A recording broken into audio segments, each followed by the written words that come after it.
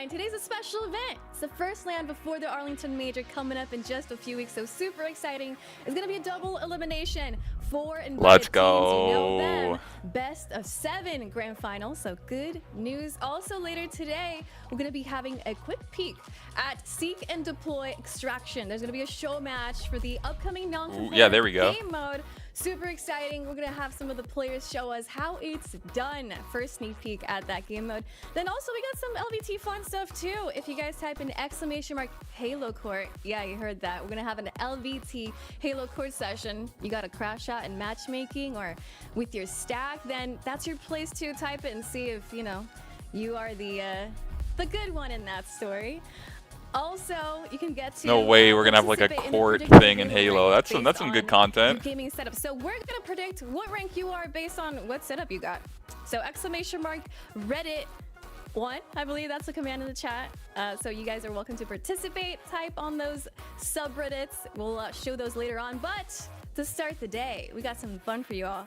A fantasy snake draft, fantasy Halo snake draft here with the one and only Mikowski, Tools, Eli. We're gonna be oh wait, hold on. Chat is also participating as well. Me and you. We're gonna choose a team for us as well. So if you all remember at Worlds, we're gonna bring back Halo Fantasy. If you watched, then you know how it works. But if you didn't, then here's how it works. Tools, Mikowski, Eli. We're gonna select 4 players to make our own fantasy team. And here they all are, Mikowski, Eli, Tools. Y'all excited to get started?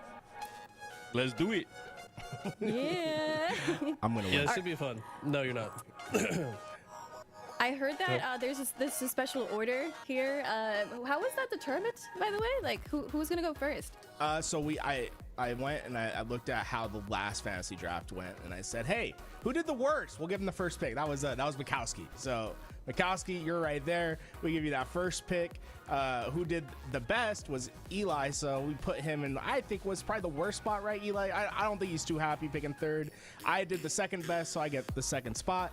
And then chat, you know, we felt like they needed some help. We gave him the 4th spot. You guys can figure it out. You get back-to-back picks in the first round. Should be pretty powerful. Chat, you and I, we're gonna team up, okay? No way, this is pretty cool, bro. What? Win. No way. Also, you guys have a chance to Bound build is your $2. own squad. So we have the fantasy Halo draft, but you also can participate on a build your own Bound's squad. pissed So you he's have $2 an imaginary sure. budget of $10. You can see Damn, them on the screen 10 right bucks? now. I'm draft. going. The command is already, the link is already in the chat. So click on that, reply, and follow the instructions on that Twitter post, and reply with your best team. We'll see who gets the best guest out of today's stats.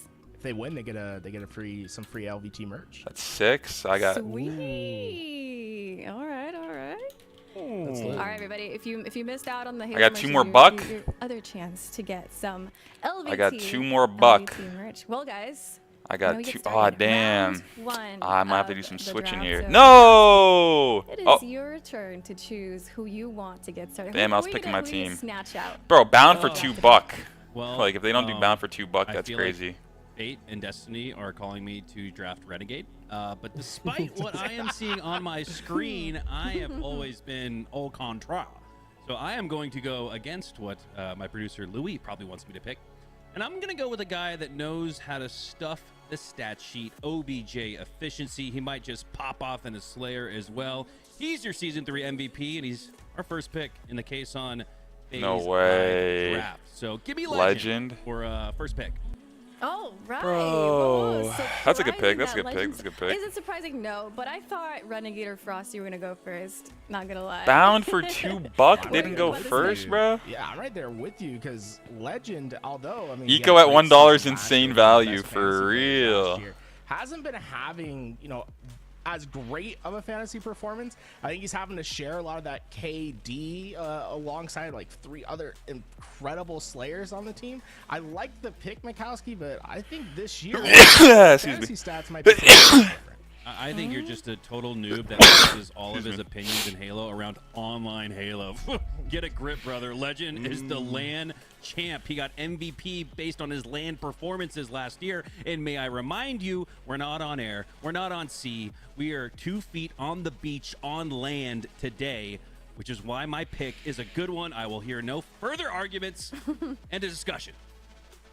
Well, Tools, it is your turn. Oh, that's fat. Oh, that's super good. We had the same picks, Dan. You're right. No, If I got you to finish, I probably would have done that. because you won, okay? Oh man, yeah, nah, for sure. I agree with that.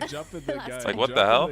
Well, you know He's what? Nervous. Yeah, throw me that team, bro. Legend. I'm gonna have one of my favorite players of all time. Oh, thank goodness I can see this again. I loved him ever since What'd he I made throw? his debut in Halo 5 in the Frosty Pro was scene. 4. Then I He got a didn't 2 and a 2, lose, so I'm only was left with in 2. He didn't miss a grand final. So it's hard. Just about I'd 5 have to pick a years, 1. and he has been rocking Unless I out don't pick a 4 in and do a this, in the 3, start of 2, this season. 2, Give me 2. Shopify Rebellion Zone, Frosty. Right? was Yeah, my that first would pick. work. Fuck, man, I'm trying to see that. A 3-2-2-2 would work, but if you get a 4, you have to go with a 1. Nothing but Frosty Glaze from suppressed you at 1 is all pretty good. within the So. series. Or eco, but nah, I mean, nah, probably suppressed. What can I say? What can I say? That's Look crazy, at- bro. look We at have the this. same Like, picks, the guy brother. is an absolute monster. He's averaging a 1.17 in the last 3 weeks. Not even to mention his KAD. His damage dealt per life is just about 400. I mean, this guy is unbelievable at the moment. I think we're seeing vintage Frosty at this event. And, you know, I love me some BB. Bradley Bergstrom's going to lead me to a victory today. Eli, you happy with his pick? Did he steal your, I your mean, player? yeah, I was kind of hoping he would go Renegade. I thought he was a bigger Renegade stand than a Frosty stand, but, you know, he's been watching Frosty pop off. I thought he was going to take Renegade, I'm not going to lie, which I would have taken Frosty personally, but I guess that kind of leaves my option pretty clear at this point, though. I'm gonna end up picking Renegade here. All right, Renegade. Let's talk about Renegade. Yeah, so this guy is known as the Slayer, but I tell you what, he has some of the best objective stats in the last 3 tournaments. He was one of the top oddball holders, which people probably don't think about Renegade in that way. Tools has this weird theory that you put the best Slayer in the oddball position and now he's like somehow reined in and not dying on the other side of the map. Maybe there's something to that, I don't know. But Renegade's been looking insane, and even when Optic hasn't been winning, he still has the best fantasy score on this sheet. So it's hard not to pick this guy if you guys are going to leave him for me. Well, you know what? I want to bring up that oddball thing you're talking about because I think it's really interesting. The reason I brought that up is because Callus was talking to me about it one day. He said that's what they did with Sab based off the analytics that they had, and they saw a big improvement because of it. So I'm kind of a big fan of that, but I want to go to Everyone wants Frosty. I mean, to the versus stats, and I want to show oh, why the guy's I killing it chose right now. Frosty over Renegade, but also it gets us an idea of what these guys are looking at and why they're so close together. But at that bottom, it's the power weapon percentage. So that's the percentage of kills that these players get with power weapons in their hands. Frosty's averaging 5.81, Renegade's 4.87. These two are getting the power weapons, and when you get the power weapons, you just have a little bit more chance of success throughout the entire day, it feels like. So for me, that's a big indicator as to why I picked Frosty for mine. But I mean, Renegade and Frosty, their stats might as well be like identical at this point. Yeah, they're super close. What's really interesting to me though is like, I don't know, it kind of depends on the team composition, right? Like maybe Optic's more willing to share power weapons where Renegade doesn't always get them, and maybe Formal picks up the sniper from time to time. So I don't know. I don't put a lot of weight in the power weapon percentage, but if it is one of our stats, I guess we got to pay attention to it.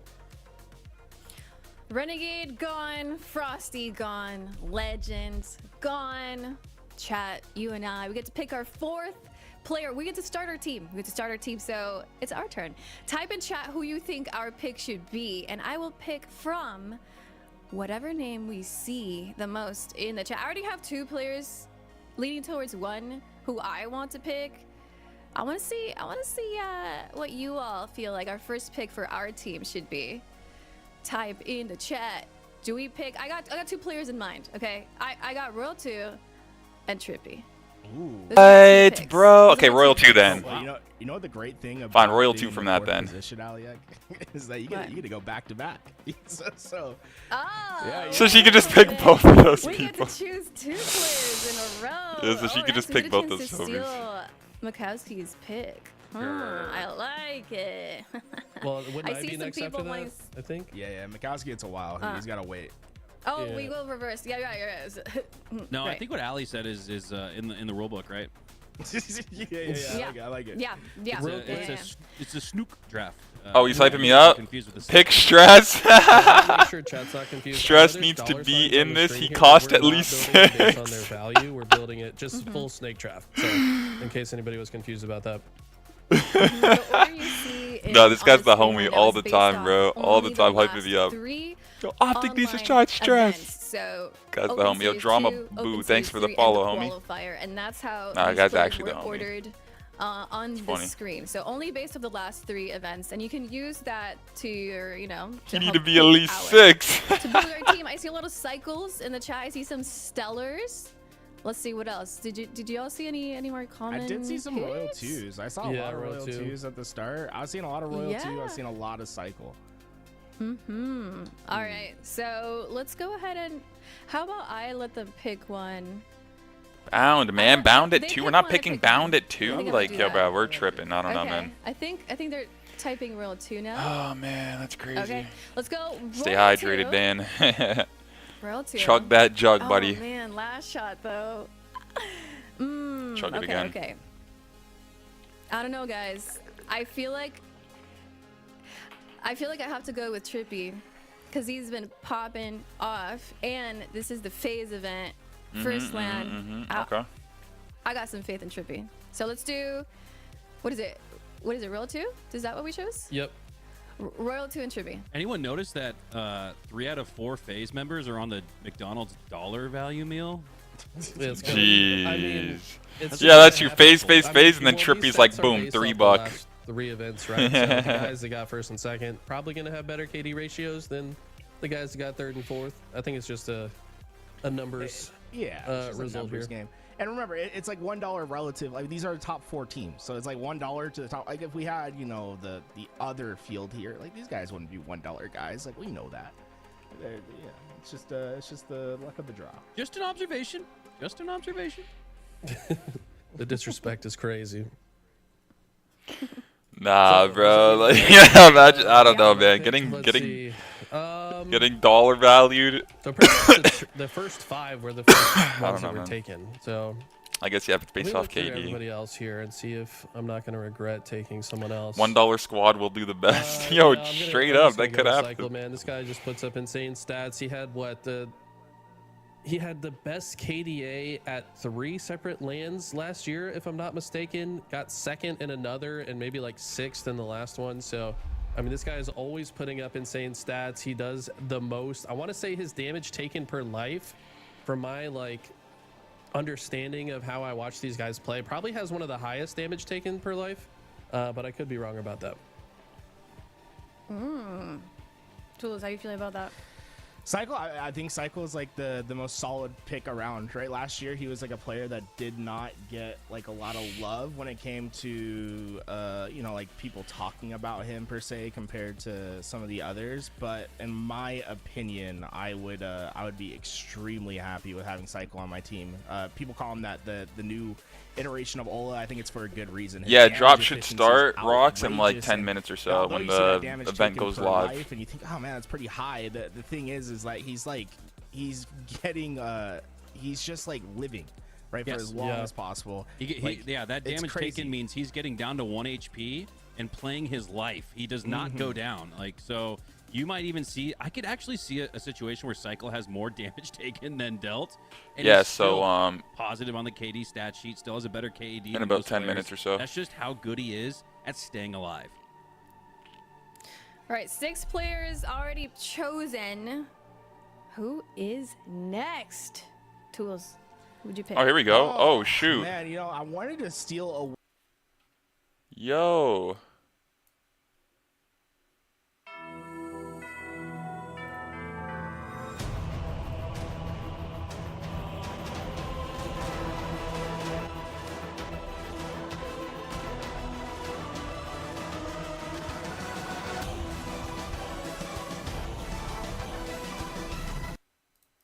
Welcome to Dallas, Texas, everyone, and welcome to the Kaysan Invitational. We just heard from the man himself, welcoming us to the show, putting this amazing event on, and Oh, I I'm sure missed that that. everybody Damn it. right now is very, very excited to see our first look at 4 of the best teams in the Halo Championship Series finally getting to play on LAN. My name is Onset. I'm joined by Bravo and Kaysan as well, who's going to be joining us for the intro. I'm good, man. How are you? Fantastic. Super excited to finally get this going. We've been putting this together for a minute, so super happy it's here in fruition. It's gonna be a blast, man. Andy, how you doing? Let's go. And specifically today, we've never had before a huge season of Halo, like a 4-team LAN kickoff one-day thing to go down. So this is special, not just because we're stoked to be here, but like in the history of the Halo franchise, we've never had a kind of a season preview like this. So yeah, Kaysan, thanks for putting it together. It's gonna be awesome.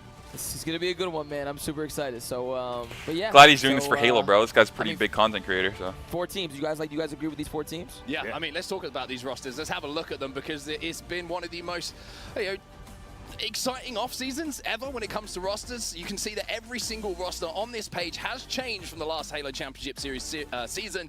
We've got FaZe, we've got Shopify here, we've got Optic, and we've got Space Station. Andy, I mean, what Yo, they're making Falcated look like he's 6 feet, bro. Look at this guy. It's like a tank over there. This is the bonus year for Halo Infinite. The 4th year, we've never seen this for a title. You got a World Championship team splitting up. You got one of the longest running esports duos in history in Snakebite and World 2 splitting up. And of course, also new young blood making their first ascent to championship teams. We're looking at Last Shot and Cycle on Shopify Rebellion. We certainly are. The 2 players who are going to be looking to make an even bigger name for themselves this season on this new look Shopify Rebellion lineup, who have looked absolutely superb in the off-season, in the online tournaments, in the build-up to our first opportunity to look at these teams on LAN. But if you're wondering how this is feel bad for others at Arlington, yeah, bro. It's just when you're the best, you just get the best practice. It's hard to take down the best because the best get the best training, they get the best practice. It's like international teams going up against NBA teams. It's a one and done. You know? It just is what it is, man. When like you're at the best and you're at the top, you get the best training, you get the best practice, you get because you're the best, you get offered the best stuff. So it in turn continues to make you the best. So it's hard to break into there, but once you're in there, bro, if you put in hard work, you're chilling. You guys won Major 1 qualifier. Who would you guys want to play? We're gonna play SSG. Because I want to. Shopify versus SSG. Because I want to. I didn't get much I had nothing to say after that. All right. You tried your best. You're like, what? Give me something. And it was like, we just want to Let us play SSG. They don't want to play SR and they don't want to play FaZe. If you look at online, obviously the choice. Nah, that's crazy. Yo, bro, that's crazy. That's crazy. Why would they choose? Yo, bro, nah, that's crazy. They chose SSG, bro. Yo, imagine SSG beats them now, though. My question to you, No way.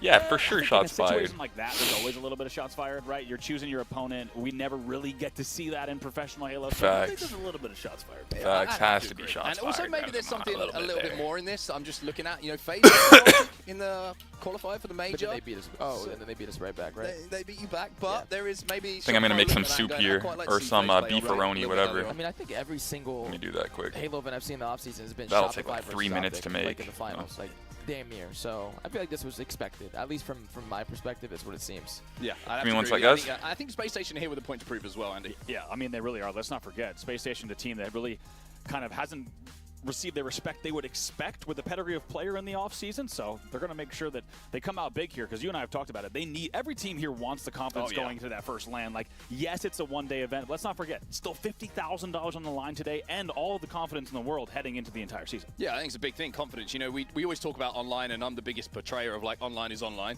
LAN is very different. Nobody wins big money online. It's all about, those LAN performances. And I think for a team like Space Station, a lot of eyeballs on them coming into this event, because they haven't quite matched the standards, like you were saying, Kaysan, of Shopify and Optic, who have got to those grand finals. But being picked first as the team that someone wants to play against, they're going to come out here and want to prove, like, this is a mistake. I agree. Yeah, especially a team like Space Station. They're loaded. That roster is crazy. And they play well, and let's not forget too, they play well with a chip on their shoulder, right? Like those four players, like them being singled out as, of everyone here, we want to play you, puts a little bit of a chip on the shoulder as well. It certainly does indeed. Now, if you're watching at home, good news for you. There's some Twitch drops available, Andy, and we love a bit of a Twitch drop because in this economy, everybody loves a little bit of free stuff. So how can you not? Exactly. Let's enjoy this while we can. I mean, Twitch drops are always good fun. If you're watching today and you're enjoying the broadcast, which we know that everybody is going to be, then we've got some free stuff for you. But I mean, I've got to be honest. Like, sat here today, we've been waiting for this moment as we look at these Twitch drops, Andy. This feels special. This tournament. I don't know why. It's like the perfect perfect table setter for the season. That's the perfect word for it. It's like the best table setter we've ever had going into not only a year of professional Halo, but what a lot of people would call the most exciting and unpredictable year of professional Halo. By the way, Twitch drops F's in the chat. That's going to be a charm available, as well as the granular armor coating, and also the purpose-built emblem and nameplate. Make sure you're watching all day /Halo and /Kaysan. And by the way, for those who don't know how the teams kind of came about and stuff, you guys want to go ahead and. We'll touch on that. We'll touch on that. This is how things are going to go down today. This is Shopify versus Rebellion. We just saw Shopify picking Space Station in that pick your opponent. They're going to be up first. Then we have FaZe versus Optic, which not a bad way to start the day. Let's be honest. El Clasico is second match of the day. Not too bad. And then if that's not good enough, after that we get a little preview of S&D Extraction, and we have two teams, I will say, that are absolutely stacked for that. So it's our first look at it. This is going to be a lot of fun. We were lucky enough yesterday, Andy, to get to play it. Just a game of this, and we had a lot of fun doing so. Yeah, we'd love to take a look at these teams. That's going to be later on today around 2:30 Central. Stellar, Renegade, Legend, Lucid versus Formal, Frosty, Last Sot, and Trippy. As you said, this thing is stacked, it is loaded, and it's going to be an amazing world premiere of S&D Extraction later on today. Yeah, going to be really good. Who are you picking, Kaysan? Oh, that's going to be sick. For which one? For the what team? These two teams? I'm going to probably go with the Stellar, Renegade, Legend, and Lucid team. And Lucid, okay. Yeah, what do you got? That's a tough question. My favorite thing about this, we've just gone through a crazy roster mania. We're going to have ex-teammates sitting next to each other, like having to play together again. This is going to be wild. It's going to be cold. Pretty interesting. And the best thing about it, right, because and especially in a one-life mode. This one's actually very hard to decide. I don't know, man. I just don't know. I just don't know, bro. In the game over the course of 12 minutes to kind of make your point here. It's going to be like high stakes 1v1s. I just really don't know who would win this, bro. Obviously, we've got the economy system to go through, all of that good stuff. We'll be bringing you that a little bit later. But before we get there, like I mentioned, we have our first matchup to start talking about, and it is the #1 seed going into our opening event of the year, Shopify Rebellion, who picked to play against Space Station. So let's talk a little bit about this. How, these rosters coming together. We mentioned the roster mania that went down.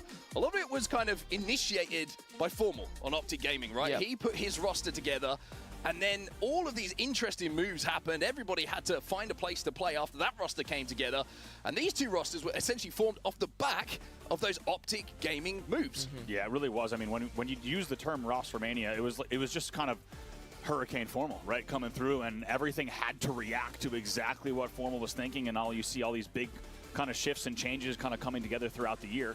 And now it's going to be amazing to see Shopify Rebellion on LAN for the first time, these 4 players. And I think I just want to talk about this Shopify Rebellion and the off-season roster mania. I think one of the smartest things that actually happened in all of the roster mania was locking down Cycle and Last Shot, 2 up-and-coming young players who looked outstanding all of last season. We were saying looked like they deserved an opportunity at some point to be on one of these big rosters.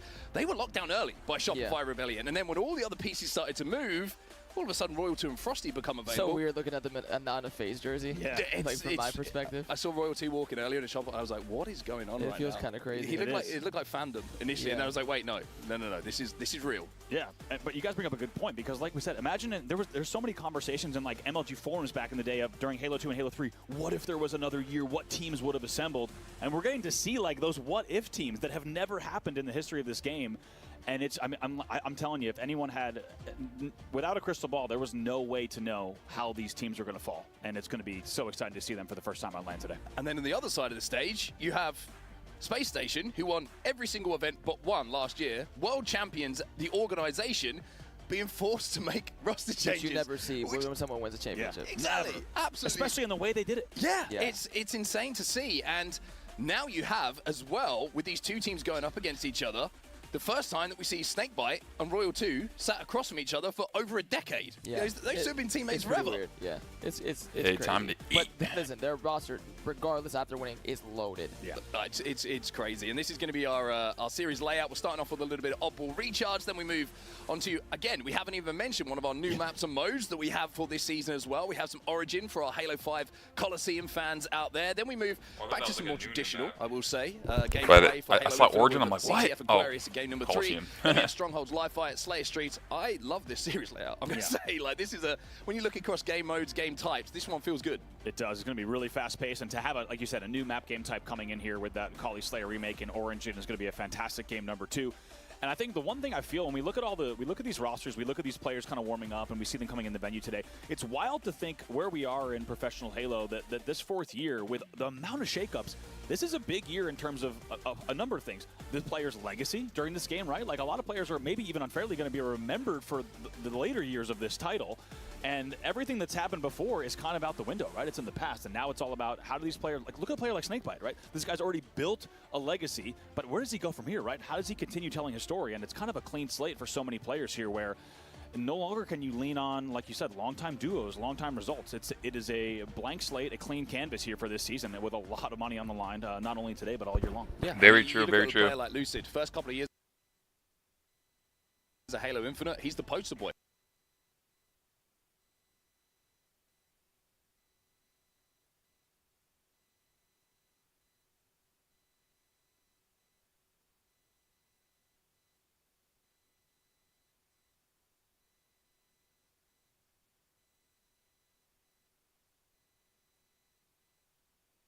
Oh, it just like shut down automatically. What the heck? Yo, drop should be live, by the way, guys. Refresh the stream. Refresh the stream. I think Halo channel just died or something. Yeah, drops are down. Whoa, this one looks cool. All right.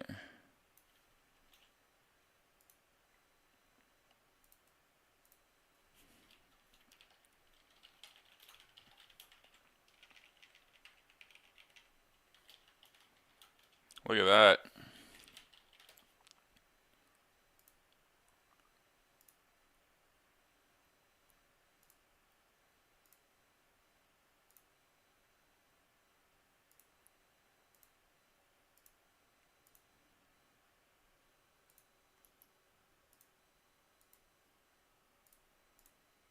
Cozy.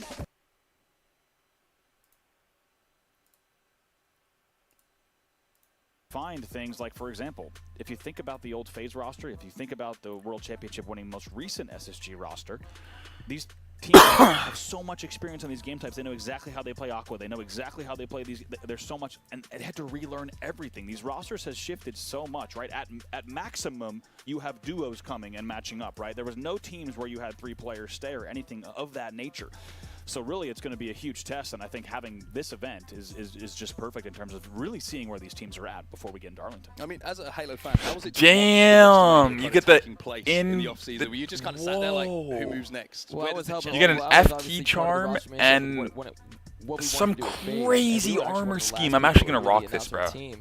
I'm actually gonna rock this one, bro. These drops are crazy. These FaZe drops are crazy, bro. I have to make sure I get these because it's only for one day. I have to make sure I'm like, I have no other stream open. So what? And then I have to get my own. This is gonna be hard to do. Obviously, as part of FaZe, it was very Okay, let me make sure I get both drops here. Let me like lock in. So these ones go until 11. So I'm just gonna try to get these ones first for 2 hours, okay? And then the ones I have are for 45 minutes, and they go until. Calm down, and now we can talk about some Halo again. Yeah, exactly. It Let me feels see like when mine go doesn't till. even do justice to what happened because we need a new term. Years ago, if a few players made a change, it was roster mania, and okay, we've got 2 new teams. This is a big deal. Now it's like, no, let's shuffle everything. It's the bonus year, like we said, and you get to now see Dream Team rosters assembling, right? That people would have died to see play. These now ones go until play 12. against one another. Well, here we go. So, then. and then these ones go First until game is 11. War All right, so ready that's to go. perfect. Hopefully we can get into So I'll have literally action 1 as soon as hour. possible, But when I we can do also get try to there, get it of course, before we'll that straight by into the like game, straight opening on. up my Let's talk a little bit stream about, Oddball Recharge to trying to see if I start can get with, because I progress feel that like way. Oddball has been a game type where Shopify Rebellion have excelled a little bit Baguette, in yo, the what time up, that they've Daft? together. How's it going, Yeah, brother? absolutely. I mean, if you think about those 4 players and the way that they're going to Make be sure able I'm to play that fucking game earning, type, brother. it's not surprising that they're clicking in such a way. You on a make game sure type I'm earning like me. Oddball Recharge, really oddball on any map. Mark, that's good as an opportunity. You and I were talking last night as we were watching gameplay, reviewing notes. One of the key focuses for these teams, as we said, they've only had so much time together, is going to be not just chemistry, but specifically speed and timing. Let me just make sure. Let me refresh. Make sure everything's chilling. About the lifespan of this game and where we are in the All right, meta we're chilling. of We're Halo chilling. Infinite today. It's going to be about if you All right, we should be locked in, baby. you collapse, how fast do you move, and that's what we're going to be really focusing on as we take a look at all of the 2025 maps and modes for the first time. It's a big LAN. graphic. I was going to say big graphic and a lot of new stuff here that we're going to get to see. We haven't even got to talk about the new game types introduced into this mix on top of the new rosters. Yeah, I mean, let's start with Origin, right? It's Coliseum from Halo 5. 5. It plays beautifully. It's a lot of fun to watch as well. We're going to have Capture the Flag and Slayer on Origin. And then when we look at another map that's been brought in, Fortress. I'm doing well. How are you doing, Daft? What What you up to today? You ready for some good Halo? Fortress is going to be one of the battlegrounds for Neutral Bomb, which we've seen played in the offseason. A few tweaks and changes to that game type in recent weeks as well, which I think just make it play a Bro, little 2 bit minutes better, into make my it stream today, we flow hit a the little sub bit goal. more. 2 But minutes yeah, into the I mean, stream, we hit you're the sub looking at goal. New Crazy rosters day coming together, already. New game types to learn. It has been such a process, and I think the thing that I enjoy most about that is even with all of the changes that are going down, these rosters coming together, there is still room for growth with all of these rosters to get better and better due to the fact that we have these new elements being introduced to the season. Yeah, there really are. There's so many variables here, so many unknowns as well coming in. Like we said, it not only was it impossible to predict how these teams would fall, but also, of course, impossible to predict really even how this season will go. We've seen, of course, Shopify and Optic already starting to edge out in terms of online results, but we'll see how that holds on LAN. Personally, I can't wait to see different strategies that we see on both Neutral Bomb game types. I've really enjoyed playing it. I've really enjoyed watching it. As you said, I think the most recent changes to Neutral Bomb as well, especially on Fortress, have really made an impact in terms of overshield placement, in terms of the actual size of the arming zone. Big fan of different strategies you can do with repulsing bomb, how you can, it's all about game management, Neutral Bomb, right? It's such a low scoring game at times, has become a little bit higher scoring due to the changes, but it becomes this really smart Halo kind of big brain IQ game management that you start to see in Neutral Bomb, which will be fun to watch today as well. Yeah, it certainly will be fun to watch. And I think two players that are going to be fun to watch, that why we've got a little bit of time before this first game gets underway, are going to be the two young guns that are on Shopify Rebellion. I mean, So the actual tournament's already starting, guys. The show match is later for the SMB. This is the actual tournament going on right here. Cycle and Last Shot, we felt when we were watching their POVs last season that they deserved to be on teams that could potentially win championships. And now they're going to have the opportunity to prove that here. The first time here on LAN, are they going to be able to match those online performances and do exactly what we expected and we saw from them last season? That is the question indeed. Ladies and gentlemen, welcome to a new era of Halo Infinite. Welcome to 2025. We are underway on LAN. 2 dead apiece off the opening break. No points on the board. You're watching Shopify versus Space Station here. Game number 1. You see SSG with Snakebite in the back, like, or SSG in the background. That's sick. Shopify Rebellion, choosing to play Space Station in this first series. Shots fired. We're underway. Certainly were shots fired indeed. Now the number 1 seed coming into the major, of course, Shopify Rebellion.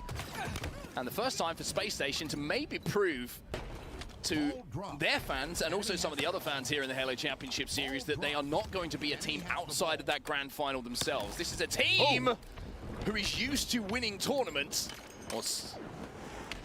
But this new player impressed us so much last season. Cycle and started off hot with a nice little headshot from that shot. Ooh, might even get away with this as well. Finally taken down. Snakebite not going to allow that to happen on our stage here. 3 dead for Shopify. World 2 manages to stay alive in a big situation. Frosty will be the first spawner, but it's early points on the board here for Shopify, up 24-2.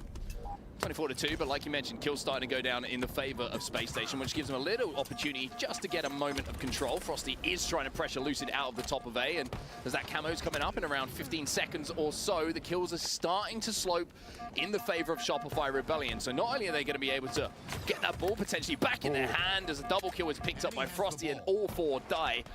Simultaneously for Space Station, they might be able to access that camo as well. Frosty not missing right now. The man is already 7-2 in this game. As you said, it's another 4 dead, another continued. Might be back-to-backs here. Stellar bottom mid is your last player alive. There might be players on City Plat, but it's another 4 dead coming in. Amazing slaying control coming in from Shopify now, hitting the 37-point mark. Yeah, really, really impressive start. And even though they have got that ball and they've got that lead, Snakebite's going to be able to get away with that camo. So an opportunity to break the setup here. Although it does look like he's been spotted out momentarily, but smartly plays his life long enough to do damage to multiple opponents. That will leave Shopify Rebellion 2 dead as Eco tries to deal with Last Shot, who when we come to describe that DMR weapon seems pretty sick, but I don't know if I want to buy it. I want to buy it. Absolutely. But it is pretty cool. Dealer. Let's not forget last season, just in case anyone didn't catch it, there were series where he was playing against Optic Gaming and even losing the series. More damage output than anyone else on Optic Gaming, including Formal. Unbelievable numbers coming out from him. We'll see if he can continue to write his story in an even more impressive way in 2025. Relatively scoreless over the last minute and a half of play. We'll see Shopify start to bring the ball right back into gold here. 3 dead for Space Station again, and it's been complete control, essentially, in those first few moments for Shopify Rebellion. Ball's been held here in the gold pipes for the majority of the game. Frosty now with a power weapon in his hand, and I tell you what, he's going to feel very, very comfortable on this lineup, knowing that he's going to have that responsibility now as that player where he can really shine. Again, I feel like him and Renegade maybe butted heads on previous rosters, trying to do the same thing a lot of the time, but now he is given that sole responsibility. He is the guy for Shopify Rebellion who's going to be picking up those power weapons and going to work. 3 dead again. Frosty, the first player on double digits. He's 11 and 6. And they're starting to run away with this first round. Already at 68 to 3. It's been really great ball management and also pipes management coming in from Shopify so far. Yeah, nobody really able to get going whatsoever on the space station side. Everybody negative at the moment. Only a couple of Yeah, what up, Brady? I'm vibing, man. Ready to watch some Halo this weekend. Pretty stifling so far. Eating some food right now. Lunchtime, bro. Seeing how this first series plays out, bro. How you doing? No, it's beautiful there. It's 4 dead as well. It's a staggered 4 dead. It also spells disaster for Space Station continually because that's a staggered 2 dead again. They're going to have to wait for one another. Here comes along. Yeah, Brady, of course, bro. About to be at the 80-point mark. Trying to see if Shopify Rebellion going to have control of blue. Let's go, homie. Tower. It looks like Royal 2 is going to be there. He wins his individual fight in Tower as well. Beautiful. That means they have so much space to not only hold this oddball, but potentially rotate to blue as well. So Shopify Rebellion, they only need a few How more you been, points bro? in the first round will be theirs. Beautiful transitional hold here as everything ticks down. They get all the kills they needed, and that will be the round. That is going to be it, and that is a conclusive first round. And even though it's very early, no games won yet, but certainly the round, maybe the PYO looking pretty good early on here. Also, my goodness, take a look at the scoreboard. In the end there, as Space Station got desperate, Frosty went from 11 and 7 to 16 and 7. Adds a little spree there. Yeah, feel free to vibe in here, Brady. 16 and 7 in a game where your opponents do not Big have chillin'. any more kills than 7 is absolutely wild. What a start here from Frosty in 2025. Yeah, just looking at how they've been playing in the offseason, looking at how they've been playing in those online tournaments, he has looked so comfortable. And Space Station, the opposite can be said for them. 4 dead once again off the rip. And when Frosty is holding the oddball with a camo in his hands as well, you know that Shopify are feeling comfortable. Psycho's got the shock as well, and he just blew Lucid's head off. Clean 4 dead. 3 players on double digits for Shopify, and Psycho, who's 6 and 5, has 12 assists. Triple the assists of anyone else in the game at this moment. That is unbelievable after 1 round of oddball. Absolutely unbelievable start here. Finally, it's going to be Shopify, who suffer a few deaths consecutively, but they still have that oddball. They've still got Frosty and Royal 2 denying entry towards the pipes, and they've still got a grapple, and somehow or other, Frosty and Royal 2 win their individual fights, keep that oddball out of the hands of Space Station, and by the time they re-engage Oh my God, I know! Oh my God, Frosty's back! Frosty's back, that's all I can say. Frosty's taking over. There are questions of how these players on brand new rosters, how This guy's will going they write crazy, their bro. story? How will The they hell? be remembered in Halo Infinite, and even how will they continue their pro Halo career? Frosty 19 and 8 with plays like that off the opening. This man is ready to play this season on a brand new roster. I also want to say he's 19 and 8, still has 27 seconds of points of ball time as well. So it's not like he's just running around the map looking for kills. He's doing everything required to win the game here for Shopify Rebellion. Royal 2's going to pick up a comfortable double for him as well, as 2 one-shots will fall. Last 2 players are damaged. Lucid will get 1, but I mean, at the moment, it feels like SSG are just chasing shadows. They really are here. Really struggling to get on the map in this second round as well. Only 1 point on the board so far, still 48 to 1. A little bit of deja vu in terms of how this round has gone score-wise, without a doubt. Finally, a few kills come in for the side of SSG, but it's a 2v2, which allows a rotate here for Frosty and Last Shot. 3 dead for Space Station again. I'm starting to worry now with how the pattern of this game is going. But SSG might not even break double digits combined on the 2 rounds. We've still got some Halo to play, of course. Shopify Rebellion just complete and utter control. SSG cannot get on the map.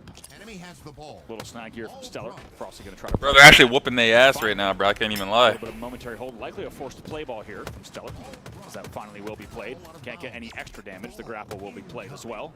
New ball to play for, 1 dead apiece. Eco and Lucid finally get a couple of kills. Last Shot will find 1 himself, and Lucid will finally put Shopify on the back foot for what feels like the last time, or the first time, excuse me, in quite some time since we even started this series. They had 3 dead, maybe even a staggered 4, and now finally SSG have that ball in their hands. SSG trying to rotate back through Snakebite here, and it's taking perfect shots from Stellar just to keep the swarm away from Shopify, because SSG have lost 3 again. He's lost alive. Let's see what Last Shot does here. There's a lot to talk about on the play that just erupted, especially if Last Shot gets this kill. Cycle comes in to help. Unbelievable from Last Shot. Take a look at that entire life. He's the last player alive. He grabs the ball's bats, and he stays alive just long enough enough to get the ball into Needles while playing the ball into Needles. He gets the elevator spawners, and they all cause enough chaos together, but that by the time Last Shot has spawned, he's the one flying in, getting the kill, and getting the ball back. Amazing retake there, and solo effort initially coming in. Really great heads-up play on that first grab of the ball as the last player alive. I mean, statistically, you're looking across things at the moment. Snakebite's struggling at the moment. He's 9 and 18. Eco 8 and 17. They're ugly-looking stats, whatever way you try and frame it. And Royal 2, well, he's feeling the complete opposite. He's 20 and 11 at the moment. We've been talking about Frosty. This man's been doing some work as well. Everyone's been doing work. Yeah. Everyone's been doing work. Let's not get this wrong. It's been a flawless game so far. There's really nothing else to say here. It's going to be 2 dead for the side of SSG, maybe 3 in a second. Yes, Eco's going to be your last player alive. And now only 16 points away from closing out this game. I mean, SSG at least broke double digits, which is, you know, if you're looking for the smallest of consolidations, is something good to talk about. But if that's the top of the list, and it's a very short list, SSG going to have some concerns, certainly heading in towards game number 2. 96 points on the board, and with Last Shot and Frosty as last alive, it might be an opportunity here for somewhat of a hold, and SSG need to find something here because they have looked a little bit lost. Yeah, I mean, even a little hold here, even though it's, of course, looking grim and it looks like they're unlikely to take the game at this stage because all it's going to take is one break, even less. Yeah, Lucid and Stellar, you know, picking it up a little bit. They're trying to still fight, but it seems like if they lose, if they go 4 dead one more time, it's looking like it's game. Here comes the flood. They do not need to They'd have to play like perfect fucking Halo from this point, bro. Stella falls as well. There's the third. And there's, 3 yeah, in quick 3 dead. succession, and that is going to be the round and the game going over to Shopify Rebellion, the #1 seed for the Optic Major coming up, looking extremely strong in that game number 1. I feel like I'm underselling it. Extremely strong is very kind. Yeah, it is unbelievable play from them. I specifically want to highlight the immediacy at which they would get into a transitional hold depending on Yo, Brady, I'm not too sure when it comes out, but they're going to be showcasing that today. And they started to have a little bit of pipes damage, and even one player I just don't know when it comes out, like for all of us to play for the public. If the kill is received, they rotate right back. They're ready to get back in. They're ready to play the ball. They were on top of it in every single way, and of course it goes without saying on the slaying department as well. Yeah, interesting to look across the damage stats as well. Just caught out the corner of my eye. We'd look at the overall stats here. 23 and 12 for Frosty, 21 and 13 for Royal 2. Last Shot, positive 2, but with a huge amount of assists, and Cycle 15 and 13 with 14 assists. I mean, you talk about natural chemistry between players. You look at those Cycle and Royal 2 stats. A lot of kills being picked up by Royal 2 off of the damage of Cycle. That's what you want to see from a team. Yeah, big damage coming in, of course, for every single player here. Stellar also putting up 5,500. However, the damage story belonged to Shopify Rebellion in every single way. In the damage category, of course, in the slaying, as well as the oddball points on the board. I mean, you look at every single player in the game, most of them just breaking 5K. Frosty breaks 6K. Yep. You know, Cycle not too far behind him as well. So every single player on Shopify Rebellion just outputting damage, and it felt like in that game, which is, you know, recharging itself can be one of those game maps, regardless of the mode, where if you get 2 dead and you can start cycling spawns, it can be very difficult to establish yourself back on the map. And I think we just saw almost flawless execution. The first time that we saw a 4 dead, it was just complete control. It felt like SSG was struggling to get 4 players on the map, not even the numbers when it came to trying to break those setups. Yeah, I mean, so many things to look at there in that game as well. Just the amount of, just like we said, the confidence in the holds, their ability to get the kills they needed at the right time. They felt like they were always, like you said, a man ahead, and they oftentimes SSG was on receiving just kind of 2x2 staggered spawns, which is so hard to bounce back from. 2-0. You had leftover spaghetti. I'm having something similar. I'm having beefaroni right now. It's pretty good. Just warm it up in the microwave from a can. It's filling. Get a lead in this Slayer and just rebuild a little bit of confidence, because I that's don't pretty care similar if to it's what you first had, game though. of the tournament. I don't care if you just come off of online, whatever it might be. Losing in that style is something not right. Something any of the players on Space Station historically are used to doing. That was a bopping. Right, and the one good thing, of course, for the side of SSG, when you look at that roster, they know what to do, right? How to mentally bounce back. You right away, you take the things that you need forward from the game, and you forget the rest. You get ready for a Slayer. And of course, when you think about Snakebite, Lucid, Eco, Stellar, these guys are going to be ready to play this game type. Of course, all of them with a ton of time on this map as well. You got to think, maybe that's a little bit of a factor when you think about overall elapsed Coliseum time. Of course, SSG going to have the advantage there in terms of H5. I'm going to go put away my dishes here quick. as well when you add those two together. So we'll see if they can bounce back here, get maybe a little bit of a foothold in the series and tie it up 1-1. On the side of Shopify Rebellion, though, they're going to feel very confident for obvious reasons, but also because they've got a man who was synonymous with some of the best clips we ever saw when you think of Kali, from Coliseum. I mean, when you think of maps and players and, like, what map would you pick to define a player? You probably look at Frosty and you're thinking Kali. You're thinking Kali and you're thinking that iconic clip. Now, I also want to contrast that with when you think of the kind of the squirreliest and rattiest places on maps, you think of Walshy. So there's good and there's bad associations with players and maps. It took us one series to get us to a Walsh shot. Yeah. I'm happy about that. Sorry, Dave. We'll see you soon. I'm not.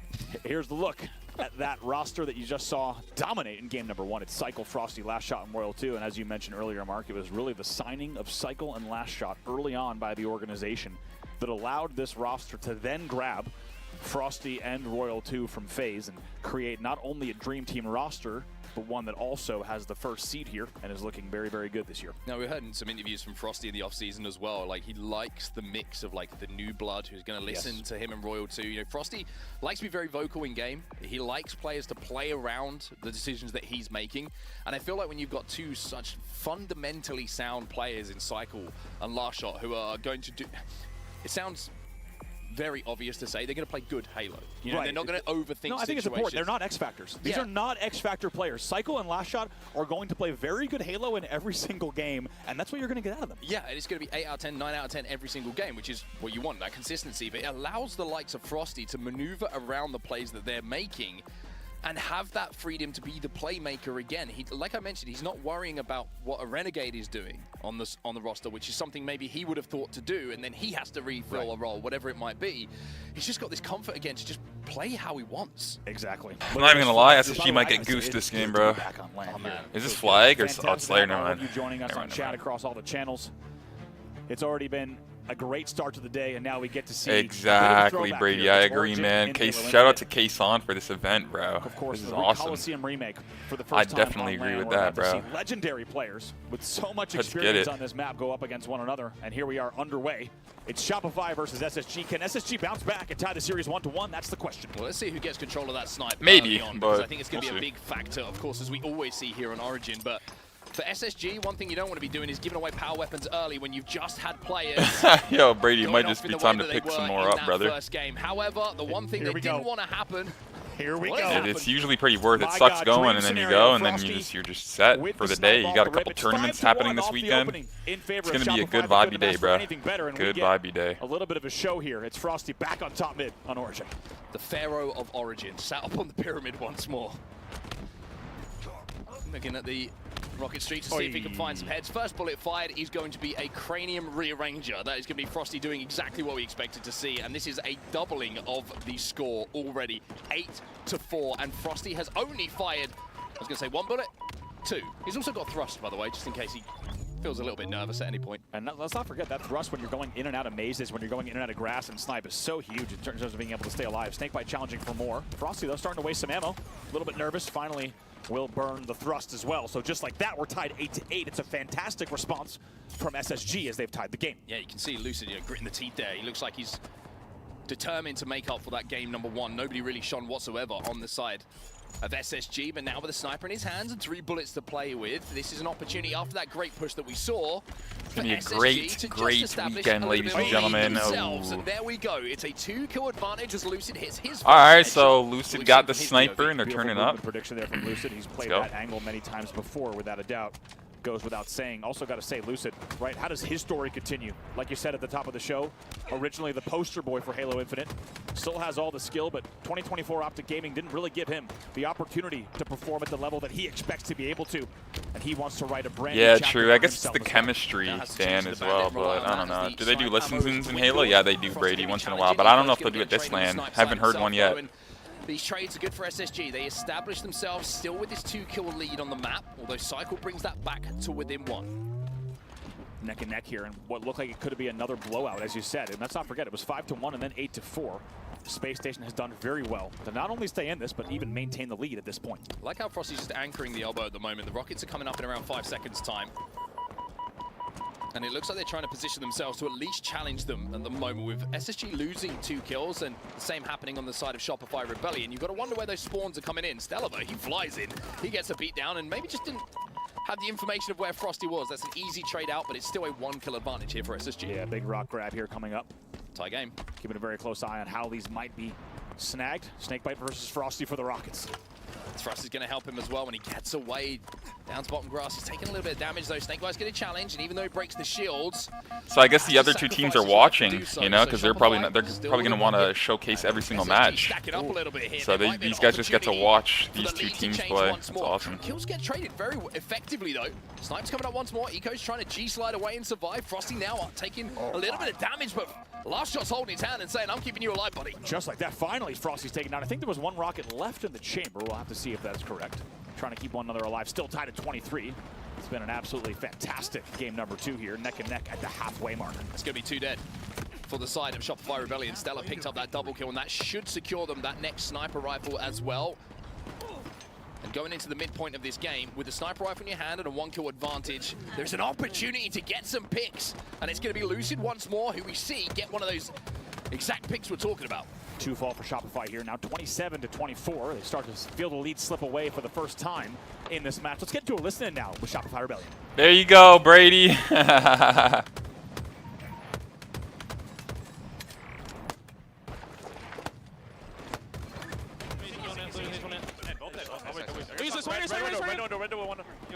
Oh, I'm so glad they went with the listening with these guys. They're going to be talking mad shit, bro, 100%. 100% we're going to hear some shit talk right here.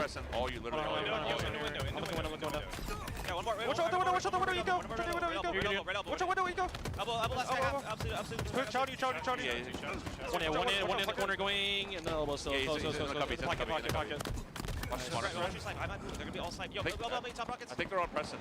Yeah, on man. On rocks. Elbow. Nice. We got top pyramid. 2 rockets side. Kill these guys. Pyramid still on me. Rocket side. Kill. Rockets and 10 guys. Rockets. We got maze. Red maze and pyramid. Yeah, rockets and 10. Still red maze. One guy blue couch right now. Yeah. 3 snipe side. One guy sneaky. Rockets 2. They're gonna. They're hitting mad. Blue cave. One in. Rest it down. They're talking. What base are you at? We got me blue maze right now. Yeah, Cycle is one of the newer players in this pro scene, Brady. One guy Grash right now going red maze. Yes, sir. Say like Matt, we're here, Matt. Keep blowing. You're gonna be red elbow. Red base, red elbow, all. Yeah, back flag, red pound. Push red flag. They're all spawning right, we can trap it. Yeah, they're all trapped. I have your cross. One they spawned out, one got blue elbow. One spawned out. So out of the listening, and Shopify Rebellion have just found all fucking sorts fired of up right there. Based off of the rocket control they managed to pick up from that, SSG once again just been collapsed upon, which leaves us now just 9 kills required. Yo, Frosty's going crazy, bro. Every game, bro. This guy Frosty. Yeah, finally, Frosty's taken down, but have we seen Frosty doing Frosty things on Kali or what? Bro. 14-6 in this game, but it's not done yet. Still 43-37, a few kills to go. Now get into that situation where SSG can't afford to trade. Have to be picking up kills without response. One of those trades does come in though, and you just heard the sniper rifle being fired, and it's Frosty who has got away with that weapon once more. 6 to go here, but only a 4-kill advantage. Frosty though is going to be able to hold SSG at bay. Love seeing these orgs realize newer generation talents. Realizing now just a 3-kill game here. 3 shots left as well. Wouldn't have it any other way. Frosty game in his hands. They're up by 4. Yeah, we will see, I guess. 4-2 gets a pick. There's Eco. There's Lucid. And can he find a couple of bullets to play with? There's only 1 left. But this could bring the game with it. Yeah, it's getting pretty close here. A good call out there. You saw. I don't think he was aware initially there was a player on the Rockets, but the way that he snapped, it's like there's a guy top Rockets. You can tell he wanted to watch Royal 2 from cat to fountain. He really wanted to hold that angle because he knew Royal 2 was going to take that route, but he had to look at top rocks because last shot was pressuring. And like you said, a call out must have come in. Now 47-43. Here's the push. Such a smart bait and switch though coming in from the Shopify side. You saw Royal 2 moving off the back of the damage from top Rockets, and now moving into the flag is going to clean up the final pieces. Shopify with a turnaround from the mid-game towards the end, and they will be up 2-0 in the series. 50-44 in the end makes it look comfortable, but let's not forget, when we got into the list, they were actually trailing by 3 kills. So SSG able to find a little bit of grip and a little bit of grit in that game number 2 and find some footing. However, they were doing all right, and then they slipped away at the end. Fuck. When you win a Slayer by 6 kills is going to be a comfortable minute. How about Frosty? 15-7 will get the stats on the board. because he does what he does best. Every other player on his team either going even or negative. Frosty goes 15-7, and they win by 6. And I'm not going to lie, if the Netflix producers could have scripted how Frosty's LAN return to Kali would go, starting and stopping with the snipe, and going 15-7, I don't even know if they would have whipped that up. Yeah, I mean, it's, you know, it's, if you're looking at history, maybe they could have whipped it up, to be fair. Well, sure, but it would have sounded ridiculous. Yeah, for sure. It was fascinating to watch as well. You know, it really highlights the role that he has on this team. We jumped on board with him a few times, picking up power weapons, picking up rockets, picking up sniper rifles, and he's only got the 1 assist because he has the weapons in his hand to go to work, to play around what his team is doing on the map. And I just feel like that, you know, we talk roles, and I think it's kind of like a little bit ancient and extinct, the idea of a role now for players in Halo. Everyone has to be able to do everything. We know that, but there's natural tendencies that certain players have, the way that they see the game, that work together so well. You know, you look at I can agree with that. That's true. Last shots, sit top rockets, couple of shots goes into Lucid at the end. Royal 2 sees that damage, plays off the back of it. And it's just that baiting and switching, that natural chemistry that makes Shopify look so good. Really was. Now let's not forget, Space Station leading here at this point, 13-9, also leading later in the game. They really were able to keep this thing close all the way really until the 30 kill mark is where things started to get a little bit different in this game. But there was a little bit of foreshadowing here, we should say. If you've been keeping up with Frosty, his clips that he's gotten on Origin leading up to this event, even in the first week of this map coming out, some of the things he was posting, you had a feeling this man felt back at home. This is a really good example of the chemistry I'm talking about. Look, yeah, the timing. Lucid's trying to be comfortable, snipe from the elbow, couple of shots, has to pay attention. Royal 2 immediately plays off the damage, and that's the definition of speed we talk about, right? And how about the discipline? As we see 50-44 coming in for Shopify Rebellion, they lead 2-0. How about the discipline from last shot to stay top rocks and never challenge the angle, right? I mean, that is really, really strong Halo from a young player on that squad to sit top rocks the whole time, and even when he might have had opportunities to check the street, even when he might have heard that he was weak sniping elbow, he instead holds the angle. He's up there being a huge pain in the ass, and all in perfect timing, Royal 2 comes up the elbow street to get that kill. That's when they collapse. Beautifully done by Shopify. Only that's good. That's good discipline and good just coordination and actually playing the game like a team, you know, like setting instead of just doing your own thing, bro. Like, he really wants like a full team push and team effort. That's a good player, bro.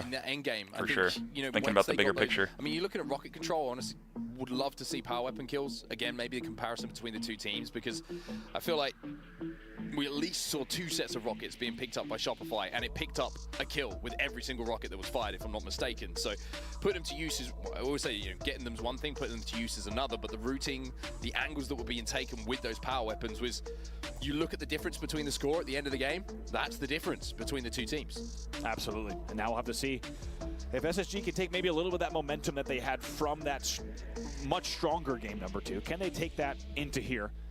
And Aqua CTF, of course, is going to be a very, very fast-paced game off the rip, and they're going to have to be ready for everything, but you have to think, maybe looking a little bit better, maybe a little bit of the rust off, and maybe able to get back into the series. If not, it'll be Shopify taking the first series of the day. And looking justified in their opponent that they picked as well. Yeah. It was, I think a few people maybe had a few raised eyebrows when they picked SSG, but they obviously felt very, very comfortable about it, and they're proving at the moment that it was the right opponent to pick with the way that they are performing. However, I feel like with the way that Shopify are performing right now, it wouldn't really matter who you put in front of them. They've been playing some superb. They're in 2 separate rooms. Keeps those accuracy stats high. Just looks like they're facing each other the way the broadcast set it up. I agree. Doesn't matter the team you put against them right now. It feels like they are firing on all cylinders. 2 dead off the rip. That will be a clean grab for Frosty. Picking up where they left off. He's got camo thrust here, and he's ready to go. Still 3 thrusts left to use as well, and he's just somehow whips his reticle around to take out Eco. He's a ghost. That was a strong elbow from Frosty there, I gotta say. It was. I like that animation. We should also mention here, we'll have to see if they're a big part of the day. You're gonna see a lot more prominence on a game like Neutral Bomb Aqua, but some new jumps on the maps as well. If you didn't catch them in the offseason, a few adjustments that have kind of upped the movement opportunities in this game. First flag already. I'm liking basically all the new jumps on the map that they've added. Really useful and like add more dynamic structure to the game. Wow, how are they already? Yeah, bro, this is crazy, man. Alright, next fucking game, bro. What we've seen in those first 2 games, striking first and He's doing it off the back of just incredible efficiency. First flag pull, kills go down, they run it back. 3 dead again. Momentary 3v2 here, so not necessarily a guaranteed advantage is going to be coming through here. Cycle has to avoid his own grenade. He's putting damage everywhere on the map. Needs to be careful. But very good shots here coming out. Snakebite will pick up that kill easily to clear out the base and get ready to push. We got a new camo, top mid, in 20 seconds.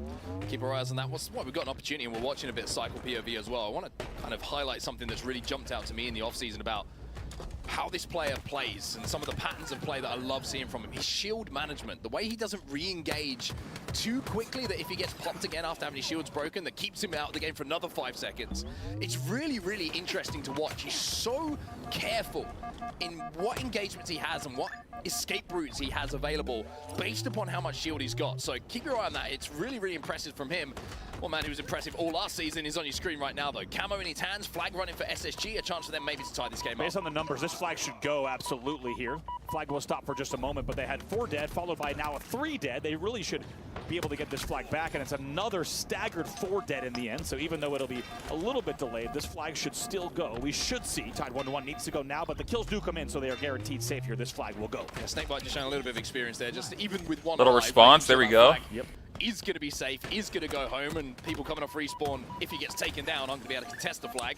And we are tied up, like you say, at 1-1 now. Frosty does take him down, though, on the bottom of the pink tower. It's going to be Lucid who comes in to exchange those kills, and now we're seeing a little bit of a scrappy mid-game here, but it's going to be SSG who keep those numbers scrappy as trades just continue to go back and forth at the bottom of pink here. Yeah, an important trade comes in from Stellar there. Needed to make sure he got that one as the Cycle's trying to start something on the flag. However, he'll be taken down, honestly, mainly due to the trades that came in from the side of SSG. They'll stay alive, but what looked like it was going to be another runaway game from Shopify. Space Station right away. After that first rush, it was looking pretty unfortunate, but they answer back right now. 2 players on 7 kills, tied a piece right here with 2 players on Shopify. So they're right back in this here, and it's a whole different series. I think Lucid's been no shields in this fridge for about a minute and a half. Finally, he goes down, but somehow his survivability there was enough to get SSG back on the map, because it felt like he was dead to right a few times. The grenades being thrown in the fridge, but nothing coming out. 3 dead finally for the side of Shopify. SSG trying to time this here with the camo popping in 10 seconds. Top mid could be a big decider on where this next advantage and even flag goes. Frosty going to be trying to challenge both players, no shields. It's going to be about the headshot. And it's going to be about Snakebite. He snaps onto him, sends that threat seeker out as well to see if he can get a bit of information. But Cycle, even though it felt like SSG had some pretty good control, the consistent flooding of that pink tower has now allowed them to get control of top middle, to get control of the camo, and with Last Shot picking up some kills, now Cycle can get a bit sneaky with it. Nicely done by Cycle there. He knew Last Shot would pick up the first kill, so doesn't bother going to the opposite util. Instead, so well isolates these 1v1s. And finally, it takes a third player. Eco does get the back whack to take him down at a very important time. Still tied 1-1 here after just under 5 minutes of play, but I want to get back to what you were saying about Cycle and the shield management. Not only do we see him able to use that to win 1v1s, but also able to stay alive for way longer than any other player should have any reason to do so. I mean, we saw him last year, for example. You think about his plays at back tower on live fire and the things that he was able to do in game. Of course, unsurprisingly, one of the big reasons that he was picked up right away on this roster. And you've already seen in games 1 and 2 what the young guns, Cycle and Last Shot, are capable of. So those 2 players are leading the way at the moment for Shopify Rebellion when it comes to kills. On the other side, it's Stellar, who seems to be just finding a little bit of momentum here. He's leading the way for SSG and the lobby with 13 kills to his name, just the 10 deaths. As SSG try and get another flag moving. They've got it out of the base, they picked up a couple of kills, but it's one of those janky runs where they know that they need more kills before they can get that next touch. It was only 2 dead. You saw Eco doing a lot of screen watching there, trying to make sure he was getting all the info he needed. They should be able to get these last 2. It's Last Shot and Cycle. Who else? Finally, 1 comes in. See if they get the last one as well. Cycle was still a threat to the run, and there he is.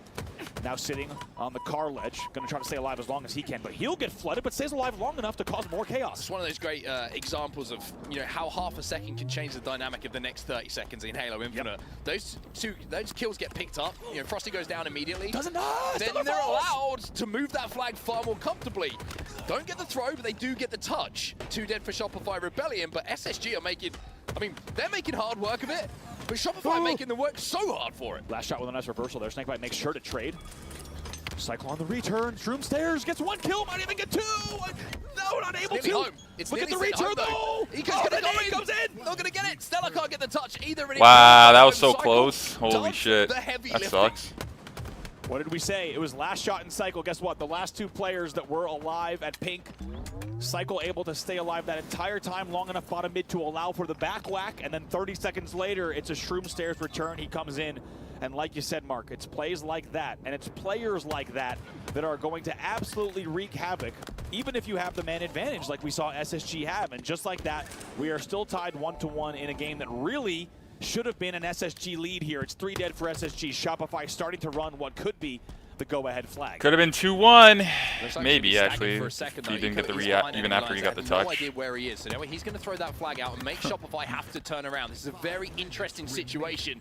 Developing on the map and thinking about where players are, that big picture map overhead. He's allowing teammates to pick up kills, and even though they've still got work to do to get that flag back to base, Eco at the moment and SSG seem to be putting those pieces together. The jigsaw is starting to look a bit more like a picture. Yo, they're actually doing pretty good now. It's good. Touch comes in though on the other side, so now we'll have a minor flag standoff. It's a great flag move, by the way. How about the back-to-back G-slides with that flag to really just get it out of dodge and brings the flag all the way back home here. Everything to play for, and with how this game has gone, this could actually be the game winner. Ooh, I was going to say, whoever comes out on top of that is going to have an advantage on the map. I thought there might be a trade opportunity for Eco, which would have been a huge play from him, but it's Cycle who comes out with a double kill and now patiently waits, gets that audio. Cupid's going to find, he knows where all of SSG are. That's the play he can communicate now. There's 3 players there. The absolute flood. You could do that when you're just getting rid of a player in your util, and it's a really nice triple team that comes in. By the way, this camo could determine where this flag goes. Keep an eye on top mid right now. Royal 2, the furthest player forward. There is one of those new jumps. He hits it. Gets a little bit of damage onto Eco, keeps those shields, wins the fight against Lucid as well, and now he is a massive thorn in the side of SSG. They finally flush him out, but Cycle pick up some kills in the meantime, but where did that camo go? That's the question. 2 dead apiece, and now it would have been a delayed grab without a doubt because no one's been comfortable enough. Camo's still alive here 28 seconds later. 2 dead for Shopify. Map control will be picked up. Camo will be tossed towards Lucid, but there is a player top car as well. If he can survive, it'll be massive. A large shot with a big play to burn that camo and burn Lucid at the same time as well. Last shot now overextending to try and get that flag back himself. It's a 1v1 in the base, but at the other side of the map, there's also some fights taking place around the Shopify flag that is in the base. So this is a real standoff, kind of 2v2 split across the map. My God, what fantastic Halo we're seeing here on display. SSG reminding us what they're capable of. Royal 2 trying to peek for some extra damage as well. Very nice routing, does not take any damage on the initial fight. We'll get back to the high-level strategy, but finally he's taken down. So really what you just saw, a camo grab 32 seconds late. That tells you just how much of a standoff that we're in. I mean, it's been almost 2 minutes, I think, since these flags have been in the opposing team's base. Stella, a little over 2. Last shot. Gonna trade that one out, but nobody. It's not over till it's over. Now we only have 2 minutes 40 seconds left on that regulation clock. So Snakebite feeling a little bit of pressure at the moment. Knows there's someone on the pink side. But this could be not just the go-ahead flag at this point, this could be the game-winning flag. You got the feeling, even when we were at the 5-minute mark, you got the feeling that this flag standoff could decide it. Seek comes in, which is going to give a lot of info here. Snakebite is one of the last 2 alive, needs to hold the base on the block. Window jump, the window jump! Here it comes. The window jump came in, and that means now there's 2 players from Shopify inside of the SSG base. They will get that return.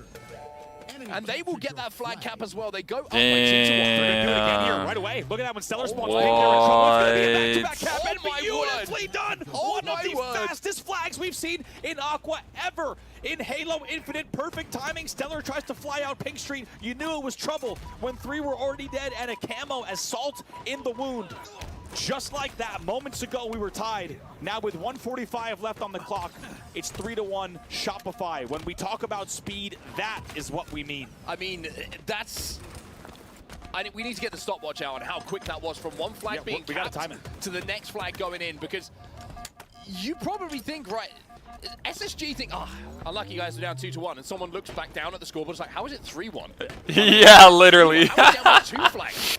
That was incredible speed and efficiency off the back of that run of kills that we saw coming in from Shopify. 23 kills for last shot, 22 for Cycle. The Young Guns. Nah, after that, it's game, bro. GG's. Leading the team. Stellar right up there with Next series, ladies and gentlemen. They'll probably have to get set up. I'll take like a little 10-minute breaker, come back. We've just seen how quickly the 2 flags can be capped with Cycle and Last Shot working together to send that one home. And with SSG 3 dead, it's looking like Shopify Rebellion with under a minute left are preparing to get the broom out early here for SSG. They are looking for that sweep. Wow, how quickly that game, excuse me, a game can change and how quickly this game changed. Lucy's going to try and force this one bottom middle. Shopify are 3 dead.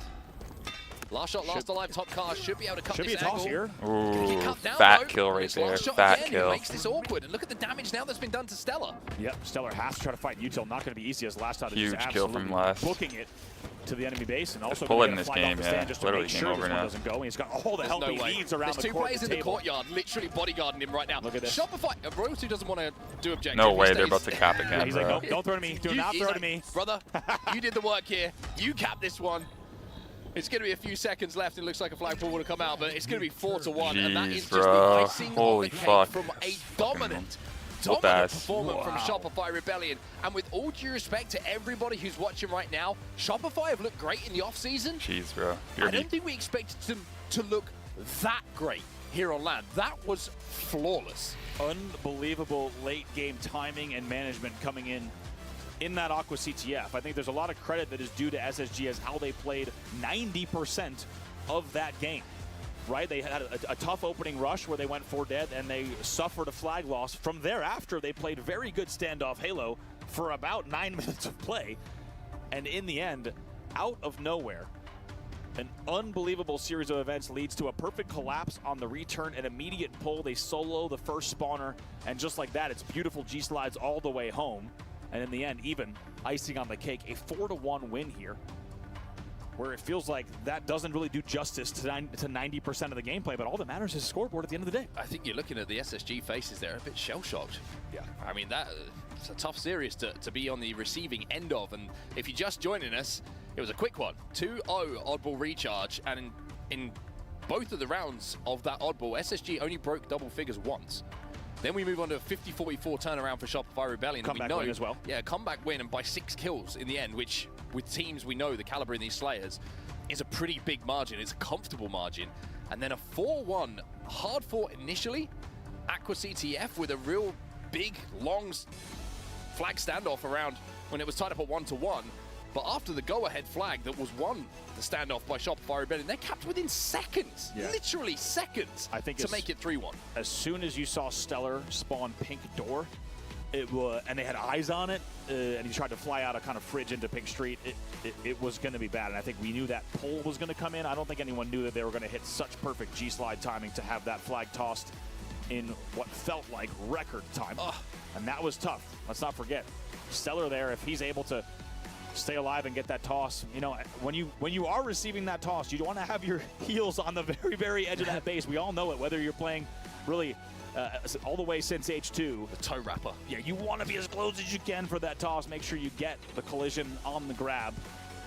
In the end, though, that's not how it goes down. Here's the run. Look at Last Shot. He's also going to hit the table slide perfectly straight up, and boom, that fly comes in. I didn't catch the time there. I was not watching the clock, but I will be sure to get into the VOD because that was a fast one. It had to be less than 5 seconds from pull to cap. No, it didn't. You think it was less than 5? Yeah.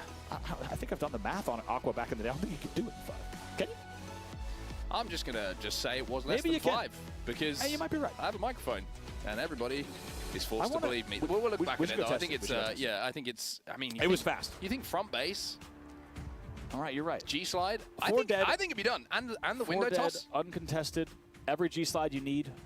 Maybe even a thrust. The thrust could have been involved. We didn't see the pole. You're starting to become a believer in the 5 seconds. I'm starting to become a believer. He's becoming a believer. You've converted me. Let's, if anyone does have the opportunity to go back and watch the VOD, tweet us, because I want to see exactly how long that took. Yeah. So, I mean, what else is there to say about that series, though, right? Yeah. I mean, it's complete and utter dominance on one side from Shopify Rebellion. It really is, and I think it really highlights. Last year, there were 2 players that we really talked about whenever they're on our screen, almost obnoxiously, right? And even you and I were interviewing Last Shot every time we got an opportunity to. Whenever we're on Cycle's POV, there's a lot of comparisons made to absolute damage dealers when you think about the Olas of the world who can also stay alive forever. Things like that, all these comparisons are being made.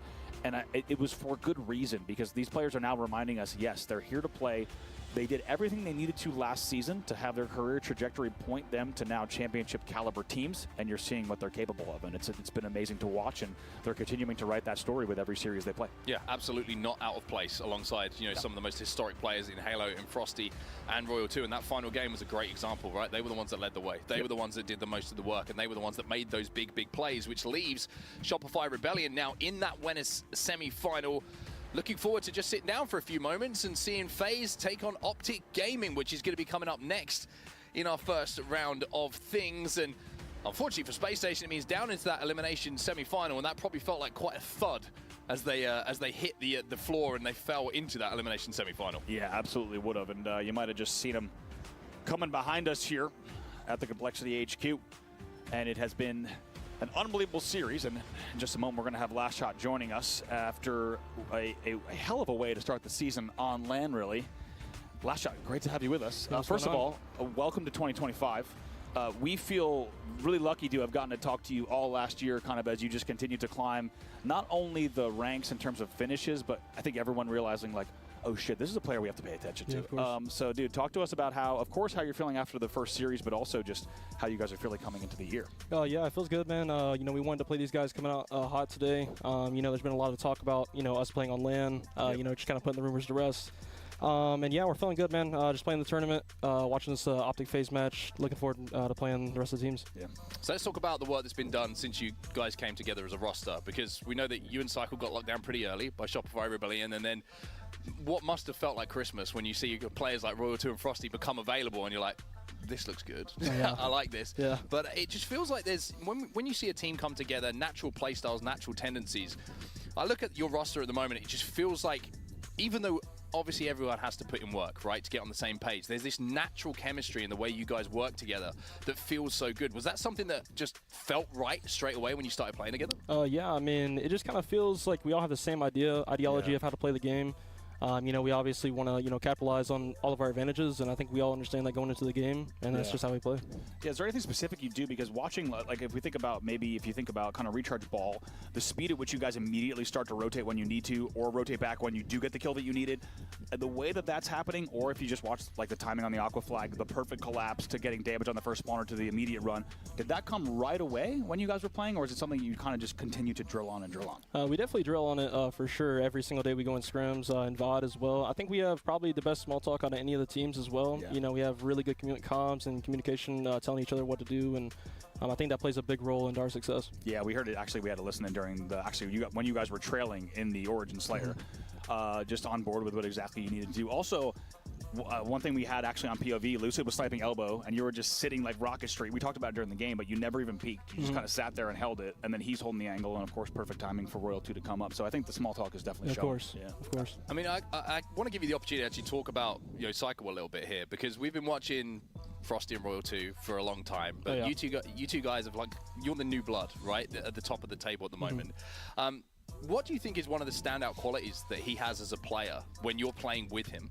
I mean, he just capitalizes on every single bit of damage possible. He knows how to play the game extremely well, extremely efficient when it comes to damage, and, you know, just being able to, you know, live whenever he's one shot. And I think that's great. He also has great comms. I mean, I won a team with him pretty much halfway through last year after, you know, a LAN. I'd say I'd really, like, I had my eyes on him, and, you know, I think he has the same for me. And we just talked in the offseason and made the roster happen, so it's pretty awesome. Yeah. Amazing stuff. Well, thank you for joining us, and best of luck, you know. Yeah, of course. Thank you, I was going to say best of luck, but you don't look like you need luck, to be honest with you. After you just have a great time. Just keep doing that. Have fun, man. It'll be easy for you. But, of course, we've just seen Shopify Rebellion 3-0. Space Station sending them down to the elimination bracket, and now we have this coming up after our break. We have FaZe taking it on Optic Gaming. Our first look at these two rosters here on LAN. We'll be back in just a few moments. What is up, Halo fans? It's Clutch here, and we have the HCS AMD Power Plays Top 10 clips from the 2024 World Championship.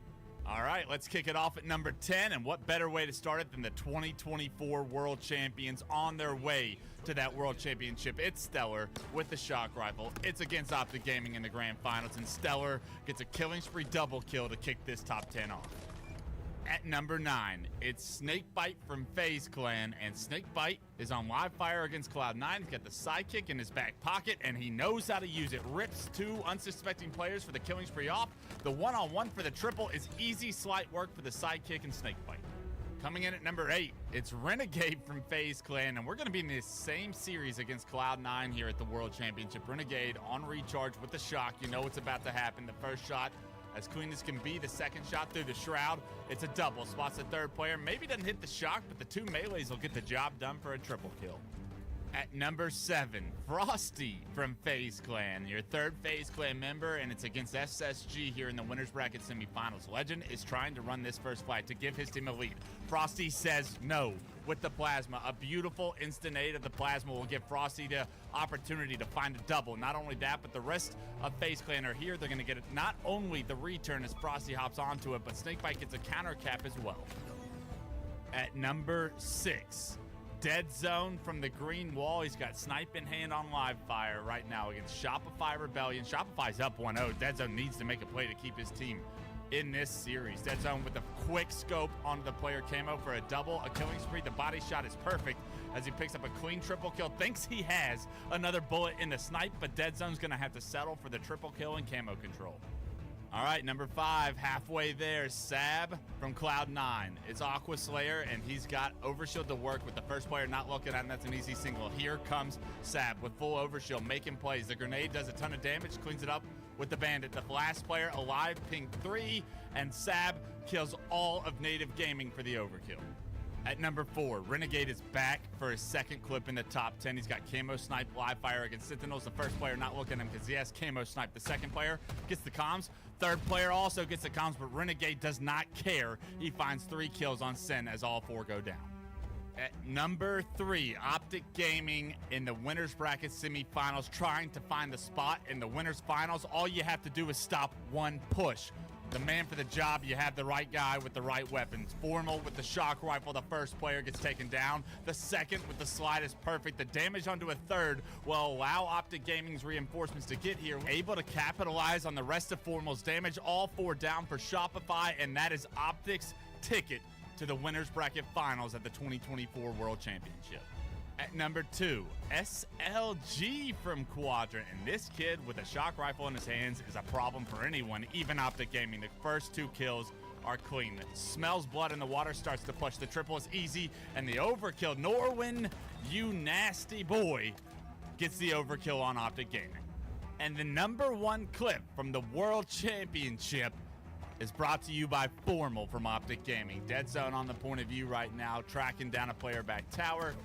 Able to play his life a little bit here. Back mud, gets info that a player's pushing him. He's going to get some damage onto him. That's actually important because Formal has just gotten a triple kill in the kill feed. Formal then quickscopes the player back green. Bound spawns dummies. Bounds immediately removed from the map. And Formal, for the nastiest kill tag of the year, creates our top 10.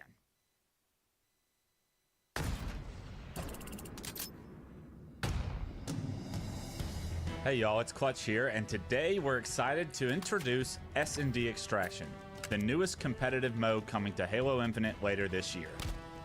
S&D Extraction is Halo's version of the popular tactical shooter mode. Here's how it works. 2 teams of 4 compete on asymmetrical maps, with one team starting on offense and the other on defense. Your goal on offense is to plant an extraction device at either A or B sites, while the defense tries to stop you. Good news, you don't have to worry about carrying a bomb. Once you get to a site, you'll be prompted to initiate the extraction. Once planted, the defense will have 1 minute to convert the extraction to win the round. Teams will alternate playing offense and defense after every round, and the first team to 6 rounds wins the match. Everyone will start with the Bandit Evo, but at the beginning of each round, you'll have 30 seconds to purchase your loadout. Playing the objective and getting kills will reward you with credits to spend on weapons and equipment each round. We wanted to make sure that all Halo Infinite players felt at home in the new mode, so you've got your normal shields and movement abilities with you for every round. S&D Extraction is a 1-life mode, which means once you die, you'll have to watch from the sidelines until the next round starts. That is unless you've got enough credits in the bank to buy back into the round to support your team. It's a big risk. Buying back in the round will have your wallet hurting for a while. Round 1. Today, we're also excited to announce that we partnered with Forge Hub to host the official map contest for S&D Extraction. Both parties have contributed $10,000 to give this contest a whopping $20,000 prize pool, with the winning maps also being considered for matchmaking when S&D Extraction launches later this year. Head to forgehub.com to see the rules and map guidelines. Our playtests on S&D Extraction have been epic so far, and we can't wait for you to try it out yourself later this year. Best of luck to all the forgers in the contest, and we'll see you online.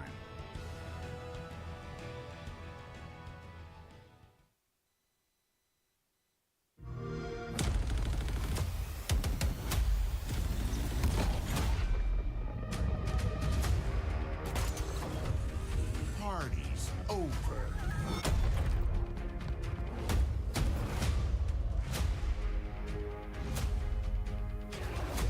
You belong to me. Satisfactory.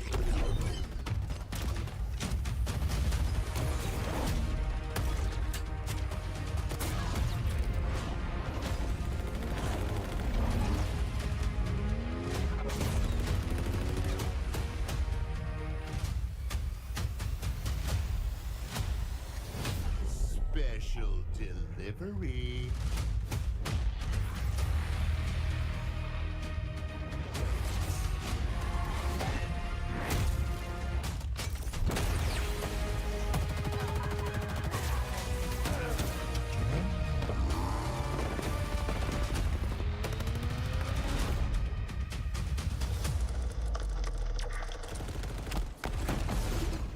Betrayal.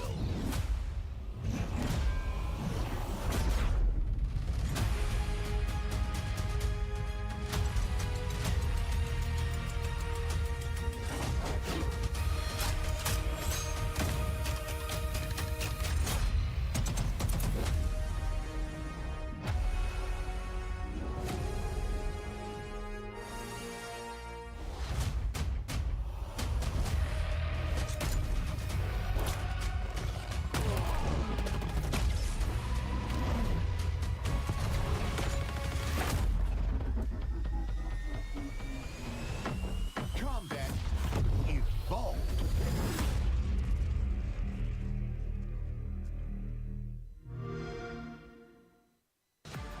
Welcome back once again, everyone, to the Kaysan Invitational here in Dallas, Texas. And we've got a little bit of a treat for you as we head towards our next game of the tournament here between FaZe Clan and Optic Gaming. We've actually got Will 2 joining us on the couch. He got left by his team, and he was like, I've got nothing to do.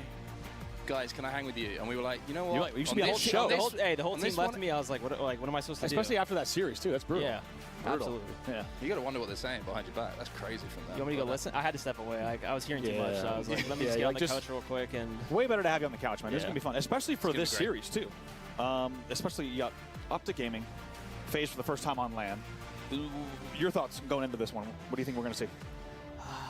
My heart wants to say, like, Optic 3-1. Yeah, that's where I'm but at. But online, it's so tough because we saw, I think, was it the last week, 2 3-2s? Yep. FaZe took the first one, and then they lose in losers later on. So it's like, you know, it's what are we going to see on LAN? Yeah. Is FaZe going to show up? I kind of know what I'm going to get from Optic players. You know, we have 2 world champions, 3 world champions, 4 world champions. So it's like, what are we going to see? I mean, what do you make of this FaZe roster? Because for me, it was like, first week it felt like they're kind of finding their feet a bit in the online tournaments, and then they just seem to get stronger and stronger, and it feels like they're kind of starting to find their footing a little bit. Have you found that playing them online at all? Yeah, like definitely when we first started playing, it's like even the SSG roster, like you can just tell it's just like new for them. There's a bunch of new players, especially this team. This is like 4 people that, I mean, I guess Trippy and Penguin played, but they're kind of just forming and trying to get like their chemistry down. But I've noticed like, yeah, as the more cups we played online, the more scrims, you're kind of like, okay, you can kind of see like they're getting their groove. And I think even just last week, them beating Optic, I think that's like such a big confidence boost for them because they're kind of just like, okay, now we can be like the top team. We're kind of like showing how good we are. So yeah, I think they're finding their footing. One more question for you. Everyone's asking. I'm scared. Was it weird sitting across from PJ?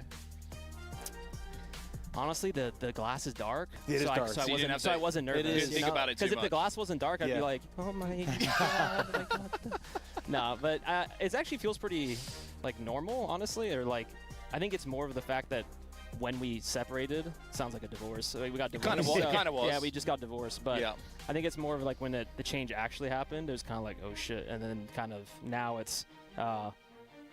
we played so much online. I used to play PJ before we teamed, so it's not like it's my first time, but it's definitely really different, especially just like even fist bumping. You're just like not next to me anymore. Like now I'm fist bumping you after the game. So yeah, it's a little different. Have you accidentally like walked into a post-game chat and been like, oh, I'm not on this team? Like, yeah, and sorry, just sorry, PJ. My bad. Yeah. Yo, PJ, we My should bad. push top. Never mind. Actually, keep pushing top card. Like, All right, then let's talk about this game a little bit, Andy, because we've got two teams who, of course, this is the Optic roster came together. This is the one that kind of caused the Manic Roster Mania. I'm just throwing a new word at the start of it because you were right. Like, Roster Mania doesn't really summarize exactly. it. Manic Mania? Manic Roster Mania. Anyway, whatever it was. Chaos.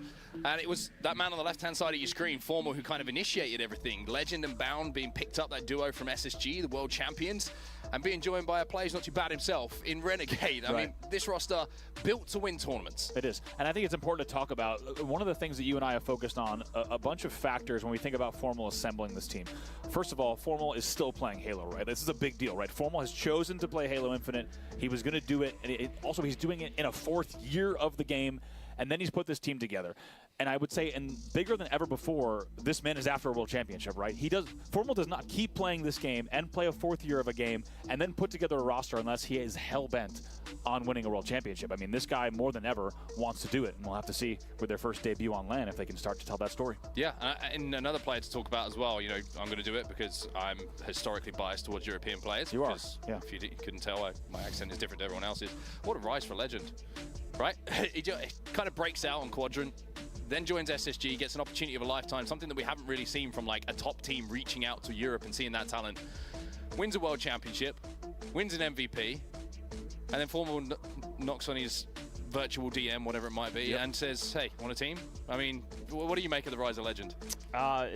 I mean, even when they were on Quadrant, even all 4 of those players, we can just tell right away, like, they were like 20-0 in Strongholds, and we're like, what is going on? Like, they're the best Stronghold team in the world. Right. And even right then, we were just like, okay, you guys, you guys know how to play. Like, that's not a coincidence. You don't just go 20-0. Right. Which probably, if you look at the nearly 25 years of Halo, no one's probably ever gone 20-0 in a game type, like ever, in any of these leagues. Yeah. What's that? Well, I can remember. Like, no one's ever gone close to that. We never talked. We talked about teams having very good records on, say, specifically, right? You talk about optics, live fire, kind of timing, and things like that, and when they were able, but in a single game type across every map, no way, no one has done that. Yeah, it's crazy. I mean, on the other side of things as well, I want to talk a little bit about FaZe, because this roster was kind of like all the rosters made their moves. The power plays were made, and then these players have come together now under the FaZe banner.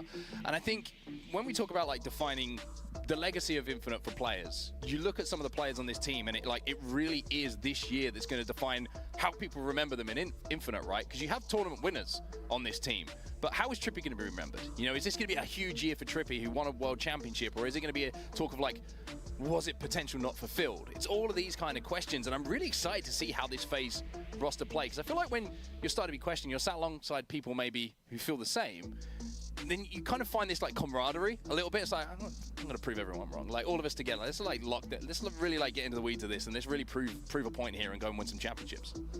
Yeah, do you feel like, let me ask you kind of on exactly what Mark is saying. What do you feel like within, if you think about, we're lucky to have, right, these 16 players here today and this weekend. What is kind of the feeling, right? Because I think there's a lot of pressure on, these are brand new rosters, and people kind of have to kind of rebuild their, I guess, prove their legacy, etc. And there's even going to be impacts of whatever's next, right? Yeah. The teams now and the success this season is going to inform whatever rosters form for whatever's next. How would you describe like that current feeling amongst like the 16 players here, if you know what I mean? It feels like everyone has to not reprove yourself, but like, I know that's how I think about it is, as soon as you win or previous wins, like that doesn't matter anymore. No one cares. Yeah. That's how I think. It's like when I win, and then as soon as after the win, it's like, that doesn't matter anymore. Like who cares? Like doesn't matter. You need to keep proving yourself every tournament. I feel like that's what everyone here is at. It's like, okay, you have 2 rings, 3 rings, 1 ring. Who cares? Right. Like it's about now. It's like if you suck now, well then like that's that's not good. So it's kind of like I think that's where all the players are at. It's like Trippy, Penguins. It's like all these grand finals. You won a ring. Same with Optic. It's like that doesn't matter if you're losing. No one cares. Everyone will forget about that. Yeah, so. it's crazy. It's a fascinating dynamic, isn't it? It's like something we just, I don't feel like we had that in like such a long time. I agree. I'm glad to hear you say that because I really wanted to hear it from you because we were assuming that it was that high stakes. You know what I mean? It feels like that. Yeah, I literally feel like I'm an amateur again. I don't know if that makes, like, I think maybe it's because I'm playing with 19-year-olds now or something, and I remember when I was that young, but I literally feel like I just came out of the scene and like this is my first year playing. That's how I love it. I know, I know, but it's like I don't even think about the past. I'm just kind of like, this is it feels like a whole new start. Like and it's kind of like I just came from AM bracket. Like I just made pro play. This is my first tournament. Like that's kind of what it feels like. Such a cool feeling. Like to know that like everyone's feeling that way as well. It's like, amazing. If you needed to have an indication at home of like how competitive this year is going to feel, I think hearing it from someone like Royal 2's mouth it really does give you that insight of like how much everyone says they want to win. But like when you start to understand why you guys want to win so much, like to prove that point it's a fascinating conversation to have. And speaking of fascinating things, it's going to be, by the looks of things, the same series layout to what we saw in our first Winners bracket round 1. That's right. We're going to start off with those same 3 game types. Maybe we'll see a little bit extra if the series decides to go the distance. But yeah, I can't agree more. I think we were suspecting that that's what it felt like because when you only have maximum duos moving around, right? Yeah. There's no, for example, no roster where you have one single player switched out. So it's so cool to hear from you that it does feel as high stakes as it feels. You've got still enormous prize pool on the line. And like you said, kind of a chance where everyone's got to write a brand new script for themselves. And there's going to be like clear winners and losers. Like people who have been at the top are going to fall. Not going to be at the top. Yeah. And people who maybe haven't tasted the same amount of success could run with this whole year. And that's going to have a huge impact on not only income for the year, but like legacy potentially, where everyone goes from here. It's pretty wild. Yeah, I think just people care about the recency. It's always about like hard recency bias. Yeah, it's like year 1 you win. It's like no one even talks about that anymore. Yeah, exactly. It's like we're just thinking of now. It's like if you dominate this year, then you kind of maybe you could walk out. How long Infinite lasts. It's like you could walk out as the Infinite dominator. So totally, it's crazy. It's crazy to think about, and we're gonna have to look forward to that as the season is about to kick off, of course.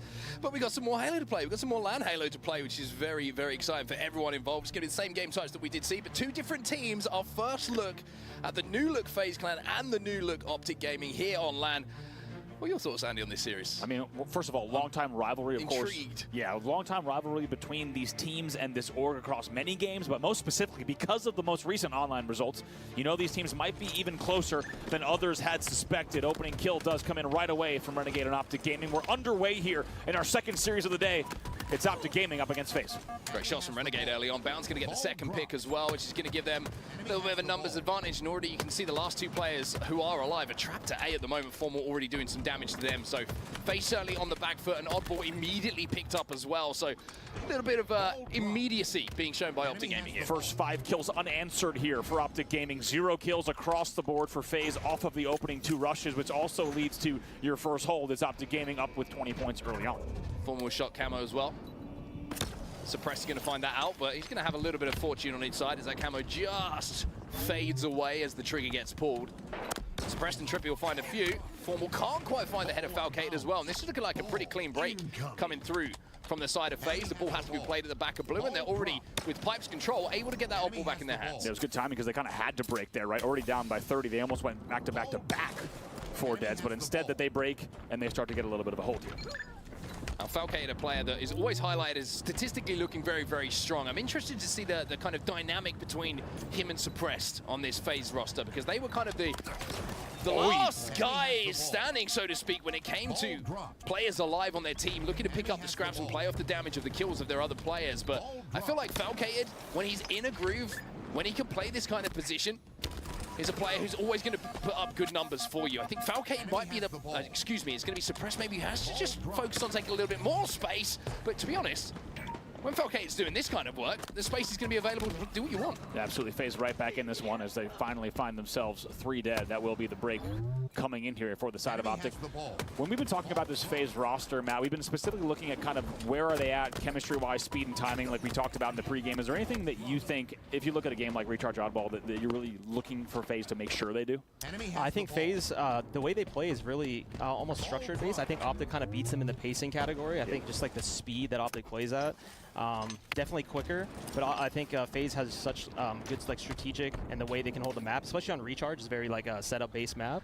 So I think they need to look into just holding their setups really tight and not playing too aggro. Sure, get your damage to make sure that you're getting the continued 3 and 4 deads, not letting it get scrappy and things like that.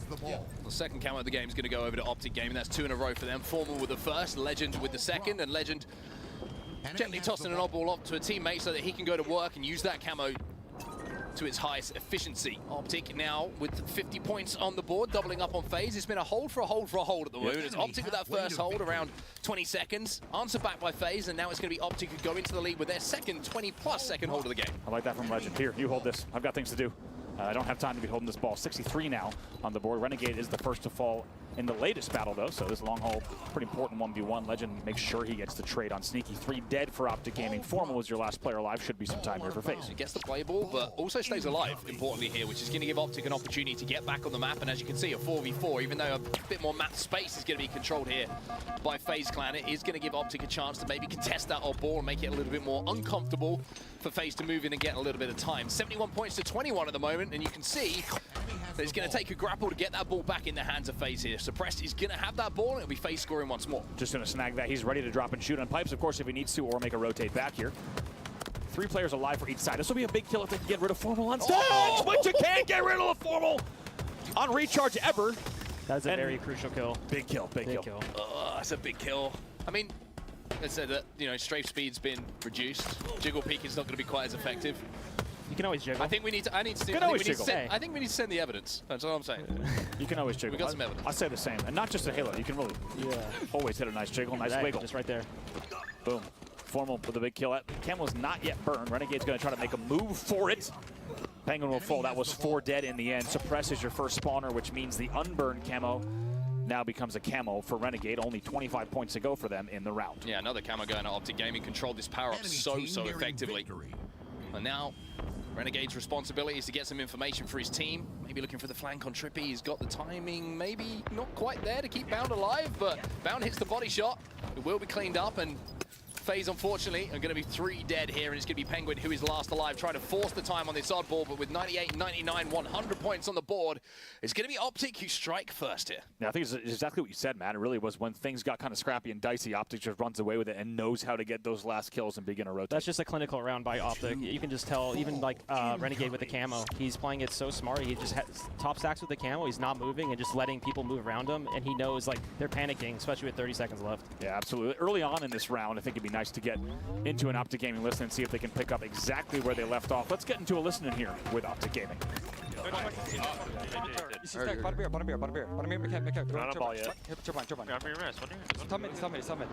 have grapple, they have shock. Okay, red steps up, top red. Less on top red, less on top red.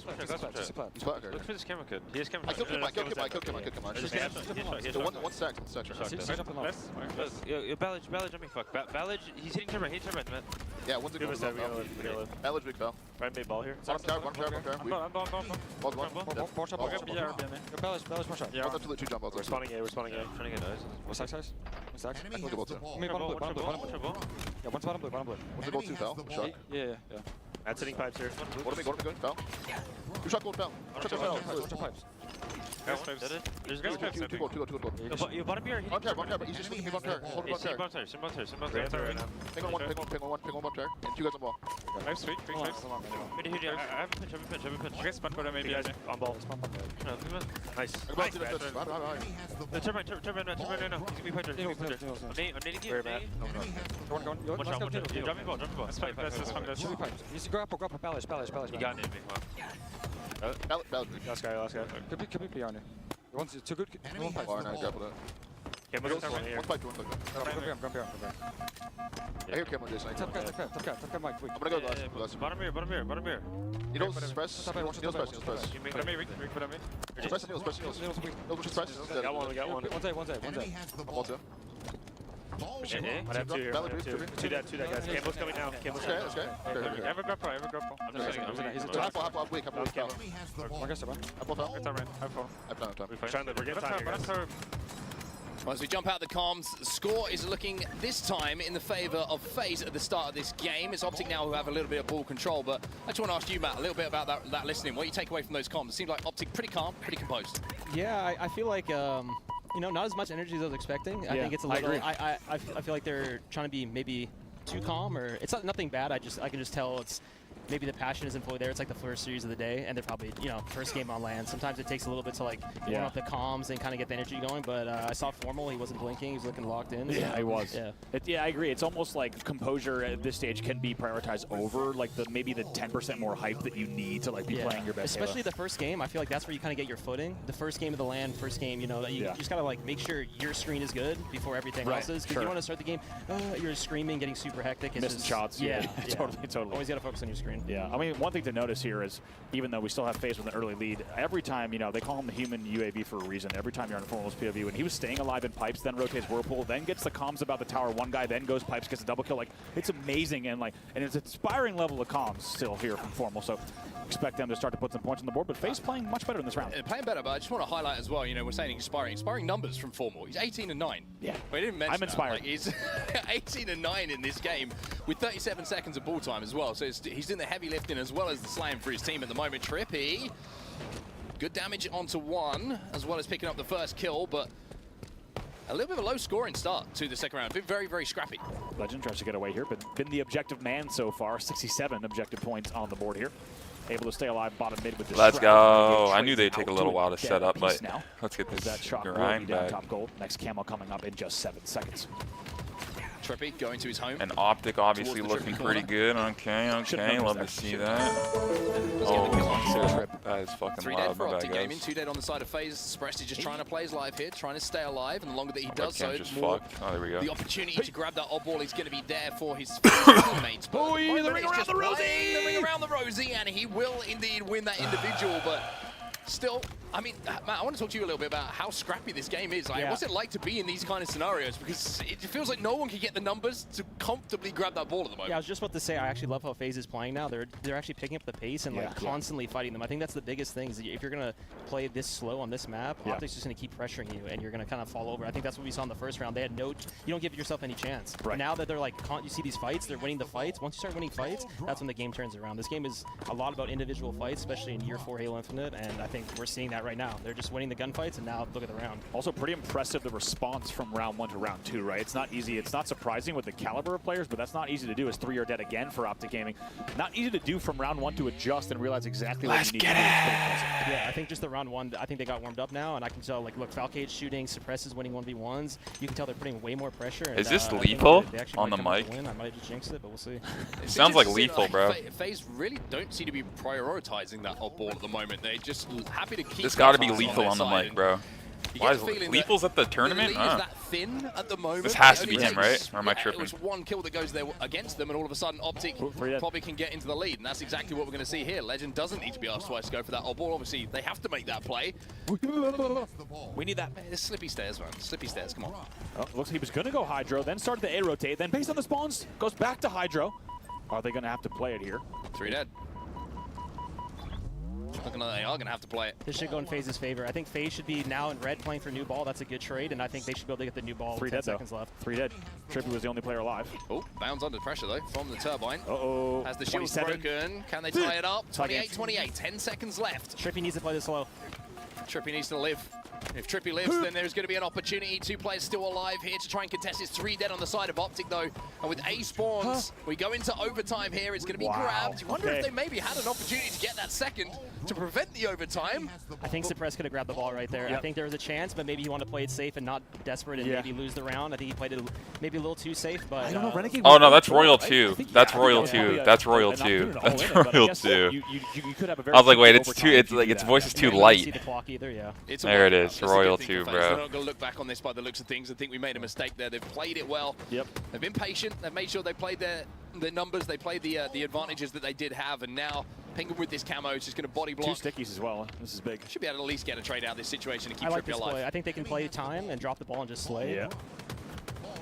Just being obnoxious here. Yeah, great play with camo. Really nicely done, and still hasn't even burned those stickies. Yep, still has those for Bat Ledge and anyone trying to grab ball. Imagine. I get stuck by that. I get stuck by that 9 times out of 10 in matchmaking. Here we go. Here comes the Optic push, though. Trippy is down, so it should be an easy... Oh, ball's actually played here to Stacks. Interestingly. Suppressed and Foul got some really big kills in and around pipes there, just to keep Optic away from them. A comfortable rotate with that ball. And now, if you're looking at the map and where the Optic members are position. They're all in the outside of the map, and that oddball's in the middle. So FaZe have good eyes on that oddball. Everyone who's going to go towards it is going to be cut down, and it's looking like FaZe are going to answer back here and get their first round on the board. Yeah, 3 dead, 4 dead. Former last player alive as the clock ticks down. That's going to be it. That is indeed going to be it. So FaZe will tie our oddball up at 1-1. Okay, a little bit closer with the FaZe boys. Let's go. I like that. This guy's smacking the vape. Guys smacking the vape right on stream, bro. That's awesome. Big brain Halo coming in from you to jinx, counter jinx. We usually forget the counter jinx. We actually always counter jinx. That's right. I've told PJ enough. You got to always counter jinx. Okay, we've exclusively for about the past 10 years been jinxing and not knowing that we But then you got to counter jinx the jinx. That actually explains a lot of our careers. I'm far too in the jinx meta here that I wasn't aware of. It's meta jinxing. We're going to have to sit down afterwards and really talk this through. But for now, let's talk about FaZe. If we had a pen and paper, it'd be really helpful because I'm having trouble visualizing. I'm a visual learner, so if you could bring an easel. Yeah, we're both visual learners, which means we're not really good at learning. Off the right here, it's going to be FaZe who are trying to clean up a little bit of damage. It's going to be a killing spree right at the start. Bro hitting the Benjamin. There's another one for him. Clearing out the elevator, making sure that the space is created for Falcator to move that ball a little bit more comfortably towards pipes. And off the break, it's going to be FaZe who put Optic under a little bit of pressure here. Anything you're expecting, Matt, here for Optic to do to prevent FaZe from playing a similar round?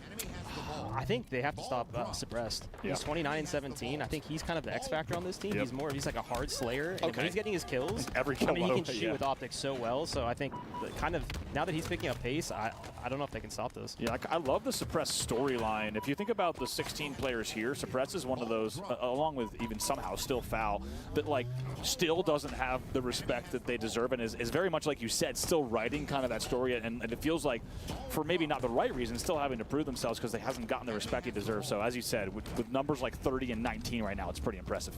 Yeah, crazy. He's been playing with Renegade, Shotzzy, that kind of group of players, Falcated. So, you know, it's a little bit of rivalry going on with them. Didn't quite charge up the plasma pistol there. It's a little bit of a heartbreak. I gotta say, it's always kind of comedic when the. What did I say about Supper? Anticlimactic. He is doing pretty good, bro. Well, Legend's got to kind of rally the troops here a little bit. He's got the most for $1, that's a value, bro. They had him at $1.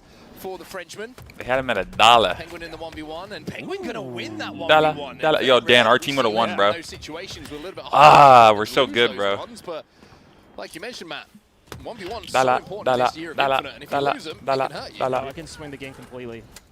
And I don't want to discount it because look at his objective time. But surprising to see Legend 15-25 in this game. Of course, he's leading the game by quite a margin in objective. So I don't want to put too much stock in that. But still, like you said, it's surprising to see him losing 1v1s and things like that. And what looked like after the first round was going to be, by the way, 4 dead for Optic Gaming. What looked like it was going to be a go-ahead, first of all, lead now for FaZe Clan as they take the lead in the round.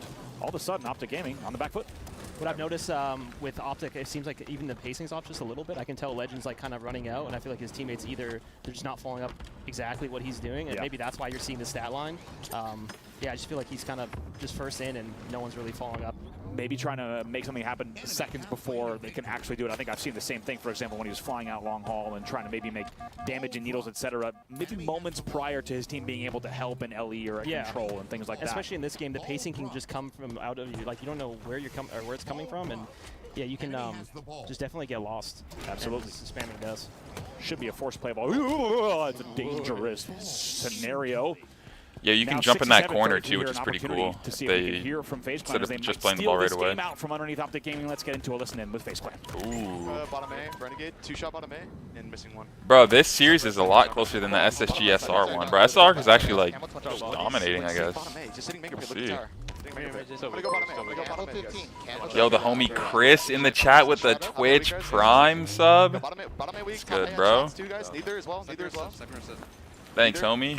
Another sub for the day, doubling the sub goal. Holy sheesh. Yo, hope all is good, bro. Two gold door. I'm just getting ball. I'm leaving these guys. Where is it? There it is. Sub count. Look at me. 6 subscribers today, ladies and gentlemen. Thank you for the support. Appreciate it. Let's go, Chris. Much love, bro. Much love. Thanks for the support, my brother. Triangle dead. Hey, Sonny. Yo, I'm watching the cross. I'm watching the cross. You're good. You're good. Whole cross. Yeah, bottom A. Maybe. Look at Halo's got the new logo. That's kind of sick. I just kind of like realized that. I mean, I've seen it before, but pretty dope. I saw you say Too shot long. I'm just blocking you, Mike. I'm raising. Nice. Long, full mode, weak full mode. What's your lot, weak mode? Turn around, guys. Look me. We can't. Bro, no way FaZe takes game 1, bro. FaZe FaZe S. Didn't that happen last time? Well, I gotta turn this down a bit. Didn't that happen last time with like the last online tournament? I think that this is like FaZe beat Optic in winners, and then FaZe lost to Shopify in winners finals. It's looking like FaZe might be able Holy to strike shit. first here. If they can close this round out, it's going to be 2 dead though. Optic are making a desperate And then play towards Optic the end of beat this. FaZe on the revenge in the losers finals, right? Bro, it's so close. These teams are so close. Seems like Shopify though always has like the upper hand. I wonder if Formal's going to try and move this one towards blue so they have a play ball opportunity, but again, that's a risk because the reset could come in and FaZe only need those few points. Look at the damage. By the way, holding pipes in this pipes push, which is Holy shit, they riskier. need to It's kill all them, in bro. the Ah, Suppress goes down. Optic has such a good setup. Renegade gets another kill. 2 on 2. Bro, this might be round. Formal holding this ball. Trippy Formal or gonna take foul. Optic into a lead. It was only 7 points required by FaZe. Here's Trippy. He'll get it, but he'll be traded out almost immediately. It's a 2v2. Here comes Trippy again. It's Falcade who wins it. That's a trade from Renegade. Bound would take He stuck him! Oh, he didn't stick him! Stays alive. Bound gets around the corner. Holy. Dude. Optic Gaming will take game number 1, and that is... We've just learned something about Optic. Oh shit, RLS. Props to Kaysan and everyone involved making this event happen and putting on a show for the Halo community. Yo, look at the chat, look at the chat. Yo, that was insane.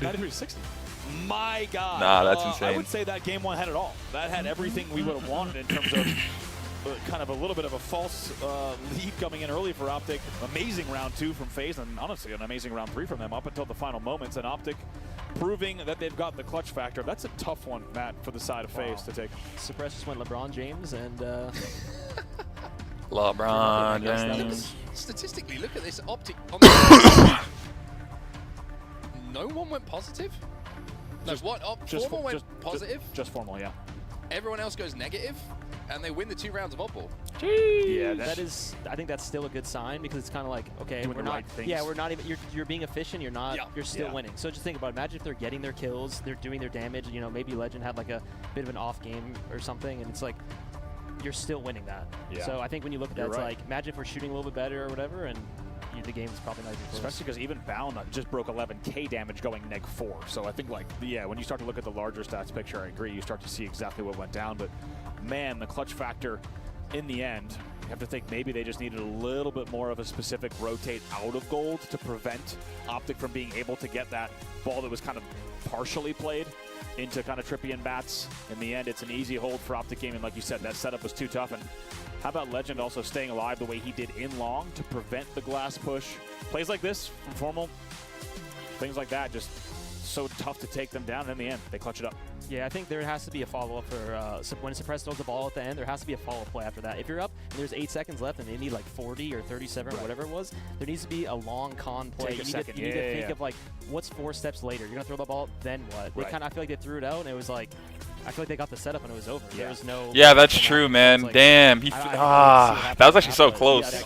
I think all we could see for Literally, they only had to slay them out one more time. I don't know. It felt like they were all ending a pipes push, but got delayed by nades. So then you're like embarrassingly waiting on pizza in heaven, and you can't go pipes yet. Yeah. And then there's one guy back blue, and he's distracting the guy. It's like, Yo, bro, imagine if you didn't know Halo Talk, waiting on pizza and heaven. There's just 2 callouts on the map. You just hit mid. What's the blue guy gonna do? They Waiting have to for come on the middle of the map. But I think they're trying to hit. Wow, what a pipes. close It's game. You just need GG. to hit the middle of the map, and the people in the outer need to come inner. So that's how you kind of break that. Yeah. Really important trades from Optic as well, in and around the sneaky, just outside of blue as well in those final moments. It just felt like, Foul picked up one and you were like, oh, is this going to be like an opening for them to just grab that ball at the end? And then another, I think Renegade throws a little bit of a Hail Mary grenade in to get that trade, and it just created that space for them to finally get that set up. So Optic, smiles on faces, or certainly on Renegades. Hey, Dan, you're just not liking these results. You want FaZe and SSG to win, but Optic and SR are just the powerhouses, my brother. I'm sorry. When it comes to those game types. And now we head towards a little bit more Origin, but a little Slayer to play here. Man, did you guys ever look good on this game set, man? Did we? Yeah, you did. And specifically, just like, yes, it was kind of. Guys said, did we like they didn't fucking exactly what he's doing. dominate? Compliments. He's done this before. No, because like It'll make a victory all the No, sweeter. sometimes I die, like, Sorry, brother. Well, I mean, you guys no, because we're down by I think like 5 or something. Right Like, around there. I think the beginning started a little rough, and I was like, oh, is this how Origin? Well, first you were up 8-4. First you were up 8-4. 5-1 and then 8-4. Okay, so we blatantly choked. Got it. So I thought to make sure we're on the same page. I think I died a couple times. I was like, oh, this is how this game's gonna go. Like it's kind of like Origin gets a little weird because it's a new map. So sometimes you're like they spawn behind you and you're like, oh, you didn't know. Right. And just like kind of you know how there's rockets snipe and get very snowbally a little bit. So well, don't worry, Brad went 15-7. Yeah, that guy. Like God forbid we get off Coliseum. Like sorry, Origin. He loves this. This is a safe couch. Oh, okay. I think we described it as if like if you have to pick a map. This is a safe couch. You can call it Collie. Oh no, this map came out and he's. That's awesome, bro. I still call it Collie. Right away, to be honest, I'm not sure how much of screen watching you were able to do, but he opened the game and ended the game like with snipe and then went 15-7. Yeah. So I think he spawns in with a snipe. I'm not kidding. It was I'm convinced. iconic. We spawned the flag. You have snipe already? Yeah. Like I don't know. Well, let's see if Optic can go 2 up in the series or if FaZe will be able to answer back here. It's an early lead for Optic, but only a slender one. But Renegade, speaking of sniper rifles, this man's hit some clips on this map over the years as well, but can't quite find the angle onto the flag. But now he'll find the visor of Penguin. That gets shattered. He had to recalibrate it. It was a little miscalibrated. He's good now. Happens. In the maze. Stays alive, gets damage. Finally, he comes in. 3 dead, so now an early lead here. 8-5. For Optic Gaming, but as we know, on a map like Origin, you're going to have to do it and do it again in terms of rotating to make sure you keep the lead. But off the opening rush, it is Optic with the lead. 2 players on 3 kills apiece. I like this play by Renegade. He left snipe and went to the elbow. Yeah. It's so hard to even get a chance to kill him because now you can see the whole map. Look how Formal's playing it, hiding in the cave. They're all just playing for John to basically not die. I was going to say that, and you just ruined my next commentary piece. So thanks, Matt. I'm learning as we go. FaZe got to go crazy here, man. Turn up in the Slayer. Putting the fries in the back soon.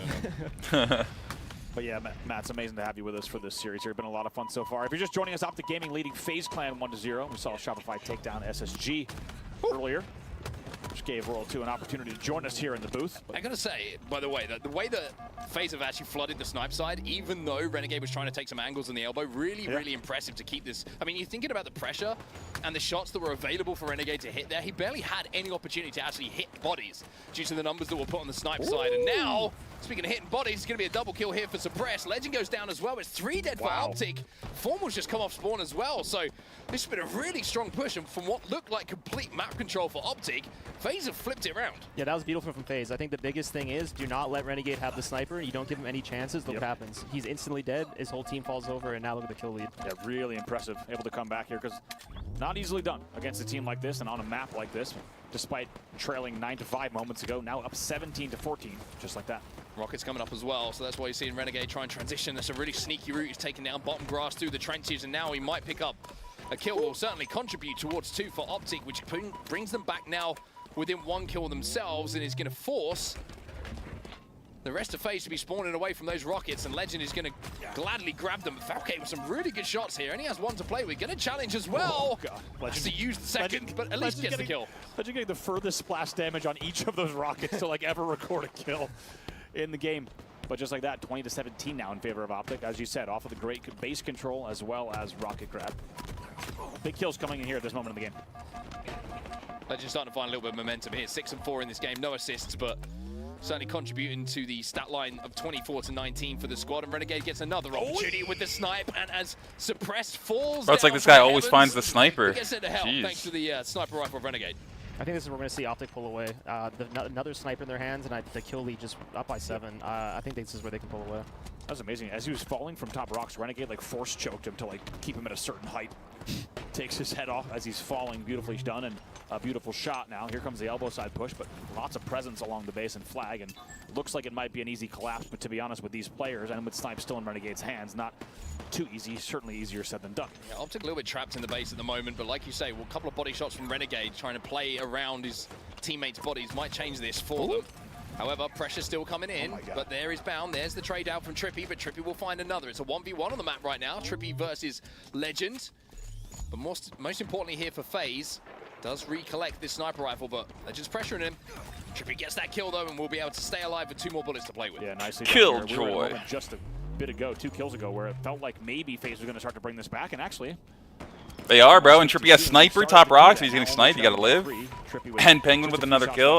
Just live with the snipe, bro. Spawn kill him in the fucking blue base or whatever. It's crazy how the game keeps swinging. It goes from a 7-kill Need to lead see from FaZe one, win keeps this, bro, to make it flip-flopping. interesting, It bro, feels for like real. as a sniper, it kind of goes good, and then it turns sideways. Like, I'm actually just hoping that FaZe wins this just for the fact that it'll be like a closer series. Maybe they get some momentum, you know, it's the FaZe tournament, so, you know, I'm just trying to see some hype here, bro. Totally are going to just kind of be on the receiving end of a lot of kills, but instead they're patient with it. They perfectly timed their pushes, and now we're tied at 31.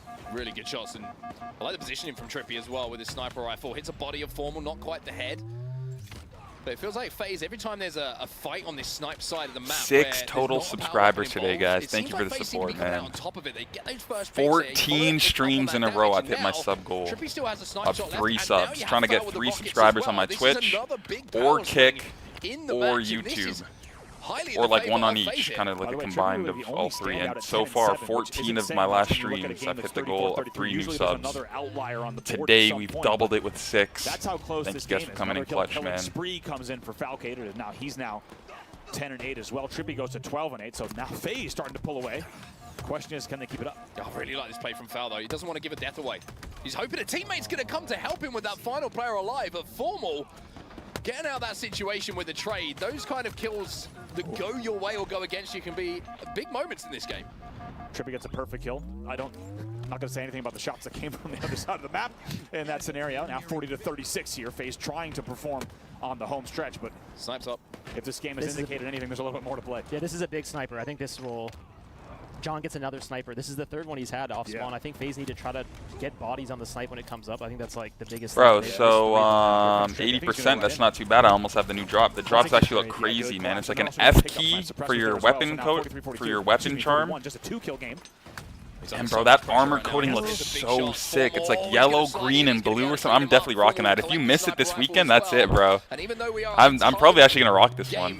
Fucking sick. FaZe Formal finding this sniper rifle might be the difference maker. Out the snipe, I guess. As Penguin will be his next victim. Should've went for that no scope. Numerous bodies there at back flag from FaZe. He saw 3. Falcated very lucky he didn't get his face ripped off with that back flag spawn. Just a 1-kill, now 2-kill lead as Bound picks up another one. Pressure still on the flag. It's going to be Bound and Legend working together here. Even more angles on the cave from Snipe and Elbow. 47-44. It's great positioning coming in on these last 3 kills. Suppress going to be challenging. Come on, lock in, FaZe. Elbow at the moment. Suppress is going to try and fly down and finish it off. Formal teaches him a lesson about chasing. You don't do that. Where Formal's got a snipe. Unless. Found the last player alive though. This is doable here for FaZe, but they cannot trade. They got to kill Bound here. They got to. Yeah, they're kind of like scattered. They're kind of scattered. Oh. And that's it. In the end, I think Legend spawned behind them, or someone spawned the cave. Wow, that was very unfortunate. That was a good play by Bound. I'm surprised they didn't go try hunt him down. I thought they were going to flood Fountain and Snipe Street. He was. I think they either went. Bro, Royalty was locked in for the end of that. He left, but he still did the whole time. That's funny. Playing on those outskirts. I think they were maybe worried about just trading. Like, you know, if you look over that and he just gets a couple of shots and that trade comes in, it's game. It's Yo, is that Royal 1 coaching FaZe? I didn't know he was the FaZe coach. Or is that Tusk? I don't know who's the coach. These are some insane games. Really insane. It might be tough. The leads, the swings that keep happening. It goes from a 7-kill lead, you're like, oh, Optic should walk away with this. And then it comes from FaZe, and then FaZe is up by 4, and then it's like, it's just back and forth. So back and forth. And just think about it. If 1 kill, and no exaggeration there and not hyperbole, 1 kill goes different in both of the games that we just watched. This is 2-0. Well, imagine Formal doesn't snipe him bottom mid. Exactly. And it's not a 1 kill. Like, he's dead. The 1 bullet sniped down. It's not 48 or 49, 47 or whatever it was. It's like, it could be a whole different game. That is a very clutch shot. Well, what it does mean is that Optic now find themselves 2 up in the series. Oh man, so it's gonna be what? Optic versus SR winners finals here in a bit if they win this next game. Come on, FaZe. Yo, we need some hype for FaZe in the chat, bro. Like, come on, bro.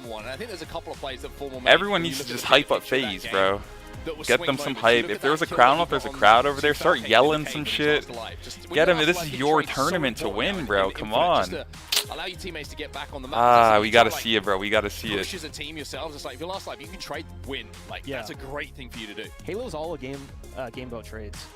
Even that, the kill in the cave. Like, I'm surprised no one came and helped Falcate. He played it so good. He shot him 4 times, hid in the corner. He's like, all right, teammates. And then I was like, well, where? Like, who's the fact that Formal gets a kill there? Imagine, like, it's another, like, all these kills matter. I got some ginger beer in the fridge. I'm gonna go grab some of that. 1 sec. Trade there. It's like the games come out so different. So it's like I forgot what game 3 was. Those little deaths. Like, you don't think it matters, but I mean, even right here.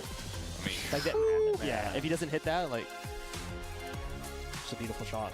Very, very different looking game if he doesn't hit it, but that's why he's formal. That's why he's one of the most winning players we've seen in esports history. He hits those shots when it matters, and now we head to CTF Aquarius, where we saw one of the fastest ever flag caps from your team. We're debating whether it was a 4-second run or a 5-second run. It was sub 5 on your back-to-back cap. Do you remember it? Was it so? Did it happen so quickly? Okay, after the flag standoff. Remember you guys see me run the flag? How was my form out there? No. Actually, very interesting. Very interesting. Oh, which one? Am I doing multiple runs? Yeah. Is that what you're saying? No. Am I an objective At one player? point, someone tried to throw you the flag in the window, and you just ran out the window. And that was great, actually. Well, I need kills. Why are we throwing me the flag? You know this. Perfect. Why are you guys throwing me the flag? I loved it because you didn't even go flag and shoot for a second. You were like, nah, and you just booked it. Did that actually happen? You didn't even look him in the eyes. This is running the flag like this. You're like, I'm out. I got work to do. I have them muted or something. I didn't even know that happened. It was good. No, it was like exactly. That's like the point. That's why we loved it. Is because you're like, no. I'm going car ledge. I'm gonna shoot some shit. I'm just so allergic to it. Like he threw it, and I was like, I need to get away. You're like, you're gonna go shroom stairs. Like, I'm gonna go just cap the flag. I'm gonna get a double kill. Like, just worry about yourself. We're talking about the one after the flag standoff. Last shot, he ran it bottom middle.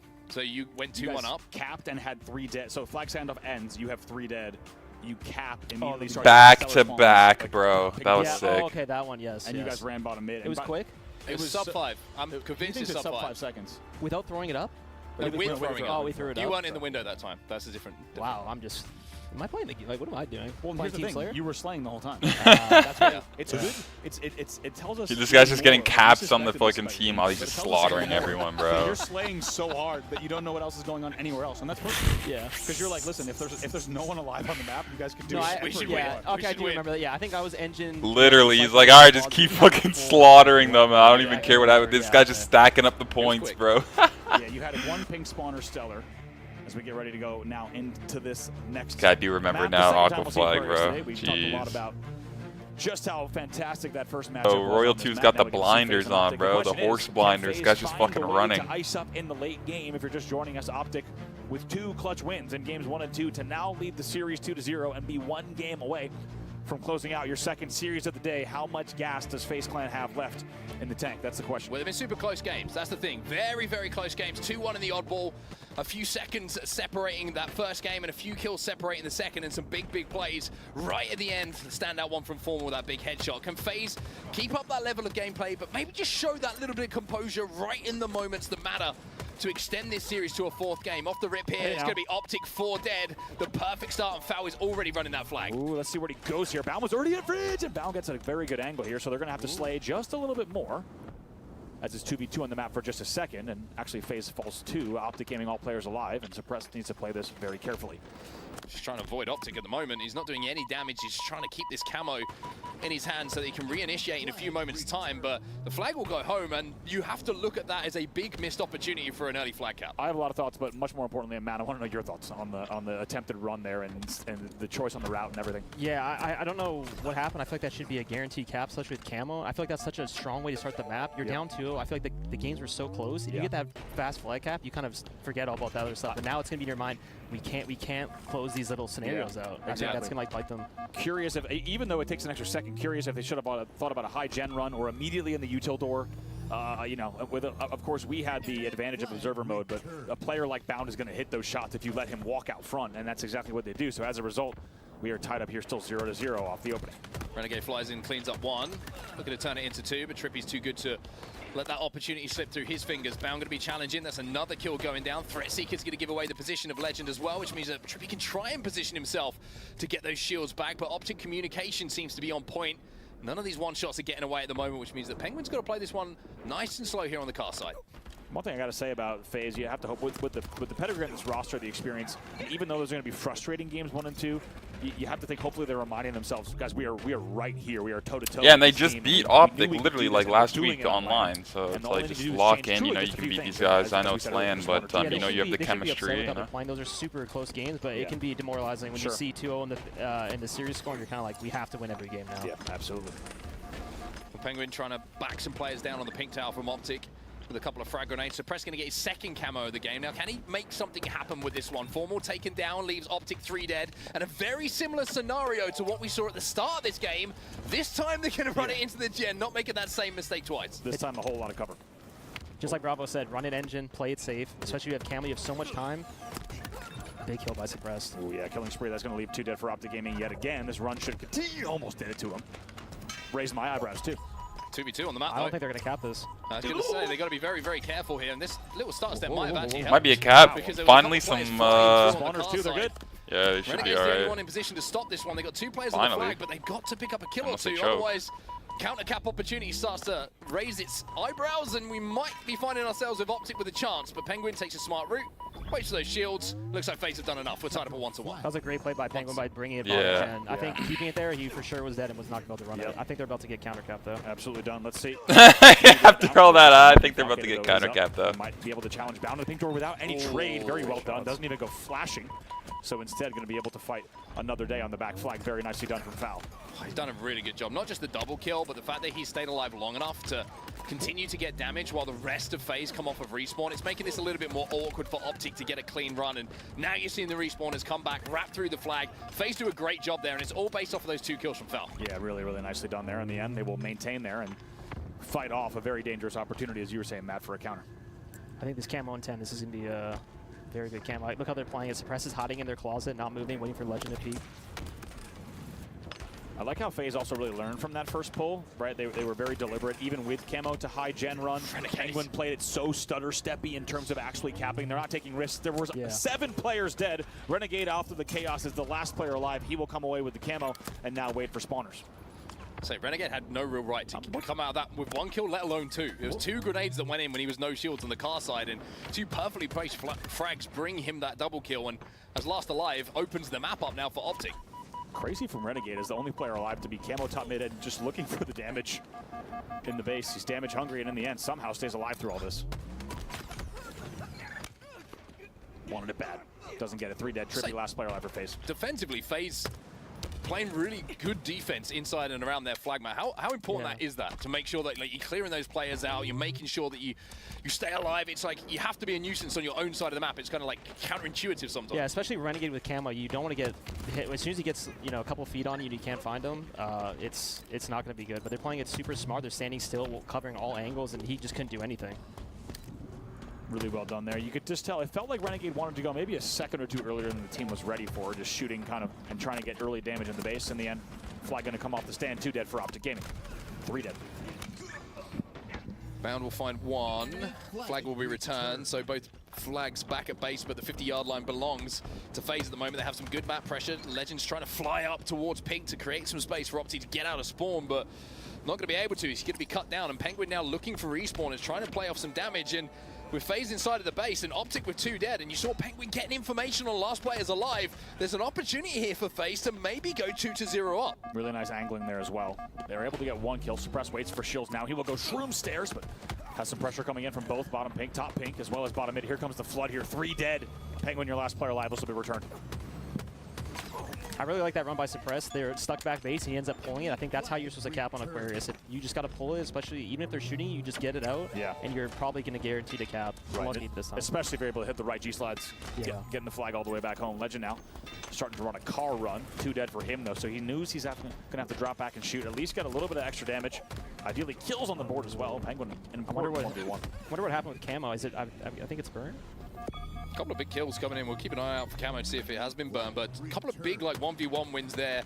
1 going the way of Penguin, 1 going the way of Trippy. Not only send that flag home, but allow now FaZe to start pressurizing and squeezing Optic on the spawn into the back of their base. So if they've got some frag grenades, they've saved those grenades and can move up the map.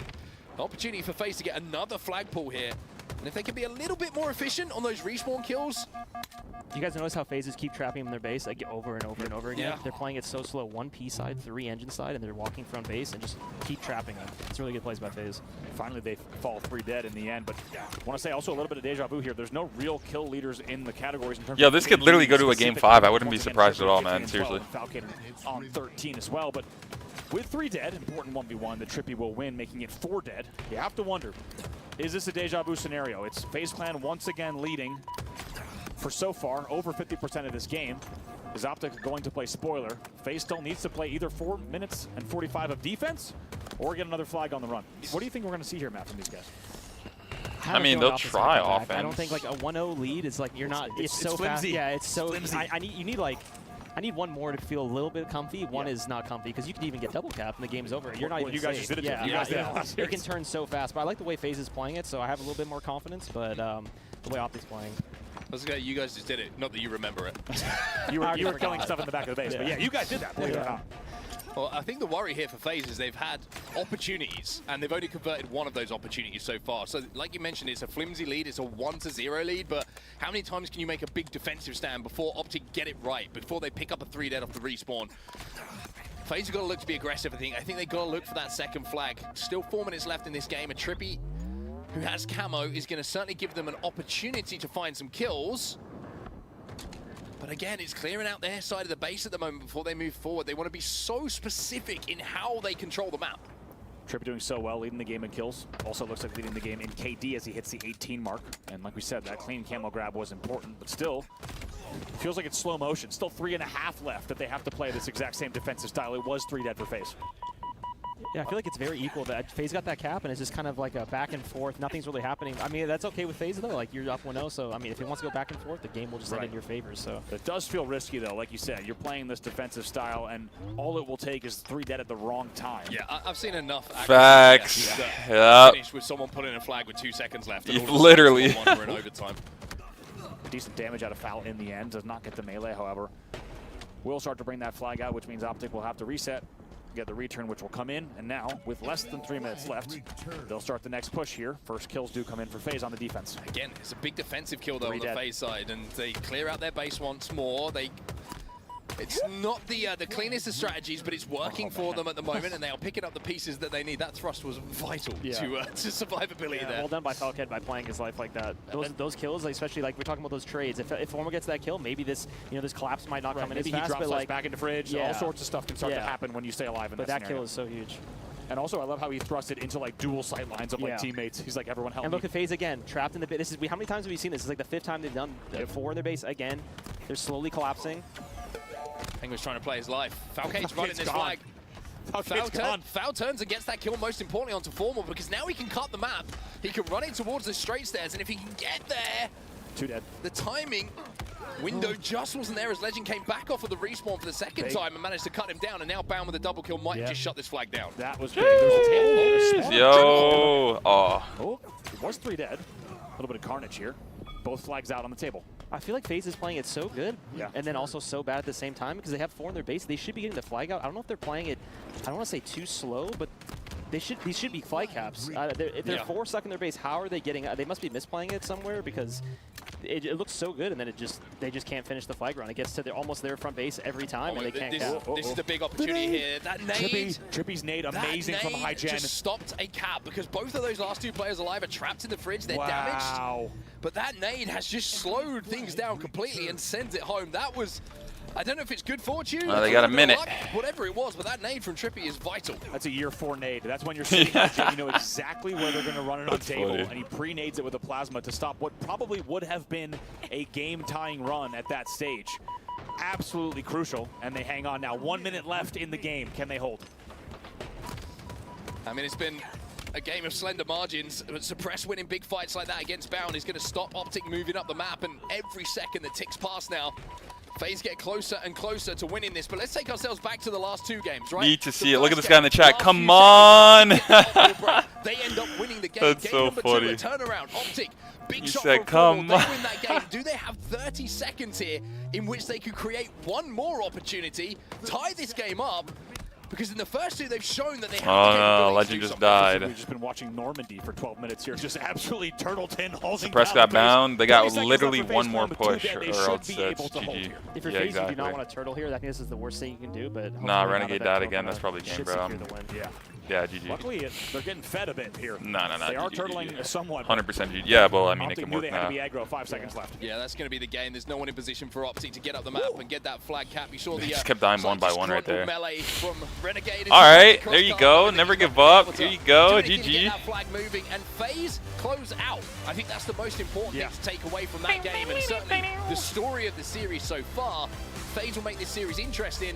Optic still lead 2-1. Hey, as a neutral fan, I'm happy to see us going the distance in this series. We needed to see. Yeah, facts. That's what I'm saying. Literally feel the exact same way as Bravo Better there. and better with each game, and now able to put a game on the board. But I gotta say, Matt, you of course have played this game type more than many people in the world. Pretty bizarre to see a hold like that, that length, right? It almost always breaks at some point, especially when you're looking at Optic Gaming. A pretty bizarre result there to go 12 minutes total with just one flag on the board. Yeah, that's crazy. They didn't cap once. I don't know when the last time I've seen a 1-0 flag game, especially how many times do we see FaZe have Optic 4 in their base and they're not capping? I think that's like maybe something they have to go back and watch and be like, how can we be a little bit more efficient or effective? Because they're just all trapped, and they'll get a kill, and they still can't cap. So something's not working with that. But hey, walk out with the win, nothing you can complain about. It felt like also maybe in these 50-50s, if they did lose flag at like table, bottom car, and everything like that, take a look at the damage numbers here. Big numbers coming in. Specifically, we're looking at Falcated there on 7600. But it felt like if the flag was down table or P1 car 1, they all of a sudden just had this like universal agreement to not try to run it because they don't want to get down while the enemy's pushing their table. So they were playing like the safest Halo like we've ever seen. So they're trying to force the flag a little bit further and then slay on their side of the map. Yeah, maybe they just weren't on the same page. Like if they're all stuck in their base, you just have one guy, play super ratty and come up from like behind and just flank them, or you just have to all be efficient and relay the flag as fast as possible because they're stuck in their base. You're beating the flag's already out. There's no way they can chase and catch up to you. Right. So I think they're just maybe doing both and the timing's off, but. Hey, you got the one flag. Got the job done. Yeah, got the job done. Yeah. Got the dub, and I think a lot of that has to come down to that grenade that we saw from Trippy as well, that plasma grenade, when Optic probably thought, Renegade probably thought, I've got this one moving, I've got them trapped in the closet, and I can get this one at least halfway across the map. The plasma grenade that was thrown down a little bit of landmine. Even this flag cap was a Gruler flag cap. It's like, we were like, oh, they're not going to cap that. And then it's like, he took that nice route, and then it ended up working out. But it was like, this game could have been 0-0 the entire time. Interesting to talk about that flag cap as well, because the first kill that we saw as the flag started moving was onto Legend. And then we just saw there that it took them so long to get those spawn kills. That's the grenade that we were talking about from Trippy a little bit earlier, but it took them so long to be efficient and picking up the next kills that it was actually Legend who jumped back on off of respawn and managed to get back across the map. So certainly something for FaZe to go back and look at. Fixable for sure, because they're doing the hard work, it feels like, getting into the base, setting everything up. Just the execution not perfect, but good enough to get that game on the board. Exactly. I mean, look at the series so far, right? This has been as close as it really can get. 2-1 oddball recharge for just joining us. 50-47 Slayer on Origin, a comeback win. And 1-0 Aquarius CTF. One of the small handful of times we've ever seen that at this level of play. Will go to FaZe Clan in the end with a Normandy-esque defensive hold. Feels like I was watching something out of Call of Duty 2. And in the end, they hold. With honestly, it's a pretty impressive feat against a team like Optic Gaming. In the end, they will take the game, and now that sends us into game number 4. Live fire strongholds. Who do you guys think is going to win? Okay. Come on, FaZe. Kind of using the same arguments we were talking about before the series started. If we think about the way you have to play a live fire stronghold, and any strongholds for that matter, Optic should have this. FaZe has woken up to yeah, man, isn't this one of their best game types too, though? I think FaZe fast pace is going to be. It usually comes out on top. My thing is you look at this FaZe roster, I can see him locking down a 2-cap. You know what I mean? Like if they lock down a 2-cap, exactly, lock down the 2-cap. It might not be pretty. It might not be like the best way to win the game. You just win your 1v1s though. That's what it's like. Sit back B, suppress 5 somebody. It's like, well, now you have your trades. Yeah, just get your trades. It's not like you don't need to be. This map is super fast, but you can also hold the 2s and mix up the pace. And I think FaZe is kind of picking it up, and they're also shooting really well. So yeah, it could be that simple, right? Hold your, like you said, win your 1s, hold your 2. The second you get a glaring opportunity, get your trip. Hold the next 2 if you need to. It's going to come down to sniping camos. That's all I'm going to say. So But let's see who gets it Very first. Royal 2 of you. That's no objective flag at least to worry about on this game time. My bad. It's all good. You can see Penguin and Falcated going to combine it. It was Optic who made like a really strong push top middle for that sniper rifle. Trippy's going to find it. Can he line up 2? No bound. Alongside Form was going to do enough to make sure that sniper rifle isn't going to be contested. But early scoring is actually going to go to the side of FaZe, and Falcated. Wow, and no fucking way. Oh! That wins it! The Dirt ate that nade in the most top mid Guardian nonsense way I've seen. Trip cap off the rip. It's a hungry dirt, man. I'm throwing my head back after that. It's tragic, man. There's too many of those little nooks and crannies. Yes, Tomber. Imagine I typed that in the chat. What did I say? Both of these. What did you say? You were right. I'm never wrong. Just early. I like that from you. It's going to be under the control of Optic, but it was a great start for FaZe. They had a momentary triple cap initially, and it was this camo that's kind of turned the favor of the game back into Optic. They had the BC hold at the moment, and with Renegade with the sniper rifle, BNC is kind of what you want. You can hold so many good angles with height. I mean, this is the kind of position that I imagine you would very much enjoy being in right now, Matt. Gotta say, Renegade giving Lucid a run for his money in the hair department. Another snipe top mid as well. Picks up a clean double kill, killing spree, 3 dead. All right, turn it up. I'm worried about with the snipers. It's as soon as you get the power weapons, look, John, Renegade, snipe camo. Hey. Just holding every angle. Now it should be some free points for a while, and they're just holding the slow 2-cap. And even on Big Door, if you just body someone, it is so frustrating. You can't. You have to walk away. There's nothing you can do. It is. I mean, it buys you, like you said, so much time there, and just like that, it's already. And look how cautious Renegade's playing. Oh my God! Little rotate there. Legend. In the end, picking up another kill on Suppress, so it will be 2 dead again for FaZe. He's hitting this. 3 dead. Skybox. Trippy, last player alive. He's forced to retreat bottom mid as well. Like you said, free time here.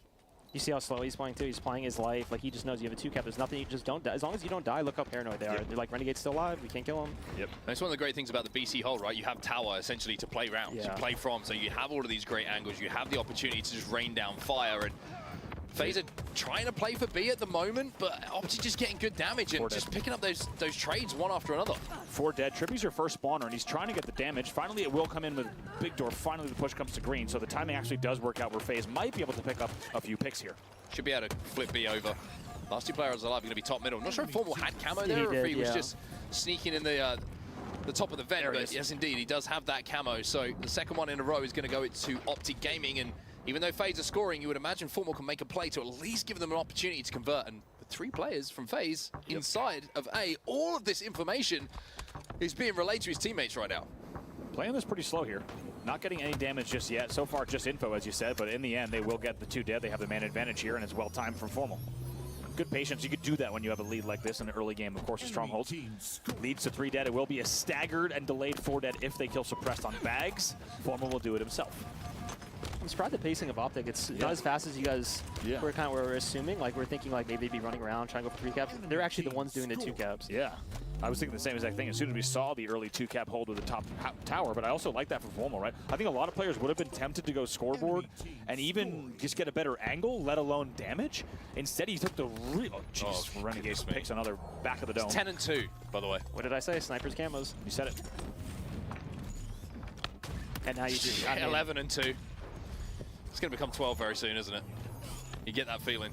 Suppress is going to challenge, and there it is. He's got a feeling. Positive 10 for Renegade as Optic break 100 points. And at this time here, the 108 mark, Optic Gaming looking the best they have in quite some time, especially if you consider all 12 minutes of that Aquarius CTF. Let's get into a listen now with Optic Gaming in the lead. Watch out, bottom mid after tripping. 2 dead, 3 dead. Let's go, top mid, maybe. This guy's pushing you. Go see him. Me too. On me, obviously. I have you. Don't move. Nice, guys. Look at big. Just top mid, C. Yo, cut some shot. Yo, go to tower, man. Go to tower. Cross. On hill weak. We can see. Never die off tower. Never die off tower, man. Never die. Give C, take it back. Never die.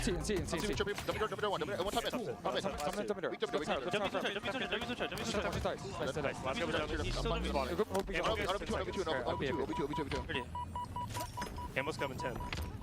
Three cuts. Top. One shot. Camo's coming now. We're giving it. We're going to give it. Yo, in the vent. Top on the vent. Top on, give me on your net. One dummy door on me. One try put. Yo, 2 e-put. No e-put. Getting on camo. Get her. Bro,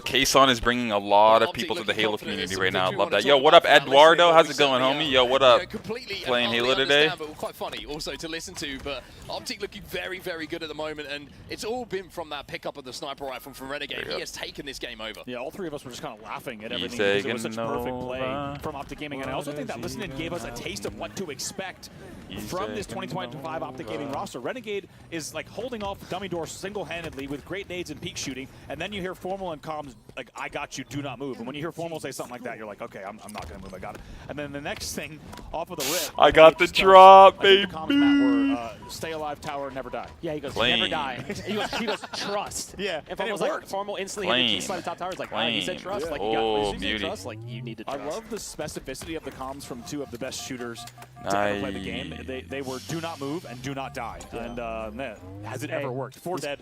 But Trip Cap on the other side now. Let's see if they can make the comeback. Great stuff. I think this bomb's really huge. He can make some plays and go straight back to B, especially with the Trip Cap. Just free damage, essentially, for Penguin at this point. Ooh, and Scump's really watching. Nice. Able to overextend with this QT. Can pressurize so beautiful, beautiful, beautiful. Can get a new angle. Kaysan has more viewers than Halo, bro. That's crazy, bro. In the end, used it to stay alive. Had the trade after the trade in mind. I like this by FaZe. They're keeping them staggered. Renegade got sniped though. That's a 6 for John. Renegade got sniped again. Can they shut him down? But look at the score. 177 to 130 now. And all of a sudden, this game is looking more manageable for FaZe, but Renegade once again just hitting headshot after headshot at the moment. They need to get it out of his hands. I like how Oh my goodness. I like how just when you think that Renegade is not going to check dummy door, he like fakes and goes right back to checking pillar door. Unbelievable now. Still, though, we got to mention 177 to 152. This game is much, much closer. It was a good run from FaZe, but still a lot of Halo to play. Yeah, finally Renegade's getting taken down. And as you can see, now it's Falcade's turn to take over this sniper rifle. Not a huge amount of ammo, actually just the 1 bullet to play with. But Optic are 3 dead again. And FaZe have stayed in this, most importantly. And they are now moments away from getting back into a lead here that they had right at the start of this game, and for the first time they get the camo as well. So sniper rifle out of the hands of Optic. Dude, almost did a backflip over the coach. Matt and I, we're watching Keydor wondering. This is, yes, FaZe, we need game 5, bro. Come on. Yeah, he starts getting shot mid-jump. If he would have died there, I would have. Would not have been good. Yeah. That is playing with fire, but Falcade doing it well. QT is going to be up here, but he's just going to hold this contest. Has to fight Nest as well as B. That's going to be a nice little reset. 2 dead for both sides. Just better get the QT here and just play around the player in Nest. What a swing again. 199. Looks like Optic are playing for the ends, though. You can see they've overextended towards the scoreboard here. They're going to try and flip A, and they're going to do exactly that. And Falcated not dealing with bound quick enough to really put pressure onto any of these other strongholds. And now you're seeing Optic taking some map away from them and really starting to pressurize. Ooh, here comes the speed. 2 dead here. Nice pressure coming in from Renegade. Also, the death stick does not come in, which allows Renegade to do that damage. 3 dead. Trippy was your last player live on pillars. He will fall. Falcade already in mud, though. And actually, it's going to be 5 dead there. First spawner gets taken down as well, which brings a big opportunity for points on the board for Optic. First ever 5 dead. It's the first time you said 5 dead, I think. I think it all the time. Legend now, just his job is to protect B. You can see the FaZe are trying to flood, they're trying to pressure, but Suppress is going to be the first pick. Sniper rifle is coming up. And with the game essentially tied around the 200-point mark, Sniper's camos, it was something you were highlighting from moment 1 here. It could be the game winning. I see Renegade going for the snipe again. This is going to be his 5th snipe. He's 23 and 11. Yeah, I think FaZe needs to be playing for the snipe. They keep dying right before, and it's still up, actually. Triple cap here for FaZe momentarily. Penguin and Suppress, they're going to get a couple of kills. It's bound this time, though. He's got the sniper rifle, trying to keep it in his hands. Renegade will at least give him a little bit of space to run away as he picks up a kill himself. Actually picks up a double at the back of B. Formal will find another. They'll get the reset, or at least the contest onto B here. They do indeed get the reset somehow or other. Trippy goes intergalactic on us somehow. Some sort of quantum physics being broken there. Dodges that snipe. Formal somehow stays alive, gets the help that he needed. A lot of pressure here on B. Keep scrappy. It's getting very scrappy. 2v2 now around B. Suppress has that sniper rifle. He's got Renegade in front of him. It's the body, but it's not the headshot. And that could be the difference between B being going to Optic and FaZe, and it's going to be Optic who flip it. Wow, big 1v1 there in the end, and they get the spawns at green as well. Things could have been quite different now. 230 on the board for Optic Gaming. Renegade's back on bridge with that sniper rifle as well. It looks like FaZe are trying to pressure towards C.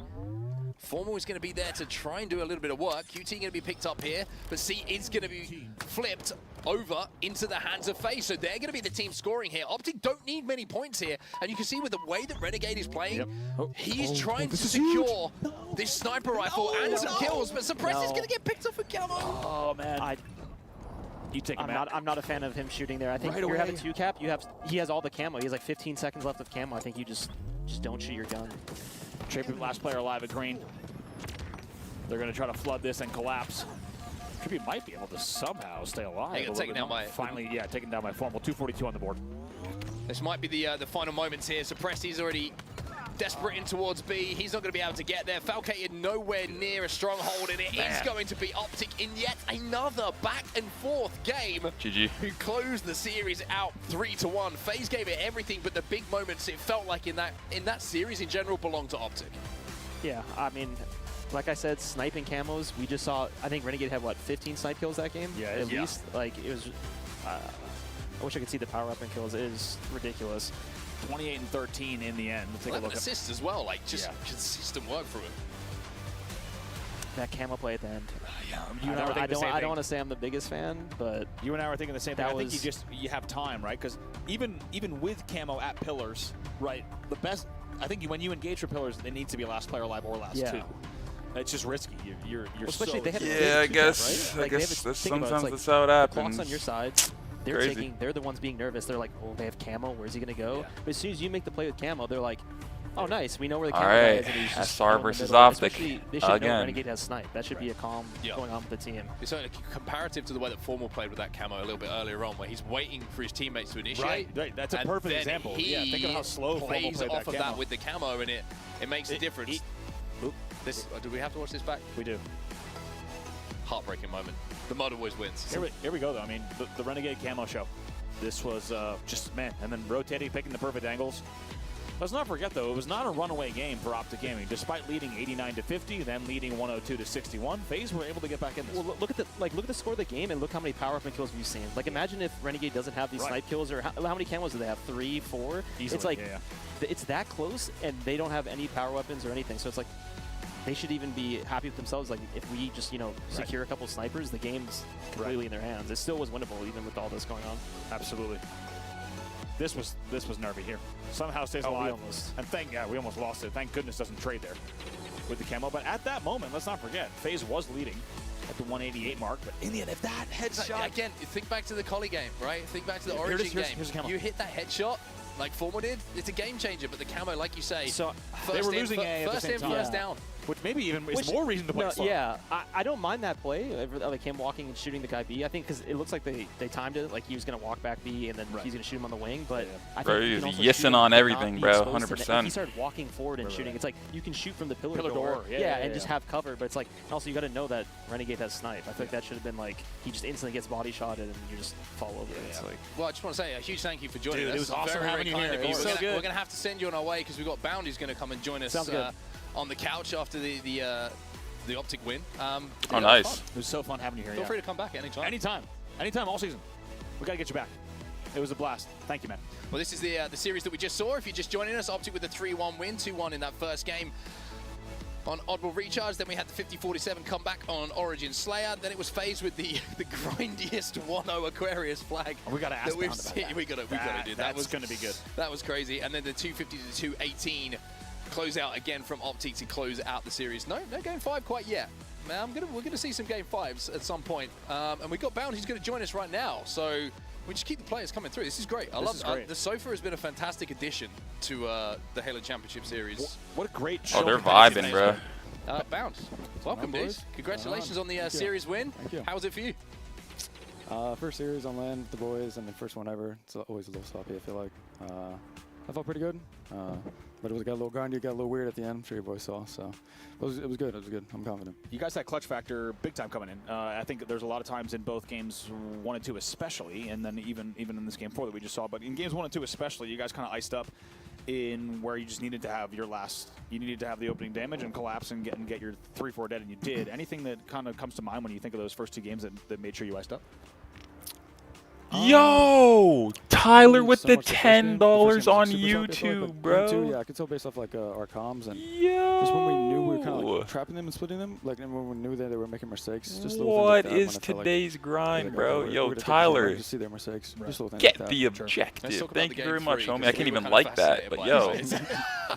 We really were. It was a 1-0 Aqua flag, which I can't really remember. This guy's super chat for $10, bro. The grindiest Aqua flag. What was it like to be a part of a game like that? Oh my gosh, bro. It felt like molasses. I felt like we were stuck in molasses a little bit. I was like, dude, It's 1-0. Tyler, Like big 30 fucking seconds, homie. 1-0. Thank you very Jesus. much for the super chat, bro. We could not get the flag I up. see you, so dog. really felt like, and they just always had something to say about it. So yeah, did it feel like they were playing? One thing that when we were watching with World 2, it felt like they were much playing, appreciated, I mean, bro. First of all, they had a clean pull where they were and camo where they were running it. You were first spawner fridge, On and you the get a really grind clean again. kind of first kill on that flag. Yeah. From Get then some chips on, they really played quick. The most Gotta careful keep eating. CTF we've like ever seen, where they were only running high gen. Yeah. Even when they had camo, they were like tiptoeing the flag and letting their shields recharge on the flag, and Penguin even waits on the pillar. Did it feel like there was anything for us from our POV? It felt like if there was a 50-50 mid map and the flag was down table P1 car 1, they just chose not to run it. Did it feel like that for you guys? That they were just playing like the most careful Halo? Yeah, it felt super careful, and we could never find the last guy. I felt like they'd always be 3 dead, and we're like, "Where's the last guy?" And we're like, "Whatever, just run it." And the second we run it, we hear the shots start hitting them. Like, fuck. So, It was a tough one to be a part of. I imagine FaZe obviously taking that one, and then the final game must feel good to have Renegade on the team when he's going off and snipe like that. Makes life a little bit easier, doesn't it?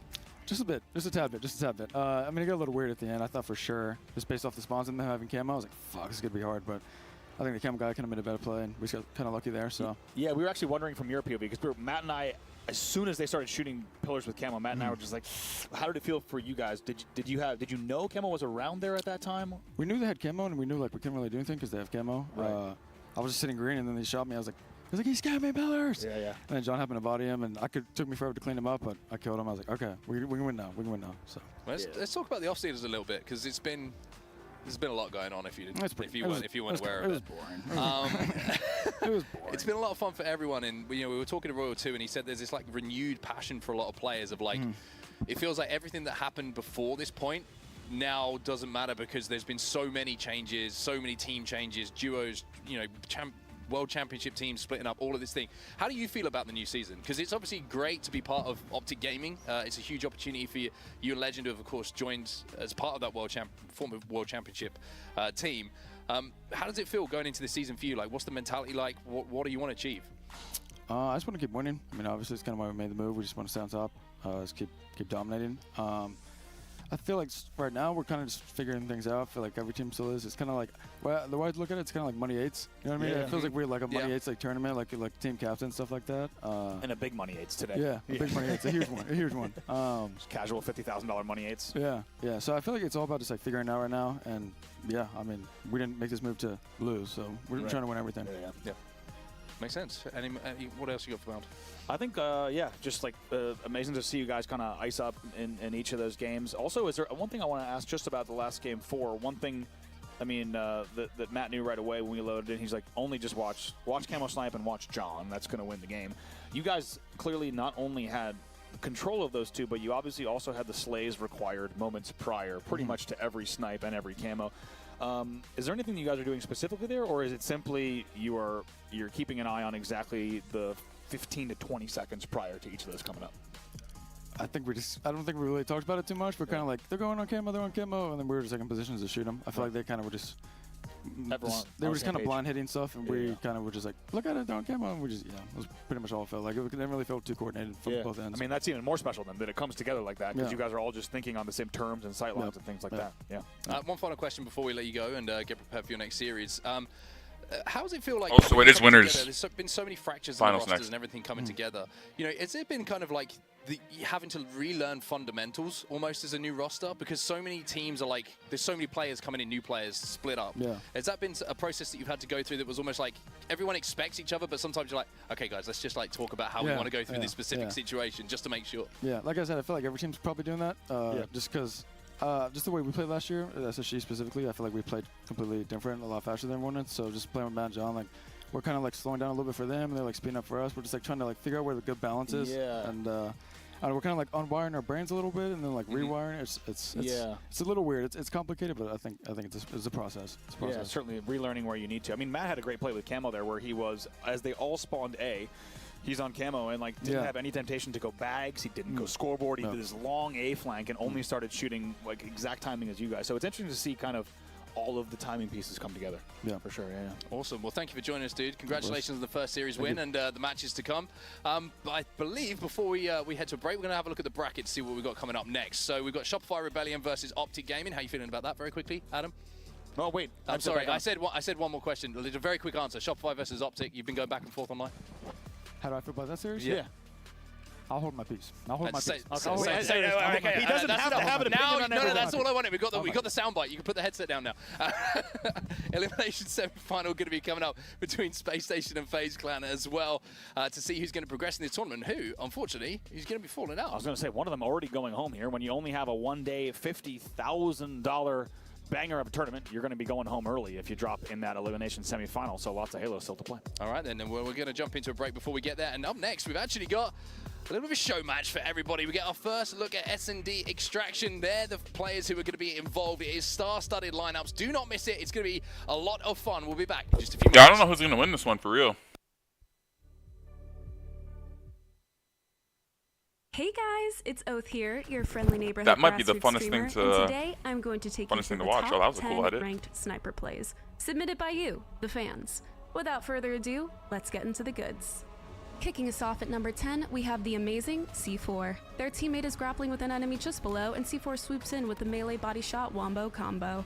In an unlikely turn of events, the entire surviving enemy team decides to have a party in this one precise corner of the map, and C4 shows them the meaning of pain. No scoping suspect number 1 at the top of the stairs before beating down his target from the start of the clip and then brutally taking down the final teammate to secure the extermination. Number 9, Deedle. Absolutely sending it up these stairs and around the corner with zero fear, which is my preferred way to play all gas, no brakes. They come out the doorway, deliver a clean headshot, comes out, sees the ping, gives us a cheeky sprint slide no scope, 180s, takes out enemy number 3 to earn the over, almost gets taken out by JTL over there, back from the grave, but Deedle locks in with a counter snipe and secures the kill tack. At number 8, oh my god, it's Eli X. I love his girlfriend. That's not the point though. The point is, when you see Eli X in your sniper's lobby, you know you're about to have a terrible time if you're on the enemy team, and that is exactly what these poor souls are about to experience. It's gonna be a window, everyone challenging. Eli jumps up to peek window and immediately deletes 3 of the enemy team in the first 5 seconds of the game, earning a triple kill. With half a thought, he no-scopes a sole survivor to get the over and the extermination. I don't think he ever even tries, honestly. I think he just has heat-seeking eyeballs, and what did I tell you, the enemy team is uninstalling expeditiously after that start. Coming in at number 7, we have Moosh SF. Moosh heard about the stunt that Eli pulled in that last clip, so they start off by eliminating Mr. X, before hitting Mint Blitz with the wombo combo for the double kill. They take a moment to regain their composure, but a wild Carson Lute slides in and is swiftly put down with a hasty no-scope. Eli comes back for more, but Moosh is not having it, and shuts him down with the counter. Nah, to show Eli's clip and then show Eli getting clipped is crazy, bro. Previous lobby thanks you for your service. Keep that sniper menace humble. Number 6. Eli X is back at it again, and who's surprised? This guy lives in the Rank Snipers playlist. He cleans up 2 enemies for an easy double, takes fire from above, but he is unbothered by such trivial things such as sniper rounds and lands the counter snipe. He spots the remaining enemy teammate and lands a nasty flick for the overkill extermination. Another lobby shattered. Another 4 players left wondering if social snipers is the safer option.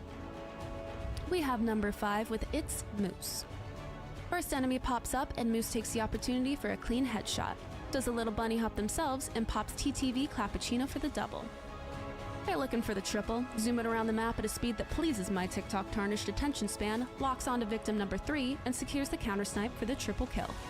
Moose heads back up to top mid, but their spidey senses are tingling, so they peek back to camo for good measure and flick a headshot to land the over. At number 4, we have Z1 Tyler. Right off the bat, our hero goes mid, peeks an intruder, and cleans him up with a body shot. You are not getting away from Tyler. He checks back through mid, spots another body, and nails the double.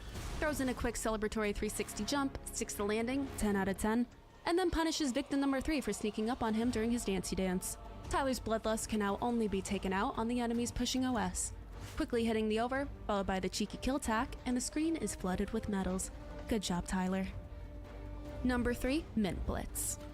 Right off the bat, he hits a double faster than I could normally spawn in and blink. Poor chaps didn't know what hit him, and neither did that guy on the stairs, earning Mint Blitz his triple kill. He jumps off the platform and executes the first person he sees. That's an over. Heads back up to the base and takes out LSJP before they can retreat behind cover, securing the kill tack. He's looking for the next medal, and oh, would you look at that, 2 more heads served on a silver platter. 2 more bullets and Mint gets the Jaro, but he's not done yet, and 1 more clean headshot lands him the kill-tastrophe. You love to see it. We are almost to our top clip of the video, but first, at number 2, we have, oh, surprise, it's actually Mint Blitz again. He spots their buddy coming up the stairs, and he too is guilty by association. so he is swiftly put down for the triple kill. Their surviving teammate across the map takes 2 shots for the over, followed up with another cross-map headshot for the kill tag. Mint is feeling confident at the bottom of the map and thinks this is a game, so he bunny hops and lands not 1, but 2 more headshots for the Jaro. Snags the repulse, launches himself into the air, and lands another headshot to take the lead and secure the kill-tastrophe. Truly a rough day to not be on Mint Blitz's team. And finally, closing us out at number 1, we have Swolviet. First shot doesn't connect, story of my life, but Swolviet is not like me, and he is a professional. So he's gonna make up for it in a second with a disrespectful repulse body shot. Swolviet goes for the triple, and unfortunately for the enemy team, he has unlimited ammo and all the audacity. So for the next few seconds, you are going to watch him go on a rampage that results in a kill-tastrophe. Bullets, fists, flying.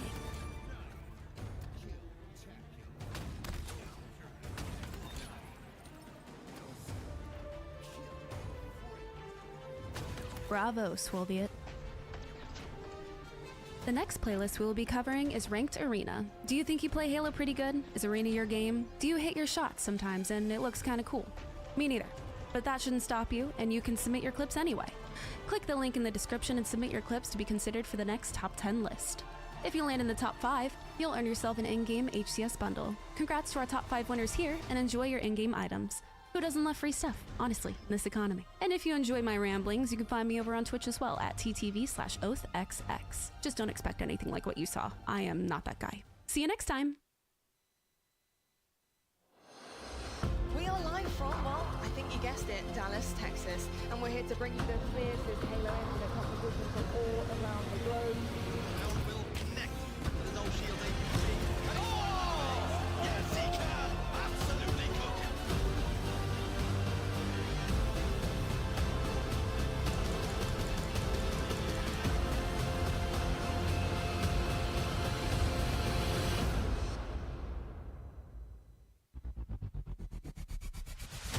Want more Halo action?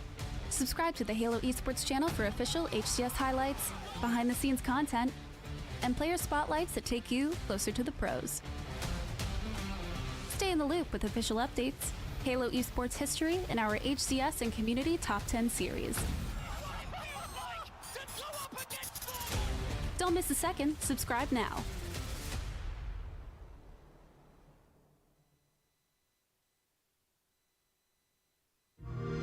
Set start.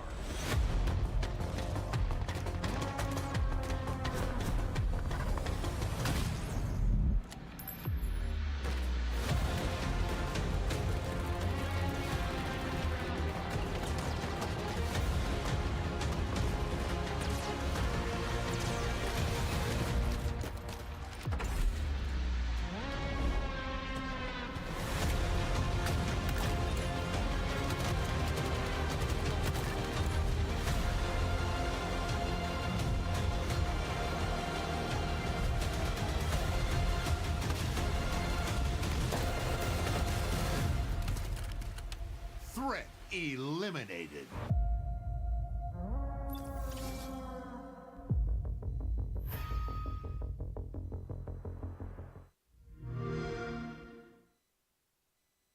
Welcome back, everyone, to another HCS Top 10 Clips. This time around, we're putting a bow on the entire season. It's the HCS AMD Power Plays Top 10 Clips from all of 2024. All right, let's kick this top 10 for the 2024 season off the right way, in Descendant's hands. Right now, he's going to be sliding out towards that shock rifle. Finds an easy kill as he picks it up. The quick scope for a double is nasty. Spots a third player bottom middle trying to get away with camo. You're going nowhere, son. And Descendant also spots the last player to grapple into him. A couple of bags and an overkill to his name. All right, number 9. We saw an overkill for the 10th. Can we get an overkill for the 9th? It's Looney on Forbidden, finding 2 easy kills to start this one off. The third player is going to be a gunfight. He has to win, does so, rewarded with the snipe. Now, Looney's going to play his life here just well enough to get the timing on a body shot for the overkill. Okay, so we got back-to-back overkills to kick this thing off. It's going to be Glory's triple kill from Argyle, if you remember this one. It's pretty special. The Irishman put himself on the map, made his name known with a couple of snipes here. As he transitions, the first and the second are clean, protects his flag carrier for the triple, and it's clean from Glory all year long. All right, number 7, Renegade is going to make an appearance here in the top 10, and rightfully so. Renegade is unbelievable when he catches fire. Catches the first 2 kills, not really looking at him. That grenade is perfect to get him the double. Spots his third player, transitions perfectly, cuts out every route for the triple. He's knocked a no shield here from behind. What can Renegade give us? It's an overkill as he trades, and he says, I'll do it myself for FaZe Clan. At number 6, Ryan Noob from Complexity now making an appearance. HCS Arlington against Optic Gaming, shock rifle in hand and starting to hit shots. The first, the second, the third are so clean. You blink, on a 50K payout, what do you think each player takes home? He's still here to play. Sorry, I just saw that, Tyler. At number 5, I think first place is 25K, bro. And it's SLG with shock rifle in hand. World Championship, and in World Championship form, SLG starting to take down members of Optic left, right, and center. The triple kill is clean. The overkill right in front of him wins the gunfight, and it's an overkill against Optic Gaming for SLG. At number 4, it's about time Optic started making their names known in the top 10, and they're going to start with Dead Zone. Patiently pops the overshield and picks the thrust back up. Pay attention to that. That's important. Picks up the first kill. It's perfect shots. Dead Zone giving us that all year long. The second player not looking at him. Third player doesn't have a chance. The fourth player that thrusts sideways throws him off for a roller coaster and an overkill for Dead Zone. All right, number 3, Formal from the green wall. He said, enough of the clips against me. Let me show you something. To all the green wall fans out there, it starts with Dead Zone's point of view. You know how this goes. He's going to get a kill. He's going to be able to try to play his life back towers. Is going to get. We don't even see the full clip, I don't think. Like, look, Formal's already getting kills. Formal just picked up a triple in the feed. Formal just quick scope someone spawning green for an overkill. You spawn dummies, you're dead too. Formal finds a kill tag in the grand finals of a world championship. At number 2, it's Dead Zone with his second clip in the top 10 for the 2024 season, and it's for good reason here. Formal's the perspective we're going to watch and kick this one off with. Does some damage to the player A plat. Dead Zone actually picks up that kill on the camo player. The second player gets quick scope and he tries to transition that ball. The third also going to do the same, a mistake. Jiggle peeking around this pole will get you an overkill as Dead Zone hits the perfect no scope, lines up the reticle, and makes a play. If only he lived there, that'd be sick. Lucid from Optic Gaming, and probably the best clip I've ever seen at a tournament, and I've been going to Halo tournaments a long time. If you haven't seen this, you've been living under. Oh yeah, this is disgusting. I remember I have the live reaction of this, bro. He catches it. I have the live reaction of this guy hitting it. When he catches it, you already know something good's gonna happen. He cleans up the first kill, the body, second shot is perfect. This player back tower gets spotted, called out, and taken down. Fucking turn. Bob! Like, bro, that was disgusting, bro. Holy fuck, bro. And Lucid puts this team on a highlight reel. Welcome back to Dallas, Texas, everybody. Welcome back to the Kaysan Showdown, and we have a packed couch here. So it would be just 25K divided by 5, 4 players in the coach, or are there overhead costs that would be paid out of that? I'm sure it's different for each team. Exactly, yeah. With each team, there's like orgs that take different percentages and like how much the players and coaches, these guys are all on salary. So I don't know, bro. It would depend on like the team. You'd have to ask like a player on the team if they'd be willing to discuss their salary and how much they get paid from these tournaments, you know, depending on the prize pool. But I know like first place team, the team gets 25,000. I don't know what the other placings get. What do you make of that last series? Yeah, I think. And I don't know what each individual person gets, unfortunately. That many times and expect good outcomes on your side, but the games 1 and 2, it could have been a 3-0 for FaZe.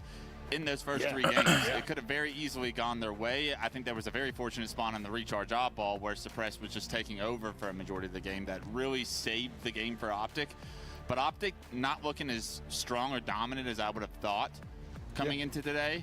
But we'll see. FaZe got to beat SSG, man. Their first series on LAN. Let's give them a minute. All right, let's step away from the big teams that we've been seeing, and let's turn our attention towards our show match. This is going to be a very exciting moment for everybody here, and one of the men who worked on building this whole thing together for S&D Extraction is on the couch with us. So Wes, just talk us through a little bit how we can expect this game type to work. Yeah, couldn't be more excited to showcase this here today. It's going to be first to 6 wins. It's a best of 11. Oh, let's go. They're doing that right now. One side is going to be on Hell offense, yeah, the other Tyler. one's on defense. No worries, bro. Sides will rotate every other round, so you will rotate. You get an opportunity to purchase items and all the different sandbox items that are available through the buy menu at the start of every round. Those do not carry over. Wow, that's gonna be sick. We didn't want the snowball effect to happen where everybody on one side has a snipe, and that's not going to be a lot of fun. So. Oh yeah, the graphic for this was Cassian. Where you lose your that was life, funny. and for 5 seconds you have an opportunity to decide if you want to spend all of your points on buying back into the round. It's a very high cost, high opportunistic I was going to say opportunistic opportunity. Andy would just lay in. It's good. You did. It's good. You got it. You got it. Though. We're growing, ladies and gentlemen. But it's 1,500 points. So you in this economy, who has an extra 1,500 points? Yeah, not me. Not me. I'm buying shrouds. I'm buying snipes. But I think that's the most exciting thing for me in this map mode combination. This game type really gives you opportunity to let things like the shroud, the location sensor, really shine like we haven't seen it in competitive Halo. So I'm stoked to see how those are used even in the show match. And I mean, talking of players to watch when you have a show match and an opportunity to play a new game type, you've got 8 of the best in the world. I mean, you're looking at these lineups. Opportunistic opportunity. As well. You've got kind of got some ex-teammates sitting next to each other, looking across from each other. There's going to be that. But yo, me too, Tyler. Facts, well, bro. Yeah, show match, we always say, like, players are going to have some fun, but I saw a lot of players chewing your ear off, whereas a little bit earlier about, so how does this... They were trying any advantage they can get. Yeah, how do we get ahead here? All right, like, They're let's see. And I think players like Frosty and Formal will have a significant advantage in a game type like this. Hold on, let me just let me just see who would win this, in my opinion. All right, you got boom, boom, and boom, boom. So you got 2 from Optic and 2 from SSG. All right. Then you got 2 from Rebellion, 1 from Optic, and 1 from FaZe. But arguably, like, the 2 better players from SSG. You know, because then you got Eco and Snakebite. What up, AJ? Left squad got it.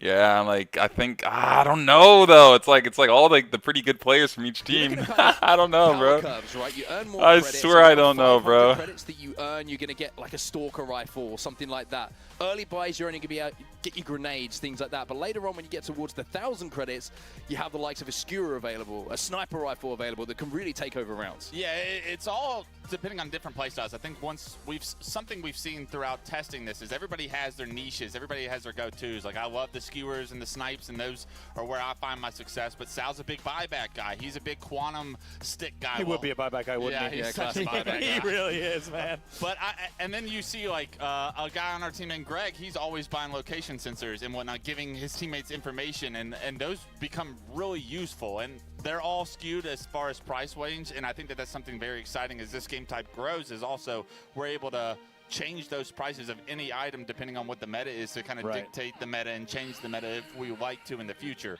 But you start with 300 credits. Every single round you're given 300 credits. For kills you get 100 credits. For planting or for initially extracting the device, you get 50 points or credits, and then you get 100 for converting it back. So there's I don't know who's gonna win this. There's actually a credit icon in the middle of the map as well. That's where the 100 points that a lot of times people will play for, especially if they're on. Yo, is that Sal? Yeah, no way. If you get those, the next round you're guaranteed a sniper. Right. Yep. So that's how my thought process will go throughout the game. Is like, how close am I? Is it worth the risk of trying to play for mid, or do we want to just go towards A or B? I think as far as strategy is concerned, though, a lot of the strategy in the earliness of the rounds is dictated by the offense. If you're on defense, you're kind of playing for information and then planning on waiting for your team, because numbers is such an important thing in Halo. Yep. And especially with the shields, it's very difficult to get yours or a pick if you're by yourself in their group. So you kind of let the attack side dictate the pace here, and then you plan on retaking it with whatever sandbox items that you purchase in the round, and you hope that maybe the offense use some of theirs in order to kind of take that space. But in a game type where you're paying for every grenade, you're paying for every charge of equipment that you're using, if you can even just bait out a little bit as you're waiting on the reinforcements to get, those are win conditions. I mean, one thing that always stood out to me already, I mean, we were lucky enough to play a game or so this yesterday, and watching some of the gameplay as well. No losers bracket match yet. Interesting to me, like, the grenade play. Like in Halo, it's like you're used to having the 2 grenades, finding them on a body, and you can kind of every fight you go into, you're using that grenade as like an initial, you know, get the big damage and then follow up. But on this, you've got to be so careful about when you use your grenade. Are you going to save it to try and like deny someone moving through a choke a little bit later on to buy time? Right. Are you going to try and wait for a trade stick? Are you going to try and group someone, flush someone out? It really does change like how the most basic principles of a combat loop of Halo with a grenade is completely different now. Well, it's like I talk about play styles and like how everybody, like I said, finds their niches. I spent like a couple of games throughout the testing of this only buying grenades, and I was like, yeah, I'm actually like, it was probably the highest skill game I ever had, and I was like, it's because nobody else on the map is really spending their money on grenades, and I'm now like given this opportunity, like you're saying. Well, talk us through the map a little bit here as well, because my understanding is design-wise, a little bit of a spiritual successor to the Halo 3 pit that we know and love when you look at the aesthetic. But talk us through, you have an A site, we have a B site, we have mid as well. I mean, talk us through it a little bit. Yeah, you got 3 lanes. One leading towards, from each spawn you have 3 lanes basically. One will take you to mid, one will lead you to A, one will lead you to B, but there's also sub routes throughout the map that allow you to cross over and maybe sneak through gaps of where the defense is playing. Looks like we're jumping into it. Well, it looks like we are indeed. This is the world exclusive. This is the first time we're going to see this in our show match, and I'm going to be honest, I'm kind of gassed for this. Like, this is the first time we're going to see some of the best in the world playing this. Man. We love S&D. We love S&D, and we're going to get to see it Yo, here. this is crazy. The buy menu, you can see the credits available as well. Only grenades available. Plasma grenades. You see a couple Frosty's already, I can already see that Frosty's been in your ear. Yeah. You can see the repulse, the grenades are purchased. A couple of them bought thrust, and thrust is honestly something we don't traditionally purchase a ton of throughout our testing. So interested to see how that can be played off by the highest level players. All right, here we go, baby. World premiere. Seek and deploy extraction for the first time ever in Halo Infinite with, we'll say, all-star rosters underway. First engagement taking place, and right away, Formal starting that extraction. In the meantime, though, you do see the Eagle team is going to have taken the points in the middle of the map, so they have opted to just play retake here. So it's retake going to be in. 2 players in the pit at the moment, and this is an area that when we were talking through some of the gameplay whereas we were saying it's such an annoying place to try and flush people out, but the first pick is going to go down to Legend, which means the Eagle team are going to have a man advantage here. And do they regen? No, no regenning. Yeah, that's it, just 1 life.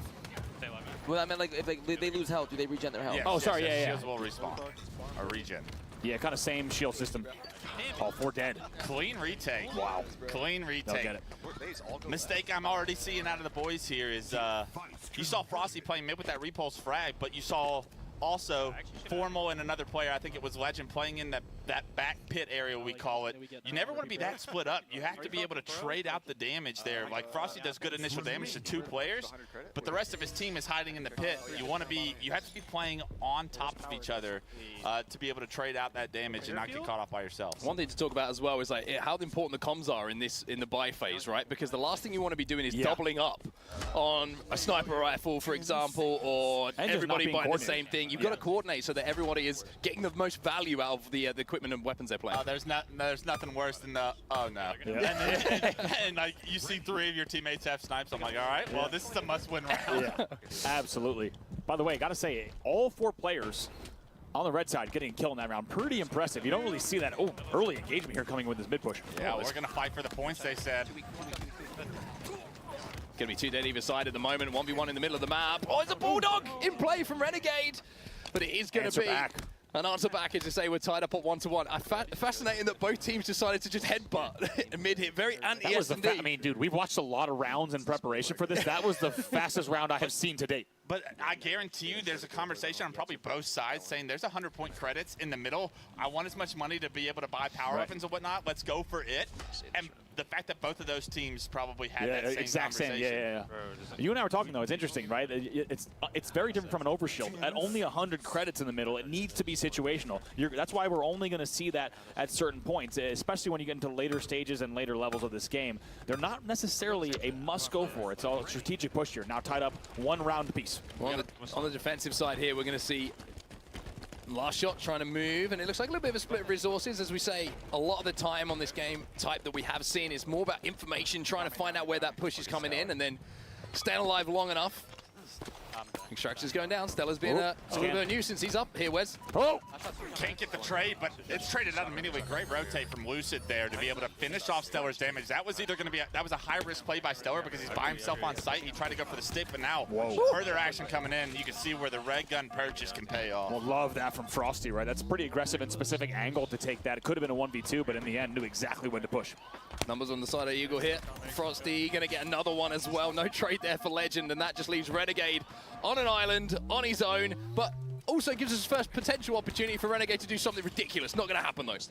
Easy wipe there in the end. 4 will fall. And right away, they'll take a look at that big answer back here from our blue side as they're able to get their second round on the board. It feels like they're picking things up here pretty quick, Wes. Frosty goes Stalker's crazy right there after he was hitting those shots. And yeah, in the right hands, those power weapons are going to be so special. I mean, you could think of Shocks, you think of S7s. These guys are going to be putting out a ton of damage when they get to their economy in order. You see 1,200 over there. I was going to say, we could and should see maybe a snipe in play somewhere at this stage. I imagine you could have seen it earlier potentially on the math, but there you go. We're now going to see some sniping, which obviously changes the dynamic of the gameplay quite a bit in terms of how you need to poke your corners, how you need to check your peaks. Here's a sniper in the hands of Formal. Let's see what he can do with it then. You get a pick here.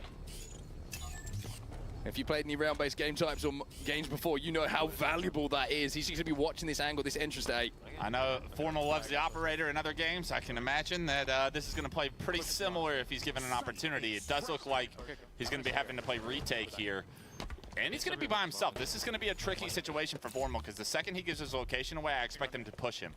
One thing that's interesting here is he's checking his corners. That's someone who's played a lot of this, and you were talking to us, Wes, when we were kind of doing a bit of prep for this and saying, like, there's so many little nooks and crannies that you have to play and check, and if you don't, it can be a problem. Sniper's going to go down for the hands of Formal, but Lucid, he's found himself with the skewer in his hands, and he put it to use. Oh, important kill there. Does not take any damage either. Sniper skewer. Would love that. Last shot, last player alive. Quick. Two-shot. He's just going to go in to try and finish this off. Pulls out the skewer, not going to connect. Last shot will be traded out, but that will be another round on the board. I mean, Wes, talk to me about the power of the skewer, because I know it's one of your favorite weapons. Man, the skewer is so fun, and the fact that it was removed from competitive in the arena is a shame, but I love the addition that it brings in this map mode specific. And now, as you've been hearing in the background, we have a little bit of comms because the comms can get pretty hype here. In this round, we want to get exclusively into a listening to see how Formal, Trippy, Last Shot, and Frosty get through it here. They've got a tied game 2-2. Let's see if they can get the go-ahead round. 10 seconds. You putting our O's, bro? Yeah. You know, right? Yeah. Multiple sites ready. You go deep or mid? Go deep. Go You deep! probably yourself one. Yeah, I get you. I found a fucking home. Nobody mid.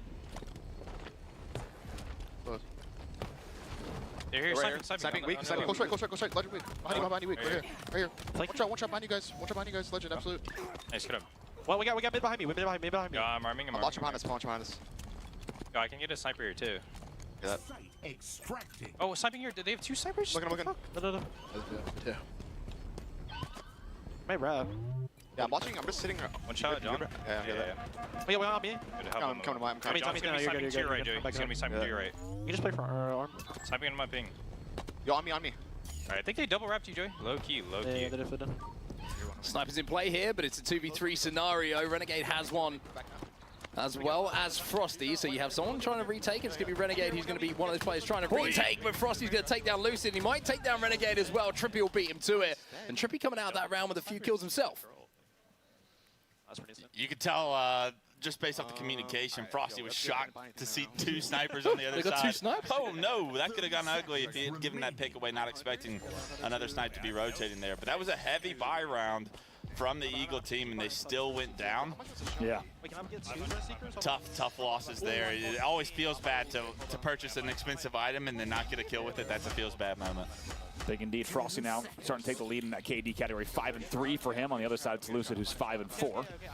And with that round, a little repulse stick combo. We figured, I know you guys have been seeing a lot of that, especially due to the cost of it, right? It's a pretty cheap way. I think the way that you explained it, the way you can hold chokes, the way you can also be aggro with it, is pretty valuable. Yeah, I like it on defense a lot. Offense is going to be interesting to see how Lucid tries to play this. Hope we stay on board with him as they take the credits in the mid and then approach. They spot everybody here. This is going to be There it is. There it is. Okay. There you go. He knew exactly how this round was going to go. He looked at his crystal ball and knew exactly what was going to take place. There's going to be 2 dead on the Cobra side here. It's a 4v2. Defensive stand they're going to have to make. Last shot finds 1, but the heat wave will be enough. And now we are tied up at 3-3. This is okay, I'm telling you. We're getting into it. Might have been G8 for a bit, but Lucic is still 2-tap there. Puts the heat wave to use. You can see a smile on his face as well. He hasn't forgotten how to use the weapon, and just like that. Might need to start picking it back up. I was going to say, exactly as we had hoped, we are tied to 3-3. If you're just joining us here, this is a sneak pro preview of S&D Extraction coming to Halo Infinite. By the way, this summer, we can confirm, and lots to look forward to with this mode, of course, but the first ever time we're seeing this map and the mode kind of cool, bro. I'm not going to lie. The Kaysan Invitational. We're tied up 3-3. It's first to 6 rounds wins. And if you're enjoying what you're seeing here and you want to get your hands on it, it will be playable at the Optic Major that's coming up as well. So make sure you get down to Arlington, Texas if you want to play a little bit of S&D Extraction. You want to get your hands on the game mode and have some fun yourself. Kind of cool, bro. One thing that's really standing out to me is the amount of smiles I'm seeing on players' faces. Yeah. Everyone is having a good time right now. You can tell both offensive sides are playing for the points. The demanding mid-control. Renegade's going to have a shock rifle here. He's going to be forced to try and hit the shot. Lucic with the Stalker as well. Everything's slowing down a bit, right? At 3-3, things are getting a bit dicey here. First kills do come in. 2 dead here for the blue team. Oh, no. This is actually going to back down perfectly right here to at least get Frosty overextended, and it is going to get traded out. Former last player alive. Taken down. We've seen shockwaves, we're seeing bulldogs. Everybody's got their hands on the short range weapons again and gone, do you know what? I kind of miss these. These feel good. They're still doing some work. Everybody had a power weapon. The Stalkers, Shocks, Bulldogs, those Frosty just with a thrust that actually tried to make the play the most up there, being aggressive. So yeah, just like that. See Eagle bounce back. Red team, Legend, Renegade, Stellar, and Lucid able to take the lead 4-3. And now able to see if they can get it. If they do get this round, of course, they will only be 1 round away from closing it out. 10 seconds. Chances we get a round 11 in the first? Hey. Could happen. Oh, wait. They're going back and forth. See who's got the ice. I was going to say, right now, we're on pace to hit it. But you got to jinx, counter jinx that in the spirit of Royal 2. Royal 2 a little bit earlier. He earlier told us if we jinx something on cam, got to immediately counter jinx. He's a superstitious kid. It's worked for him so far, dude. I don't know. I'm about to pick up every superstition he's got. So it looks like it'll be. They think they're A. I was going to say a little a wrap towards A here. It's a big wrap. This is the all hell. Oh, no. I meant B. I said B. My mic didn't work. One of those. That's the risk of grouping up and all hitting one lane. Hey, let's go B. Let's go B. Still got 48 seconds, though. There's a minute on the clock once the site is originally extracted. What are the comms on the other side? You're like, what is going on? How the hell are they? Are they playing? You know what's funny? On the rotation time, they could have checked every corner and still not found him. Here we go. Engagement starting up. Frosty early damage. So important that Legend stayed alive in that situation. He got the info, stayed alive, escaped, has that Bulldog, now comes back out with that Bulldog and finds 2. So Legend takes over this round. Wow. That's going to be a clean round from the Cobra side. Clinical. That's impressive. That's That's 2 rounds in a row. 2 Legends rounds. just said, you know what, I'll just do it with the blow. Yo, mini-map for Observer would be such a good idea. If you look at the map, Holy. of course, everyone's seeing it for the first time. These pro players are playing it for the first time as well. But when you're around mid, Wes, you know it better than anyone else, there's some places where that Bulldog can get pretty gnarly, and it can certainly show both its bark and its bite. And with that win, we now have Red Team only 1 round away from taking the world premiere of S&D Extraction. Push it back to the repulse stick combo. All right, 1 more round. Get it. You heard it. You just heard it. One more round. Match One more point. round. Where we go? Trippy buying a snipe on the offensive side. This will be fun to watch. Going towards B by the looks of things. They want to try and get the extract over at the B site. Trippy's going to try and get that pick, look over his teammates as they move in towards site. Looks like a little bit of a split on the defensive side. Lucy's going to try and get some info. It looks like he has got that info and backed away smartly. I love how, yeah, that's perfect defense right now from Lucid. You're just waiting for reinforcements to get here. But last shot somewhere on the map, able to get that first pick. He's like, hey, this Bulldog works pretty well. It works extremely well. He just found 2. Stellar finally going to take him down, but we find ourselves in a 2v2, so the numbers get evened up very, very quickly. Formal finds another one. He's got the thrust to work with as well. Oh, he goes with the harpoon? him. But Frosty's going to close it out, and we find ourselves continuing onward here, 5-4. The round 11 is still beckoning in its way towards us. Come on, baby! Big win. Backs against the walls. Opportunity maybe for us to go to 5-5. We'll have to see. All right, watch. There's going to be some key buys here to see exactly how this plays out. Yeah, you have to think the Cobra team just spent all their money because they were on the brink of elimination. It was match point. You can't use it when it's... That's true. So even though they're up, that means they've used all their stuff Eagle team will as well. probably have a much more Very powerful buy true. here. Very But we'll true. be Very interested good to see point. kind of what can you scrape up if you're Team Cobra? You got a couple of kills. You get the 300 credits for every round. Can you make something happen with maybe a Bulldog or a Repulse stick or something? So here we go then. Are we going to see the round 11, or is it going to be the Eagle team who close out here in our S&D Extraction Pro preview? Here at the Kaysan Showdown, we're going to see Renegade sliding in. It's Bulldog versus Bulldog. And first Form's one. gonna lose that one. Damn.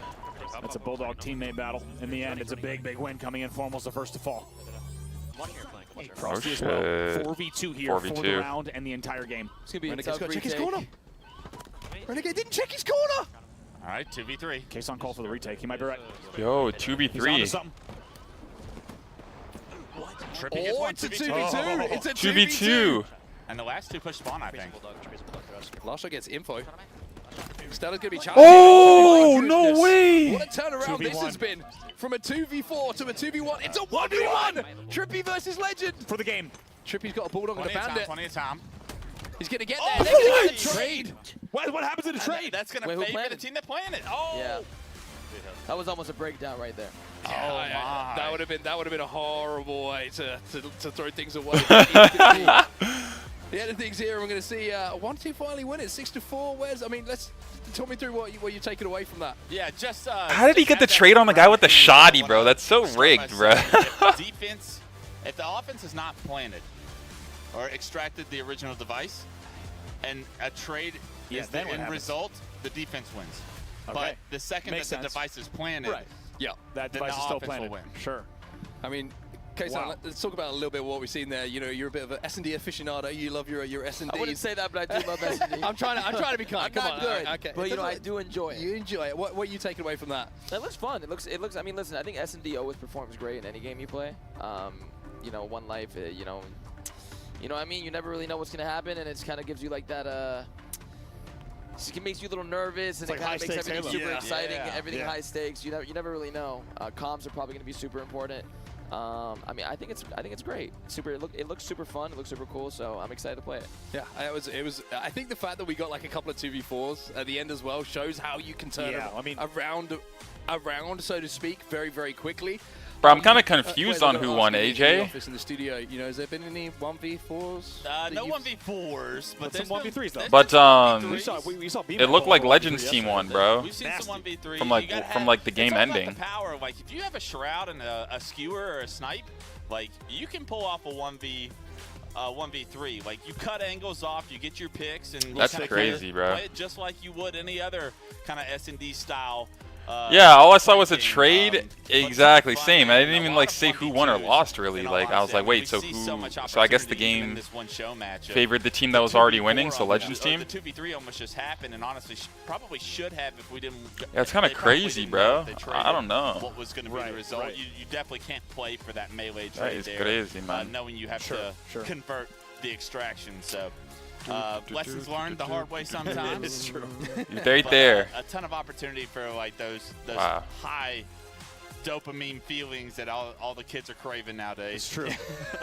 We do all seek dope. It's true. We love dopamine. I mean, it is a lot of fun to watch that as well. And like we say, it's going to be available in Arlington as well to play if you're going to be at the event. So make sure you're down at the Optic Major if you do want to get your hands on it yourself. A little bit of a reminder of how things work if you're just joining us as well. Andy, I'll let you and Wes talk through these as we've just seen the games. Let's just remind the people at home exactly how S&D Extraction is going to be working. Yeah, Wes, this is your baby. I'll let you run with it.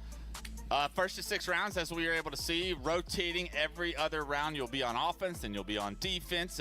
Asymmetrical map with 2 extraction sites. You saw both sites, A and B. You saw how both were kind of played from quite different sites as well. We should mention. Absolutely, a little bit bigger of a site on A. B, a lot more congested, favoring the Bulldog shotguns, as we were able to see. Bulldogs were aplenty in that first show match. You probably try to find ways to counter that, but I think that that's part of the growth in the player experience. They'll learn that repulses and grenades are and all sorts of different utility that can be used to kind of counter that Bulldog. So I don't expect that to be the meta for long, but a ton of stuff. Something we didn't see was the buyback. Right. No players, as predicted by me going into this, I was like, no player's going to save up 1,500 credits it's a lot of money. This opportunity. They want the sandbox now. It's a very that's the culture nowadays. It's the temptation. Anyways. Yeah. Just a reminder that there is a a competition going down thanks to our friends over at Forge Hub as well to create one of the maps for S&D Extraction. You just saw some of the information on screen there as well. So if you're an avid forger, it's time to bust it open and we need maps. By the way, $20,000 prize pool. Shout out to both Halo Studios and Forge Hub for helping to put up that prize pool. That's a massive prize pool just for the Forge Hub competition, and it's going to be sick to see. I mean, as you could tell already, that's a world premiere of that map, but also to have more maps with kind of different nuances and lane design, it's going to be really cool to see. Yeah, someone that's been grinding that map, the map that we have. I would love more maps. I couldn't be more excited to see what comes out of that contest, and honestly, just a good opportunity for Forgers to have like that extra bit of motivation and that reason to potentially get showcased in a playlist when we release the mode. So very excited to see what comes from that. All right, then that's going to do it for our show match. Now we turn our attention back to the tournament. We've got our two teams starting to set up in the booths, as you can see here. You've got Kaysan's boys in FaZe. They're going up against SSG. After this break, don't go anywhere. We're getting back into the action. Oh, wow, they're doing the losers match first? That's kind of intense, bro. Wow, someone's going to get sent home before we even see winners finals. That's insane, bro. Nah, that's actually insane, bro.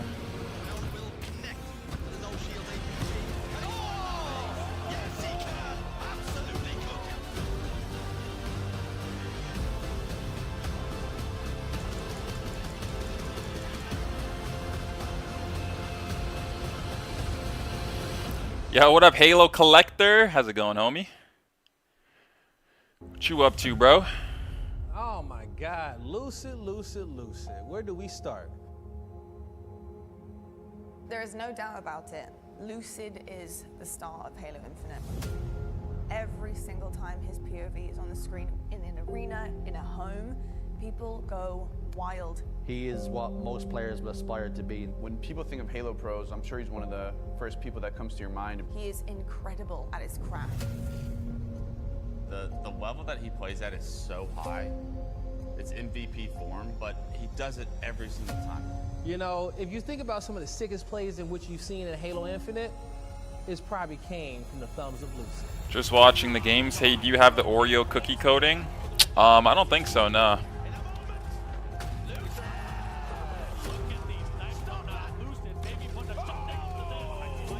How about you, Halo Collector?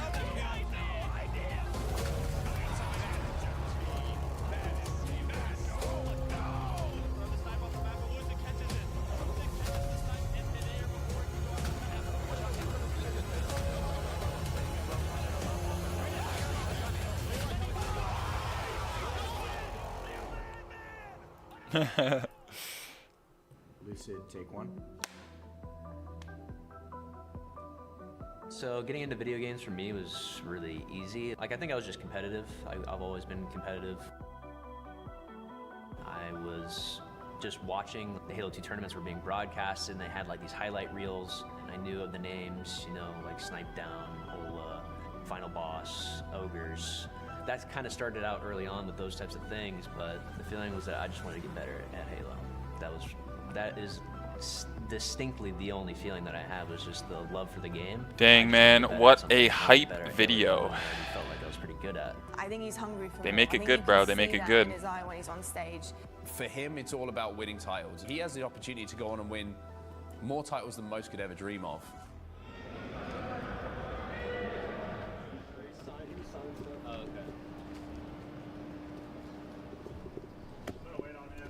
When I think of Lucid's personality, it's actually a very particular personality where he's not your normal superstar in esports that's like cocky and arrogant and like showboating. Lucid's rather quiet and he's rather reserved to himself. He really does have a calm, Have they ever made one for me? I don't think so. In the world in terms of confidence. He's very humble, but I do have like montages and like vlogs on my YouTube channel though. Exactly what you need to be one of the fan favorites.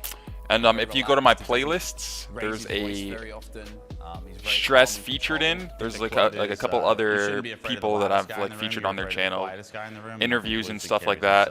But I don't think from HCS specifically. In all of Halo that also summarizes a lot about his personality. A lot of players you'll be seeing like right up at their screen, you know, locked in completely, and Tommy's just like this. This one? Get out of your way. Give me a second here. You're part of the content. Yeah. Right there. One more row back. This one? Yeah, that's fucking hard. I have known Tommy Lucid for about, since about 2016, so a little over 7-8 years now. All right, you gotta come back, Joey. You were supposed to walk. Tom and I came up as amateurs together, and we've pretty much been together almost our whole careers. I mean, Lucid and Trippy have been playing together for years and years and years. They've been a really, really solid duo together. They play off of each other really well. You often do see that on Halo Infinite rosters. Different players can feed off of each other. Well, Lucid and Trippy, that's a duo you need to watch out for. Needs Trippy. Ooh, does he get the fight? He catches it! He catches it! From the mid-map, it's a huge grapple from Lucid. He and I have been like the rocks for each other, because I think yeah, 100%, he's very Tyler. similar to me. We can normally comfortably talk to each other in the team surrounding us about how we need to improve and what we need to improve on, and not necessarily feeling like scared to just be honest. I think that's why we've had a lot of success over the years.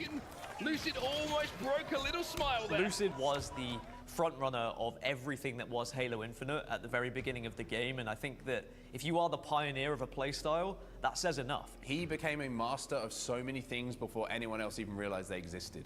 If people want to be you, if people want to play like you, that describes how good of a player you actually are. It is his perfection that he comes onto the table with, and it is so incredible to watch. That ability to kind of put in the work and absorb the knowledge and work out a game so quickly, I think speaks a lot to his intelligence as a player. And from there, he really was separating himself as like being in the conversations for one of the best in the game. I think for me, the Halo community, it means a lot, because I think it's just when you have that passion for something, you just want to see it succeed, you want to see it continue, you want to see it blossom. And I think that's something that, for me, that runs very deep. That star power, that leadership translates so well into the community. People love to hear from him. They love to watch him stream. They love the interviews post-game. He really does give a lot. He understands his role as a leader in the eyes of many in the community. I think that Lucid is a great kind of archetype for how a Halo player should be away from the game, as well as their behavior within it. He's kind of a good voice for everyone. I think a lot of people in the community agree with what he says, so it's very good for him to like very vocal and try to make Halo better. Tommy's gonna be one of my best friends forever. Like, we have been through literally everything together. So I remember it was Worlds 2022. It was my highest placement and I got 3rd. And I talked to Tommy in the after party, and I was upset that I couldn't win because he won. And I remember he told me, like, you know, he put like his hand on my shoulder and he was like, dude, at the end of Halo 5, I got second several times and I could never win. And he was like, you have to fall so many times and learn so many times what happens when you lose in order to go out there and win. And like, that kind of goes to show that he's like supportive to like his cast and like the rest of the Halo scene. 360s for style points at this point. Oh, yo, thanks, Halo Collector. I don't want to open that on stream and like leak that shit, but thank you, bro. I see you, dog. He already has that stardom. Yo. If he can get the accolades to go along with that, he will end up being one of the greatest Halo players that we have ever seen. On the side of FaZe, you're. Oh my God! No, that's awesome, bro. I'm definitely gonna rock that. Into dummies, second onto the silo. Just gonna jump out, no scope for the triple kill. Wait, can he do it all? Wait, listen, you madman! You madman!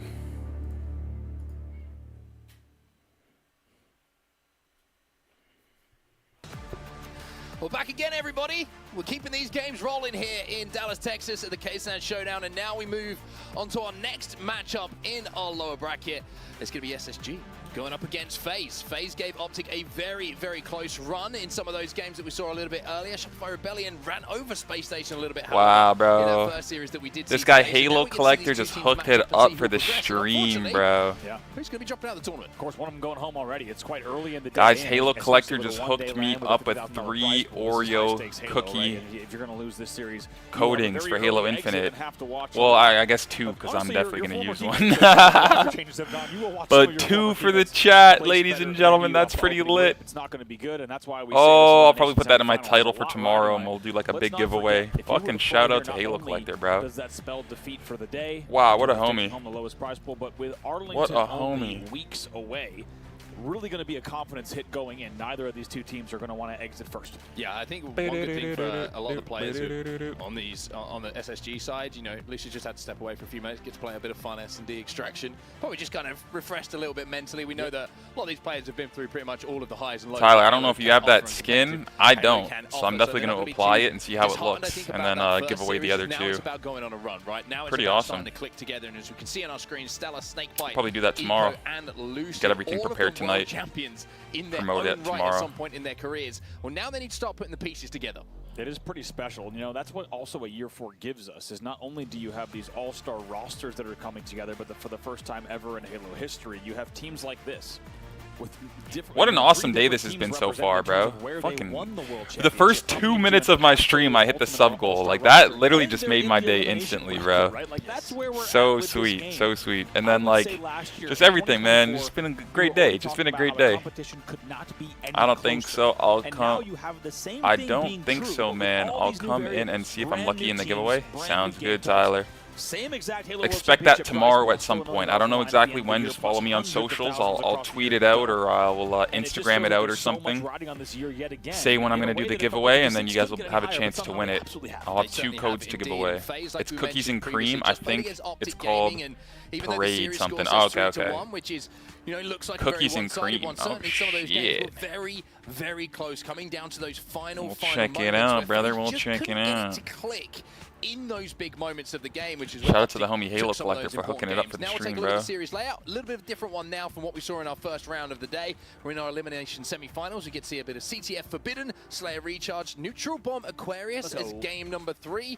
One of our new game types, of course, coming in. And then we have Oddball Live Fire and Slayer Solitude if required. Interestingly here, yeah, if you kind of think about, there's only 2 launch game types here from Halo Infinite, right? And also, that's a kind of a God, you wanted some cookies and cream ice cream? Bro, if you win the skin, you're going to want it every time you play Halo. CTF Forbidden coming in last season, Neutral Bomb Aquarius being brand new. Exactly. I did hear about that Halo Collector. I just wasn't too like keen on buying it off someone or like finding a way to get it. I was like, oh, that's cool, but if I can't get it, no worries. But now that there's an opportunity, fuck yeah, I'm gonna rock it, bro. Thank you. I kind of forgot how it looks like, so I'm gonna have to apply it and see. See that for the first time on LAN here in game number 3. Yeah, I think it's been really good that we've had Bound and Royal 2 on the couch to kind of chat through some of the things that we've been thinking, and I did like how he phrased that. It's like if I had to rewire my brain a little bit from like what I'm doing naturally to how it's going to work and benefit my team a little bit more, and how we're going to formulate our play style moving forward. And I think everyone probably is thinking that right now. Everyone's had to rewire a little bit, and SSG especially. I mean, you think about, you know, we talked about Snakebite and Royal 2 and how this guy Kaysan's watching Donnie warm up. They're going to do. I mean, you think of Trippy and Lucid, they were together for a huge amount of time as well. They knew how they were going to play it off of each other. So, and then you add the new duo into the mix. It's not surprising that maybe it's going to take a bit of time for them to find some traction, and there maybe is a little bit of, you know, relearning to do the fundamentals before they can start to build. Who's gonna win this, bro? FaZe or SSG, bro? The fundamental ideas are pretty good, but execution in big moments, again, it's a good FaZe or SSG, how a bro. new team coming together needs time, needs practice. What a to great button some fucking things up. day, And I bro. think we're starting to see that in not only the way that the games are going, but also some of those big moments and how essentially we're able to see some gaps that a little bit later in the season are certainly going to be filled. Yeah, exactly. I have a lot of respect for what's required there, because let's not forget, a lot of these players have had, like we said, in many cases, world championship success, and when they sit down on a After game, the hype they videos, I got expect things to SSG. work. So the dedication I got that's FaZe, required, unfortunately, especially for but FaZe we'll and SSG, see. Who have not been on top compared to Optic. FaZe just has closer games with Optic and Shopify than SSG. SSG just gets destroyed when they play Optic or Shopify. But FaZe at least can hang, so I think when these two process, and teams for play. I a think lot of FaZe them, is it will just be a going to process show that they they're will like a run little bit until better the of a World team right now. Championship. But we'll Should see. these teams stick together in their SSG could have exact kind 3 of great current games right configuration? here and just dominate That's the them. question. Which But team has overall, done I the think preparation FaZe might for be the this better day? team Both here. of We'll them see find that. We'll see. themselves in the elimination bracket early. It's going to be FaZe Clan and Space Station. Everything to play for here. A do-or-die series. Game number 1, CTF Forbidden. One of these teams will be staying here and continuing to play. One of them, this is the end. Where is this of their happening? tournament. The first Dallas, one, Forbidden, Texas. In our new Halo Championship Series season. Of course, about to kick off for the Optic Major as we're here at the Kaysan Showdown. It's the first time we see it on LAN with these new rosters. Let's see who comes out on top. Should mention also, we just saw it in the fly-through as well. It's been added, but a little bit of new important jumps on this map as well that do change the way the game's played. Speaking of, Trippy absolutely peels and takes the face of Stellar. Early advantage here coming in for FaZe Clan on the aggression. I mean, there's not many better feelings in the world than out-sniping Stellar, right? I mean, the man was redefining what it meant to have that sniper rifle in his hand last season. What a start this has been. Even though the overshield has dissipated, he's already round the corner, and 3 Space Station players are currently watching Penguin run this flag in the death screen. Space Station all up, but it's Penguin who's all the way back to his base. That's going to be an initial off-the-rip cap coming in for FaZe. They're up 1-0. Beautifully done there. Most importantly, he hit the G-slide that he needed, specifically the one off the flag block all the way down to the pillars. That was the big one. Didn't quite hit the other two, but not as important. He gets that flag back. It's a very early flag. It goes in about 45 seconds of play. Going to be an early lead here for FaZe Clan. Yeah, Trippy playing angles really well here. You can see he's picking up kill after kill, but he's also re-wrapped to his base to initially Sherpa that first flag back and then look for some respawners. Those angles are still going to be available from where he is, but now we're seeing a little bit of a push up the map and into the FaZe Clan base here from SSG, but a good grenade is going to slow down this run, and even though FaZe find themselves 3 dead, make it 4 dead, the time is taken for them to pick that flag up. You wonder if FaZe can get back on the map, but that flag is moving, and it looks like SSG are looking to strike back. I think SSG is going to wrap the corner here. Yes, they do. Absolutely love this run coming in from SSG, almost as much as I love the use of your word Sherpa. Little response, okay. Eco's going to bring this flag in, hit the slide presumably, and bring this flag in. We're tied 1-1. 3 dead as well. 3 dead as well. Still here for FaZe Clan, so there's an opportunity to potentially get pressure back on that base once more, and maybe look for a second cap opportunity, which really would flip this game around. Stella finds that pick, and it's going to be FaZe Clan on the back foot, just trapped in their base at the moment. Great damage from Eco there to just fly right. You haven't been to any of these events, just Worlds each year? Oh, nice. Maintain this positioning. He wants to do it because of the Yeah, the events are fun. Stays alive long enough to pick up another one. Needs to dodge some. Lots of stuff to do if you're like a Halo fan and you're just vibing with homies. Especially if you're close by. Like if you live in the States and you're close, might as well just go. I'd probably end up going to more if I wasn't from another country. It's harder for me to go, spend all that money, unless I'm competing. If I'm competing, it's more worth it for me for sure. Flag is moving.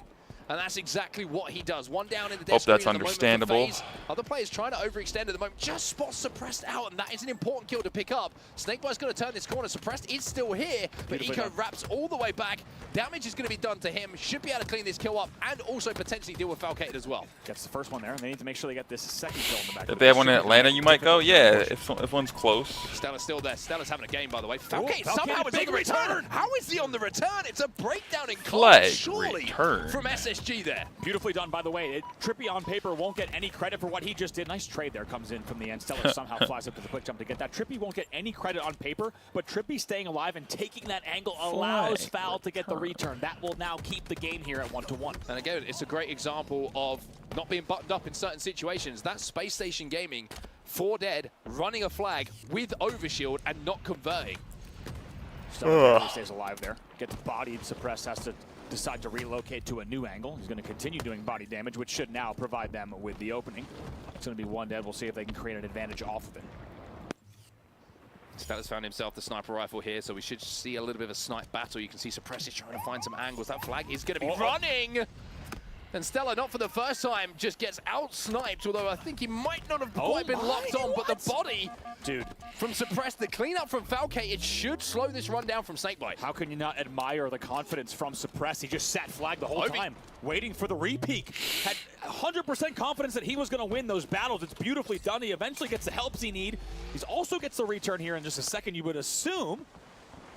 But first has to do it. The job is not done just yet. Well, Stella's doing some good damage here. Stella's looking for that stick. Stella gets the overshield off. Can't quite get the kill. But the flag was still alive momentarily. Now it will be sent back home because Space Station find themselves 4 dead. It's a great defensive stand coming in from FaZe Clan. For a second there, I thought Snakebite had done a great job of actually keeping that flag alive initially, but it's all off the back of the initial work from Suppressed. Yeah, I think both are true. I think it was great routing from Snakebite, and it gave them a very good chance to fight from the Lily. However, in the end, I mean, Suppress, you heard Royal 2 talking about it. How about Suppress in that situation? I mean, that takes serious confidence in your own ability to just sit there and hit both of those shots and know that you'll get eventually maybe the help that you need. It almost does it on his own in the end. We're still tied 1-1 off of great individual efforts from FaZe. Trippy started this run here, and now he's trying to stay alive. Picked up the kill onto Lucid to make it a little bit scrappy. It looks like Space Station have got control of their base enough to stagger this flag run. But Penguin's trying to keep the pace up here. Stella moves back to his hut. He's going to be trying to contest, trying to get some shots down. He challenges, but Suppressed is there once again to support his teammates. 2v2 on the map at the moment. Lucid knows he needs to win this one as well. A little bit of peeking between him and Fallon. You also get the feeling here in year 4 how much those 1v1 peak battles are going to influence these games. Finally gets the kill onto Falcated, so that will be SSG now able to move up the map a bit. They do have control of the majority of their side of the map. A couple of players still on their platform, though, that will have to be dealt with. You can see Suppressed Trippy actually wrapping back towards their snipe side. So it looks like they're not aware of Lucid's position, and Lucid's waiting for a kill to go down before he makes a move. Yeah, he wants damage here. They also, of course, want this overshield as well. They do get the first pick. They get the second pick as well. Let's get now into a listen in here with Space Station Gaming. All dead. Zane spawn. Zane just spawn. Get over. He's really weak. He's their Hawk weak. They're Hawk one shot. Gonna go, guys. I'm going left. I'm going left. I'm not sure where he went. He might be in hut. You're gonna be in front of you. Yeah, main room. Two main room. They go pistol or what? One shot their main room. I died. Yo, they're Mohawk right now. Top Mohawk. Yeah, he's pushing hut. Pushing hut. Weak on the hut. Hit him 3 times. They're main room as well. Maybe help break him with the flag. Kill that Mohawk guy. Mohawk's one. Hey, still their Mohawk. Pushing Braden. Top right in their main room. Let's do guys. Top mid above Kevin. Last guy shooting me. Hear that. Yeah, he's still top right. Top left. One bullet. Dead. I'm still on their hut, guys. Yo, last two. I'm pushing. I'm pushing the flag. Pushing the flag. Main ramp, I think. Scamming their plat. Yeah, there's two. I'm just lucky to live here at home of Halo. Living so close has really helped. Oh yeah, for the World Championship matches in Seattle, for sure, bro. Yeah, if there was more tournaments in like Toronto, for example, I'd be down, They managed but to put that flag on the board, and Lucid has started to hit some big shots with this sniper. Yeah, really nicely done there. Very lucky timing on our side just to happen to catch all of that run, and really the nuances of it. Finding the last player who was alive hut, having to reslay, then also getting the touch. Nice work from Snakebite to make sure that he got that in the end. Like you said, will now be a 2-1 lead with 5 minutes left. Penguin trying to push out Lucid here. Lucid somehow gets the stick after his grenade from initially trying to stick foul will fall and do the damage that would take Penguin down. Falcated now, POV we're going to be watching. Overshield is going to be a point of contention in a few moments' time as well.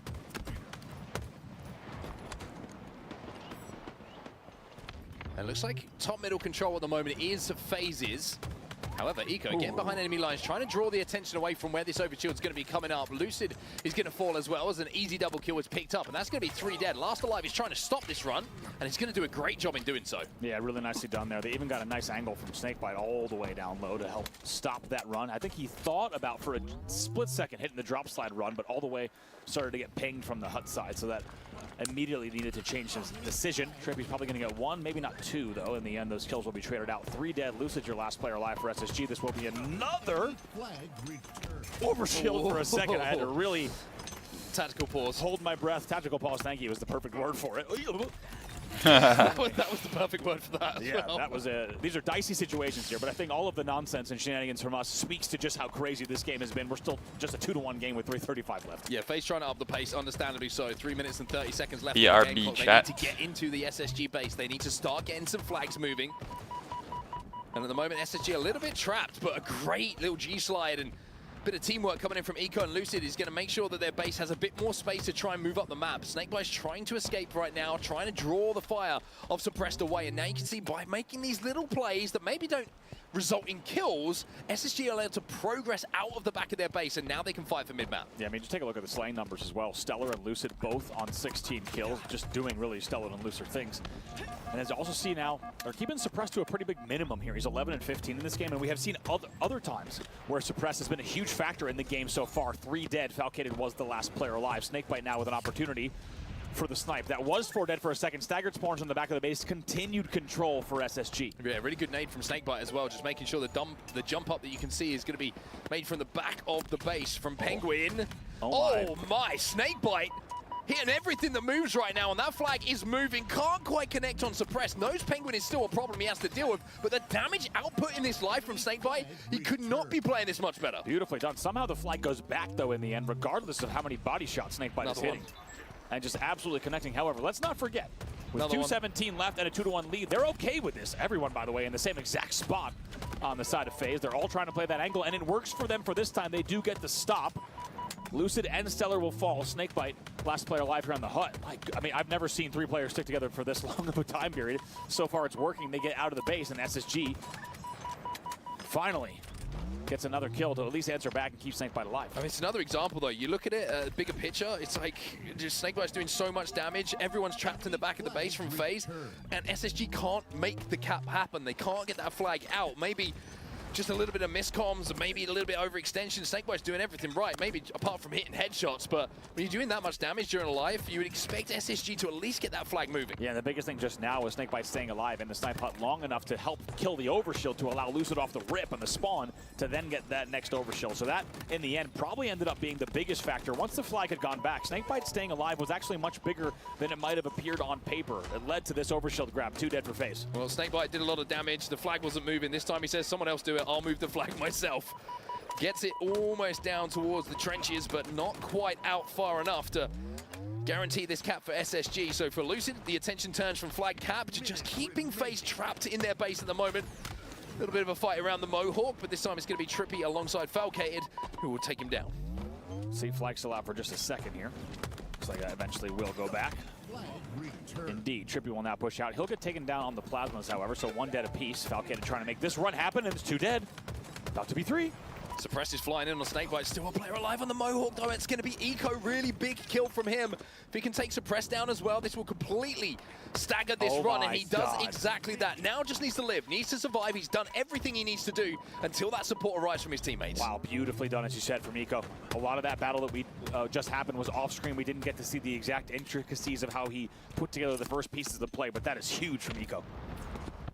FaZe still trying to put that pressure on, though. You can see the flag is moving. It is away from the SSG base, but Eco, again, if you want a great life, this is a good POV to watch. So much damage, so much survivability, and it ends up with SSG taking 4 members of FaZe down. Wow, if you want a great life, Eco's having a great life right now. Beautifully done, as they will take the game. He goes 14 and 12, but it's most specifically Stellar. Drops a 25 bomb in the game. And after what we saw, let's not forget, right, from Stellar last season, this man is ready to put up numbers. And even though he might find himself in the elimination bracket currently at your 2025 preview, he's back doing stellar things. 25 kills on the board, 15 deaths, and 13 assists to his name. Yeah, very, very impressive. And when I look at the stats there and how they kind of formulate and stack up, that's kind of how I expect the numbers to look if everyone's doing their role correctly here on SSG, right? You've got a lot of assists, a lot of damage output from Eco being cleaned up by the likes of Stellar and Lucid. Snakebite filling in those gaps and doing what he needs to do. And I think when you're looking, you know, for very basic information, are things starting to click a little bit here for SSG? When you look at the formation of those stats, who's doing what, that's what you want those players in those roles to be doing. Yes, indeed. Stellar, the only player on 7K damage plus. I also want to highlight once again, Snakebite staying alive in the snipe for as long as he did. The most important thing was that overshield grab. If he doesn't help top mid with those battles, let's not forget, FaZe was 3 players alive at the top of their main ramp, about to grab Ovi, and maybe kind of kill Snakebite late on the way back with the flag. That could have gone so different if he doesn't pick up kills like that. So in the end, it's unsurprisingly, it's the plays that Snakebite is making that don't go on the stat sheet that become huge difference makers in the end game. Yeah, it's FaZe who scored, remember, very, very quickly in this game as well. Almost immediately off the rip after winning the opening battle between the two teams. Managed to get that flag all the way back to their base and score first. But there's good resilience here from SSG to make sure that it didn't go to 2-0 and get a little bit dicey. They kept it close, they kept it interesting, got that first flag on, and then all of a sudden things just looked like they started to click a little bit for SSG. Everyone felt a little bit more comfortable in how they were looking to play on the map. And final moments of the game, we saw them close it out pretty comfortably with some big defensive plays. But it's, you know, when you're going over to POVs, you see Lucid with sniper rifles hitting shots and bodying everybody.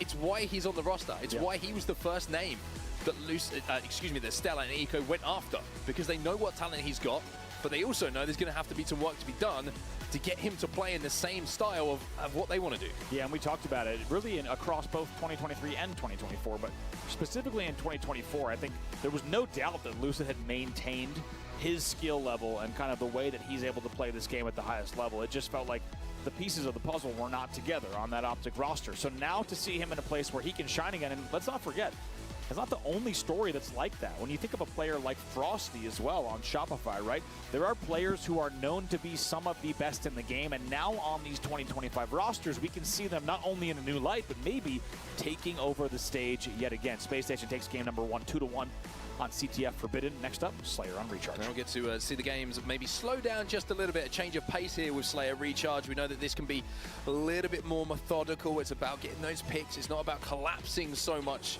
It's about just holding map and seeing if you can keep those leads. And for FaZe, who, you know, we spoke to Royal 2 a little bit earlier, he knows that he was telling us, that they like those setup-based game types where they can methodically work and pick you apart. And I think seeing this as game number 2 is just going to give them a little bit of a smile on their face.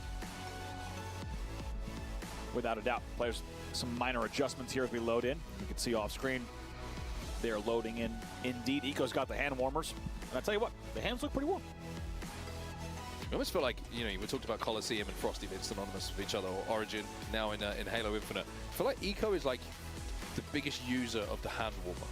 I mean, honestly, he should start like drop shipping hand warmers, maybe look at the sponsorship, because the man has, his hands stay warm. And you can tell it on the sticks. Shows up in game as well, so that's a free tip from Mark and I. Feel free to go use that. 10%. So we'll talk about contracts afterwards. We'll 10%. figure it out afterwards. Yeah, we'll figure that out. We don't do that all the time, by the way. That was an Eco exclusive. Yeah. Yeah, we know that he's going to be on the screen quite a lot. So we're making the most of it. Anyway, let's talk about game number 2 then. As I mentioned, a little bit slower this time. Of course, going to look around the Camo and the Shock to be the game changers here on Recharge. And starting off with the point of view of a man who quite simply would not die in the hut in that first game that we saw between these two teams. It's going to be Snakebite. You heard Royal 2 talking about it as well, and who better from Royal 2 to hear about? Snakebite, by the way, going to hit a very nice the divorce, slide, so to speak, as they called it. The separation. He called it. Got to say, the Camo now down, not burnt on stack, so we'll keep a very close eye on that. It was already 2 dead. Lucid needs to win this one, and he does claim nice 5 with half shields as well to tell the tale. In the end, though, it's going to be a grab for Penguin. By the way, great to see Penguin back on the Penguin name. We haven't talked about it yet. That was a strange era. Let's just forget. We weren't going to mention the era we're talking about because Penguin is doing Penguin things. Going to grab that grapple as well. Get some good information. Takes the 1v1 with Stella with Camo and hits the perfect. Will be traded out almost immediately though, and it's Suppressed now who has the other power on the map in the form of the shock rifle. Plenty of ammo to work with for him as well. Stella going to be challenging, and having done that damage, Stella doesn't need to be asked twice. What a nade? Is that a team nade or is that a Stella genius nade? I think Stellar actually got the height he needed somehow to bank that nade off of the top control stairs into overhang door at top A. That was fantastic. The speed, I agree though. I was just as that's more. That's why you don't let that happen. That's why you don't let that happen. That's what can happen. Trusted G slide away. Doesn't know there's a player behind him though. And look at that. Suppressed comes back for revenge. It's very rare to see Stella kind of unaware of something like that, right? It usually is in such good positions with his back clear so that he can look forward and focus, but just caught off guard a little bit there. 11-8 now. FaZe Clan off the rip.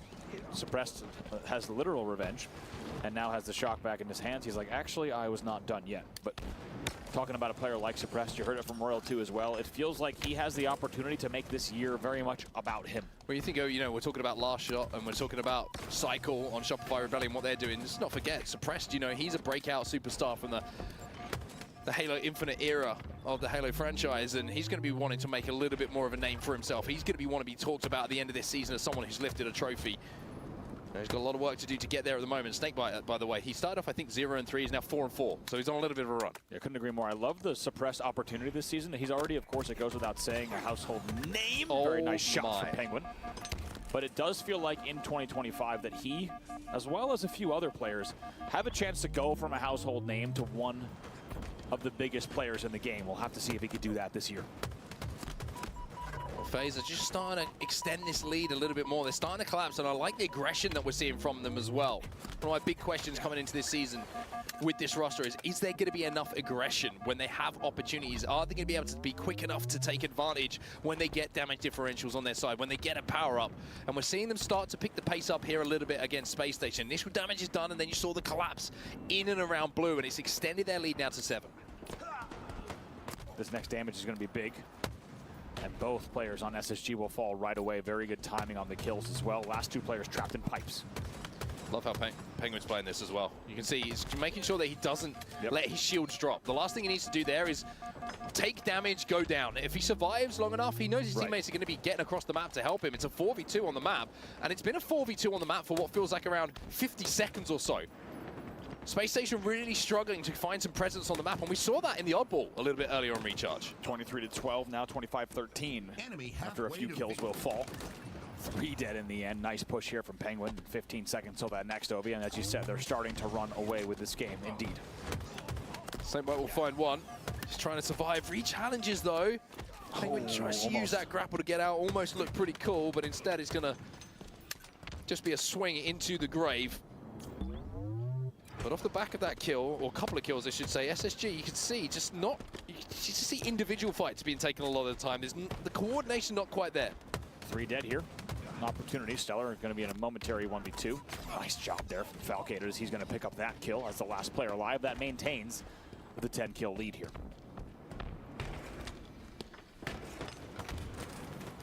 SSG a little bit split across the map at the moment. You can see Eco and Stella bottom middle. The other 2 players from SSG trapped in and around the elevator, and Penguin's going to get that pick onto Lucid. Trippy finds another, even though Penguin was traded out by Snakebite. So it's 3 dead for SSG here, and maybe this, you know, we saw Optic pull off a pretty crazy comeback on SSG in the online qualifier for our first major, but maybe starting to think about game number 3 for SSG, or we still got enough time for a comeback here? I think we got time, but it's going to really require something special here and a lot of coordination. Still close enough to the midpoint where I think something could happen, but we'll keep a very close eye. Right now, FaZe is showing no signs of taking the foot off of the gas. Like you said, I've loved really the shield management as well as the way they've been getting the damage. And when you have these advantages, not letting them get traded out whatsoever, I think has been a huge difference maker. Another example there where Suppresses makes sure he gets the kill and somehow stays alive. Orange door here as they now go up 34-23. Shots in the back from Stella. He's trying to do everything. The jungle gym is being used to its fullest. But we are still in a situation where FaZe have that 11-kill advantage now. 14 to go for them. SSG, I mean, it's interesting because SSG managed to pick up a first couple of kills in that last team fight that we saw, but weren't able to capitalize, weren't able to run through and keep those split spawns that we saw a little bit earlier from FaZe. They almost, then when it became a 4v4 again, just lost the next 2, and before you know it, it's... Oh my, look at this. It's falling apart again. Falcated with perfect positioning there, knows the C-spawners coming in, gets the shots down right away, is able to help on glass, keep his teammate alive on glass, and then even has damage into control to then get the camo grab. Falcated with huge positioning there in the team setup. It's been plays like that that have led them now to this 41-26 lead. This is the home stretch, and like we said, this will just be a victory lap here. It's a matter of time. Falcated still just using this camo so well, just waiting, baiting, waiting for the teammates to be able to collapse on any damage that he does do. Lucy trying to G-slide away. Stella's going to fly out to try and clean it up, but Penguin and Trippy will find one, and somehow or other, Falcated stays away. That's 4 dead, and you got to say, surely at that point, that's GG. I mean, this is just beautiful peak shot halo there from Falcated. It's so patient, it's so obnoxious, if we're honest about the way he's playing that scenario. He never gave them any chance to take him down. They have to run with their heads tucked as well as their tails tucked. 47-28, 3 kills to go here for FaZe, and a fantastic Game 2 Slayer. Charge because we can't lose, pretty much at this point. There's the 49th, it's just 1 to go here. At least SSG will avoid the steak dinner, but I mean, not yet. They got to get 31. They got to get 1, yeah. To avoid the steak. Sorry, I thought it's 31. I don't know why, the TV's massive that we're commentating off. I should be able to read that. Here comes Stellar. Big moment.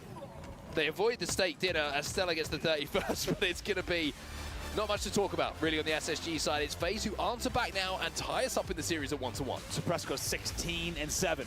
Not bad. And we know that that's a name that you've been hearing for many years in professional Halo, but you get the feeling you're going to hear it even more this season. Big numbers coming from him in the game number 2, and they'll be very happy with that result. Indeed, and with that, they tie up the series 1-1.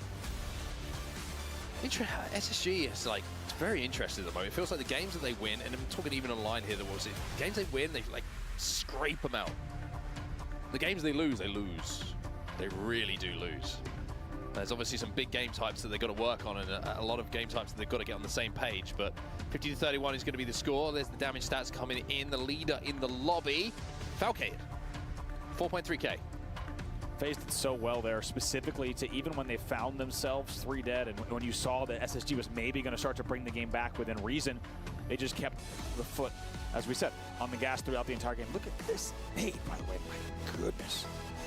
Might have even tucked it, to be honest, from that angle. He might have even somehow tucked it into the notch of the doorway. We'd have to watch that one to see exactly how he got the timing, but it was really great camo control as well, Mark, the entire game. And we saw really great kind of odd man opportunities that were coming in from FaZe, always pushing the advantage, always being quick off the rip. And that's the thing we talked about with this team, is how fast are they going to play? Right now, they're playing pretty fast. Yeah, they're taking advantage of any advantage they get on the map as quickly as they possibly can. And that was this kind of 27 to 40 kill run that they went on. They were constantly being able to get SSG 2 dead without taking deaths themselves. Would back up, then re-engage, then look for those final 2 players. Penguin, great example of how to play a situation if you have numbers. Just because you have numbers, you don't have to trade. You can still output damage, play your shields, wait for the help to arrive. By the time the help arrive, then you can turn around and look at the other 2 players who have just spawned, and you've got 4 players alive instead of 3 or 2. It's those little things that make the difference when it comes to a game type like Slayer, where you're just making sure those deaths are kept down, you're not giving away an unnecessary trade. And now we move to a new game type, neutral bomb on Aquarius. Once again, got to see that on the replay, that Falcade and camo play at the end where he's just kind of poking and prodding from Whirlpool into A is just a masterclass on how you can patiently play camo even with an advantage. You do not have to go hero mode. You don't have to take crazy slide routes.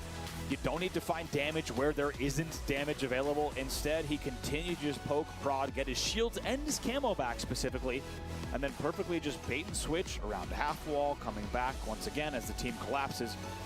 As we take a look at our other 2 teams here, waiting in the wings at the warm-up station. Optic and Shopify still to come later on. Can't wait to see which team is going to continue on in your winner's bracket. Yeah, it's going to be a matchup for sure. I mean, the online tournaments have been amazing, and it all builds up to this, the kickoff event of the year. One of the most exciting Halo Championship years that we've ever had, considering all of the nonsense and shenanigans that has gone down in the off-season. April 18th to 20th. You want to be in Arlington, Texas at the Esports Stadium. If you want to get some tickets as well, they are available now. Halo.gg/Optic 2025. You'll find all the information you need there. Dude, I can't wait for this season. I cannot wait for this season. Let's also not forget a ring ceremony of players who might be receiving rings who are no longer on teams together. And by might, I mean definitely. I always enjoy that. Are not on teams together any longer, but of course they will still ceremoniously be handed their championship rings, which will be exciting to watch, and then immediately them face off against one another on the stage for another year of competitive Halo. If you're just joining us, welcome to the Kaysan Showdown. It's been an amazing day of LAN preview here for Halo Infinite in 2025 on the Halo Championship Series season that is to come starting in just a few weeks' time. CTF Forbidden went the way of Space Station in the end of a 2-1. It's going to be Slayer Recharge 50-31 in favor of FaZe Clan. And you see Tusk right now running through what they need to do on that side to make sure they stay ahead in this series. Yeah, it's another change that we haven't really talked about, right? Yeah. Optic making the decision to pick up Lunchbox and relieve Tusk of the coaching duties on the roster. Initially, he was there. Now he's obviously stood behind the FaZe boys there, so he's found a home and doing a pretty good job of it at the moment. You have to say, everybody on FaZe doing a pretty good job of it, especially after that last game and the way that they took that away from SSG. But now we move into the unknown, right? There's so many unknowns to talk about this season. We will be talking about them for quite some time, but the fact that we're seeing a new game type between these 2 teams for the first time on LAN, this is a game type where fundamentals, maybe not being on the same page, I don't think it's as important as some of the game types that some teams might just have those fundamentals down because they've played them so many times and everything just works for them, right? This is something that everybody's had to learn together.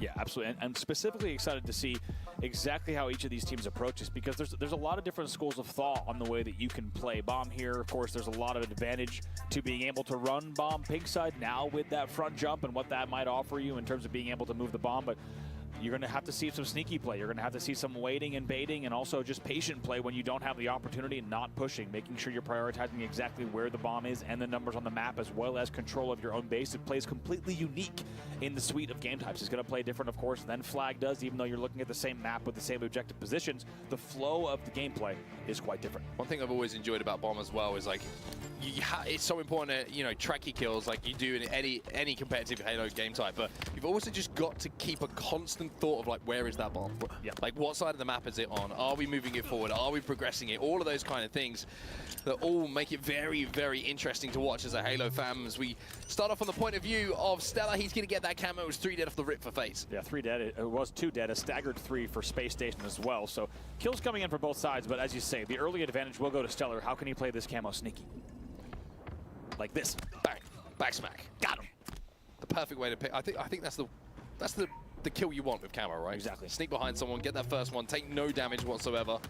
Finds another one. What a nade that was, by the way. Dirty. Just ramps it up off of the geometry behind that pillar. I'm telling you, it's the hangover. It's the hangover gif. He's running the numbers in his head. That's the second time we've seen a fantastic nade from him in 2 games. I thought you were going to say it's the hangover. Stella went out last night. No, don't worry.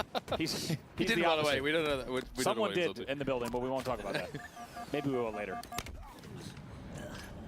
2 dead here for FaZe off the rip.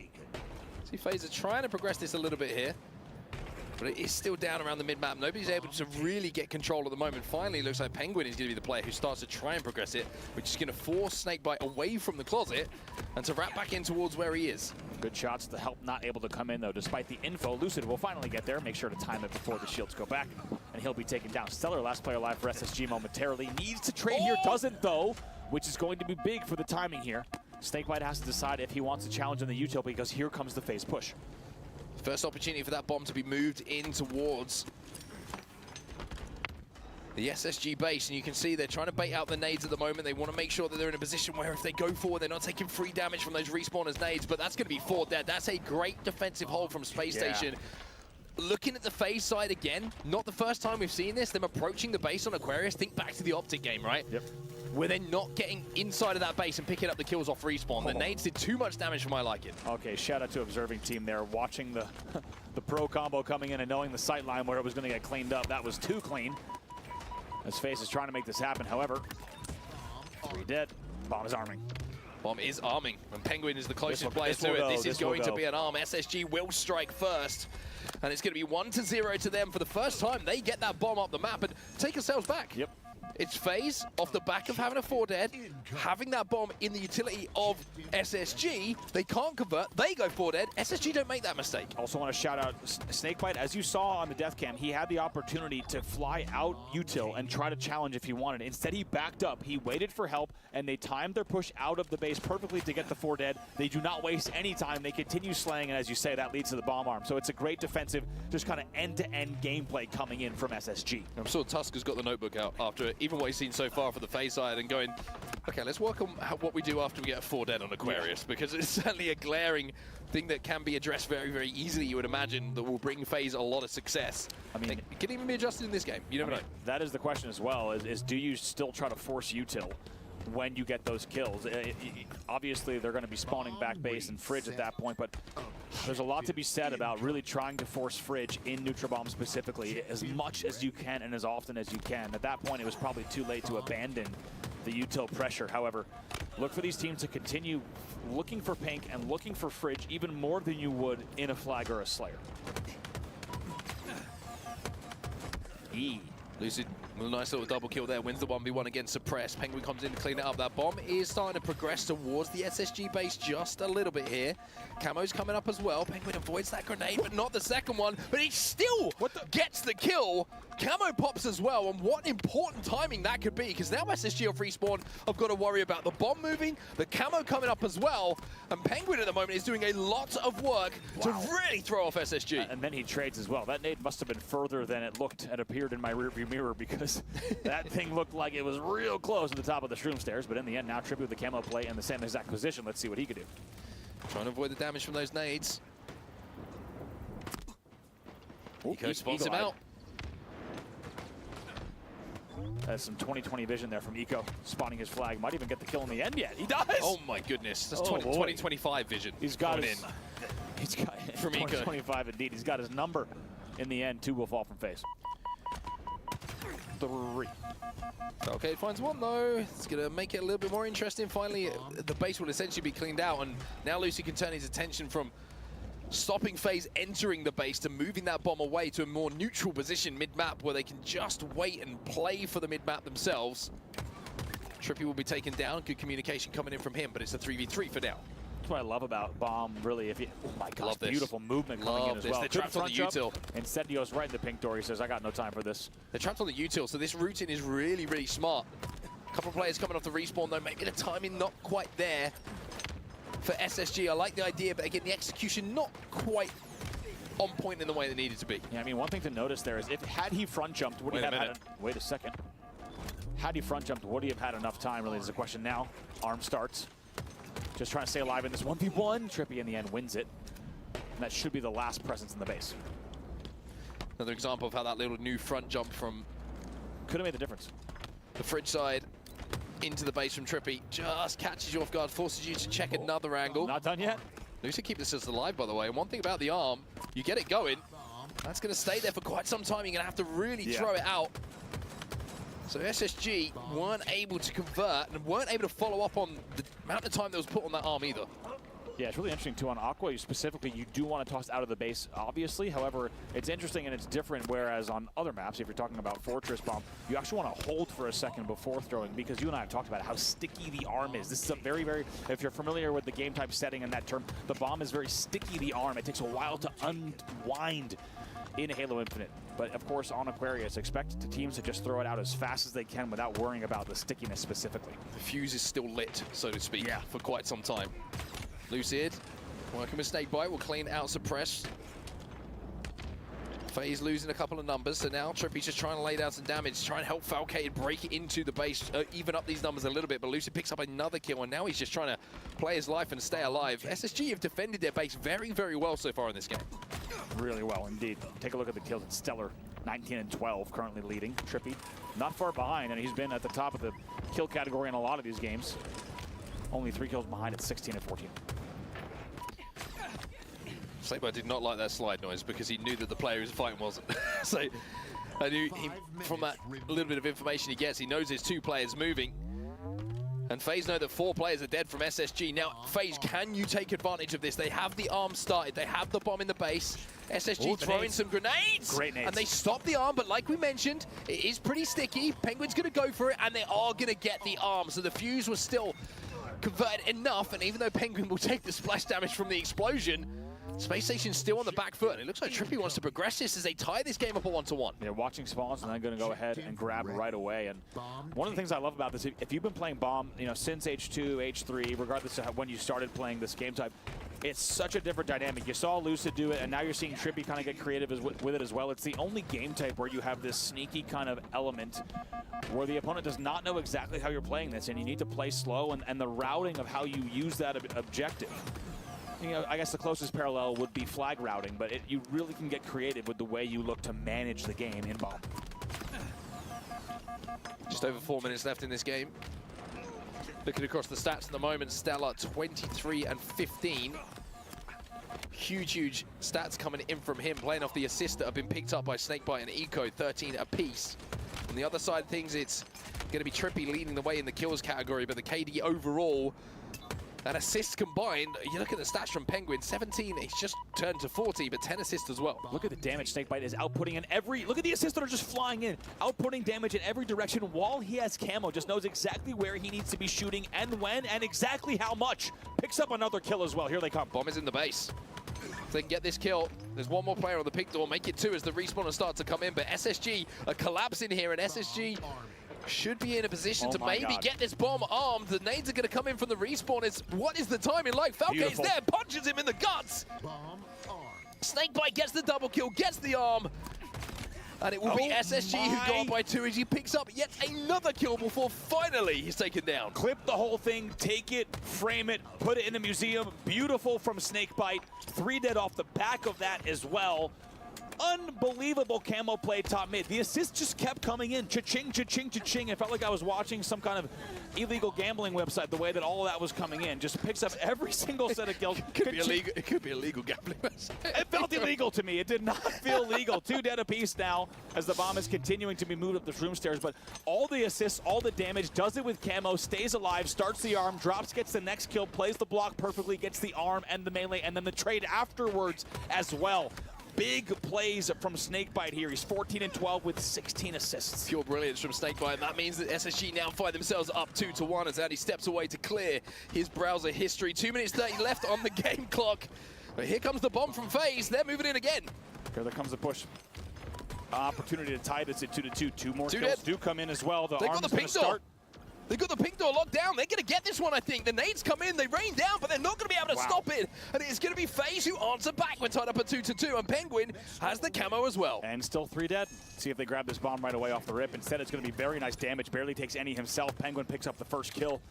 A little bit of deja vu. Stellar tries to fly out. Can't. Snakebite needs to stay alive. Pink one, not going to be easy. This position here from Penguin so important as well because they're moving the bomb. If he can control this area of the map, keep the pressure onto SSG, the spawns that come in on the side of FaZe, they're going to be fighting people who are half shields, third shields.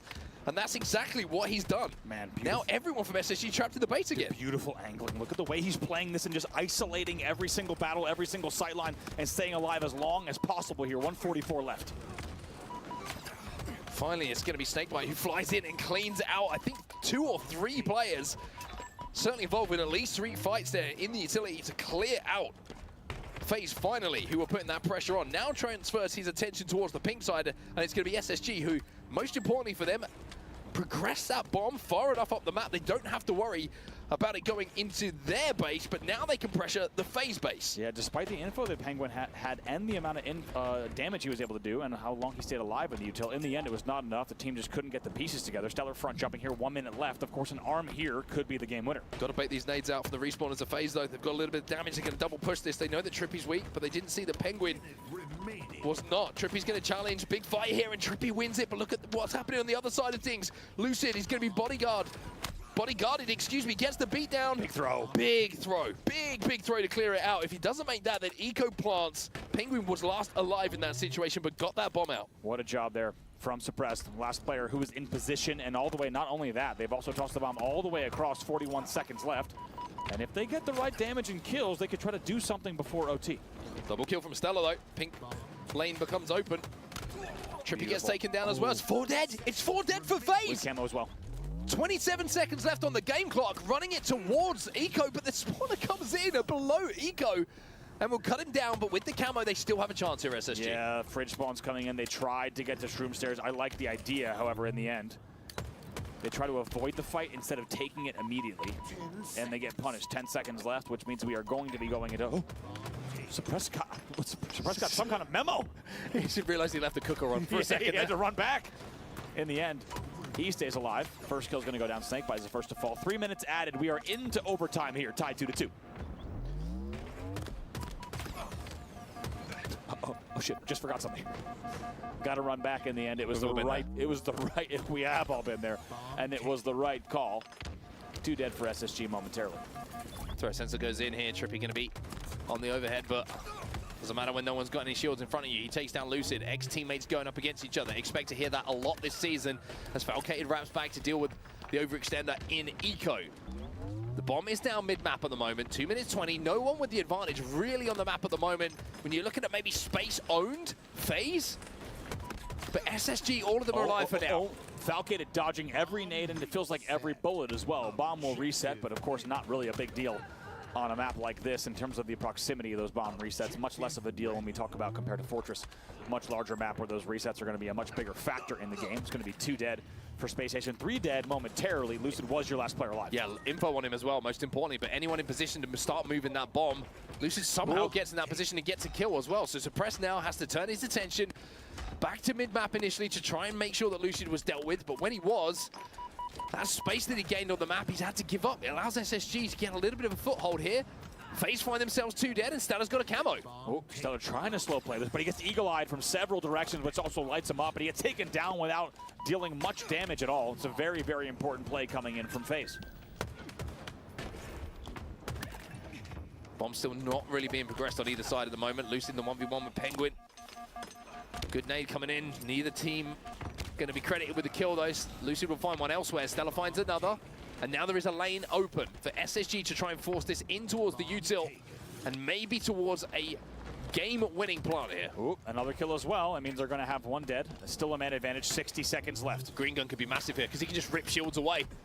Falcate does a little bit more damage than Lucid would have wanted It's a big difference. Though. It's a big difference. Just as you said, that extra damage could be the difference between this bomb still going or not. Snakebite inside of the base, but last alive. And that bomb is not going anywhere. It's crazy. That's what we mean. When we talk about Halo Infinite being a game of margins, we mean if you get 2 extra shots in a player, that might be the difference between a bomb going in or not. And that's just what we saw just now. 30 seconds left in the game. Does anybody have that clutch genetic that everybody wants to own to get that bomb in and go 2-1 up in this series? But again, it's just mid-map trades at the moment. FaZe, though, finding themselves all of a sudden on the back foot. It looks like they have to be moving immediately now, especially with the reset now. And the reset timer, that is going to be it. I believe we're going to be going into another sudden death overtime. 4 seconds left on the clock. Time will dwindle down. Nothing to decide who is going to be taking this. We will get this game restarted, and it will be, if I'm not mistaken, first bomb to win, first arm to win. But we'll be taking this game, but 2-2. I mean, God. And if you were wondering if Bomb was going to be a bloodbath this year, you absolutely guessed it. It's going to be down to the wire matches like that, where all it takes is the difference in the timing of a single kill, for example, in the back of a base, can be the difference on if a team has enough advantage to begin that arm. In the end, we'll take a look. 2-2. We are ending not only in regulation, but of course tied at the end of overtime as well. That was 16 minutes and 25 seconds of neutral bomb. It ends 2-2. We'll take a look at some of the stats outliers. Trippy, 30 kills on the board. However, Stellar on the other side, the biggest stat line without a doubt. He goes 35 and 27. Yeah, very impressive numbers coming in from him. I just want to highlight 21 assists, 22 assists. I'm talking about Snakebite and Penguin respectively for their team. So a lot of damage being done for them. It's kind of like that was we know that bombing can be an attritional game type. We know that it's a little bit back and forth and a bit headbutty, but that was a good example of it. There was big moments in that game. Think about the Snakebite run that led to that second plant for SSG. Think about the trippy plays in and around the base that secured it for FaZe to answer back almost immediately. Those moments in and around the base, I think, are going to be what defines Aqua Bomb. It's about if you have the 4 dead situation, and you get that bomb progressed to the bridge or one of the entrances in towards the base, you have to wait for those nades. You have to bait the nades out for the defensive team before you start to progress, because it's so much free damage with the ramps up into that arm space that you've just got to be a bit more patient than maybe you would expect to be on a game like Capture the Flag, for example, when you're just trying to move an objective off of a stand into a different position. I agree, and I also think patience is going to be the name of the game in the game type, especially because think about when the time you had Lucid kind of bringing the bomb from bottom middle. He chose Shroom Stairs, but gets lit up across from the fridge and the pink angles. And I think a lot of the times in Neutral Bomb, you will have to take the very potentially frustrating decision to slay 2 more players before, maybe not to start the arm, but to finish the arm and get the bomb on the board. You're going to have to say, okay, even though we could chance it, let's drop. Let's shoot a bit extra. Let's make sure we're watching these chokes. And it's going to take an extra second, but I do think you're going to see that with as close as these teams are.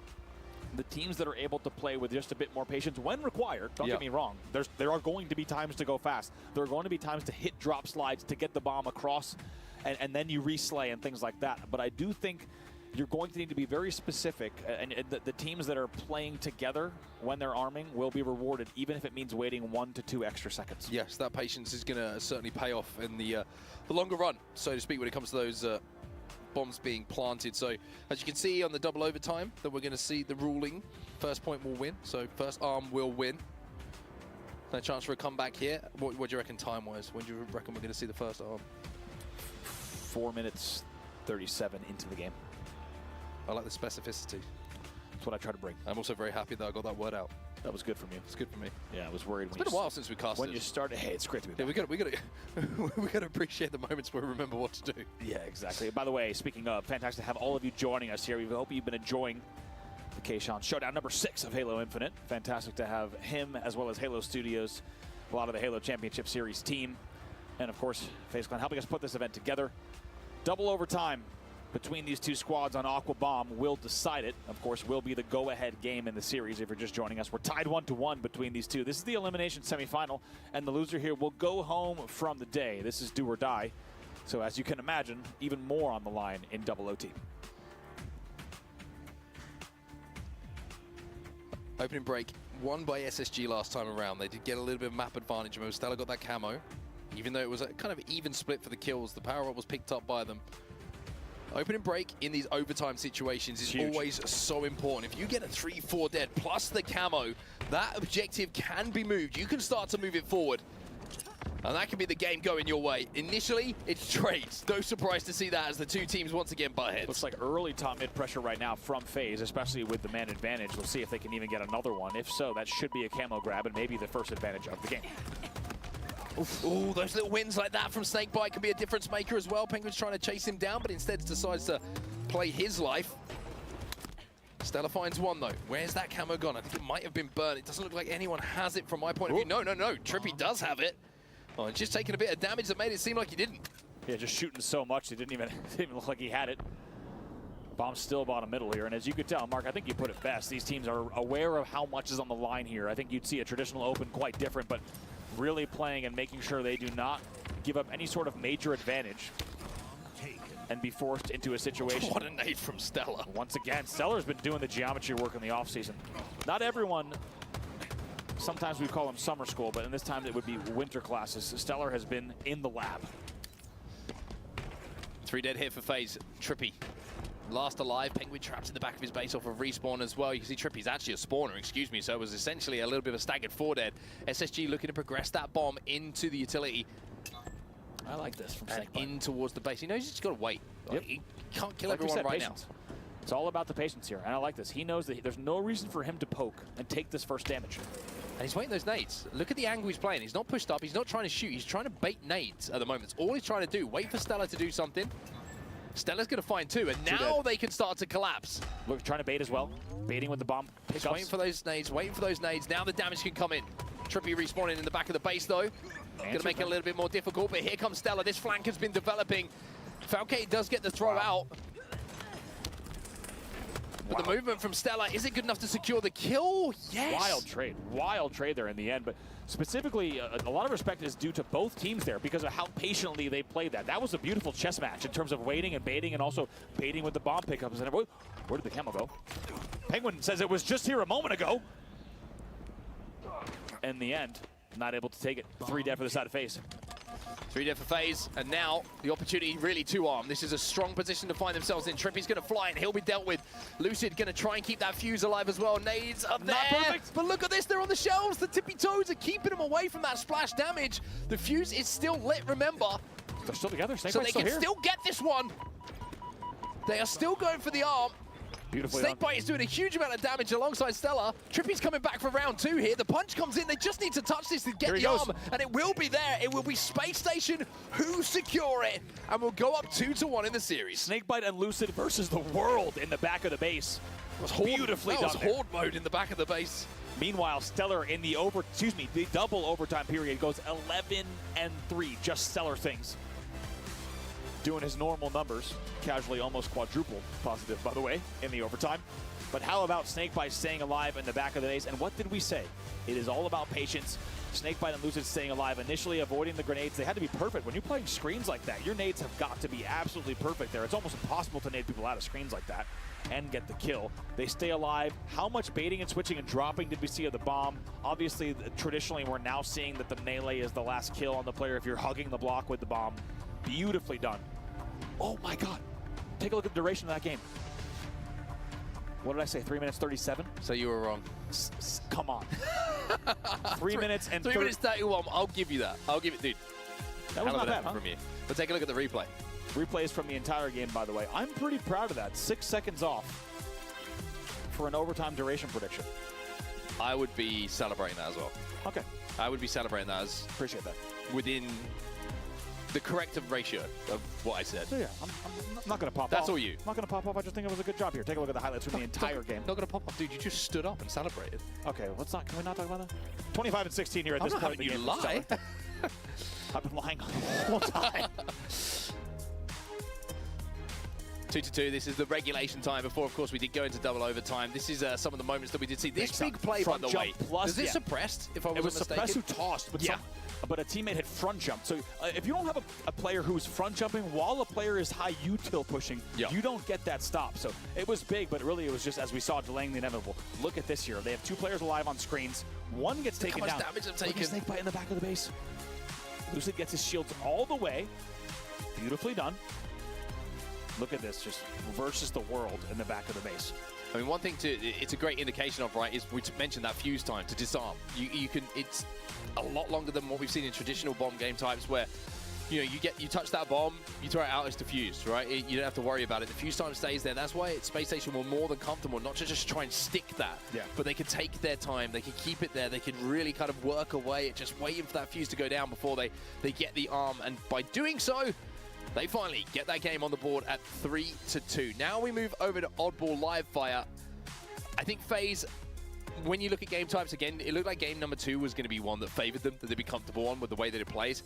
Knowing how Oddball went for SSG on Recharge a little bit earlier against Shopify Rebellion, where they barely got a point in the 2 rounds that we saw, I think FaZe will be feeling pretty confident as well, knowing also the Oddball against Optic, they were pretty good. They could have won that one. Yeah, absolutely. I think FaZe just needs to make sure to kind of play their smart ball and know that, for example, if you're in a 50-50 scenario and you think you might need to play, make the play ball, right? Because if you think you already have an edge in a game type like Oddball, there's no reason to force 50-50s, and there's no reason to try to squeeze out points out of opportunities where they really aren't there. So I think as long as they continue to play very smart Oddball, they have very good chances in this one. Yeah, I think just try and play numbers. It's a very simple thing, right? And they really were struggling to do that in the game against Shopify Rebellion, partly because of the brilliance of Shopify Rebellion, but partly because it felt like they were just trying to push the game a little bit too quickly, not take that extra second, allow them to have 10-15 seconds before they put a good push together. So I think a lot learned, for sure, from SSG from that game. We'll have to see if they can implement it here, or if it'll be FaZe who continue what was a pretty good showing against Optic. 2-1, could have very easy, 3 points, was it? No, so 7 points away. Yeah. So it was 97-60 something in that final round. That could have easily been a FaZe game type. It's almost a perfect one, right? To see who's learned the most in the last few moments. I was going to say the same thing, and also sets us up for a very good opportunity for a game number 5 between these two as well. We'll have to see if they can bounce back. In Oddball Live Fire, you kind of saw on the expressions of all the players, especially Suppressed there, kind of throwing his head back just a bit, you know, thinking there was a little bit more that we left on the table in that game, and we could have continued the fight. They had already played, as we said, over 20 minutes of play in that game type alone, and they will find themselves getting taken down. And like you said, we saw that earlier where they were just behind Optic Gaming earlier today. They're going to bring all of those learnings forward here in this game number 4, because they know they are now in do or die territory. So Oddball up next, 2 rounds to win. If you just joined us for the first time, maybe you've come over from different esports titles and you're watching right now and you're like, hey, what's this all about? 2 rounds to win. Hold that Oddball for 100 points and you get that round on the board. We've got a sniper rifle, which is obviously going to be very, very important to hold down to deny any players moving across the map, and we have that camo still in play as well. How do you feel about this one? How are you feeling? We're seeing a game 5? I think we're seeing a game 5. We're seeing a game 5. I think we're going to see it here. Let's see what we can do. Space Station, of course, though, going to want to have something to say about that result. And, of course, what would be better than Stellar having snipe off the rip? Here he comes. Oh, wait. It hits everything. It does not discriminate. If it moves, he will hit it. Do not get in front of this man. Trippy finds that out also, next. if he's not moving, it'll hit you. He knows the penguin's around here somewhere. Oh, get out of here. Buys himself an extra second, does a lap. Don't worry, he'll catch him on the flip side. 2 minutes left, though. And as silly as it sounds, even though he's hitting a lot of good shots, it hasn't been really to the net positive of SSG, as it's going to be FaZe who's picking up kills elsewhere, and they're going to pick up the camo as well. I like this from Suppressed. He's going to try and move this one back towards his teammate. Stella still didn't work, by the way. Stella's 3-0 at the start of this one. But it was fun to watch. Oh, don't get me wrong. It was great. I'm still grateful for it. The side of SSG, as you say, they would have preferred a few more points and a bit more control on the board. Lots of cuts presence coming in, and Suppress is in trouble as he finds himself actually taken down 3 dead and was visible from every single player on the opposite team he's taken down. And in the end, even though it's a little bit of a delayed start, all of that advantage will eventually be collapsed on, and Space Station will take the lead here. I think SSG were listening for a second there. Yeah. They're like, okay, cool, all right, no more fun. They're like, we'll just hold these the two Oddball. again. Yep. Guys just hate people having fun. Trippy trying to move across the nest bridge for now. Lucid finds that kill. Eco goes for the stick, gets the stick, turns it into a double. Trippy, he might be stuck as well. Oh, that was dangerous. If that nade came off the doorway, could have been different. But Trippy actually picks up 2 because the nade is not perfect and far from perfect, if we're honest. 2 dead for each side momentarily. And what could have been a lot more points on the board for SSG eventually becomes a FaZe hold. So 20 or so points on the board off their first hold for SSG. Not the most devastating hold that we've ever seen, but kind of what I would describe as a standardized hold when you get the first couple of kills and then have to hold off that second push. But Falcated at the moment, he's under so much pressure. You can see that SSG are collapsing in on him for these final kills. Eco's going to fly in, he's going to find one. We'll be able to hold on at the back of green, and Snakebite will find the second. And the third as well, by the looks of things, and SSG turn that into ball time. Lucid picks it up, wraps the back tower. As that camo comes up, the perfect place to be is at the top of these towers. Really nicely done from SSG. By the way, I do want to see what on earth happened. Eco did not hit the insta. It was like a delayed insta and the stick off the wall or something, and that...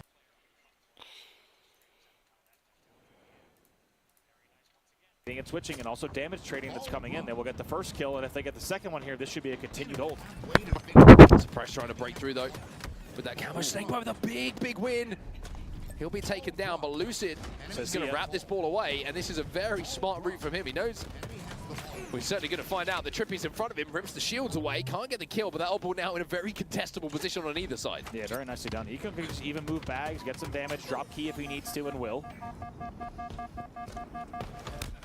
Ooh, maybe even picks up this kill? Suppress doesn't let that happen. 2 dead for SSG. A lot of time on the board, though, early on for SSG. And FaZe Clan has a little bit of work to do to get back in this one. Yeah, certainly do. However, ball is in their hands, and Suppress has a sniper rifle with a lot of ammo in it. Trippy with the first kill as well. Will be traded out, but hit a few shots here, and Suppress will be feeling good about time on the board here for FaZe. Love this rotate as well. Look at them trying to move it away. Suppress hits some good shots, but the pressure from SSG is going to be shot down. And by the way, how many perfects have we seen from the POV of Penguin today? That's the kind of play in theater I'm like, yep, sus. if I'm the one no one knows, but unbelievable shot. Penguin just dealing sus. so well in these scenarios. Holding cuts as best he can too, and gets some melee, which will be traded out. Stellar back of the head. Here. Imagine. Almost. QT down. But look at the game. During all of that chaos, FaZe Clan is the one that benefits. It's going to be now a QT snipe opportunity coming in for Suppressed. They will now go into the lead in the game. Almost. 1 point the difference. SSG with the most slender lead possible, but now they will get that lead as Suppressed does some great work. I'm never wrong, just early. Royal 2. They still didn't go in the lead. There we go. I gave you 3 minutes 31 earlier. I'm not giving you that one. Okay, no. That's fair. I like that from Royal 2, though. Great to have him joining us earlier. Everyone that's been joining us here. Yeah, that was a good segment. At the Kaysan Showdown, it's been an amazing day so far, and still a lot of Halo. Keep in mind, we're only in the elimination semifinal. A lot of Halo still to play today. Make sure you keep it glued here. 3 dead for FaZe. That will mean Lucid can hold, and they will now go back into the lead. So I'm going to get the camouflage as well, as SSG will continue to increase that lead a little bit. A lot of objective interest. Fascinating stat line in this game, by the way. Lucid is 5-5 and has the most ball time for his team. That's such a strange stat to see for him, yeah. But it's amazing, too. When we talk about there not being roles in these later years of Halo titles, it could not be more true. And that's a great kind of evidence of that, where you have a player like Lucid who's just known for huge numbers, huge plays, huge slaying control. Just 5-6 now in a game where they're leading. Look at this movement from Suppressed as well. He's making life very, very difficult for Eco, and Eco finally does get taken down because of it. FaZe with control of that odd ball once more. Suppressed is playing his life. He's being such a nuisance at the moment. Stella finally a beast. put paid to it, and FaZe will play ball. But essentially a tied game here with 1 minute and 30 seconds left on the clock. So trying to stay alive bottom middle. They have 2 dead, so they should be able to. He's going to go ahead and reverse Christmas tree. Santa Claus on the map, and is able to get that one. Let's see if he can hit this shot as well. He does. That's Stella. That's the double kill. Thought about it. Repulse is back up to take a new angle as well. The discipline there. Because Stellar could have hit that. By the way, I need to talk about reverse Christmas tree that you got. It's a reverse. It's a reverse chimney, isn't it? Yeah. Reverse Santa Claus. I don't know. I just started saying holiday terms very quickly in rapid succession. You knew that something was there. I knew. I also knew something was wrong. Yeah. 92 points on the board for Space Station. What is a reverse Christmas tree? I don't know. I don't even want to think. Stella's still doing some work though. Penguin though, look at the flood coming in from from FaZe, excuse me. They have that opal in their hands, and even with 8 points only required here for Space Station, it is going to be FaZe who have that hold. Look at Nuisance and Snakebites being as well. Penguin now been doing a lot of work with that bandit. We were talking about the perfects, but now it's time for headshots. And he finds one onto Lucid. He's like, nope, I don't want to shoot that guy. Very nice target acquisition and discipline once again from Penguin. And take a look at this. It's still 2 dead. Make it a staggered 3 dead. We'll see if they can hold ball. Holding the ball is what they're going to be doing. This is the final push. They're waiting for each other. This will be the final push here. Yes. Can FaZe Clan hold? Yeah, it's a push versus hold scenario. Lucid gets that first pick though. He gets that first pick, but it's going to be traded out. Another 2 trades go down. A 2v2 right now. Stella, he wins the individual. Suppressed is left on his own. He doesn't know whether to try and win the round. Is he going to play? Oh my goodness. It does not play off the map. Wait, that actually sucks. Wait, what? He's not going to grab it? He meant to grab it. No way, he didn't grab it, bro. No way. And now it just becomes a battle. Nah, that's actually crazy. They just have to slay out here. Were massive for FaZe, but now it's going to be grabbed.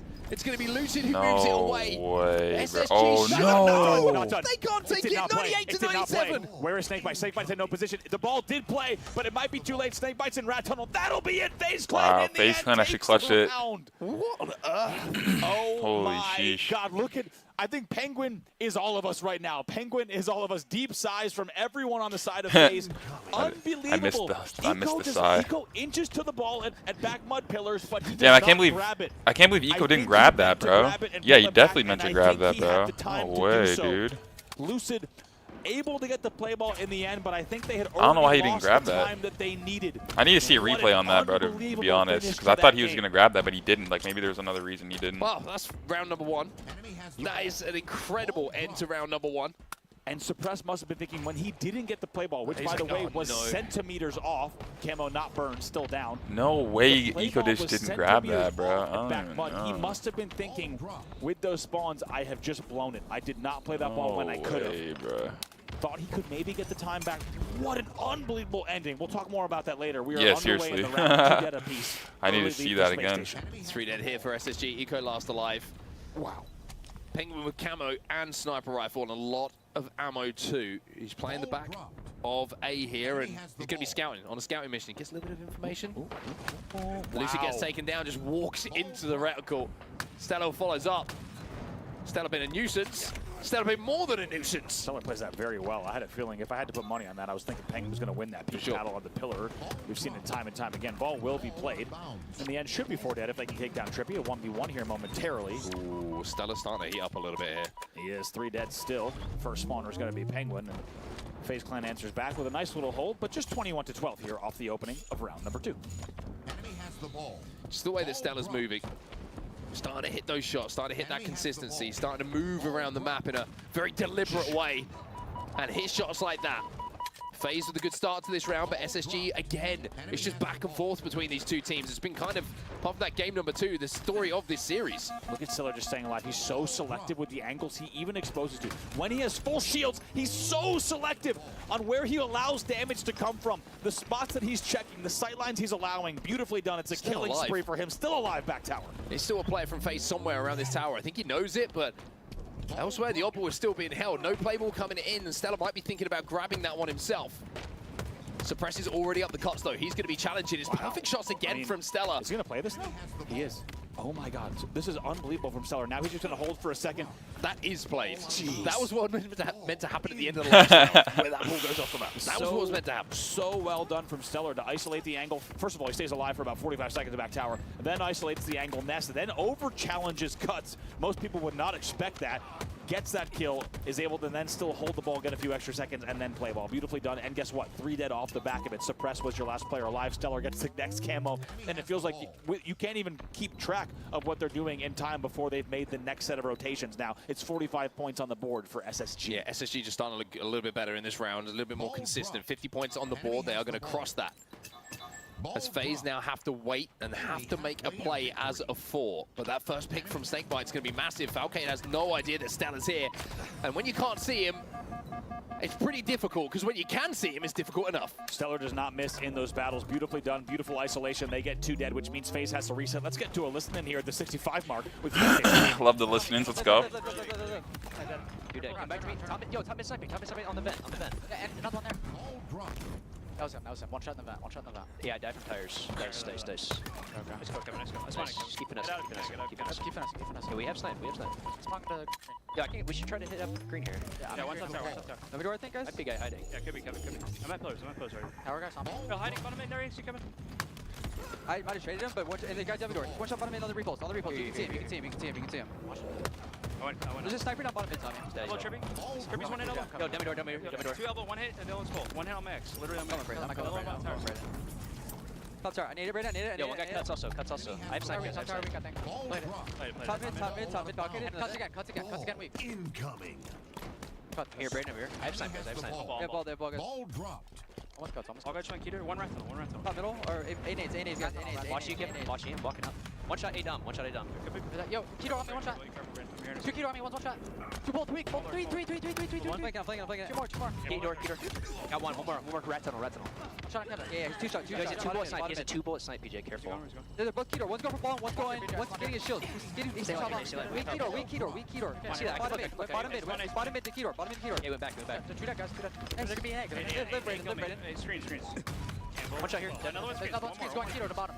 Yo, Panda coming in with the support. Let's go. You enjoying your day today or what, bro? 100. Stress 1 heart 2. Yo, much appreciated, Panda.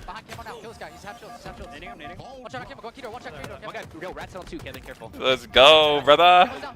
Yo, thank you very much for the support, bro. Hope you're having a good Saturday here. Been a busy day for you, but finally able to relax and watch some Halo. Oh, okay, bro. And like Bravo said earlier, there's still a lot of Halo to go, bro. We're only in the Elim final or semi. Sorry, the Elim semi. So get ready to relax and have a good night. Beautifully Panda, let's get it. Just so patient. 91 points on the board. It's gonna be a freaking great night, bro. 100%. In a way that's effective enough.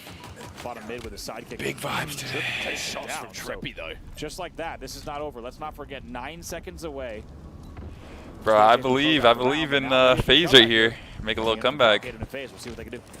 Need to see a game 5 today, bro. I knew these teams would be tight. Here to secure this round, but we saw how crazy and hectic things got at the end of the first round of Oddball. They would not want to repeat something like that. FaZe, Falcated, finding some kills, but he's finding himself as last alive as well. And SSG, they're just going to go for that time. Eco's trying to turn the corner, trying to be a nuisance. The dummy spawn came in for Trippy, though, to support him. And Fal was last alive somehow. Now, this game is transitioned into a setup here for FaZe. 1 dead apiece. These are big kills in this moment here. If we see FaZe get this hold, it will only be about 1 or 2 pushes max for SSG to push in. Snakebite can't connect either. Gotta hit that shot, bro. Fal gets hit by a nade. Lucid being a nuisance to the back of the base. The timing on this push from SSG is so good. And they are going to get those final couple of points. And we find ourselves tied up at 1 round. Yeah, that was a hard one to win, I'm not going to lie. Into a deciding round between these 2 teams. Wouldn't have it any other way. SSG answers back in a big way. Need to see this game 5, bro. Need to see this game 5, 100%. Without a doubt, and they made sure to take those learnings forward. They make sure to close out the round clinically in the end. With, as you said, a very good push now. Everything to play for here in this round is 1 round of Oddball to decide if we're going to a game number 5 or if SSG will eliminate FaZe here early on. Luce's turn to have some fun with the big stick. He finds a couple of bodies. He finds the initial headshot with the bandit. Can't quite find the second onto Suppress, though. But it's enough of an opening now for that ball to move back towards the tower for SSG. Also knew that Suppress might poke window. Was a bit early. Never wrong. Good day, sir! Wow! That shot is disgusting onto Penguin. Just unbelievable. And I was impressed initially by Suppress being the last player alive to stay alive, but then Lucid's doing these things here. He keeps 2 dead for FaZe. It's a very good opening. However, Suppress with Camo has an opportunity to bring this game back within reason. Oh, good start for FaZe here. I mean, Swaps him out. SSG. He fired, and that's going to mean it's just a trade off the Camo for Suppressed. Maybe something he's going to look at how he's playing those Get Camos. a little this C tournament setup is going done on. and dusted, but for now, it's FaZe who are having to fight in the Damn it, man. We need to see this game 5. The Penguin frick? with Pulse will be able to do so momentarily, but Snakebite takes him down. Eco, all the meantime, is holding that ball in his hands. Yeah, 30 unanswered points here for the side of SSG. They're going to be very happy with how this round has gone, and of course, a lot of that was due to what we were seeing coming out of Lucid. 23 kills on the board for him. This ball shoot. Look how strong that little I swear that's the same fucking. Yeah, literally. I swear, it's bigger than ever. It feels like that concrete curve. That guy is the little hero. Concrete curve back and bigger than ever. He's the little hero of this story. You thought you could play it there, but that thing holds strong. Big main character energy coming in. Yo, they need to toss that shit. That shit's like that ball in the Olympics, bro. Snakebite on the flank here. He's got a lot of bodies in front of him, but he's got some support and he's got some nades. I don't even know what it's called, like an anvil or what the fuck, bro. He's gonna be flushed out. FaZe find their That footing. big ass metal ball, bro. You gotta toss that shit over the shoulder, boys. Come on, man. They should be able to make time up here. Yeah. And Mark, we joke, we jest, but in all reality, the game is now tied because that ball did not play here. It's about to actually be a lead chase. Motherfucker, throw that shit hard, bro. How much does that ball weigh, bro? They're right back in it, and that was 3 dead. If they can get these first picks, this would be huge. Here we go, FaZe. Here we go, baby. Lock it in. Lock it in, Donnie. Get this C set up. We need to get some slays, though. Come on. Seen you before. Oh, boy.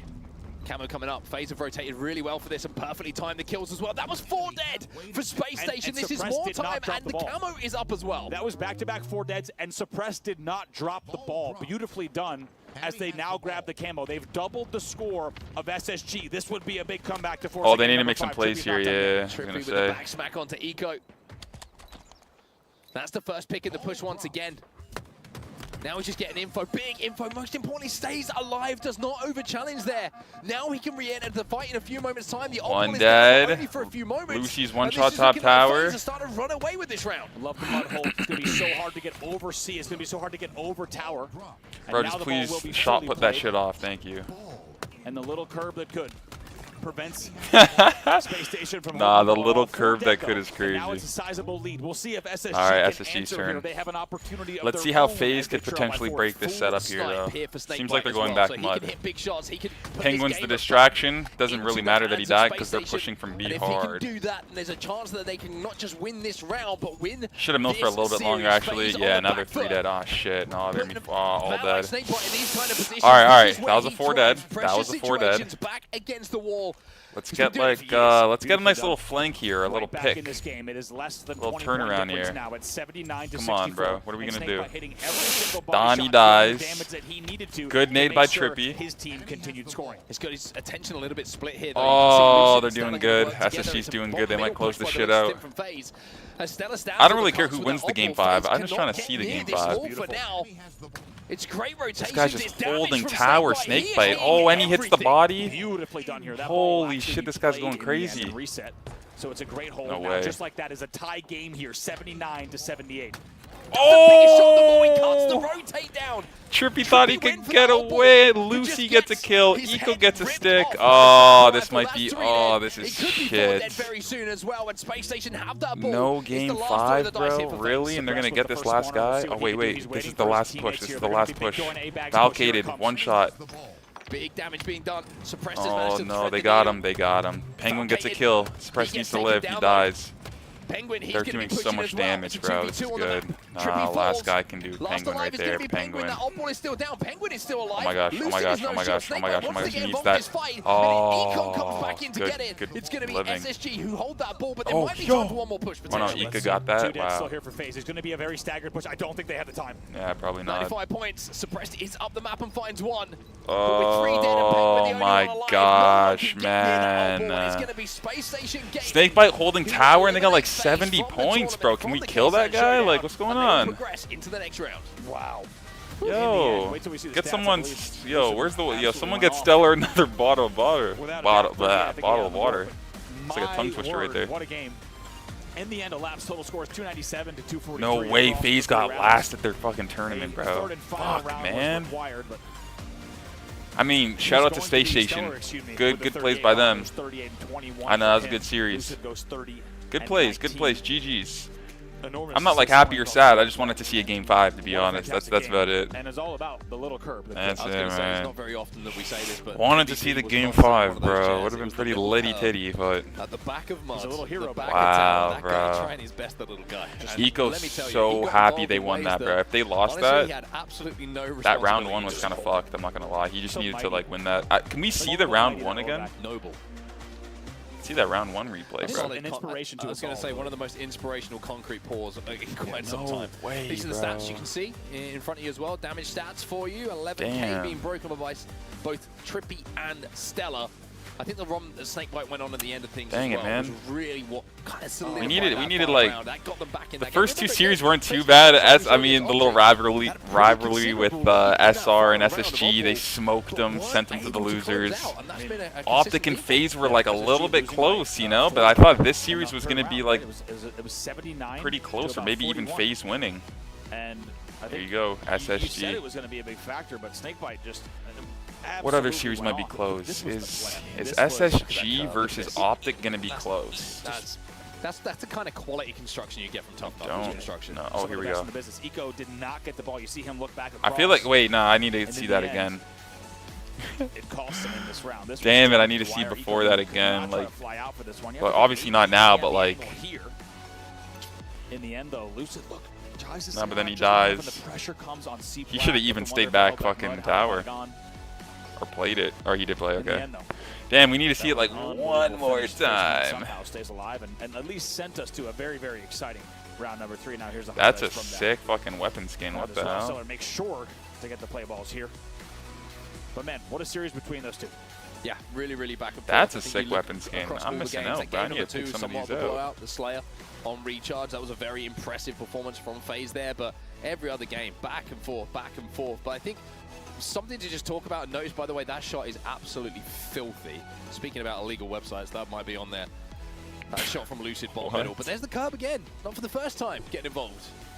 The little curb that could keep that old ball on, man. You see that play again. But this run from Snakebite, Andy, right at the end of the game, this was the game changer. And that shot there, probably one of the most important that we did see, because that stopped that rotate, that chance to get around the corner for FaZe to close out. And speaking of closing out, it wasn't going to be them. It's Space Station, 3-1. They take it, and good news, everybody. We've got another little treat for you because we've got Tommy with us. We've got Lucid joining us. And let me get this right. Okay. Space Station Gaming's Lucid. I'm going to have to get used to that. It's a whole thing for us this season. Don't worry about it.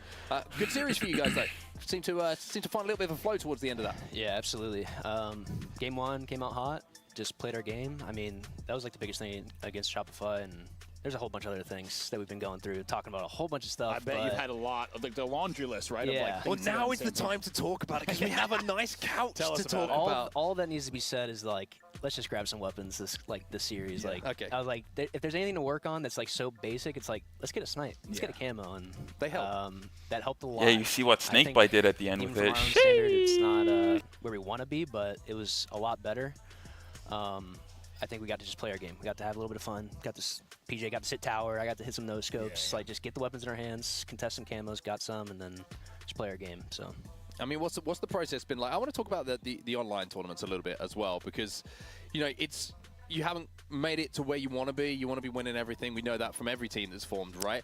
How's it been to kind of Yeah, these get into 4 those online teams all have tournaments? the same goal, You I know, would LAN is say. what we always talk about that really matters, but what's it been like not quite getting to those finals, not quite being in that contention, even though you've had some really close series with the likes of, you know, SR and Optic? that's kind of like the feeling of just being like right there. So, I mean, we're all super confident. It's frustrating. I think it's really frustrating to be so close so many times, or to have, I mean, we've had plenty of blown up, like just blowing something, like last Slayer that we played in the last qualifier. But it's just the consistency aspect of it, just making sure that like something doesn't set us off. Like, we had plenty of things go wrong in this series, and we stayed like a lot. We're not like freaking out even when we're losing past like a couple months or anything like that. It's just like keeping the mental right. Like, we're just staying to the course and playing our game. Just making sure that we're staying steady. So it's been hard, but we're just gonna keep getting better. I mean, that's the one thing, like, I'll just say it now. It's like, every team, any people watching, like you guys watching now, it's like just keep an eye on It's this. early, right? It's early, man. We're so close in so many, should be winning so many more, and we're just not. It's probably 50% of the time right now in terms of being on the same page, and that's not even. And we've talked so much, and we're gonna keep doing that. Just be scared for what's gonna happen whenever we tighten up. I like that. That's all is the Said time to just talk be about this. scared. Powers, I tell you what, it's awesome. Let's talk about, you know, you're talking about the future. You're looking forward to the future. You know you've got work to do, right? That's a given. We know that. It feels like even in that series, we saw from game 1 to that final moments of that game, like you say, you're getting that weapon in your hand, you're starting to do some work, and it feels like things just started to click a little bit. Even when you're looking statistically, like it was one game, it was the bomb game. I think when you're looking like how things look, on, you know, you got Eco and Snakebite doing that. You're picking up a lot more kills. The assists a little bit down, but obviously they're picking up. Things just started to look right, as you would expect for an SSG who is playing well. Did it start to you know what feel sucks like about that? that? I would like to see the FaZe facility too, but I feel like none of these guys are going to vlog their experience here. How many of these guys are going to take out their phone and like do a bunch of videos and then edit it together and throw it on YouTube and be like, yo, this was the FaZe Kaysan thing, blah, blah, blah, blah, blah. I'd fucking do that, but like I got more of like a content creating mind, you know? Like I've done that for like most of the events I go to. I just, you know, create vlogs and try to, you know, create an experience of like what it was like for me to go there and like how we placed. Like I have a whole playlist on my channel for it, so I would say, yo, look out for one of these guys' motherfucking vlogs or something, but you know, we can't. So is like it just keeps progressing. Like we're getting that building block. Maybe one day, bro. More and more, and it's making sure that when things go wrong, like we can. Yo, send me there, bro. Because right now, that's the biggest thing of like things go wrong. Oh shit, we said that at the same time. We gotta get you there. That's funny. One day, yo, man, you never know. You never know what the future and opportunities hold. There we go. No nuclear. You know, just keeping a positive vibe every day, chilling, and just keeping things, you know, nice and steady, improving every day, obviously, and you guys are live screens while Snakebite see where it takes me. In double overtime. You guys are sitting screens while the nades are at your feet. But and then you'll see the facility, all right, firsthand. I got you guys. Screens and a player like PJ back base, the way that you guys baited and switched, the timing that you had of the drops, it felt like that was kind of a good. And then you have Stellar beaming. Bro, I bring my nephew with me too. Yeah, Dan, bro, anyone. I know my nephew said he wanted to like videotape me.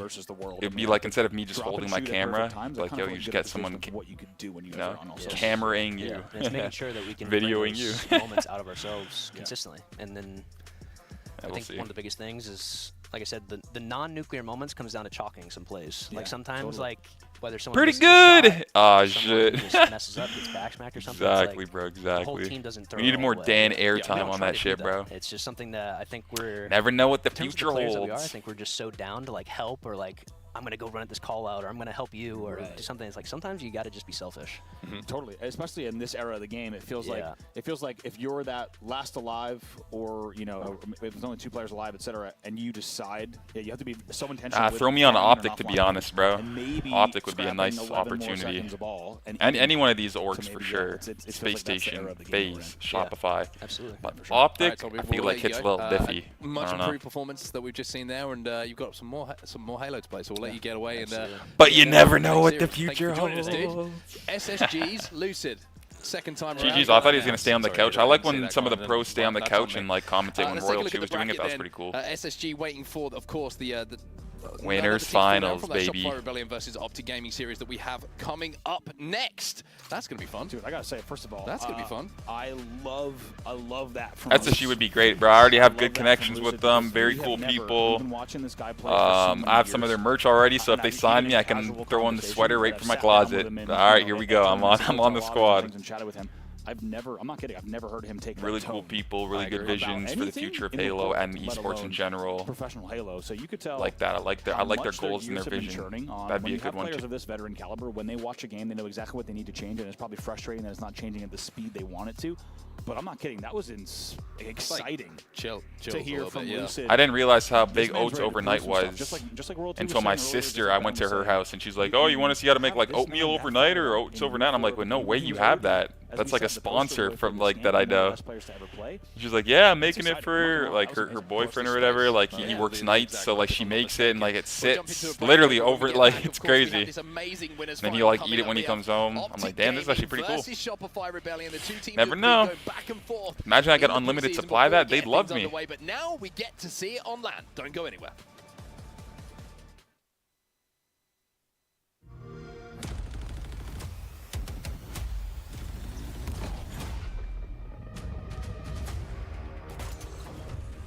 Party's over.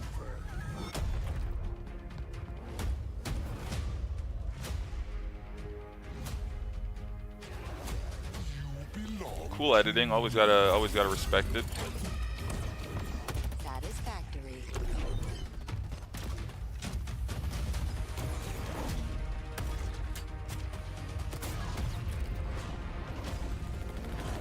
What am I creating? What you creating?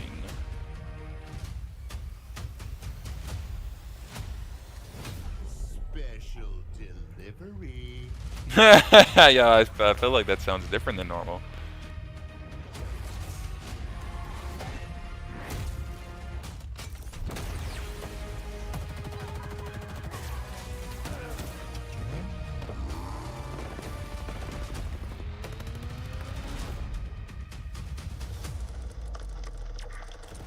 Oh, I got you, bro. Here.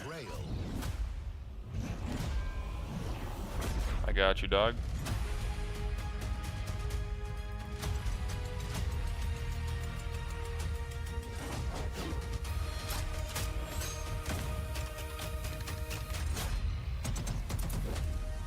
Yo, I swear on everything. A couple years ago I said that as like a G Fuel flavor, right? Someone said that that'd be my stripper name. I was like, hell nah, bro. Don't be saying that, bro.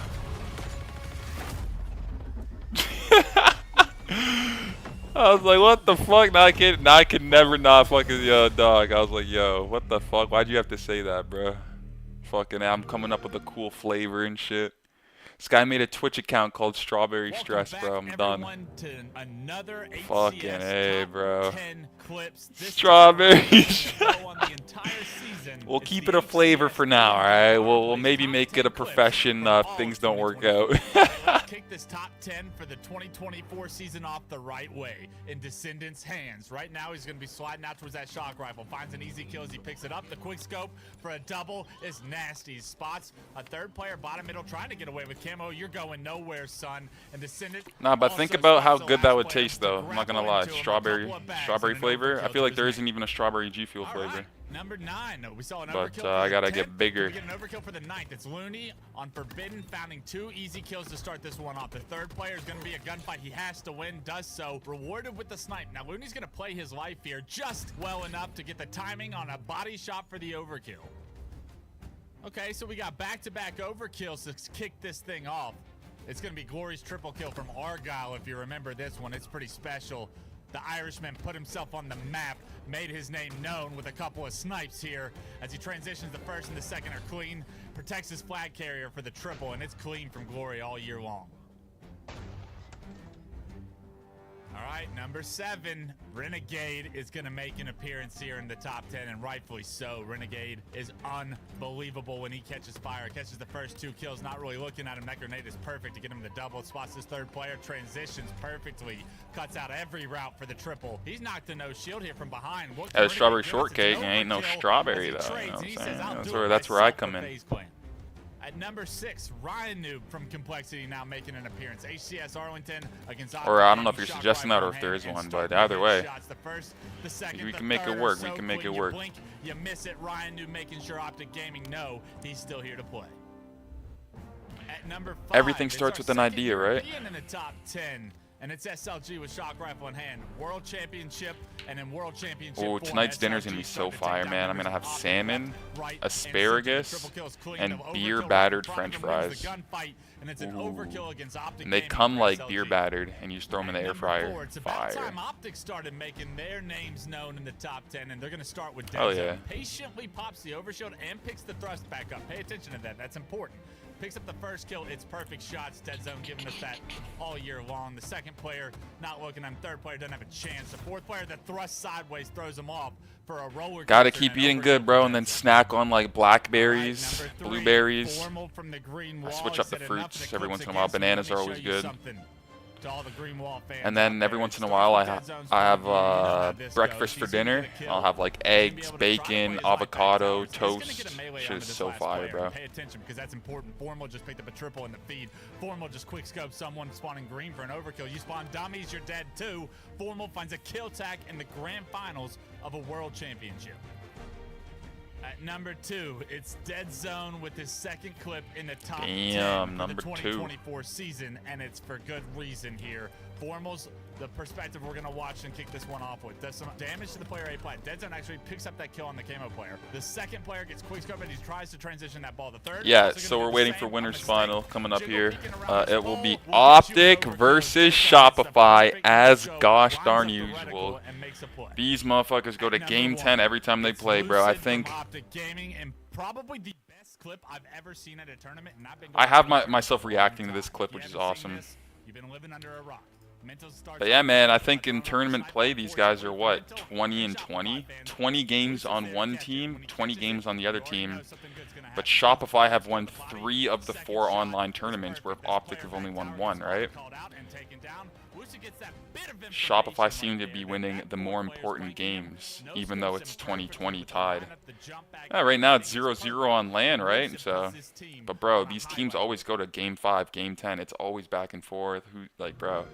Now we're gonna see on LAN, bro. Now we're gonna see on LAN, right?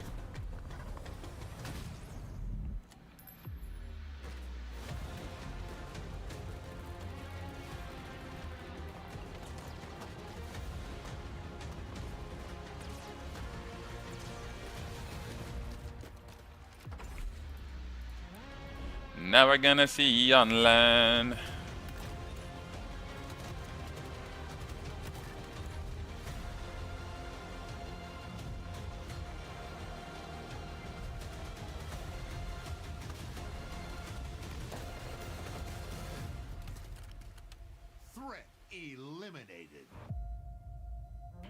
Yo, that new S&D playlist is gonna be ranked. I might have to grind that shit.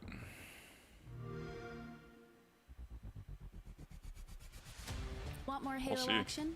Subscribe to the Halo Esports channel for official HCS highlights, behind-the-scenes content, and player spotlights that take you closer to the pros. Stay in the loop with official updates, Halo Esports history, and our HCS and community top 10 series. Don't miss a second. Subscribe now.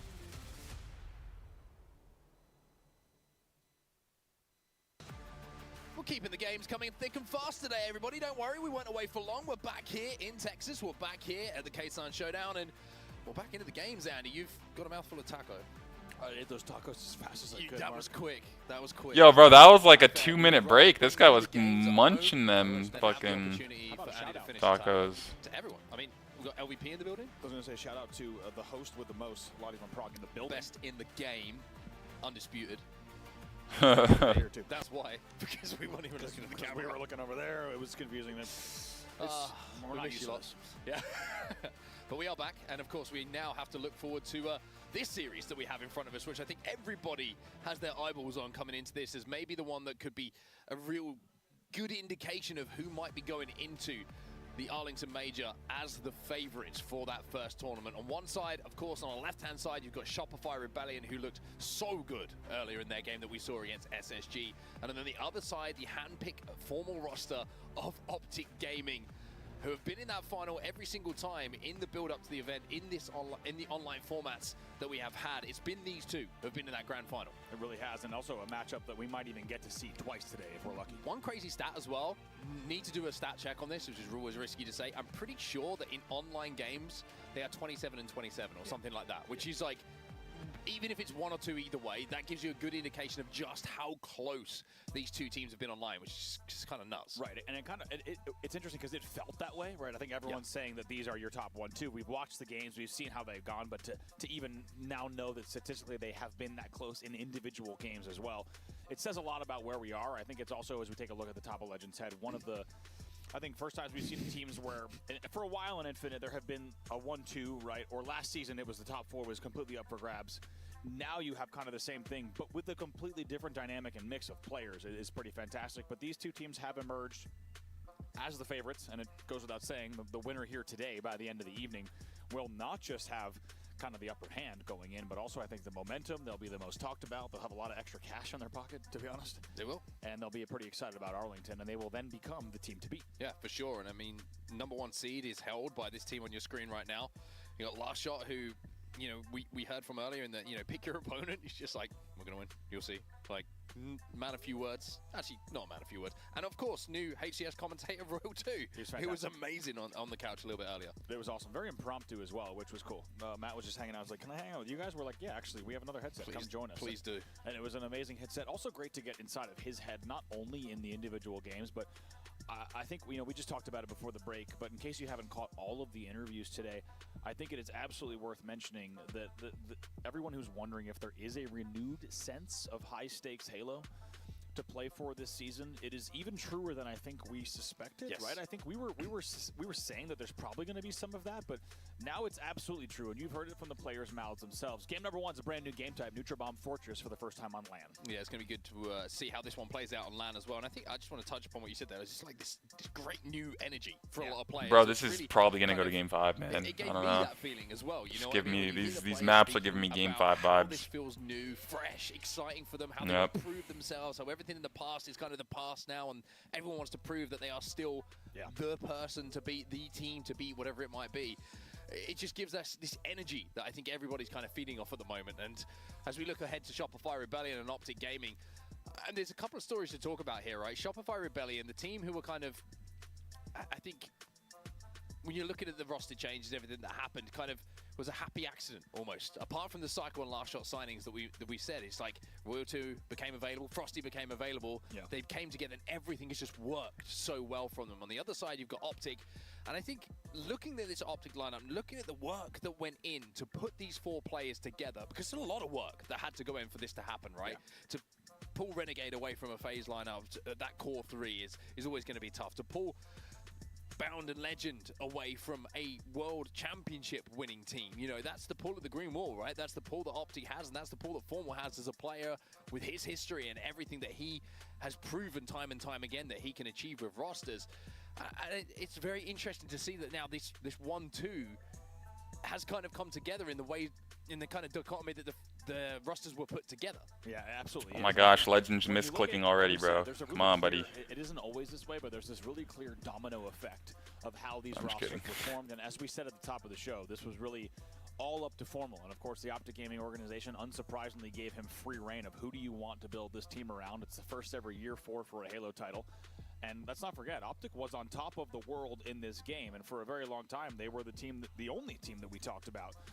And now Formal has assembled this all-star roster to try to take the Halo World Championship this year. That's their single site, and of course, so far, looking very good. But with that comes pressure, right? It comes a lot of pressure. Yeah, what if they get second, and then Worlds come and they get first? Like, would that be like a... And this is the team that's put together. I wonder what, like, would it be worth?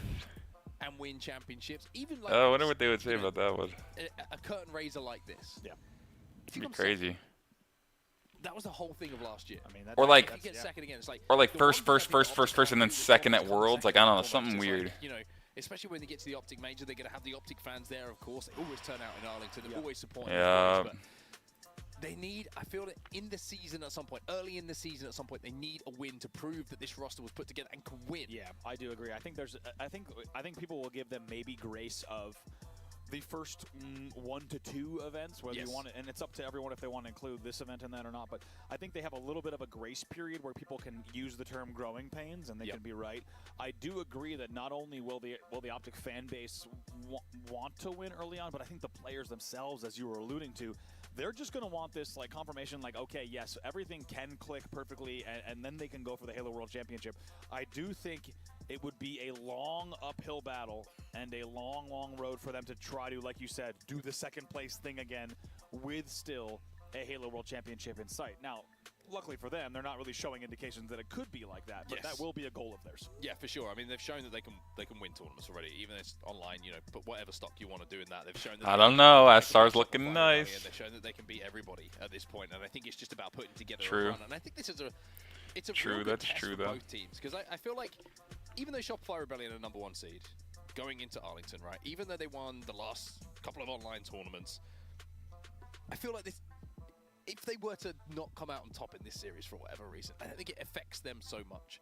Whereas on the other side, I think if Shopify like beat Optic and they beat them pretty comfortably, or pretty handily, I think there's some questions like that will go through the minds of Optic players. Yeah. They'll be like, oh, this is not how we expected it to go, and they're going to have to put some. We know that everyone's going to have to put work in. You know, we heard Bound talking about rewiring the brain and getting used to playing with new players and all this kind of stuff. But it is those little ghosts that start to come back that you don't want to be there. You want to start on the positive foot, on the front foot, and really kind of solidify yourself as the team to beat as we head into our game #1 of our series.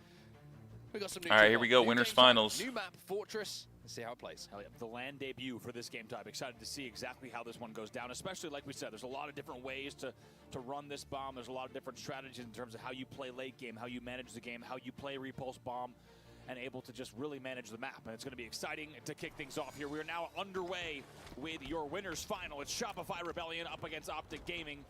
Game 1 is your debut of Neutral Bomb on Fortress. And this is a match that everybody was looking forward to see. Enough of the online. Let's take it back to LAN. Let's get real. And let's see who is looking like the dominant force in the Halo Championship Series, heading towards that Optic Major in Arlington, the kickoff event of the HCS season. Legend's going to get that first overshield, and he's trying to hunt down some players. Eventually, the overshield will be melted off, but still has a lot of shields with which to continue the battle on. Not too many kills early on here. Only 4 registered so far in the opening 40 seconds. Royal 2 is going to find himself a sniper rifle. And that usually isn't good news for anyone to go up against. One team who is very good at this game type is going to be Shopify Rebellion. They seem to just find a way to get that bomb moving across into the courtyard, up that front jump. And they're very aggressive on the way that they do try and move forward.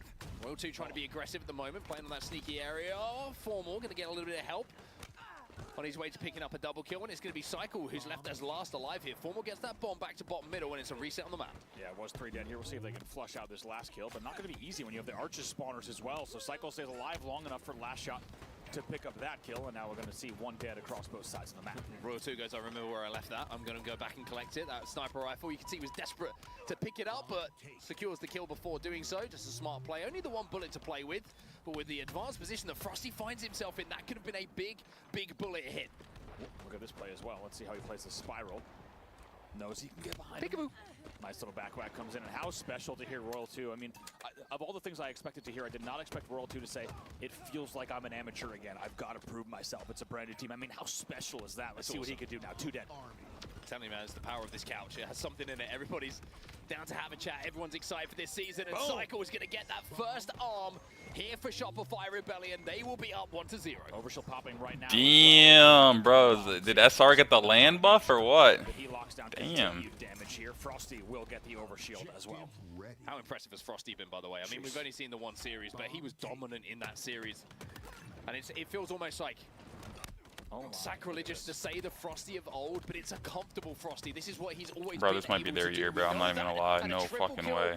Finally cleaning up his side of the map means that now they can advance once again. That overshield paying dividends. Feels like he's just having fun out here, right? You've seen a smile on his face tons of the time, just putting up enormous numbers, even bigger than numbers that we saw from him in previous seasons, and just cleaning up all the kills that he needs to. He's not done yet. Picks up another double kill on the back of the base. And you know he wants his second triple, but instead he turns his attention towards that bomb, or certainly supporting the player who is going to be running that bomb in towards the Optic base. Optic is struggling in the moment. You can see another kill gets picked up at the overextend bottom middle. That's going to be Legend. And even though Formal is waiting for this sniper rifle, that bomb hasn't got to be too far away from that arm point. Ooh, might even try to, looks like maybe try to combat evolve the snipe, at least off the spawn for a second. Unfortunately, the combat evolve does not really get it off of the archway. Instead, it stays there. So Formal is going to grab that sniper rifle. So a little bit more damage will be required on the map to push in. Yo, this guy's 10 and 1. Hello. Kill himself, moves through the cave now towards Formal. He knows that Formal is the player who has that sniper rifle. And look at the confidence. No coming in way, from Frosty. bro. Challenges that even half shield, but Formal good enough to just hold him at bay. By the way, I got to mention Shopify has exclusively, as you would expect, especially if you've been playing or watching. So bomb's now being armed. We'll see if they can continue here. Last shot is going to have to fight 2 battles. Cannot do it, so that bomb will be down. No one really in position there. So in the end, Royal 2 will be forced to retreat. But how well has Shopify controlled their opponent's BR? Which is obviously, if you've been playing or watching, that is what you need to do. You want to pinch him to elbow. You want to pinch him into those chokes, but they've done it so well so far. Legend just trying to overextend. Not for the first time. We've seen him just trying to escape, it feels like, at the moment. Formal still with that sniper rifle in his hand. He'll be able to pick off Frosty, which gives him at least a little bit of room to maneuver. Overshield has come up. You hear it pop bottom middle. Question is, who's going to have it in their hands as Royal 2 just continues to patrol. And this time, Formal's going to get snuck up behind. That's more bullets to pick up. 2 more for Royal 2 to put to use. This is actually, I'm going to take the last 2 bullets you have. 2 dead for the side of Optic. Oh. Bro, hitting that shot is crazy. Even more time. Just nice stays reaction. alive on the spiral. And like we said, controlling their bottom base, controlling their spiral, and controlling their BR in an obnoxious way so far. Obviously just trying to escape at the moment. They've got this one down to A1 at the moment under the armory in the basement. Trying to move it up the back stairs. Formal's going to challenge, try and do some damage. Royal 2 once again just outputting damage consistently at the moment. Still alive. So 2v2 with that bomb. Still in the basement. It's just such a difficult situation for Optic to just try and force their way out of, because they know they have to get that bomb away. Legend was the only player alive, able to finally get taken down. He bought a little bit of time for the team, but that bomb is going to stay there. Cycle will also get the touch. And this is what I was talking about. The meta game of bomb management is very different than it is on Aqua. And they've just controlled the bomb entirely, kept it in their opponent's spiral throughout the entirety of it, and also controlled this actual area here around BR, A1, A2, and the spiral. And guess what? They're going to keep doing it. Even though they lose numbers, they maintain. By the way, they have kept Renegade to 2 and 13 in this game. A huge statement. How often do you say that?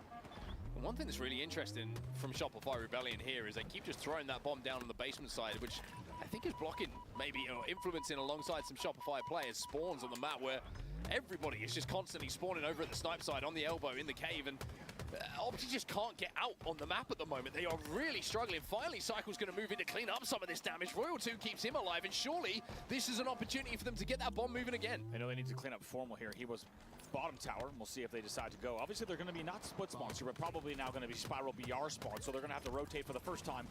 Yo, why is, Renegade's like 6 tuplet negative, bro? What is that? Or whatever the fuck. I don't even know what the, it's not even, I don't even know how to say that. Not triple, not quadruple, not even like sync. He's like the next one, bro. And you know as well that Cycle had that sniper rifle who's going to be Gosh, they're bullying this guy, bro. The only way to describe just how decimating this is Renegade is 3 and 17. Don't know what else to say. I mean this with all due respect to Optic. If I'm Formal and I press the back button, I'm like, yo, what? Does not finish. Touch will come in. Should be able. No, is it actually tossed out? Let's see. I think Formal was the last there. Yes, he is the last alive. That bomb. See how sticky the bomb is. Take a look. They can get right back in the circle here. This is an arm. That's going to be it. Boom. This is an arm. It's 2-0. And Shopify Rebellion are dominant in this game #1 at the moment. This is wild. I mean, they have not left. There has not been a moment, a single moment. Yo, this is crazy. This LAN is crazy, bro. Last shot stays alive as well, taking down Bound, where they have not had control of their opponent's base. This now might be the first time of the game. Like, they're vibing right now. The closest the bomb has been to the Shopify Rebellion base is when it spawned. When it spawned, yes. It has not gone further than that, without a doubt. And Bound also tossed it a few inches outside the front of the base at one point, too, I saw. Oh, I could watch from LVT's point of view now because I need the drop. So that's what I'm going to do. I was kind of curious to hear what like Eli and all them had to say about this, because Eli was saying how SR is going to get a LAN buff. So yeah, we're going to go to this, and we're going to earn this drop here.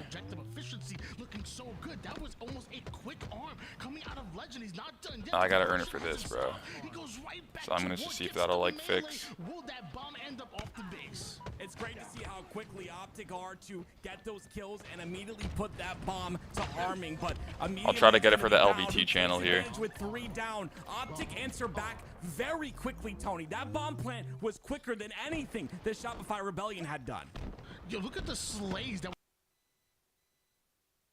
cap 2 bombs. It feels like if Optic had those slays, they would have had 3 by now. The objective efficiency definitely showing out, and now you see Alright, that should work. And then I'll wait and double check after. Turn into a kill immediately, and Renegade sees a weakened cycle. I don't know where Frosty just ended up, but he ends up right back to the black screen. He goes. Meanwhile, Renegade trying to get away with the sniper. He is shut down. Meanwhile, that bomb is practically reset towards the mid-map. Optic are doing a great job of taking lanes that are not occupied, and they're able to get behind Shopify because of it. It's just beautiful to see. Renegade was one piece of that puzzle, but now it's once again Shopify answering back. How are Optic going to defend here? This time we're going to see 2 snipers coming up on the map, but no overshield. We see Optic retreating to make sure they secure their sniper, and you have to assume that Shopify is going to man theirs, so we will see a sniper battle here. Who's it going to be for Optic Gaming as we see Formal looking to push this bomb forward? Actually, no, the reset's just going to go down. We know Frosty has it for Shopify Rebellion. This is great by Optic. I love how they're kind of making sure to have control of their base first before they decide to push towards that bonfire and towards Ring 1 and Ring 2. This is how you play that process, and Optic are playing the process perfectly. 3 players are out the gaming in front of Frosty right now. Tries to line up one of them, but taking way too much damage. Not able to get away with that sniper. Meanwhile, Renegade takes... No way. He's starting to turn up now. There you go. Body shots. Rotu try to be sneaky, but you can't sneak around the demon.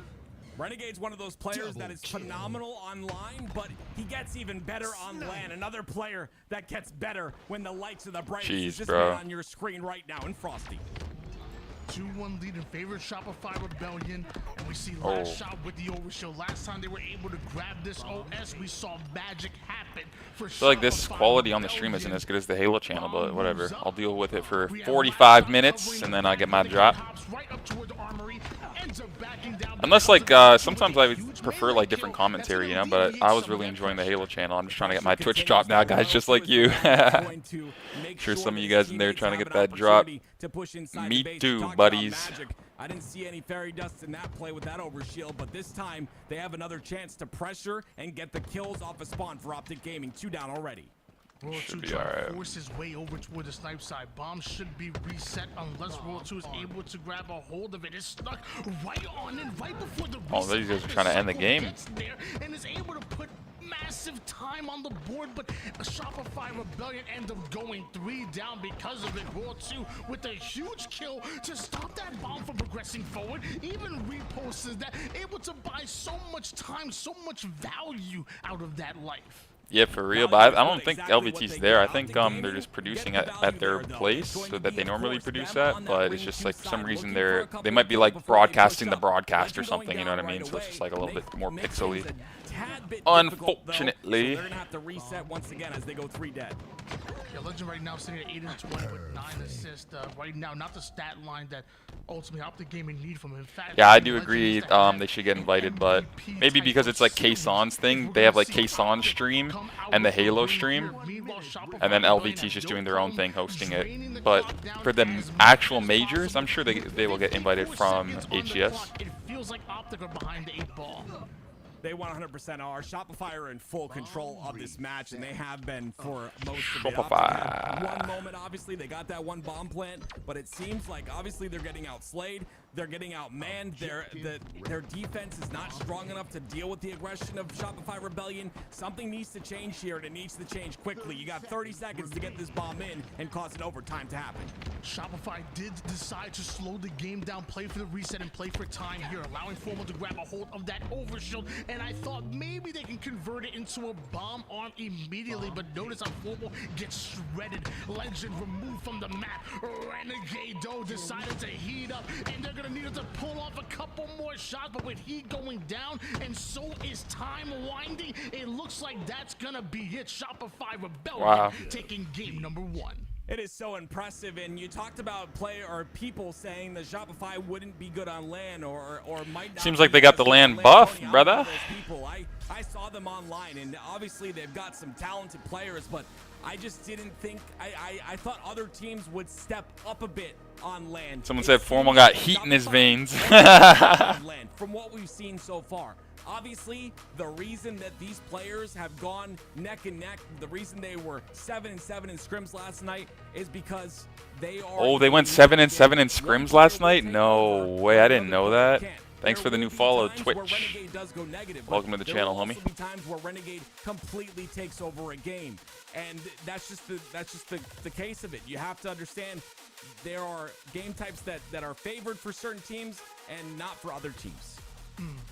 And I've been trying to tell y'all for a while now, when you look at the stats here, last shot dropping 23 kills and 19 assists. You got a big 14.7 and a 14.3 KDA coming out of Royal 2. The same way you have other teams that get a LAN buff, Shopify right on that list. I promise you, Royal 2 on that West Coast Canadian connection, he don't want any part of that. He's been begging for land. Yeah, I don't know if y'all know, but Last Shot lives up in northern Georgia, okay? I don't even know if they have a Walmart within 15 miles of the man. They ain't got nothing. They don't know what fiber internet is. They don't know how to spell fiber internet. The man has to get satellite internet just to connect, and the thing disconnects every 30 seconds. It is crazy. The same way that some of your favorite teams and favorite players get a LAN buff, I promise you, those Shopify Rebellion on that list. But I will say, like you kind of alluded to, neutral bomb on Fortress where they could just slay and allow those kills to take over may be a favor for Shopify Rebellion. Optic look more favorable, or just gonna get that Twitch drop, so I'm gonna have all of them. Nice. I got the first one. I already collected them. I'm gonna check how that armor looks. And then I'm gonna have this one. I don't even know what this one is, but I'll find out. I'll get it in about 30 more minutes, baby. Last shot, he mentioned that bomb is one of his favorite game types, and I think he also mentioned one of their best game types. So if you see bomb on Fortress, you see bomb on Aquarius, Shopify Rebellion heavily favored in that. If you guys haven't already, make sure to get the drops on the main Halo channel too. They are different than here, and let everyone know over there to come over here to get different drops in this channel. By the way, is now on a co-streamer drops and main channel drops. Lineups for that shock rifle, and I'm not sure why, Tony, because you can really manipulate that spawn and make sure that even if you don't have pipe control, you can nade that shock rifle towards potentially tower and take it for yourself. Yeah, maybe some combat evolved battles we're going to see as we go here on LAN, because you know, once we get to LAN, a lot of times these teams like to open up the playbook a little bit. Some of those plays that they were keeping a secret, well, they tend to come out on LAN, or will they wait for the major? All I know is $50,000 on the line right now. I'm pulling out every page in the playbook. Well, someone just pulled out a very large page in their playbook. It was Last Shot who stuck Formal while he had the camo. So all the while, it looked like Formal got that camo for free, but no. Shopify Rebellion played the pipe side and got some beautiful kills and now have control. Psych, we're able to grab a hold of this shock rifle, and this is going to be an interesting player to have, but a player that always seems to get value out of every single bit of his life. He'll put shots onto everybody on the map before going down, and as he softens up the enemy team, the rest of his team feel activated through that. But right now, Shopify Rebellion taking a lot of damage, but still Last Shot with the bait and switch. Psycho with a couple of shots decides to trade out his life there. It's just impressive to me how Cycle can stay alive so well. He's 1-3-1, did damage to 3 different players, even got a kill for one of the players. So watching him play is just a work of art. This is a talent you won't see for a long time. This is what I call, in my opinion, a generational talent in Cycle. 10-8 lead in favor of Shopify Rebellion. Well, Last Shot proving that he's the other half of the young superstar duo from Shopify Rebellion, looking to prove the world that they can do it with the expectations on the line. We saw what they can do in year 3, which was impressive, you know, coming from out of nowhere, coming as the underdogs, but now you have championship expectations. The spotlight is bright. Will Last Shot be able to shine through it? Camouflage coming up. Shopify Rebellion having eyes on this game slows down to a snail's pace.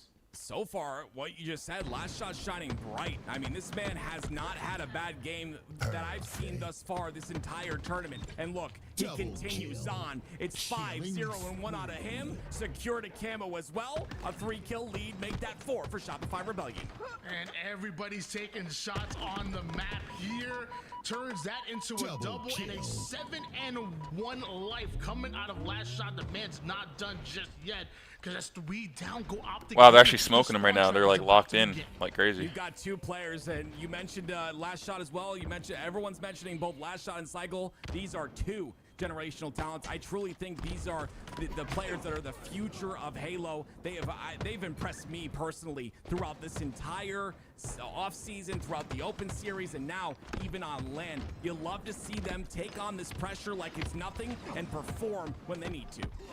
You know, the come up of these 2 players almost reminds me of like way back in the day. Remember when Snakebite and Raw 2 seemingly came out of nowhere? He said blow state. They were coming out in scrims and hey, a little teabag, a little disrespect. Hey, they were young, they were hungry, but they were talented. Almost reminded me of that. They're coming out of nowhere. They're doing absolutely fantastic. But right now, Optic Gaming are still in it.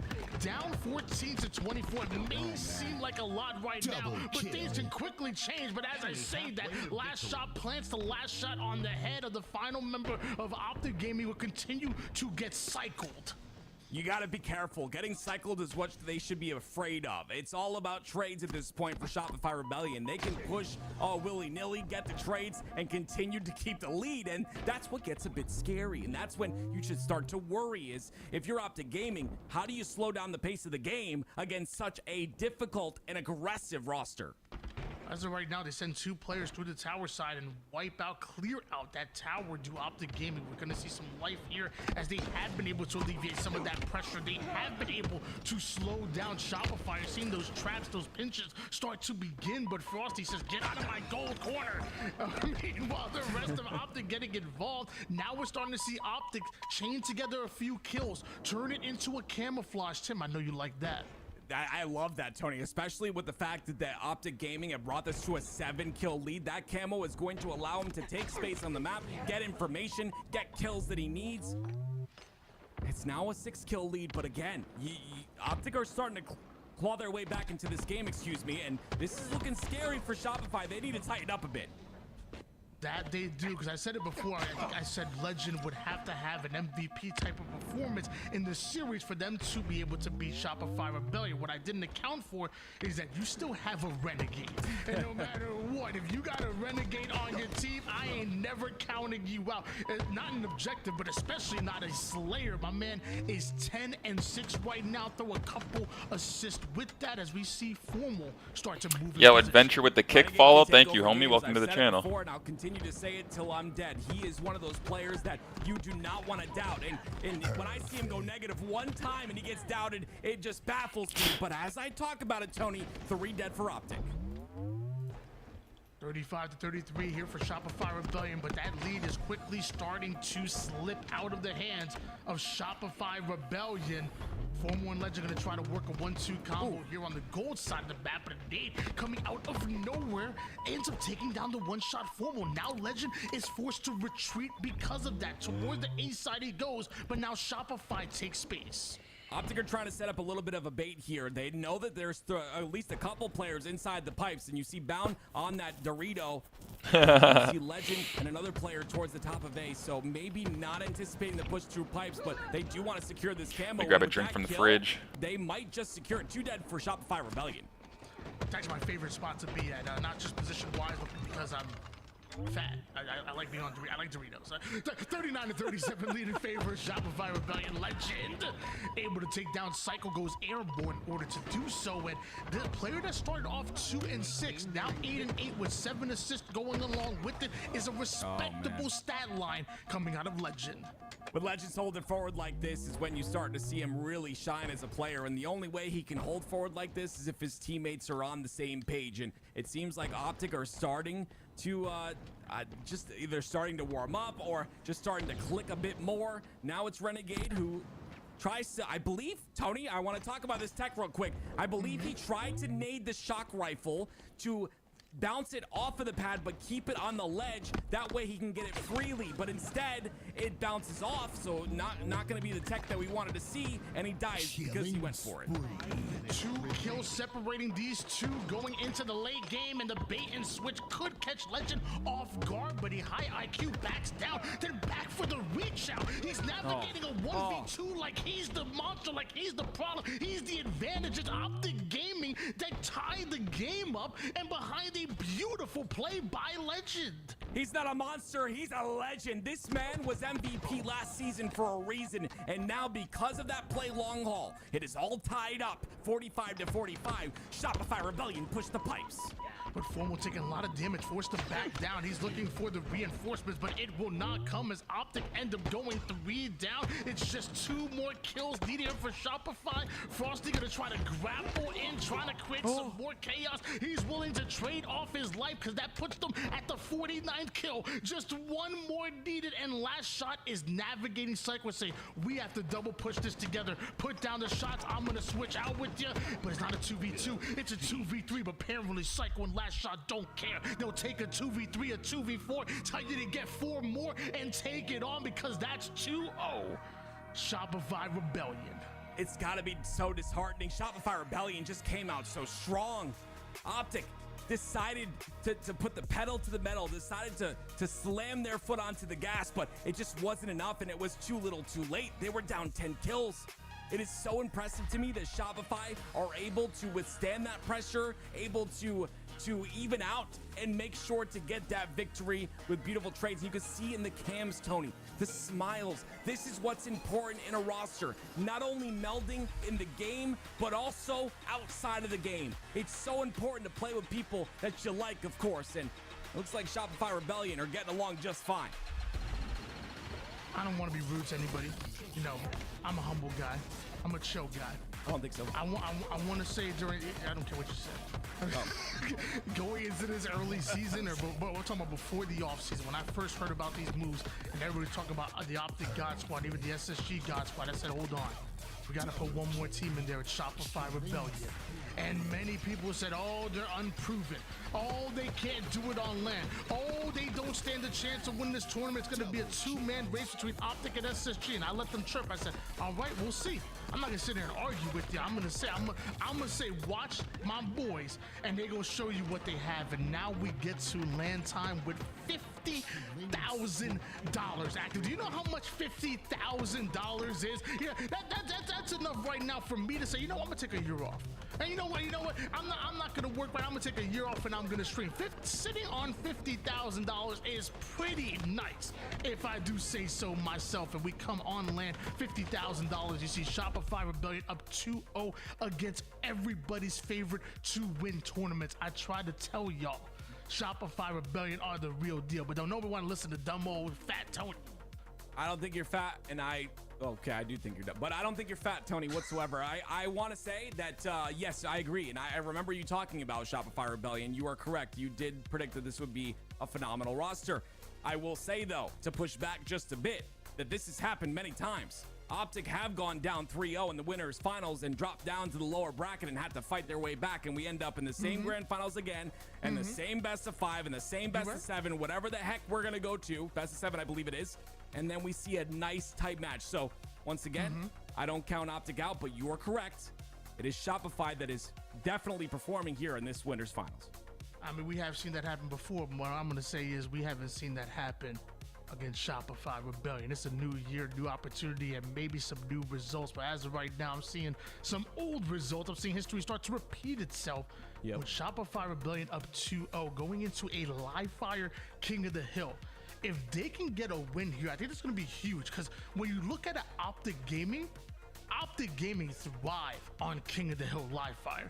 This is what they live for. They want to see this time and time again. But Shopify Rebellion ain't too much of a slouch, and we're gonna see if they can finish this in a 3-0 fashion. I will say, going back in scrims, even though live fire King of the Hill was a favorable game type for Optic Gaming, Shopify Rebellion did beat them out 4-3 during their last scrim. So kind of back and forth between these two. Yeah, and it makes sense. I think it's always going to be Now seeing Shopify on LAN, I don't doubt it's going to be like this all season long. And you saw a little bit of talking happening on the Optic side, maybe a bit of strategy being told, and it's still going on. That's what you love to see. This is the time to get that stuff in. This is the time to make sure you're ready for the Arlington Major. One thing I did notice on that Shopify Rebellion side, I saw the vibes looking damn good, which I guess it's easy to have the vibes looking good when you're winning, but no matter what, this group is always having fun. They're always cracking jokes. They're always hyping each other up, and I love that coming out of Shopify Rebellion. But right now, Optic look locked in, and they look pissed. And the last thing I would want to do is go up against an angry Optic Gaming. Yeah, there's no way Optic Gaming wants another second place. It's been 3 in a row, Tony. They're definitely upset. They're definitely angry right now, and I'm going to have to see them come alive. But, Tony, you got to deal with this man on your screen. You got to deal with Frosty, the man who has been popping off all day long at this event. Well, Renegade's able to get away with the sniper, although he's down to one shot. I thought he was going to hit that one, but his former teammate in Frosty able to take him down. Bound has to get involved for the finish and a repost to stay alive, but everybody's getting body shot. And of course, it's going to be Royal 2. I don't think he's missed a snipe shot in 3 years. Well, Royal 2 does end up going down, and you see right here, it was, of course, Shopify Rebellion. They give up that camo, and they end up taking a lot of this hill. They're already about 70-80% of the way through this hill right now, and it's unfortunately too Optic Gaming that don't have a lot to work with. Snipe goes down as well, so they've got no cards left on the table. Yeah, while we're watching kills on the bottom mid side, we're watching kills going left and right and center. Shopify Rebellion have been scoring hill time. And remember, guys, we're playing objective right now. And Shopify Rebellion just finished off their first hill, so all of the kills around the map don't matter as much as long as you get that hill. And last shot already having presence toward the tower side. It's always been a point of contention. How many resources do you throw to that camo, or do you go for the hill? And Shopify went for the hill there and got the first hill because of it. 4 down, though, for Shopify, and Optic have control of hill number 2. Optic now immediately start to take space. They know exactly where Shopify Rebellion are spawning. In fact, they manipulated them to spawn there to begin with towards that back A corner. Now it's Formal just being a distraction, trying to draw the troops in, but they're ready for Bound, who is waiting sneakily toward the back green side. Optic done with about 60% of this hill, but you need 100%. That's all that matters, and Shopify Rebellion are coming in quick. Bound dying there at B was such an impactful kill because of the fact that he was the player that they had to take out first in order to allow them to freely get through towards C. Because he goes down, the rest of Shopify Rebellion push on forward, and now they've got the tower control for themselves. Seeing a bit of a glow up coming in from this Optic Gaming roster. Again, they look mad, and Optic Gaming very rarely getting 3-0, and as of right now looking to clear out that last player and last shot, who's being such a nuisance, might I say. Eventually last shot does end up taking one down with them, and that's a lane for now Shopify Rebellion to play through, especially with this camo. Yeah, normally you toss this hill, but the fact that Shopify have this camo, they're not tossing this hill and rotating. They're going to try and get some kills, and Frosty doing just that, but he ends up falling. Almost done with this hill. Optic Gaming 3 down for Shopify, but that final player's last shot, and once again he gets another clutch kill while weakened and gets Frosty that dummy spawn. Legend having to slay him out again, going down to 1 shot, and all of this is just a distraction. Optic Gaming feels like they should have had this hill, but Shopify refused to give up. It's really unfortunate. There was a weak player on the C plat getting that hill, and Legend not making that jump really made it difficult for him to clean up that kill, so he had to use the QT. By the time he did that spawn came up, and just too much to deal with, and now it's Shopify getting some hill time of their own. 6 bullets in the sniper here for Formal, but this is a lot of time being accumulated by Shopify Rebellion. We're seeing Formal and Renegade look to run a 2-man push through the bottom mid side and try to get dummies, but they know that Shopify have so much space. They could be around any corner, and in fact, Shopify hopped out of the hill. They said, if you want this hill, come fight us for it. It's so interesting as well. It was Optic Gaming that rotated back towards top center. Formal's gonna get a kill. Cycle's there too, though, Tony. H4F. And it's because of shots like that, Formal starting off the push with a huge sniper, but notice how off-screen Royal 2 gets a kill, and right before Shopify Rebellion strike, they cap the hill to Optic. We have a tied-up game, but who gets the sniper? Beautiful job with that pinch on to Formal right there. You saw him setting up for that shot. He would have hit it if he had another second, but they shut him down pretty quickly, and now it's Sniper in the hands of Shopify Rebellion and in the hands of Royal 2. That man barely misses. This is the player that I would want with the sniper in hand time and time again, especially when holding on to an A-side setup. But with that, they send 2 members through that lane in order to get him out. Last shot repulses up to try to get behind enemy lines, but he was behind the players that were behind him that were behind. I don't know, it's a flank inception. A lot of flanking going on, but the people that come out on top right now and the team to come out on top is going to be Optic Gaming. All 3 down for Shopify. 3 players forced to spawn on the C side, as it was Optic who actually blocked B from that big door. So beautiful play by them to make sure to force those spawns as far away as possible. Legend goes down in World 2, chasing this player toward the window side, nowhere to hide, and that's going to be the last player that gets wiped off of the face of live fire. With that Shopify scoring, this should be 2-1. This is what's so impressive about Shopify Rebellion. Again, Spawn was on C. They make it to A in an instant. It was like they teleported there, and because of that, they're going to secure, like you said, hill number 3, and they'll be up 2-1, and they're going to continue on this momentum here. You see the pressure forming once again. Look at Royal 2 taking the perimeter and just trapping Optic in. While they do get a bit of a head start towards this hill, but it's not really much, maybe about, what, 8-9% done with this hill right now. Meanwhile, Royal 2 over toward the tower side. Renegade has to deal with them, is able to do so. 3 down, go Shopify. Renegade has top tower, so with this snipe coming up, I'm sure he'd be like, yeah, just switch with me, man. I don't want it to be top tower anymore. If Pound goes for it, you're going to see that time and time again, these two. We'll see if Bound can perform with it. If he doesn't, he's going to hear it from Renegade later. I feel like he wouldn't say, hey, man. I feel like even though he's like teammates with Bound, it'd be like, hey, pooper. But the other word doesn't matter. They still go at each other all the time. Last shot now over toward that nest side. Quick scope into a bandit, and now Shopify lose a lot of control here. And mind you, Optic already over 50% done with this hill, and Bound looking to finish it off here. That was such a massive play by Bound. They're looking a little bit more rounded this game. While he's in cover and cleaning up that kill. Last shot did not expect that challenge, but Bound with that kill just secured Optic this hill. What a beautiful snipe and cleanup by Bound.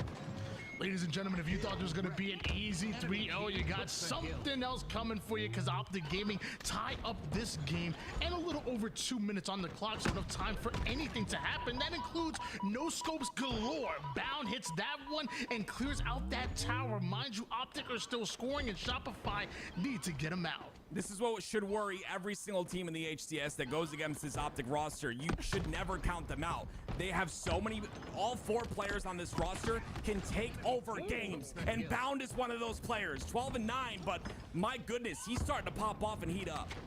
He has to trade out his life, but eventually it's Shopify Rebellion that end up going 3 down, exactly what they're looking for, because Optic continue to score. Last shot gets camouflaged, but is there enough time to even stop Optic from scoring here? Apparently there is, because they're finding kills left and right, but a missed no-scope may just cost them. Nah, they got each other's back, and that's a huge repulse. Back up, says Last Shot. It all started with Formal dying on the cuts right there, trying to go for camo, and it's because Shopify had a double side push on that camo side of the map, and with that, it changes things just a bit. Yes, Optic only need a bit of time here, but this hill is the most important one. There's only 1 minute and 37 seconds left on the neutral clock, and with that, Optic take the lead. And with a minute and a half, do you think Optic play time here? I mean, this middle hill here, it's obviously a centralized hill, but a lot harder to cover ground. If anything, I think Optic actually play for the score, unlike maybe like a Solitude over toward bottom mid. I think they play the time if that was the case. Yeah, 100%. I think it's all about security, right? If you can get 4 dead for Shopify Rebellion, maybe you just play time. If not, you play a bit scrappy. Regardless, Shopify are going to do everything they can to Roll 2 over toward the back green side. A beautiful setup now coming out of Shopify Rebellion. But we see Formal and Legend now start to take position onto sandbags. But are they happy with that? No. They're actually going around towards tower first. Meanwhile, Bound's going to start off this push, putting down that early damage. Optic started to score, but Roll 2 is still here. Dodging nades, has his teammates with them. But how much damage can they take? I almost forgot he had the repulse. And clearly Renegade and Optic did as well. What a beautiful job by Bound right there. Obviously, Royal 2 does get that double, but Bound, being that initiator, being that entry frag player, did as much damage as possible to allow his teammates to come in and clean it up. It's just you had a Royal 2 on the other end of that got a very low percentage double that you wouldn't normally see, and it's because of those plays that Shopify Rebellion find themselves in the hill.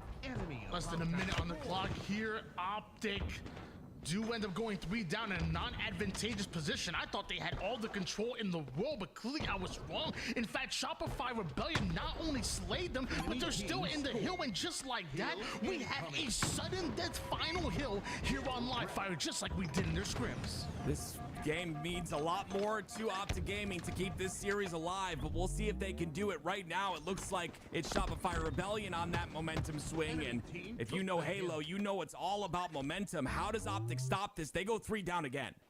Ladies and gentlemen, forget that timer that you see on the screen right now. It's 34 seconds of neutral time, but it doesn't matter because next Hill will win it here. And right now, it's Royal 2 and Shopify Rebellion that have that early setup. Royal 2 with this camouflage here toward the tower side, able to find the weakened Bound. There's still one more player on the backside, but Renegade is going front and center.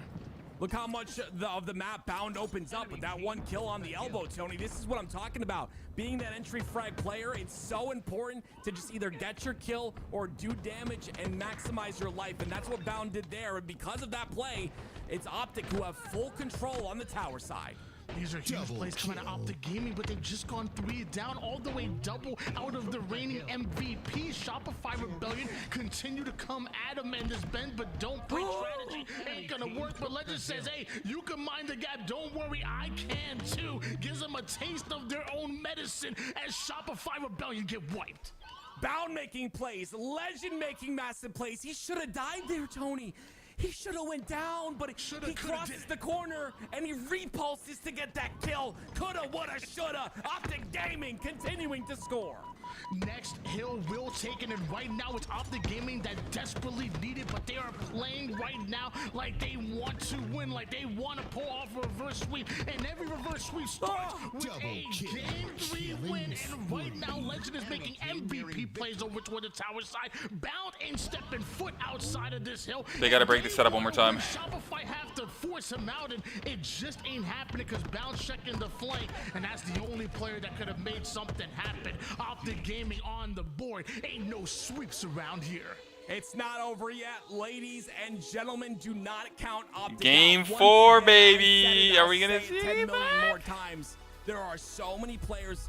In fact, every single player on this roster can take over games. You saw it back to back right there with Legend and Bound, and you're gonna see much more of that this season. But it all starts here at the Kaysan LAN. I'm sorry, Tim. Hold on. You okay? Do I need to get a defibrillator? My big ass is out of breath, okay? It's getting hype, all right? Take a sip of water. We got a lot more to do, I think. Game number 3 goes the way of Optic Gaming, and maybe, just maybe, they could pull off a reverse sweep here, but Shopify Rebellion did look good and did push them all the way to their limits. They had to just win by 1 hill in overtime. Did Optic, so Shopify Rebellion, it feels like they still have that momentum. They're still up by 1. Can we rewind that real? I don't know if we can rewind that. It's okay. I wanted to see. What up, Zach? How you doing, homie? That is appreciate you, bro.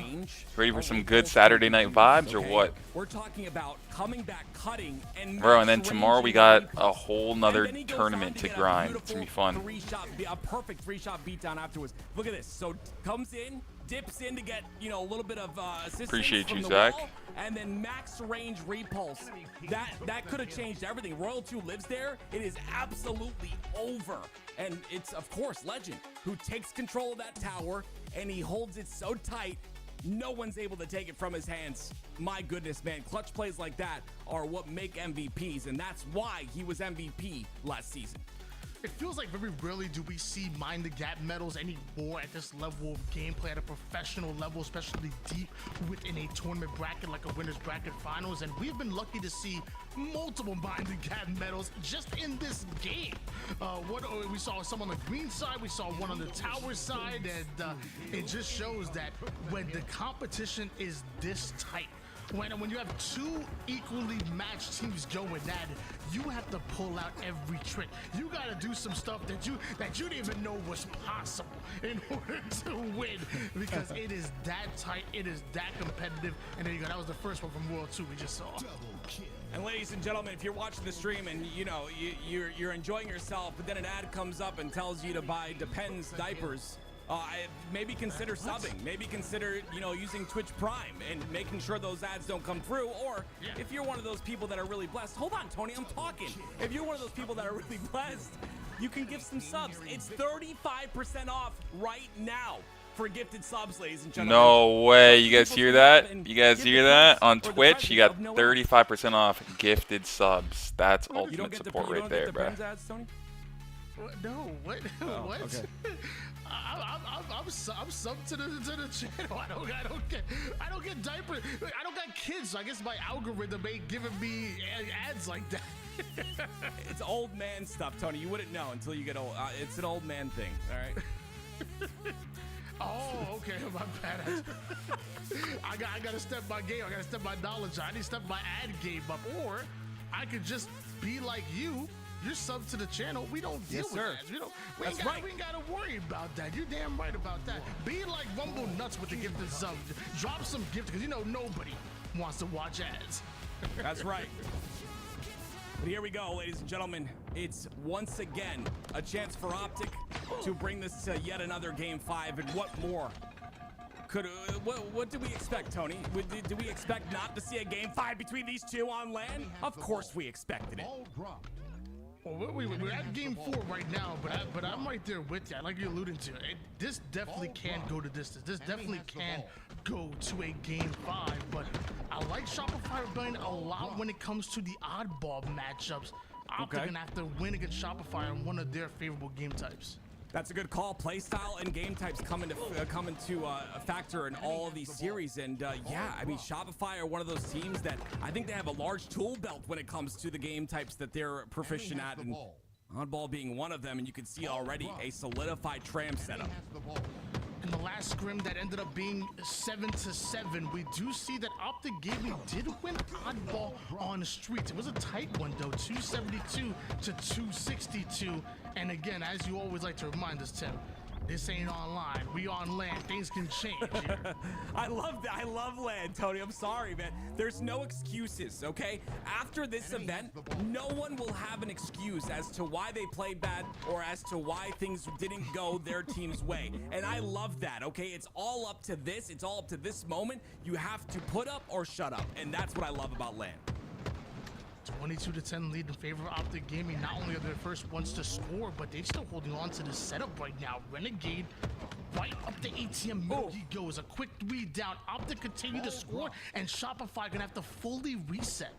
This is great. They didn't get the play ball either, so ball ends up at the bottom of Tram, Tony, and this is going to allow Optic to scrap some more time here. Camo, though, it is up, and the Shroud screen is on top of it.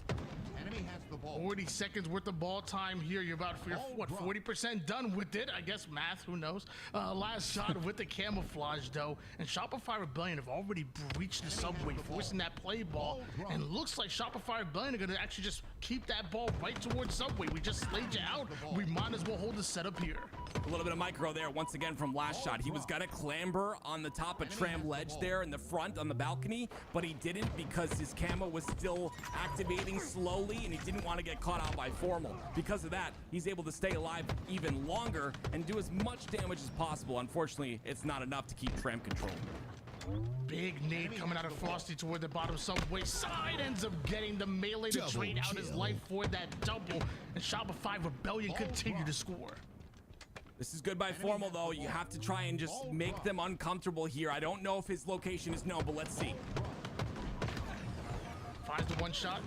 Ooh, almost takes down a one shot. Last shot almost lives through that, but mind you, Shopify Rebellion, the ones that continue to have that ball in hands. Lots of time being accumulated here for Psycho, but gets the call out there. Could be somebody creeping up the backside, making sure everything's clear. And if he feels this uncomfortable, we could see them rotate that ball.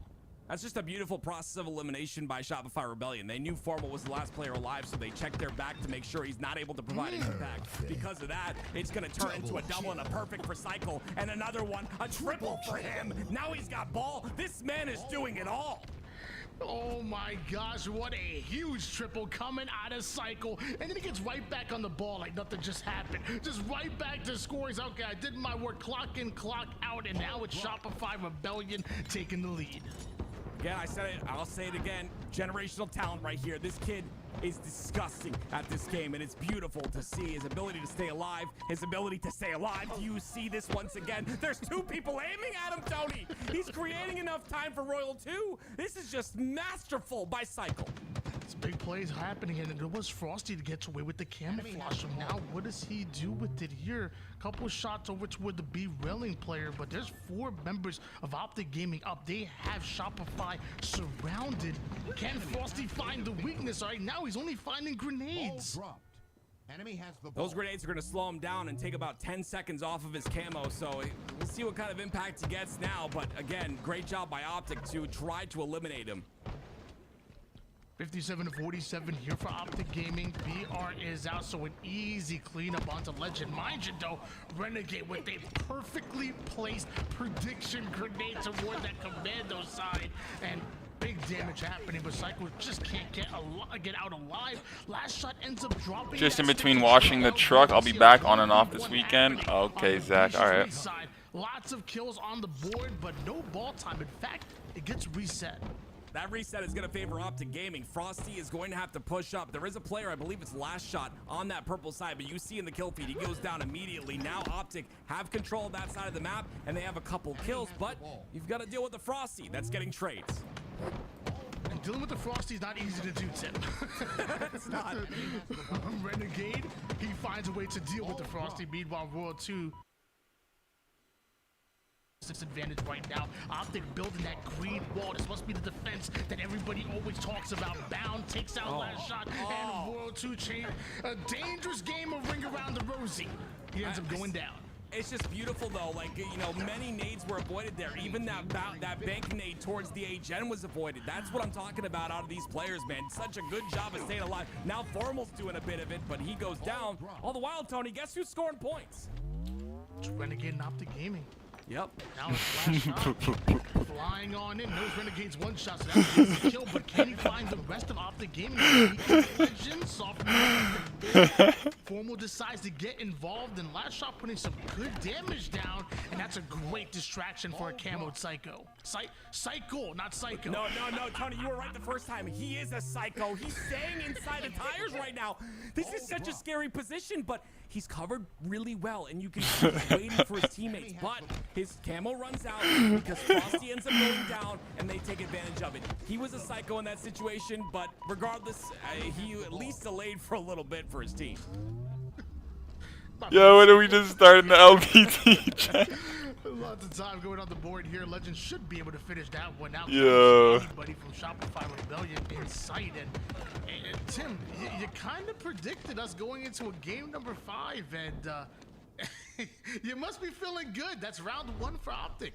If you count the World Championship from last year, Tony, and all of the LAN tournaments, and all these tournaments, that's 6 plus 3 second places in a row. There's a lot of second places going on, okay? It's only 3 in a row, but there's a lot of second places. I'm thinking Optic are pissed off. I'm thinking they're mad. They wanna squash this little rivalry, because whoever wins this tournament can say they are the best team in Halo. Yes, it's the first seed. It's the #1 seed for Shopify, but again, this is LAN.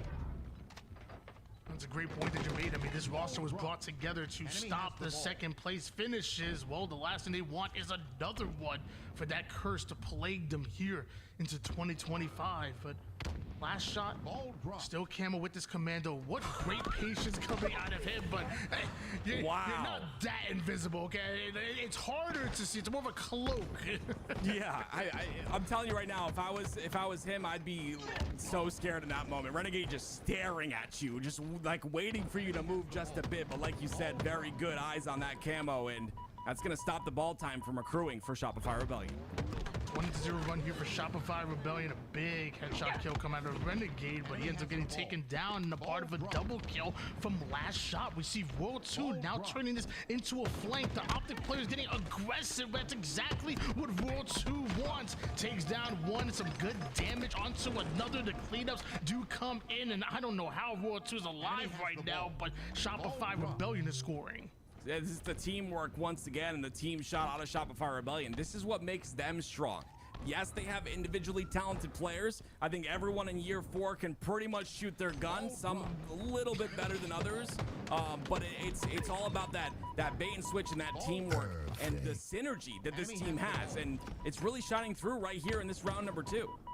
It is teamwork that makes the dream work. We're seeing World 2 taking a lot of damage, so retreating to the teamwork of his team. But Bound comes out of nowhere, takes down Frosty, and now Renegade replace him in that positioning. A 2v2 moment, but those were Cycle thrive on. He ends up taking down both of the final players by himself. Optic spawning in a favorable position, but last shot has active Camo. And they're aware of the spawns. This is what makes it very difficult, Tony, is because look, he's gonna bait him out, and now just shut him down. That's what happens right there. Beautifully played by last shot in that scenario. Yes, he loses Camo, and well, Shopify are 3 dead, but the play looked good at first, Tony. 45-5 run here for Shopify Rebellion, but notice it's Optic the ones that are scoring right now, and now the nades and Shopify Rebellion trying to push up through the back A side. Last shot finds the first kill, Bound chases him away, and now the repeat coming out of last shot. A big kill, but notice Optic still have 3 players up. Shopify Rebellion though, are they rotating this ball? Wait, what? Somehow Royal 2 stays alive right there, and he uses cover and he uses his teammate. And again, I don't think you're surprised, Tony. Cycle stays alive with nades flying in his face while he's one shot. So this is just typical of these players on Shopify Rebellion. They're gonna continue to score here, 60 points and counting. I'm gonna be honest with you. I mean, I actually am kind of surprised with that play. I thought Optic actually had the advantage in that one. As Shopify Rebellion find the slays, now we're scoring. World 2 is pushed all the way up right now and putting down more damage, but World 2 goes down. Cycle now forced to play this ball, and very quickly Optic pounce. This is what they're good at. They pounce, they get that ball, they rotate it back, and they've got a bit of a setup here with 4 alive. This is great for Optic if they want to catch up. This deficit's getting pretty large, and Shopify have to take them out one by one. But again, Shopify go 2 dead. 67-16 lead here for Shopify Rebellion. Perfect shot out of Cycle, and even it's the one shot on the weakened player. Ball sits towards the mid-map, Bound daring to push it, but he has to be careful because Shopify Rebellion ain't just going for the ball, they're going for him. This is great though. We've seen back and forths out of this Camo control for both these teams, and oh my gosh, the timing there. Bound is so upset right now. There's no possible way that timing happens. Regardless, it's once again another Optic push and a beautiful couple shots by Formal, but there's trades and trades to be had, and Optic Gaming go 3 dead. Just about 10 more seconds needed here for Shopify Rebellion, and luckily Optic are able to successfully push out the PD side. That ball sits the middle of the map right now, and both teams gonna have to slay out for it. Frosty right at Bound. Formal taking a little bit of I guess a back route here, a little bit of a flank route, and Frosty refused to go down easily. Eventually Formal does find them. There was a player towards top A, but he ain't there no more, and Optic, they push Shopify out. Yeah, it's such a difficult thing to do is look at the kill feed wall in a moment, but Formal ends up looking at the kill feed, seeing that top player on A goes away and ends up going down, so he feels safe and he takes that route to get that kill. It's a big kill, but is it enough? Shopify are going to come off a spawn and immediately push. Good time on the board here for Optic Gaming. This is exactly what they were looking for. Already up 1-0 and don't want to give Shopify Rebellion any life, any room to breathe. Formal. High IQ gonna rotate this ball away from last shot, and the rest of Shopify Rebellion are forcing them out of the A side tower side. Formal goes airborne for that one, but what goes up must come down. The rotation was unfortunately a little bit sloppy right there, and because of that rotation being sloppy, it was Shopify that just pushed on through. Formal tried to save it with a nice little repulse, trying to get maybe a melee on an aggressive player, but it's not going to be enough. I believe that we will be at a tie in round 8. We're going to round 3, Tony.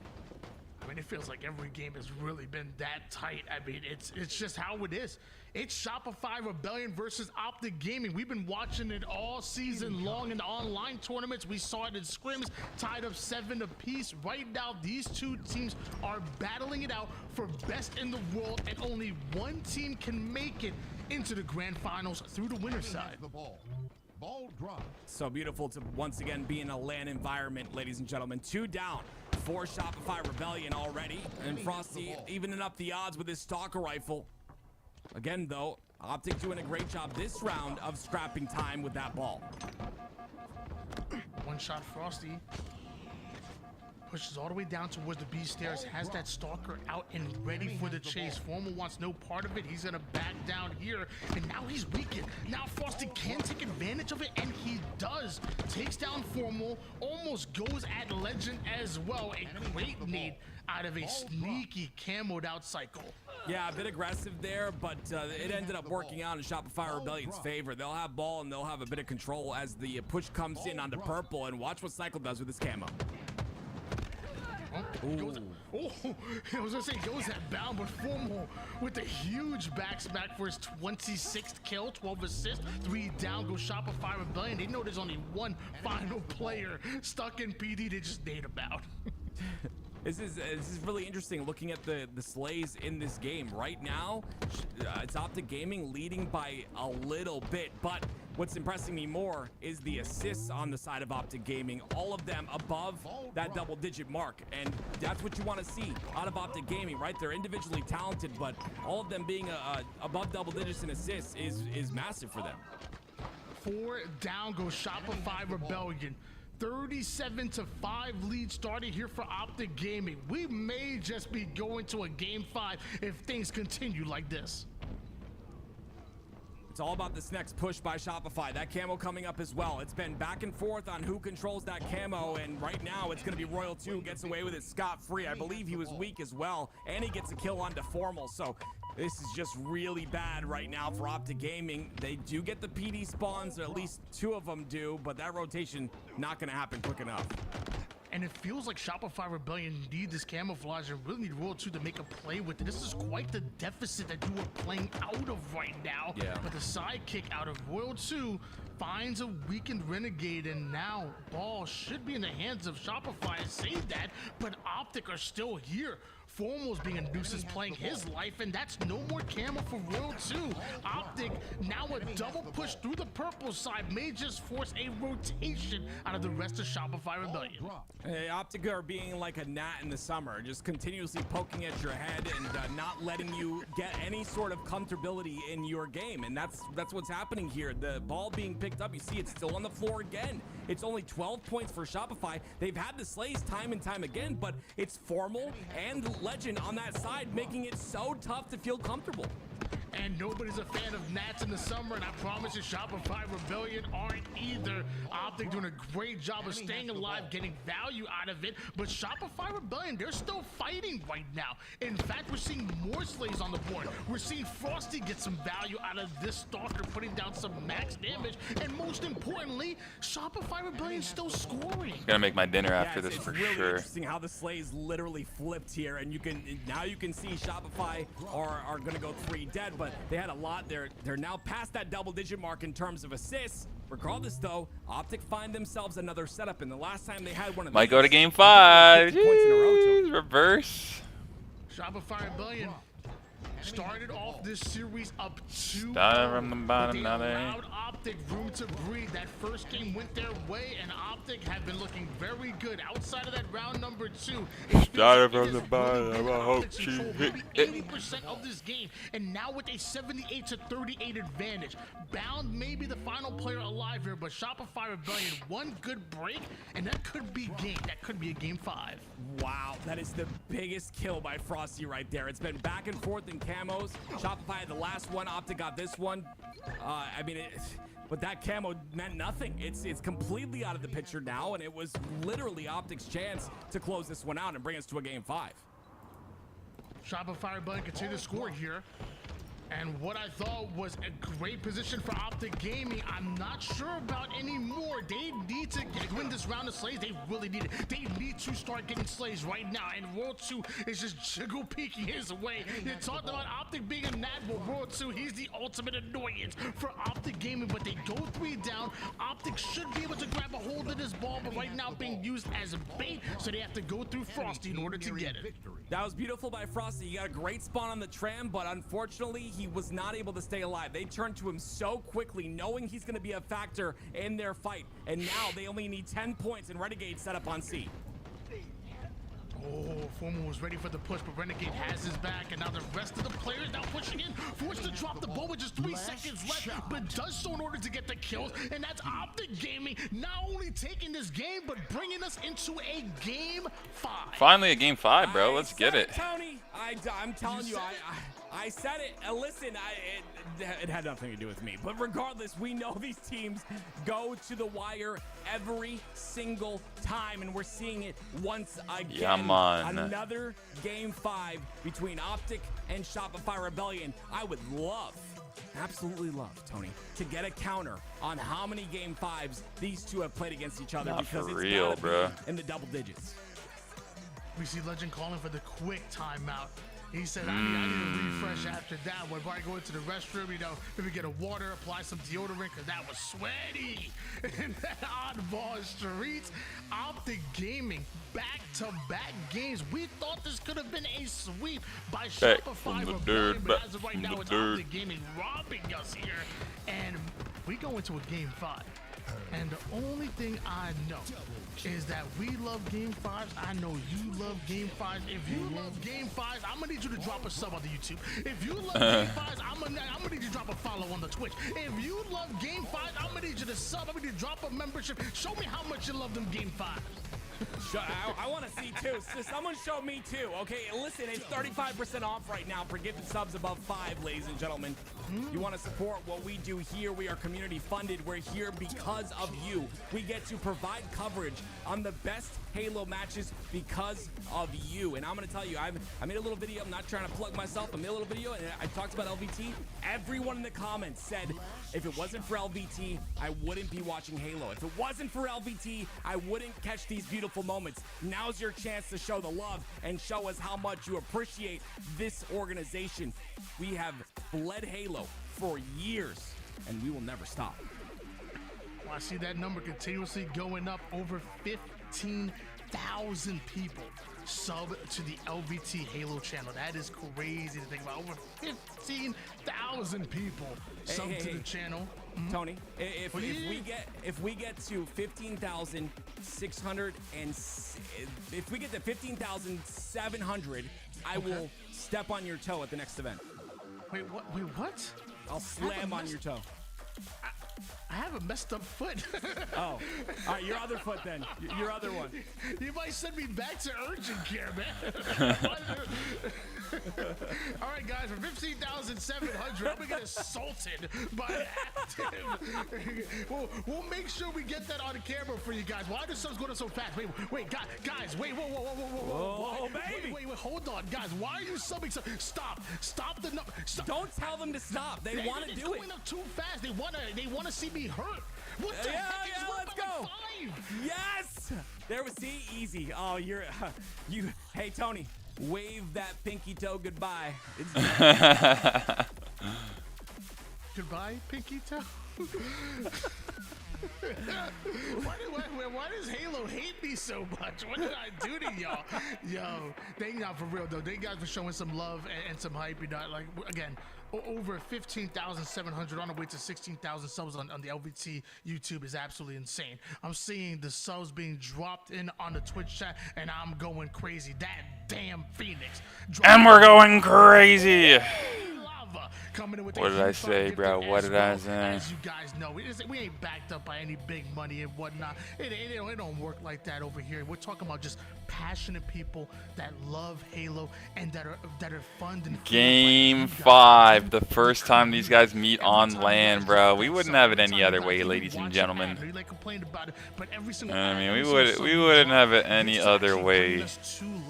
Of course. For you guys even more. So honestly, and I'm sure Tim, you agree, and everybody agrees. I don't want to speak for anybody, but from the bottom of I'm gonna make some food after this. I'm gonna make my fish, asparagus, and French fries. Thank you for subbing. Thank you for the follow. Thank you for the subs. Because of you, we can do what we do. We can do what we love. So thank you.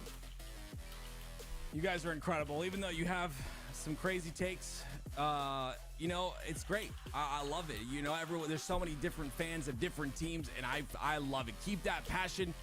Keep it going. Keep Halo alive. Because, bro, like 2 days ago, some guy named like A Seagull, he's like a big Overwatch guy. I got a message from him on Discord, and I instantly know it's a scammer, bro. So I just try to like fuck around with them and waste their time. Because like you can tell, like they don't link things properly. They like add the links, but it's not linked to their Discord. There's certain like typos and everything, and then they're just trying to scam you.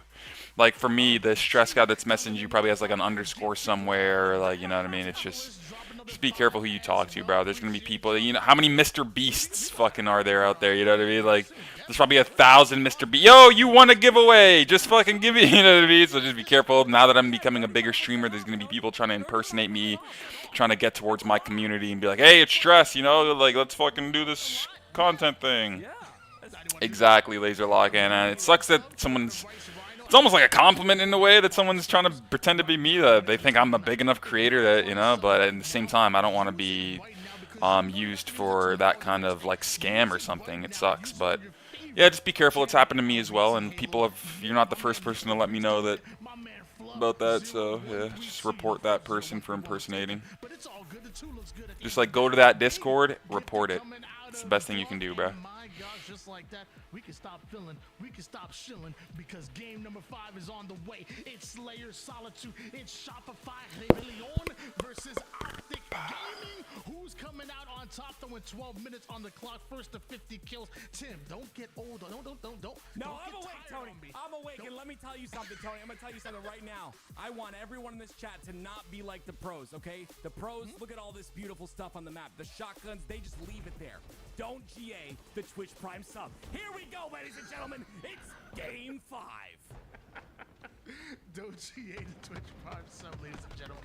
Optic Gaming starting off hot against Shopify Rebellion with that first kill, but what really matters is who's going to be able to get away with that camouflage and shock. And I know Shopify Rebellion have the shock rifle, and I have to imagine that Optic have the camo. Wow, Tony, you are correct. Yeah, the best tip I can give you, Laser, is probably not even to ask for follows. If you ask someone for a follow, they'll follow and probably never stop by your stream. You gotta just put out really good content and attract some of the people that you would want in your stream. Like make some good tip videos or like some. You don't have to apologize. I'm just giving you some tips, brother. You just ask for a tip, so I give you some tips. You don't have to apologize for anything. Just telling you what would probably work if you're really trying to become a content creator. I got you, bro. Try to make some good content, something that you would want to watch and that would attract people that you would want to vibe around with. And slowly but surely, it'll start happening every single day, bro. Good luck. They're showcasing their dominance when it matters the most. This is the most intense and most important match of this tournament for Optic, and they're looking to smash it. A 9-kill lead already for them. Not even 2 minutes worth of gameplay, and it turns to a 10-kill advantage here. 4 more. Bro, they were looking so good, Dan, and all of a sudden they're just freaking it up. Is it me or is the lighting different on this map? I think it's LVT streaming a stream, so the quality's not the greatest. But yeah, it might be a little bit lighter, but that might be an observer thing. crazy shots are coming out from Formal as he takes down yet another one, and every spawning player is being sent back to the respawn screen. This is the Optic Gaming that we feared. A triple out of Formal H4 freaking F. Halo Infinite is free, Laserlock. Feel free to download it and play multiplayer. The campaign is costs money though. Bro, these guys are getting fucking lobstered right now. Holy shit. 22-7 advantage here for Optic Gaming, and some great shots coming out of Renegade, forcing that player away, but more importantly, grabbing the camouflage, as Renegade might just survive despite being one shot. It was World 2 dropping a multi-kill. That'll take the wind out of their sails. That'll slow them down just a bit. In case, in case you can't count, Tony, it's 1, 2, 3, 4 at the top left. It's gonna help you in that case. This is just insane out of the side of Shopify Rebellion. Seriously, like. Yo, that actually really surprised me. I thought SR was gonna take him and dominate. Hey, look at Optic dominating that #1 seed, bro. They're lobster dinnering them, bro. This is fucking like a slaughter fest. Magnificent out of these guys. 8-2 with 7 assists right now for Optic Gaming. For Formal of Optic Gaming. That tells me that Formal is getting involved in every single gunfight. Meanwhile, Renegade on the entire opposite side of the map is able to grab a hold of this shock, and Cycle is stuck. He's paying. Lobster and Wagyu. We're watching from the loop side, so a great job by Cycle once again. This is why he's one of the best players at playing. You his just life. called him He Suckle. stays alive. That's fucked He up. knows what angles he needs to cover, and he does it well. That could be the break that Shopify Rebellion needs to not count this team out. 3 dead Optic. They already won the 17 lead in favor of Optic Gaming, but like you said, they are the ones that end up going 3 down, and it looks like this time it's gonna be Last Shot that has that shock in hand, and also jumping up to the S4, and right now S4 looks cursed. Yeah, you don't want to go up there. You go up there, you go down. But, man, Legend again. Tony, he's had a slow day. I've got to be honest with you. We're talking about the MVP from last season. If you look at his stats, yeah, it's been slow. But, again, this is what matters the most, is the Game 5. This is when you know players come to play. Bound is another one. This is just beautiful. 11 kills for Bound, only 3 deaths. 12 kills for Legend, only 6 deaths. 37-20, the lead. From a 0.80 KD. Ooh, you think they should have played Optic first? That might have been a play, bro. Instead of just dominating SSG, like, all right, who do you want to play? SSG, obviously, just fucking dominating. Like, bro, if they, yo, that would have been such a crazy change. Wow, bro, they should have. They should have chose to play Optic. That would have been such a kick to the face. Whoa. That would have been crazy. This is without the green wall chant. What's gonna happen at the events? I'm just curious, because this is crazy out of this roster. No way, bro. I saw a little bit of a glimpse, right? The 3 down that Shopify Rebellion got a couple of minutes ago, but it was Optic Gaming coming off a spawn once again and just stopping it in its tracks. These are players who are phenomenal. I have nonstop talked about Cycle. I've nonstop talked about Last Shot all day long, and that's because I believe that they're next up. I believe they will be the players that are in people's mouths all for the future of Halo. And right now, it's Optic Gaming that showcase we're still standing here. We're still the kings. What if, what if anything? I could say any scenario, but all good. Back-to-back wins out of Optic Gaming to put us in this position into this game. GG's. And an incredible start from Optic Gaming, where they simply have not turned around since. Maybe not a spectacular just yet, but a damn fine cheeseburger, if you will. The finest one of them all, made by Gordon Ramsay himself with this win right now. Optic Gaming putting on a dominant performance here. Shopify Rebellion, though, sneakily clawing their way back into it, but you gotta think it's too little too late. Optic Gaming only need 3 kills. It's gonna be tough to do, Tony, and now it's down to 2 kills. You gotta look at the cams of Optic Gaming. I mean, if you can see the players' mouths, because right now Legend's got his face directly into the monitor, and so does Bound. But if you can see them, they are screaming in the comms right now. They are hyped up. Look at them. That's what I'm talking about. It's the hype that comes through. Wow. Optic Gaming. Winners finals. First win. Optic Gaming, bro. Damn. Winning their first LAN event. I will say, damn. when they That was a good old-fashioned ass whooping. Damn, man, GG's. Yeah, that was good, bro. That was good. Wow, I can't believe SR didn't win that, bro. The entire first 2 games of Oh, I probably got my drop. Oh, there it is. I got both drops for the weekend. Ran with it. I would love to talk about and go through on how they did so and what players made the most impact. Excuse me. I mean, for me personally, I'm gonna say Legend. Even off the rip, I'm very All right, I'm gonna curious watch about the main the Halo opening channel, strategy guys. from Hope you don't Shopify. mind. Royalty Shout out to stays LVT blue, though. Circle wraps yard They are the solo, homies. and it starts this domino effect that they really could not come back from. Take a look here at the board, though. You see some damage numbers coming in. It's bound in the end. 4,200, the only one to pass the 4K mark. Yeah, just a dominant Slayer performance in that game 5 coming in from Optic Gaming. And I would say Legend, you know, it sounded like it was a war when he was in game. As soon as it finished, just stood up. It's back to being nice guy Legend. Like, yeah, just smile on his complete face. change. It's like, oh, Like, ah! And then the game's always like, all right, guys, GG's, man. This player cam, this listening. Great call from you to go to the listening 8 because to Optic 1. really did just see that they were not in any mood whatsoever to lose this game. I'd tell you what, I got lucky before the game, just communicating with the team in the back, thinking, you know, let's get into a listen. If a team takes the lead, let's hear how they sound. And we got the greatest gift that you could ask for in a Game 5 reverse sweep scenario where Optic Gaming was the most hyped that we, of course, heard the roster get today. But the most hype I've seen in a very long time. And I'm including past seasons in that as well. At that point in the game, they got the dub. That must feel good. I can't believe they were down 0-2 and came back and won. That feels good, bro. Holy, Informal was going crazy every game, too. If there was an opportunity to move forward and capitalize, Optic took it in that game. And that's the kind of game sometimes that can just, like, something clicks with the teams. Like, oh, this is how we have to play. This is how we want to play. Like, things start to roll. Things start to go together. And it was a dominant Game 5 performance. And I think, like I mentioned, so much to talk about. The resilience that came in from Optic in those final moments. It's what you want to see from a team who's put together to win championships. It is, man. I mean, coming together in the way that they also did, and you talked about each game by game, you couldn't ask for, take a look at this scoreboard, you cannot ask for a better LAN debut. Oh, yo, bro, again, it went to Game 5, bro. Everything was quite close until, let's be honest, that Slayer Solitude, which was one of the most dominant Slayers we've seen in a very long time, not just this season or online, but I mean in the last few years. I'm Infinite. Formal, great to have you with us, man. Congrats on the series. He's got the main dude, Formal. But it felt like in that Game 5, there was no other option but winning it from the listening. The the comms were pretty insane in the Game 5. We were just feeling it. We just had a game plan and we just followed through with it. Got to, bro. Gotta follow the plan. Since we started teaming, but these past couple of weeks we've been like really trying to find how we want to play Slayer. And I think we showed really well at Game 5, like what we want to do. What was the vibe on the games? It was such an interesting series.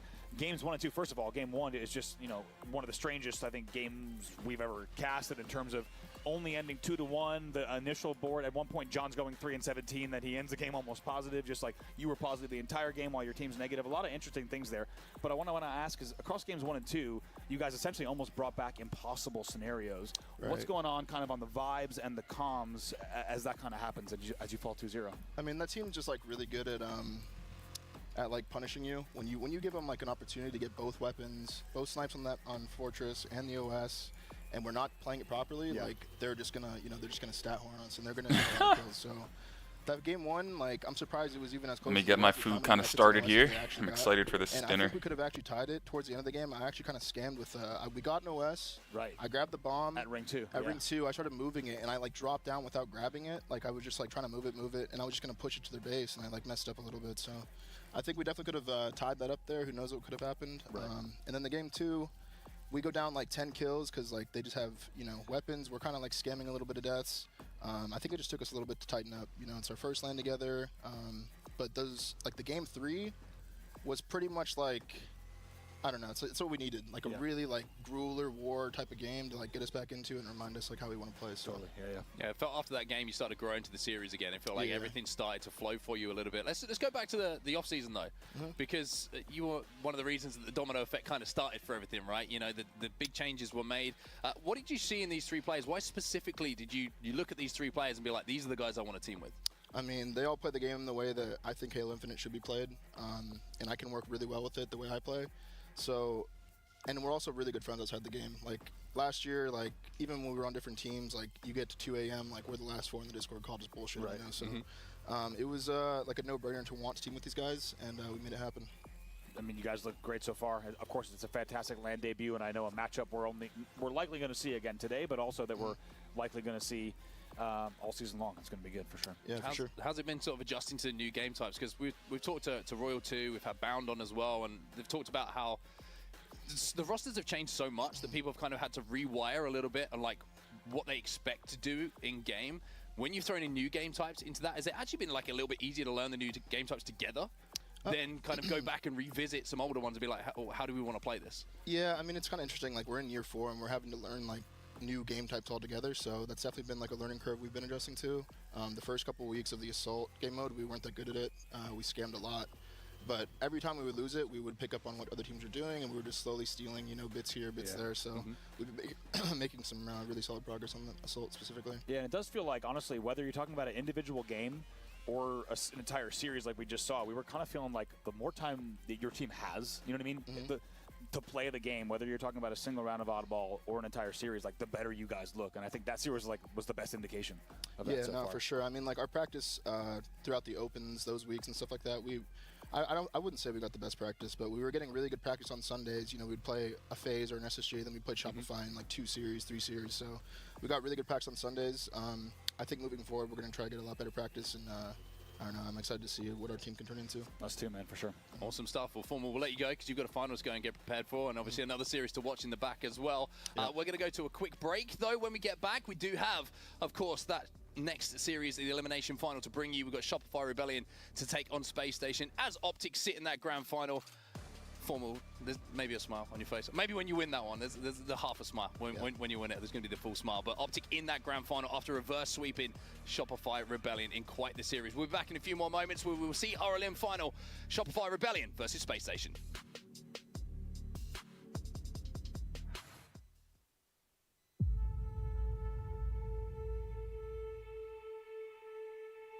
Pretty good. Take one.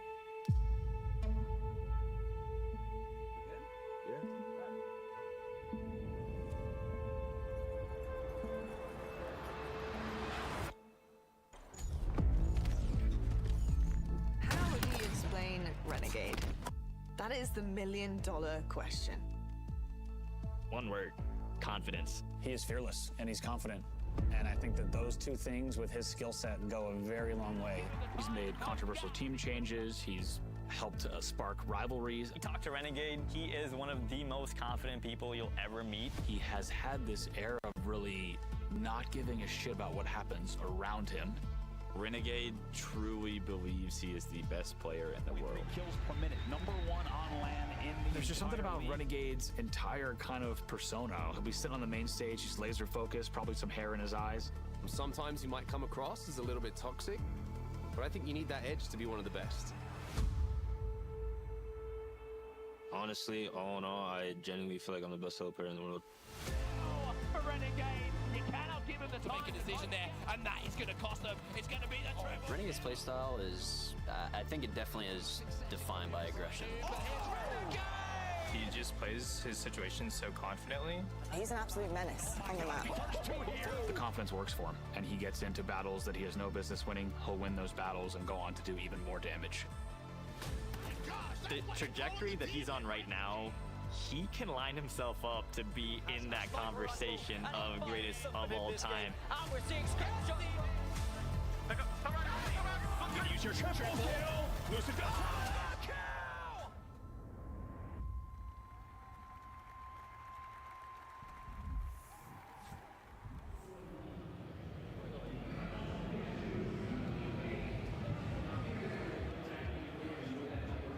That we're witnessing here on the main stage. All right, well, let's jump right into this here as we get ready. Street Slayer. I grew up in San Bernardino, California, which, you know, if anyone knows where that is, it's not necessarily the nicest place. I grew up on the poor side of town. It was just me, my mom, my older brother. And, you know, we went through tough times, hard times, but we love each other, and I always support them, and they always support me.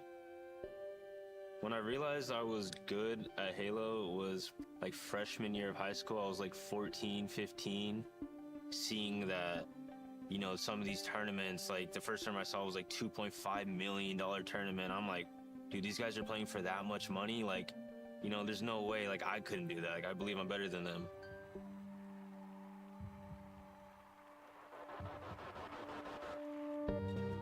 My mentality about Halo is I want to be the best to ever do it, and that is my goal, that is my plan, and try every single event to prove myself right. There's a lot of things I don't know about Renegade, but one thing I do is that his mentality is on point. He wants to win. He's a divisive character, but I think as the years have gone by, he's become more himself, more comfortable, and I think certainly found himself as a person as well as a player. As a person, he's much different than he is as Renegade. I mean, John, he's honestly a really funny, cool guy. He really is a funny guy who has a great personality. Outside the game, I would definitely say I'm more of like a quiet, reserved. I don't really talk to people who don't really talk to me. I kind of keep to myself. I just try to keep my circle small.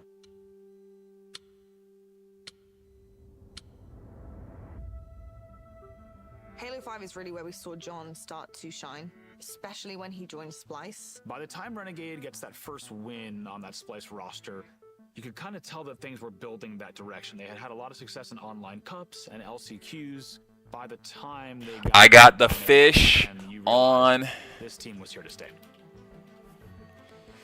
So by the end of Halo 5, Splice the pan grilling up. You're starting to see the roster, of course. What's up, Mo? How you doing today, bruh? It's Eco, Stellar, Renegade, and Shotzzy.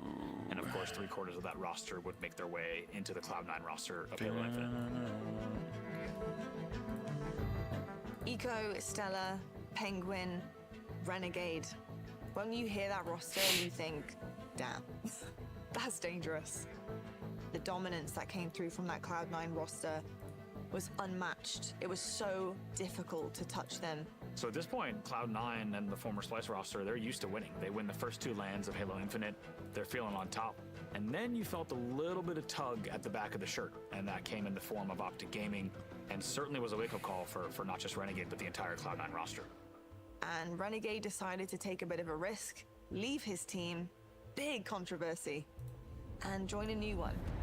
The fact that he left his boys, his world championship teammates, to join like the enemies per se, it was surprising. Felt like this was more of his play style and his ability to do what he wanted to do, even though he's done amazing things on Cloud9, but it was just crazy when he really decided to make that change. We've been at least a core trio. Me, Eco, Stellar, been a core trio since 2017, late 2017, 5 years. So that was a hard thing to do. But how I always saw it is I want to be the best to ever do it, and I need to surround myself with players who think like me. There's a lot of talk in the Halo community about that roster change. A lot of people were unhappy with the decision, more like fans, because like obviously Lethal is a fan favorite, and Renegade has always been like the villain of Halo. I think some people thought they were crazy to drop Lethal. Some people thought the change made sense. People just have to understand, like, he just wants to win, and he felt like joining this roster was a better ability for him to win. Criticism towards me is something that just, at least I believe, just comes with it. At the end of the day, it's just like, they don't really know who I actually am. I would say the Halo community had mixed opinions for sure. Some people loved it, some people hated it. It finally came together, and after winning an event, I think Renegade's decision could be justified. I think the Halo community sees Renegade as one of the best damn players in the world. How else could you see him? He is so skilled. You don't see a lot of players with the type of skill level and the impact that he has on a map. He's really one of those players that no matter what the case is, no matter how the game looks or the situation of the game, he's gonna just keep grinding and grinding and grinding until he's a champion and continues to be a champion. So I think no matter what happens, if Renegade is in Halo, he's gonna continue to do great no matter what. There's definitely people, you know, who are still done so much more than me. Like, even my 3 teammates, for example. I feel like I've done a decent amount in Halo, but they've still done so much more than me. And it's just like, I don't know. I want to get to that point. I want to get to the point where, like, well, I'm the best. Fighter advantage. Oh, wow! Renegade's gonna kill 5 players. We observe what he's doing.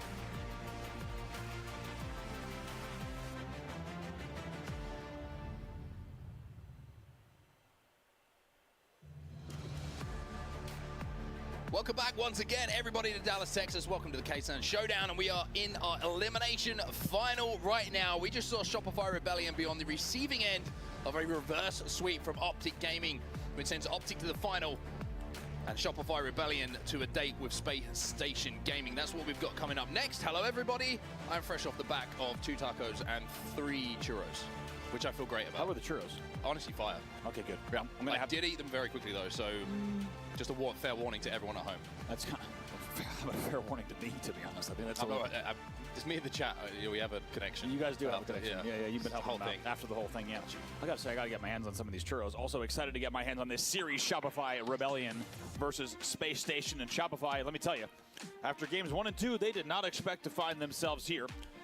And I think they'd be quite surprised had they stepped into a time machine and woke up here. They'd figure, how did this happen? And to be honest, they might even be feeling that way right now because they get reverse swept by Optic Gaming in their first ever LAN debut against one another. And now they have to fight for their lives against SSG in the elimination bracket. And of course, we've seen these 2 teams play against each other in this tournament. It was the pick your opponent. Shopify Rebellion said, we want to play Space Station. It looked reasonable when we got to the end of that series with the 3-0 that they delivered. But there would be nothing worse than going into a match with Optic that everyone's been looking forward to, getting reverse swept, and then SSG come back after what we saw earlier and win that. That would be big questions for Shopify Rebellion, so they need to get the job done here. And trust me, with the way that Lucid was speaking on this couch, I think SSG are fired up to play against Shopify Rebellion once again. This is your Elim Finals series layout. We're going to start off with Strongholds Live Fire, Slayer Aquarius, King of the Hill Recharge, CTF on Fortress before, if we need it, that game 5. Fist Bomb's already going down, by the way, everyone. We're getting straight into this. I like how we've just been teased by a new map game type in like each series somewhere plays. Yeah. We'll have to see if we get to it this time. It's going to be game number 4 in this series, if we get to see CTF Fortress. But now we will start to load in, because your game number 1 is going to be Strongholds on Live Fire. 250 points to win. Every single player on this stage will be very familiar with this game type.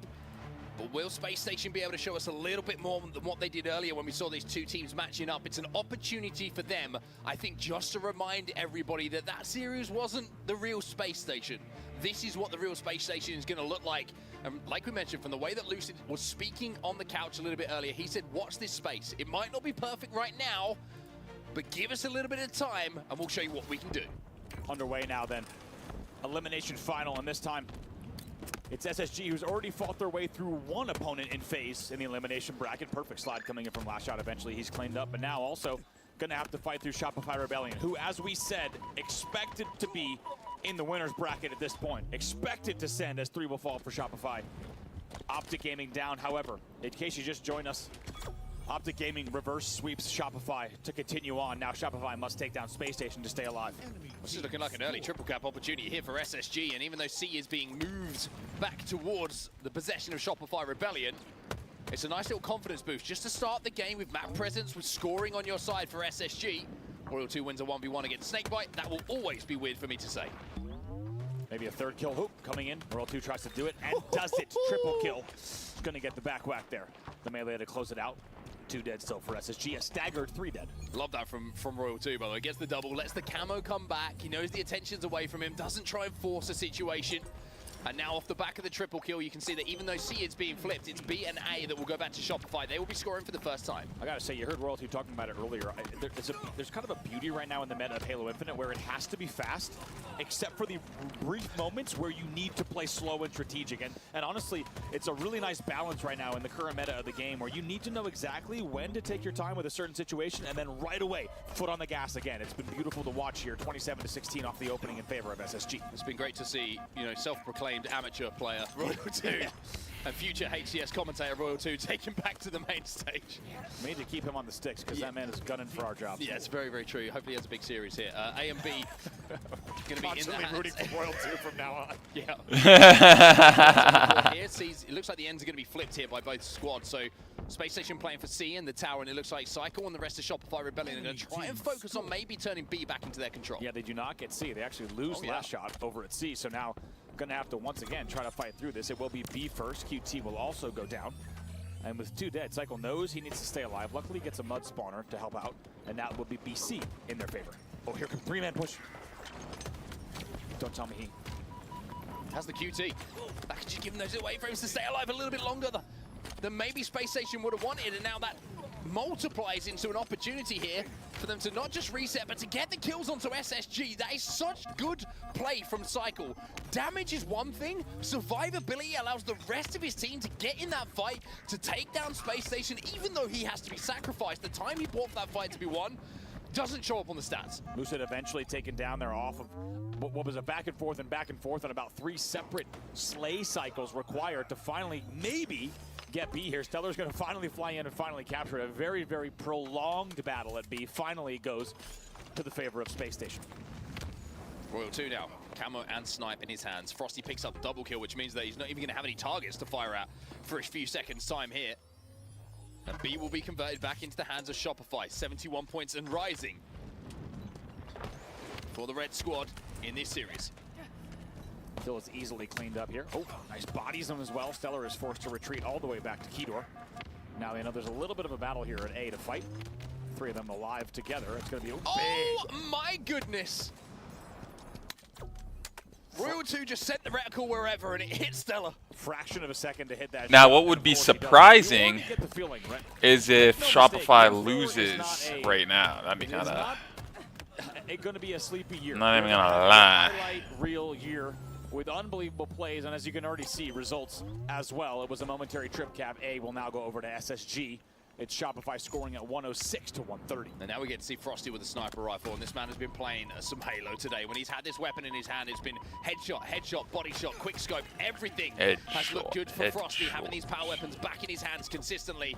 He's moving in towards A. C is being flipped by Space Station, but this is going to be continued scoring here on the side of Shopify. They might even be able to contest C. No, not going to happen. But Frosty, that's going to take a long time to get that bullet out of the helmet of Eco. Yeah, that thing is lodged, to say the very least. Beautifully done there. Obviously, everything was going to focus on B immediately thereafter, and because he gets that pick, it allows his team to then fly right into B, and it feels like, so far, as the scoreboard indicates, Shopify is playing one step ahead of SSG, a 100-point lead here. Last player alive is going to be last shot, though. It's SSG who finally pick up a few kills themselves. B and C means scoring will go back to Space Station. The first time in quite some time we've seen them with a little bit of a control over the map, but even though they convert B, even though they pick up some kills, the spawns happen towards scoreboard, and that means that Shopify are now in a position to grab this camo, at least contest for it, and Psycho and Larshot will pick up a couple of kills. It's a 2v2, but Frosty gets away with the camo. Trying to eagle eye, very nicely done, almost. It's a good trade. Though. Yeah, it's a good trade for Eco as well. Right? Yeah. The fact that he is able to get that damage there, not an easy angle to get the melee. Somehow he gets a melee on the same angle that he got back whacked, and I'm not even going to start to do the math there. I'm not doing that. Leave that math. Yeah, leave that geometry to Stellar, excuse me, in the game. But now BC holds still in favor of SSG, and they have climbed back in this game quite a bit. This is about 40 points unanswered. Shopify, though, you can see they're flipping C. No trade there for Royal 2 as Eco will pick up that kill. Stellar's trying to keep him alive as well. Challenges Frosty, wins that individual fight. So Shopify find themselves 2 dead, and Space Station continue with this 2-cap. The game and the gap is starting to close. So the pick up here as Eco starts to wrap. Sees 2 players, big door, but very narrowly and very wisely gets out of that engagement. He has help here at C Plat and Cut, so should be able to see his shield recharge and re-challenge once again. Space Station play for the ends momentarily. They will have A and C, but look at this flank. He just went straight over top middle here last shot. Managed to kind of scythe his way through the setup and the attentions of the Space Station players. And by doing so, has found a way to get B. And the reset is the reset at B will be made here by Frosty and the rest of Shopify. Now he's got that sniper back in his hands. It's a full one as well. 2 bodies hit, 2 kills picked up by Shopify. Space Station on the back foot once more. Target-rich environment for Frosty. As soon as you saw 2 players on bags and Frosty's at B, guess what? He's going to connect with both of them. Might even connect with a third! Oh my goodness! Frosty! Eco came off spawn. I was like, it's not going to be one of those spawns for Eco. He misses the shot, and then I'm like, okay, Eco. Then he just gets absolutely blamed by the no-scope from Frosty. Unbelievable. He's 16-8. And Frosty! Ladies and gentlemen, welcome to 2025. Triple cap here for Shopify Rebellion. Frosty does not move an inch after one of the most insane no-scopes you could possibly ask for. Snakebite goes down as well. Blaming. Oh, shit. But not all killing sprees are made equal. My word. Finally, he's taken down, but not before going 18-9 in this game. That triple cap was devastating. now up 213 to 89. Frosty on an absolute tear. Last shot taken down by Stella, but he gets beaten down on his way through. Doesn't get the stick onto Frosty. Other players falling around the map for SSG, and it's all Shopify at this point. Even though Space Station are momentarily scoring, it's another camo that goes over to the side of Shopify. And you're talking, Lucid said, we need to get weapons. We need to get power-ups. They're not getting any of them in this game. Unreal here. Enemy team scoring. And it feels like this game was just only separated by about a 30-point lead off of a decent comeback from SSG, but that has been silenced and all but shut down. Finally, Frosty will essentially get a burn on the camo. But now this would be quite a story. If I just gotta make sure my food doesn't burn. So. Really, in any regard, we'll see if they can put some more points on the board. Cycle lives. Lucid keeps outputting damage here. It'll be a couple of kills, 3 of them consecutively here. The flank coming in from Frosty. Ooh. It's a big individual. Lucid plays his life, doesn't over-challenge this. B not being completely converted, though finally it is. And Lucid now has the flank onto the Shopify spawners. I like that from Lucid. He knows this is too high stakes here. At a different stage in the game, Lucid probably re-peaks that. However, in this one, he realizes if they want to win this, they need to play some absolutely outstanding Halo. Finally, it's traded out. 3 dead Stellar, last player alive, back B. Yeah, Lucid wanted that kill. Maybe a little bit too much in that situation. Didn't have to chase quite as hard. Could have let him live, just can keep control. Think about flipping that stronghold back over to the side of Space Station, and off the back of it, the triple cap is in effect. C is going to be turned over by Space Station, but look how far up the map the Shopify Rebellion already are. Sniper rifle again hit for Frosty. Another body, make it 2. Last shot says thank you for the double kill, Frosty, as he now turns his attention back to A. Shopify close it out. And the man in the bottom right of your screen just put on an absolute highlight reel. Went 22 and 10 in that game. And I have a feeling the replays are going to be lengthy because it was just an absolute show from Frosty. And just when it felt like SSG was getting back into the game, they go on an uncontested 40-point run. This man is cool, calm, and collected. And like we said, freakishly good. So good at the game, and still, despite all the success, you could tell he's one of the players here, really every player here, of course, what I mean is one of the top of the league, that wants to remind everyone, right, on a brand new team with brand new talent, just what he's capable of. And I would say going double positive in a game like that would certainly do it. 22 and 10 with 8 assists. 8 assists alongside it as well. I mean, you take the 8 assists on their own, right. it's more than 3 of SSG managed to put on the board. It's more than one of his teammates managed to put on the board. You know, he really was doing a huge amount of work, and the damage stat backs that up. The only player to break 6K damage in that game. Frosty, that game number 1 belonged to you. I mean, unreal watching him play. Like I said, feels like we're watching highlight reel, and what better to do than watch a highlight reel of that game? I mean, that shot from row 2 was pretty impressive itself, but this one. We'll talk about, man, when your team's spawning the scoreboard in A, just rip the guy at B for an easy push. Just beautifully done. Knew exactly where he needed to be at all times. So impressive. This is more Frosty POV that we're watching right now. Just these bodies onto top middle. You know, he's just immediately cleaned up. Last shot. Picking up some easy doubles. That's the missed shot. Eco's like, cool. And he's like, not so cool. He's like, next time I won't use the scope. Yeah. The scope has betrayed me. Picks up another one, by the way, and he wasn't done yet. This shot, like, insane. Just. You had a feeling he was going to hit it too, and then guess what? The dummy shot as well. It's poor old Eco. Oh like, what did Eco does nothing wrong. He spawns into a no-scope across the map, and then he just gets absolutely blamed by a flick from Frosty. Even worse, that was Snakebite, and then Eco dies at C plat. Just unbelievable, just taking out former teammates. Next up, Slayer Aquarius is going to be game number 2, and game number one is a blowout, 250 to 111 in favor of Shopify. See if SSG can slow things down and maybe get a little bit of a grip on the map. I think in Shopify, you remember this Slayer that we had between these two on Recharge, it was not close between the two teams. It was a blowout on the side of Shopify Rebellion. We'll have to see if SSG, have learned a few things from that Slayer, how they played certain situations that allowed Shopify to be so dominant. Last shot's chilling, smile on his face. Food is almost done, bro. They're ready for the grand finals already. Trust me, I know it. I can imagine the Royal 2 just said, make sure you unjinx as well afterwards. Yeah. That's why he's giggling. No counter jinx. Yeah, no counter. So, excuse me. God, I'm not learning. It's okay, we're visual learners. Visual learners. Open Microsoft Paint. It's the kind of, it's the kind way to say what type of learners that we are. Slow. We really haven't learned. Steady. Inconsistent. Never learning. SSG versus Shopify Rebellion. Game number 2 is up next, as we say. Versus Shopify Rebellion. Game number 2. Trump's fucking chat probably went crazy when they won that reverse sweep, bro. Damn it. All right, boys, here we go. And have a chance still for the championship. Starting things off with Frosty after an unbelievable 22-10 game number 1. But this wonderful preview that we do have. We gonna find out. As neutral fans, we just want to see a Fatty's fifth in final here. game between these two. Only Like were that? figuring out what that meant.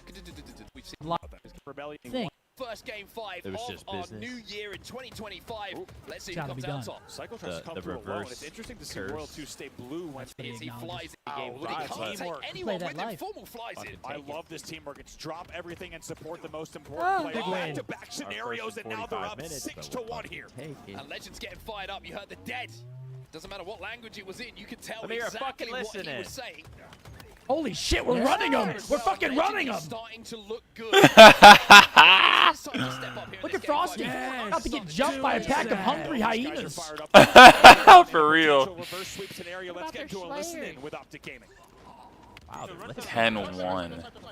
This poker, nice! Yellow behind me, yellow behind Let's me. go, Legend! I'm pushing this game. I'm going tram. Drop it, drop it. John, you're by yourself. Be here, be here. Right here, right here, grab here, one shot cycle. Watch your That Matt? What's that, Matt? Don't die, don't die. Spawning snipe, spawning snipe. Fired up. They've got to be sniped. Upside, roll through. Hey, I'm stuck, man, I'm stuck. They could be blue, they could be in blue. This week, this scamming! Watch out, next one, Everything, up here. Scamming! Scamming! Yeah. Last guy. Holy shit, they're running them, bro. These guys are getting folded. 19-4, bro. Thank you, love you. 20-4, 420, bro. It's game 5, babe. I'm sorry. They're getting slammed. Holy fuck. Alright, let me get my Right food. now. Come on, fellas. Guard. All good, just try and live here. Do not go for it, do not go for it.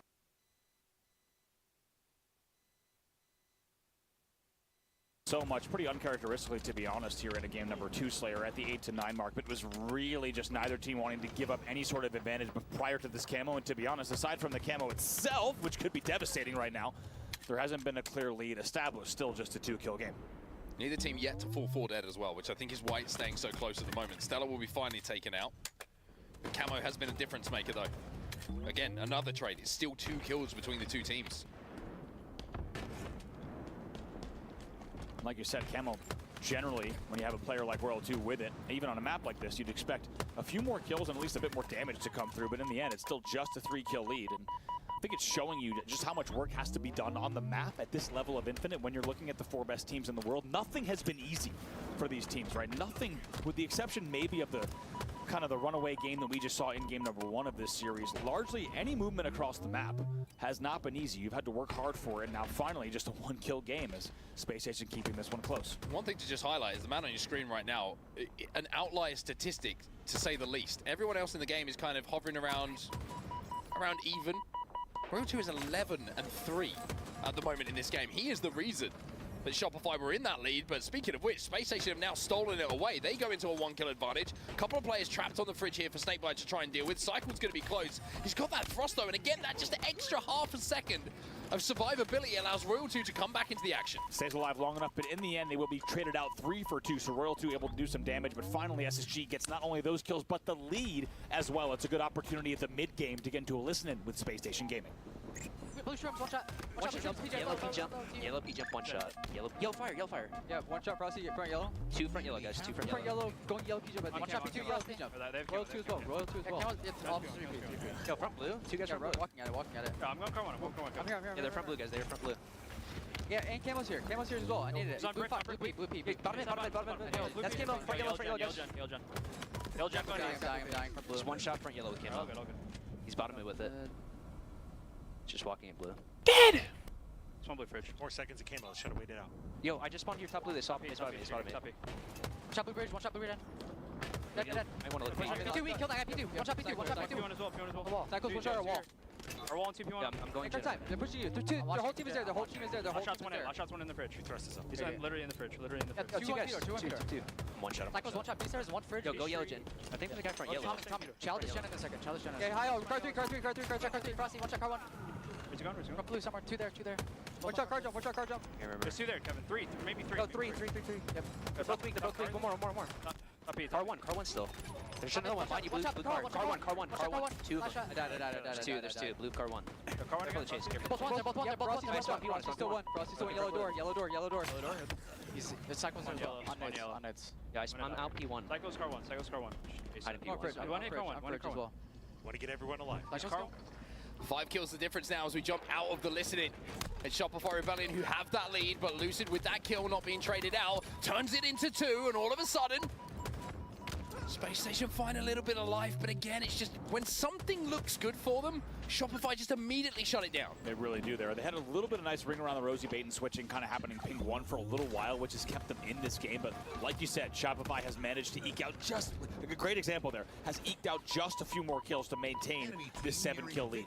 3 dead. There's only been a couple of times in this game where that has been the case. The last one we saw was in the listening that we just heard, where Shopify Rebellion managed to turn what was essentially a tie game into a lead in their favor, and now we're seeing it happen once again right at the end of this game, which might be the reason that they can close this one out. 41-34, still time for Space Station to formulate something here. Like you say, not over just yet. Gonna have to be very careful with the way that they try to poke and prod here the damage, and they do get the opening damage and the opening pick, just trailing by 6. Cycle looking for a trade in this situation, not gonna get it though. Lucid finds his kill, it's 3 dead for Shopify Rebellion. And now it is just one team fight away, a clean team fight, 4 kills for Space Station to turn this one on its head. Has to be said, Snakebite getting that damage P1 opens the door for all of that to happen. It's really beautifully done there as they get that opening damage. We'll see if they can do it again, but 2 fall. And Last Shot just got 2. Last Shot just picked up 3 kills out of nowhere. 4v4, Last Shot gets first pick. Follows it up with the double kill. He is so good at that.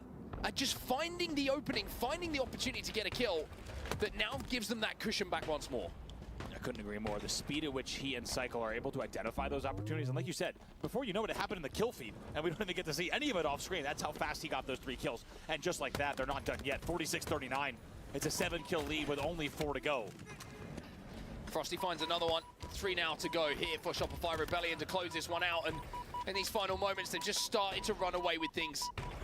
2 kills now, all that is needed for them to go up by 2 in the series. And put Space Station on the brink of elimination. Eco last kill, no shields.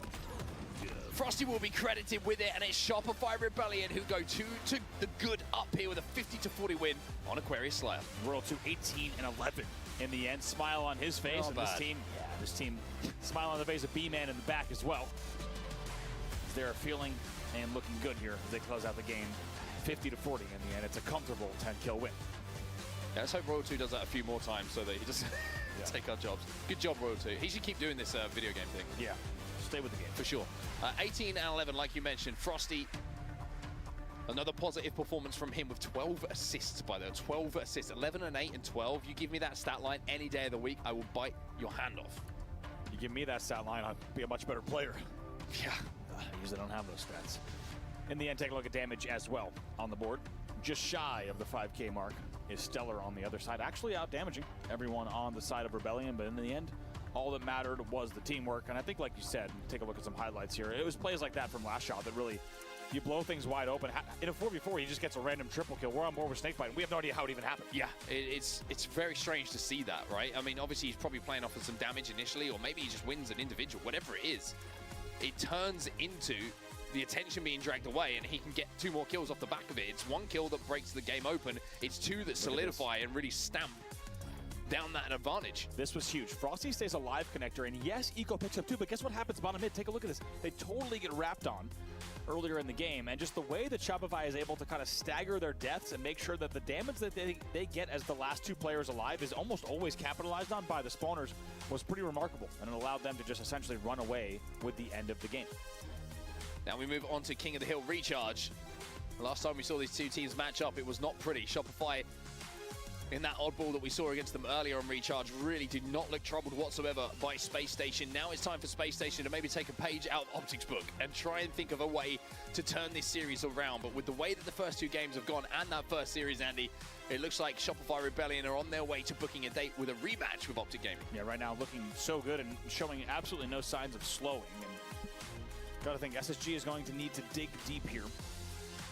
They've already had a lot of things to be proud of in this tournament today, but the only thing on their mind at this stage would be how do we turn it around on King of the Hill Recharge. I will say with the nature, when you think about the players on SSG and the nature of a King of the Hill Recharge, right, you really can. It's a game type where they will have the opportunity to just truly one death, one hold, one slay rotation at a time to try to get. I can't do that. That hyperflex, don't act like that was normal. I can't do that. I can barely lift my arm above 90 degrees these days. I would describe that as alien. That was crazy. Can we get a replay of that? That was wild. No wonder he's so what good a talented at Halo. man. That's how he can hit no scopes like that. Lizard. That's how he actually hits the no scopes. That was crazy. Oh, that is some serious flexibility being shown by Frosty. My shoulders hurt watching that. Don't even know what I was watching, really.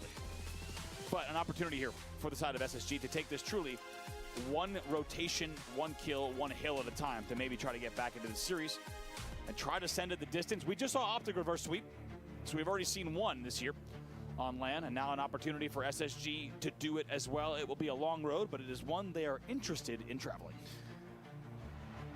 A little bit more of a straightforward game type as well.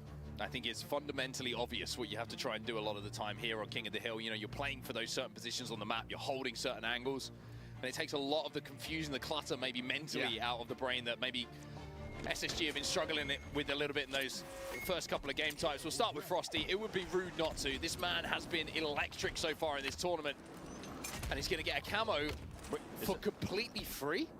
We'll have to see. I mean, yeah, I don't understand it either. He does get the camo for free. We'll have to see where. I think he needed Shock as well. We'll have to see exactly where Shock landed, but my goodness, they completely abandoned camo, and what a non-traditional start. Enemy team took the hill. I have to see if that. I'm not quite sure what happened on the side of SSG there. I'm going to say that's the already Year 4 is has had some surprises. We've seen a 1-0 Aqua CTF, and on top of that, we just saw a completely uncontested opening camo. We don't need this on Recharge as well. Well, Shopify, who are kind of fighting and have the majority of control of pipes and glass at the moment. Stick comes in though for trade from Snakebite. Nobody really stepping inside of that hill as yet. Nobody's really had full control to do so. It's going to be 3 dead momentarily. 4 dead for just a second. Snakebite is your first spawner. They're going to be a tower spawned and Hydro. They're going to try to make a tower push, but right away, the Shopify pressure comes right on, and it's even a nice little nade from Frosty, just doing his thing from the front right bat. And that'll lead to the next 2 kills as well after the 4 dead. This will be continued time. Look at the info that Frosty gets as well. You see the first 2 kills go down. Now he pre-fires! Oh, and pre-fires this one too. This guy's seeing the game in 6D. We knew he was alien, and now we had proof of it. Beautifully pre-fires the stack and knows exactly the angle that he has to force them into. Eco was the last player alive from SSG. He's taken down. It's another staggered 4 dead. Shopify looking to make this series a quick one. It's going to be 1-0 camo coming up. Space Station not really in a position to contest for this one. Ooh, that was some good food. Back foot. They're trying to play for that next rotation, but look at the space that they've just left available. Finally, they'll get some kills going their way, but it's Cycle who gets away with the camo once more. That's 2 in a row now for Shopify. Let's see how he plays this. Nades are coming in behind him. Knows he needs to skedaddle. And skedaddle he does. Stays alive up top, and he's going to have a lot of info here. Premium skedaddling. Lucid taking down a no shields. Lucid extremely annoyingly does not want to die, and still survives long enough. But here comes last shot now. That's a triple kill for him. Snakebite! Had to hit the big shots to deny the overkill, but it's going to be 4 dead again for SSG. Yeah, nicely done by Royal 2 through the shroud. Just kind of pre-fires there and catches some ankles, knowing the routing that Snakebite would be taking. Make sure to clean that up without any extra added mess, which is very, very well done. Well, Shopify take this game over at the moment and sit inside of this second hill. Let's jump into the comms with Shopify and see what the plan is. Look on me. Preston, I got him. I hit him. Shock is coming up. Look on me, two long. One guy, mid-bridge now. Bottom now, single stack. Shock is up now. Okay, C-plat. Two, C-plat. Got it. C-jump right now, C-jump one hit. Two in hill right now. C-jump weak. I'm going up. They have shock. Spawner has shock. One shot, trip stack, guys, and C-plat. Watch out for shock. Grapple spawn and needler. C-plat now, one it. Look at needler, guys. We got needles and we got bottom BR. Bottom BR right now, challenge. Stack, challenge. 3 shot stacks, going bottom BR. He's going orange, Minkler, bottom BR. Top here. Two on me. Grappling out. Needler dead, and mid-bridge, you never cut him bottom turret. Yeah, he's missing. He went stack, some shit. Okay, C-button. Stacks one it. Camo 20. Help me. Camo 20. He's single. You're good, Brad. Single weak, guys. I'm here, Brad. Watch out. I'm going long. Nice. We got single, never die. I'm gonna get up. He's down, I'm long, glass. Play for the camo. Yeah, camo. Wait, guys. Drop. Wait, single right now. He's big door. You got it. Nice, holy fuck. What's camo, Brad? What camo person? Wait, we're gonna turbine long haul this single box, guys. Single box. Yeah, bottom mid. Single one. Camo's burn, right? Yeah, We got bottom here. 2-0 for Shopify Rebellion, and just from the listening as well, and just the little minute moments that we're seeing, the play calls you're starting to hear come through. It's like wrap through for camo. I'm going to step out. We're going to burn a little bit of time off the clock. They had so much control of the map that they had so many easy decisions that they just felt like they could make. Yeah, beautiful game management once again. And to be honest, I think Royal 2 only stepped in the hill to ensure camo. They got camo control, so Cycle was down there bottom middle. In the end, they burned camo as well. Otherwise, they might have even milked and waited a bit longer. But as you say, that'll now be 2-0. But very, very impressive hill progress already coming in from your third hill on SSG, about to close it out. Pressure already onto Lucid as well. Just players going to be flying at him. Does a good job to survive. Knows that Cycle is going to be weak. He's backed up all the way to the long haul though, and now he's chasing some shadows himself. Walks up behind Royal 2, gives him a little back smack, and it looks like SSG will answer back. An almost flawless hill from them. I mean, has that been the story of the day so far, or what? Just back and forth, non-stop, like tug-of-war Halo, where you have, the second you have leads that have even felt huge. Let's think about Shopify on Fortress Bomb. Let's think about earlier games we saw from Optic Gaming as well, where teams feel like they're absolutely about to close it out, and right away, they just bounce right back, and just like that, what was a very comfortable 2-0 game is now 2-1 immediately, with almost no game time lost. Yeah, still a lot of time left on the clock for Space Station to tie this one up.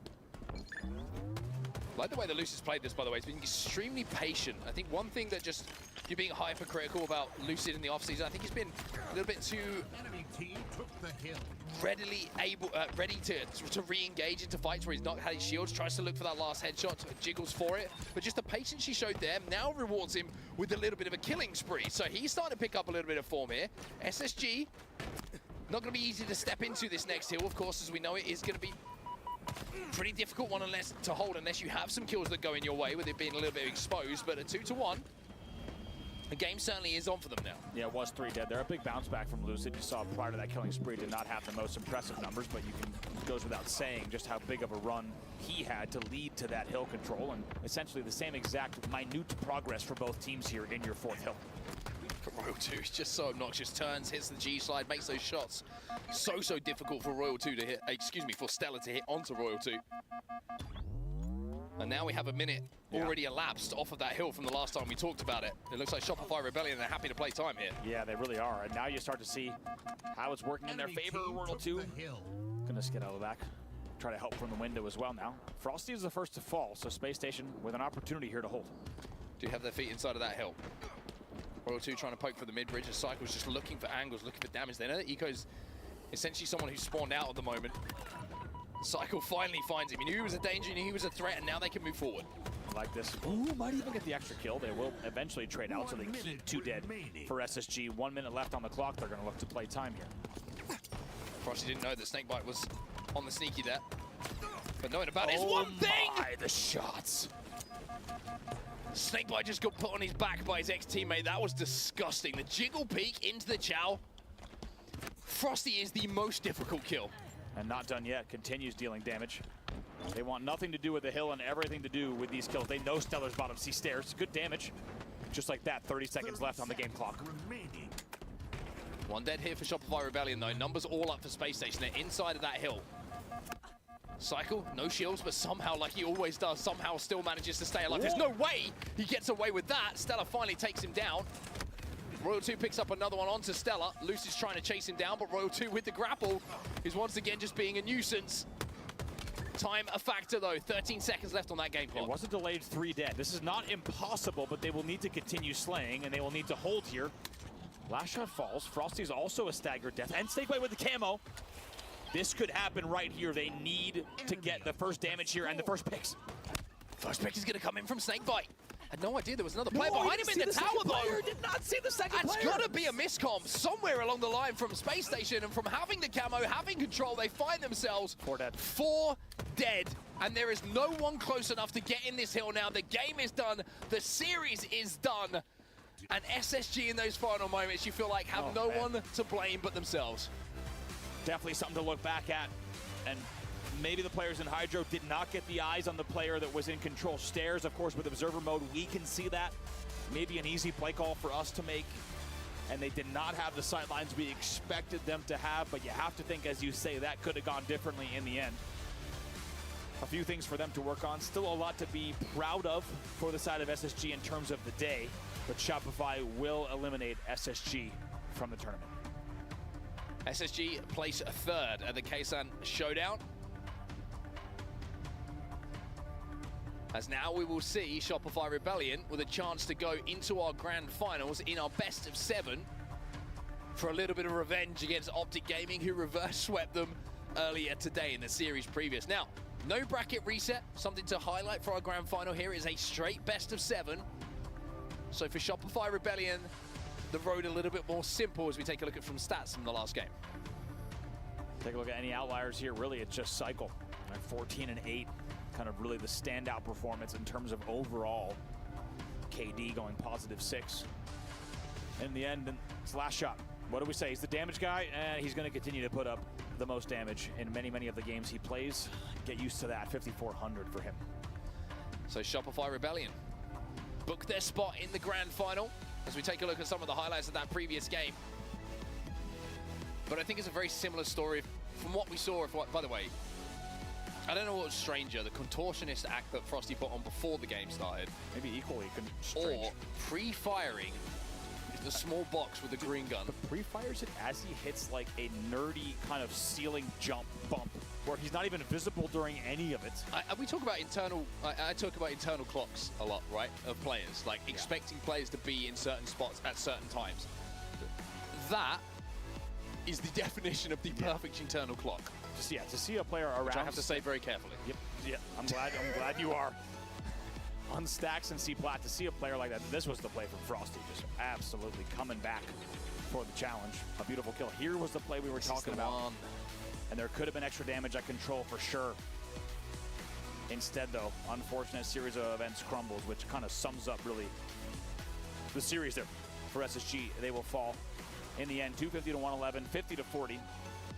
And a performance that was certainly the closest of the series in King of the Hill Recharge, but a lot to look at. Let's not forget, you heard what Lucid said. I think it's important to end SSG's run with those words. And Lucid, I mean, I've never, like I said, I've never seen him take that tone or kind of even that body language where he was saying, trust me, watch this team. And he's, you know, he's undoubtedly sick of kind of what he's hearing online about people doubting them and despite what they've accomplished in their career. So I think we will heed his advice and certainly be excited to see what this team is able to do. I think one thing we can take away from the Kaysan Showdown, though, is there is a clear front two right now heading into the first major of the season. That's going to be Optic Gaming and Shopify Rebellion. That is your grand finals that you can see in front of you right now. It is a single series if you're just joining us, a best of 7 though, so we do have an extended series to see who is going to be taking home the majority of that $50,000 prize pool, by the way. Not bad for a little curtain raiser. Not bad at all. And it's like we said, I think a lot of people, us included, expected these two to be here, but let today's LAN action confirm that these will be the top 2 coming out of this event, and of course the top 2 favorites going into Arlington. They've been duking it out, exchanging games leading up to today, and now they will have one final best of 7, which, I mean, come on. An Optic Gaming reverse sweep earlier on, and now they get to play each other in a single best of 7. It is a dream scenario, and I am very glad we get to see the rematch. You got one more series in you? Oh, do I ever? No, of course you do. Let's go all the way. Let's do it. Let's get ready for our grand finals. It's going to be coming up right after this break. We've got Shopify Rebellion taking on Optic to see who will be the champ of the Kaysan Showdown.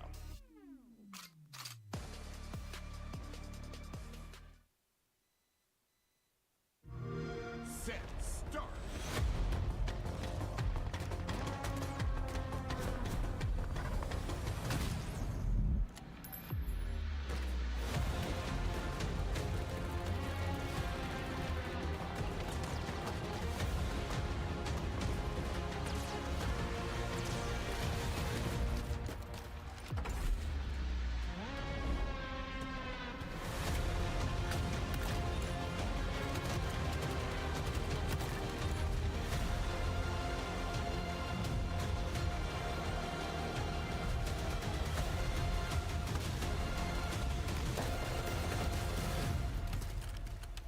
Threat eliminated.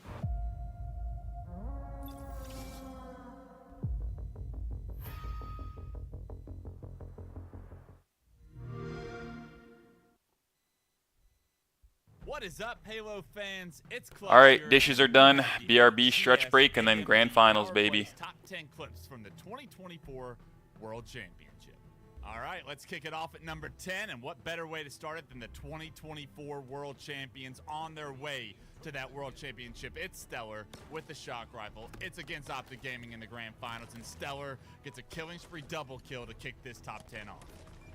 At number 9, it's Snakebite from FaZe Clan, and Snakebite is on live fire against Cloud9. He's got the sidekick in his back pocket, and he knows how to use it. Rips 2 unsuspecting players for the killing spree off. The one-on-one for the triple is easy slight work for the sidekick and Snakebite. Coming in at number 8, it's Renegade from FaZe Clan, and we're going to be in this same series against Cloud9 here at the World Championship. Renegade on recharge with the shock. You know what's about to happen. The first shot, as clean as can be. The second shot through the shroud, it's a double. Spots the third player. Maybe doesn't hit the shock, but the 2 melees will get the job done for a triple kill. At number 7, Frosty from FaZe Clan, your third FaZe Clan member, and it's against SSG here in the winners bracket semifinals. Legend is trying to run this first fight to give his team a lead. Frosty says no with the plasma. A beautiful instant aid of the plasma will give Frosty the opportunity to find a double. Not only that, but the rest of FaZe Clan are here. They're going to get not only the return as Frosty hops onto it, but Snakebite gets a counter cap as well. At number 6, Dead Zone from the green wall. He's got snipe in hand on live fire right now against Shopify Rebellion. Shopify's up 1-0. Dead Zone needs to make a play to keep his team in this series. Dead Zone with a quick scope onto the player camo for a double, a killing spree. The body shot is perfect as he picks up a clean triple kill. Thinks he has another bullet in the snipe, but Dead Zone's going to have to settle for the triple kill and camo control. All right, number 5, halfway there, Sab from Cloud9. It's Aqua Slayer, and he's got overshield to work with the first player not looking at him. That's an easy single. Here comes Sab with full overshield, making plays. The grenade does a ton of damage, cleans it up with the bandit. The last player alive, ping 3, and Sab kills all of Native Gaming for the overkill.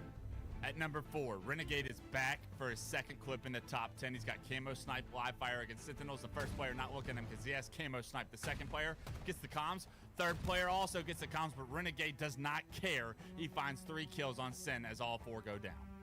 At number 3, Optic Gaming in the winners bracket semifinals, trying to find the spot in the winners finals. All you have to do is stop one push. The man for the job, you have the right guy with the right weapons. Formal with the shock rifle, the first player gets taken down. The second with the slide is perfect. The damage onto a third will allow Optic Gaming's reinforcements to get here. Able to capitalize on the rest of Formal's damage. All 4 down for Shopify, and that is Optic's ticket to the winners bracket finals at the 2024 World Championship.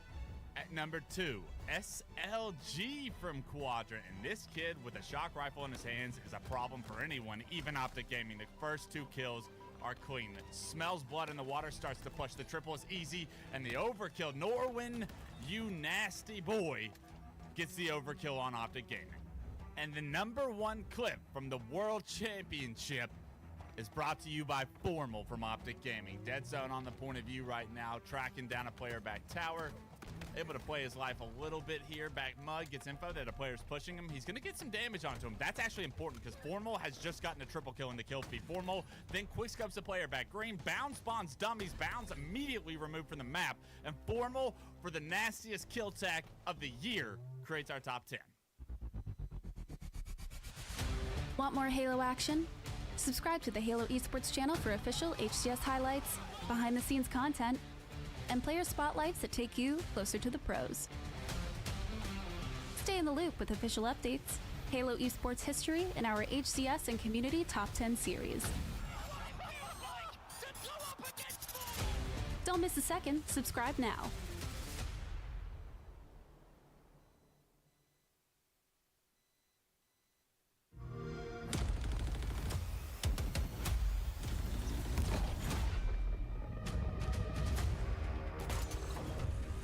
Party's over.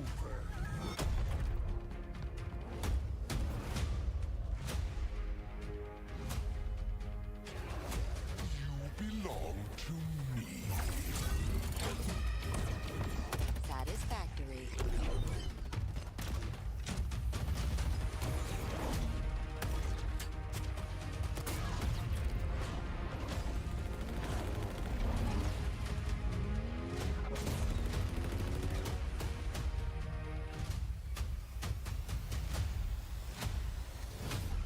Special delivery.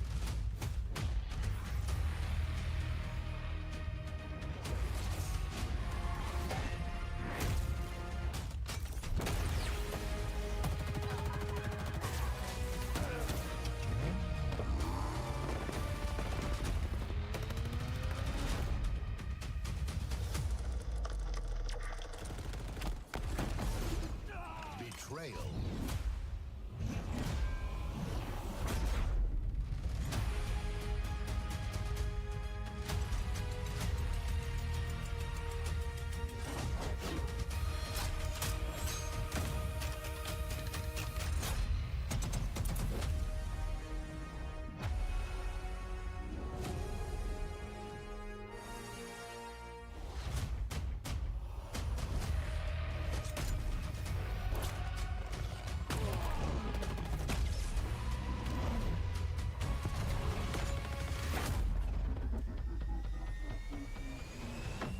Combat evolved.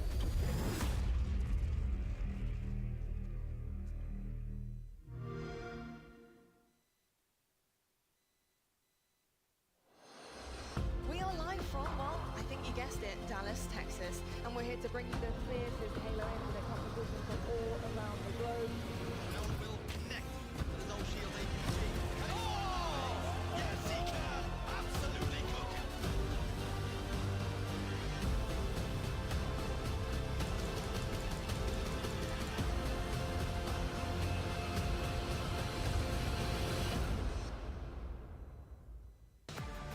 Welcome back, everyone, and it's my pleasure to say for the first time this season, it's time for a grand final. Welcome to Texas, welcome to Dallas, and welcome to the Kaysan Showdown. It has been an amazing, amazing event. Once again, a huge shout out to Kaysan for throwing this tournament, for putting it on for everyone. Speaking of the man, he's joining us just in time. He turns up for the big games. Yeah, That's like what that. it is. Big Grand game. finals. Big He's here. game. Big game, Kaysan. I had to pop back. I mean, it's been really great to watch. The reverse sweep was pretty crazy. The decisive 3-0, so we'll see what happens. You think Optic's doing it again? I think so. They're the way they played Shopify, the way you can hear the comms from here. Yeah. They're Hype, locked. Honestly, yeah. A lot of passion. And it feels like that's what that team needs, right? I think people were wondering, right, how fired up are they going to be? And the second they were in that game 5, they were absolutely ready to rock. Well, this is our grand final. As you can see, these two teams met up in our winners final. It was that crazy reverse sweep from Optic Gaming, and the game that we're talking about with the crazy comms is that game 5 that they absolutely dominated. Legend, you could hear him all across Texas, and that's a big place. It's a very big place. His voice was echoing across the state. This is our grand final, though. We get to see it again. It is going to be just the one series here, a best of 7, no reset here, so whoever wins this series will be crowned the champions. This is the format, as you can see in front of you, no reset. Just to remind you once more, so an opportunity here for Shopify Rebellion to win the series that really matters. Yeah, I love this. All the marbles here. And Shopify's going to have had a lot to think about. I mean, remember the pop-off? We got to see the side-by-side cam, right? Optics popping off. They're all jumping out of their chairs. And on the Shopify side, they're just sitting there thinking, what on earth happened? We were just leading in a game 3 of a series that we were leading 2-0. So now it is an opportunity for redemption. Let's not forget here, coming out of the Kaysan Invitational, people will remember one thing, right? Who won the grand final? That's it. That reverse sweep was incredible, but unless Optic does it again, the story will be Shopify Rebellion. Optic Gaming, if they want the advantage, the momentum, and everything going into the first major of the year, they need to win it here. Yeah, and I think it's an opportunity just before we get into our grand final again, as we did see the beautiful trophy that will be presented to our winners here, is to say thank you once again to Kaysan for throwing the tournament, for giving these players and these teams the opportunity to compete. You know, $50,000 before the season gets underway. I think to speak for Andy, myself, and the whole Halo community, players, teams, everyone, I'm saying thank you for putting this on. And thank you to Halo 2. Thank you to you guys for coming. Thank you to obviously the players. Without everyone, you know, there's no show. So this is just the first of many, to be honest. We have so much fun throwing this stuff, and I want to see Halo grow even more to than what it is right now, and we'll see what happens, man. We're gonna keep doing fun, cool stuff. So I'm happy.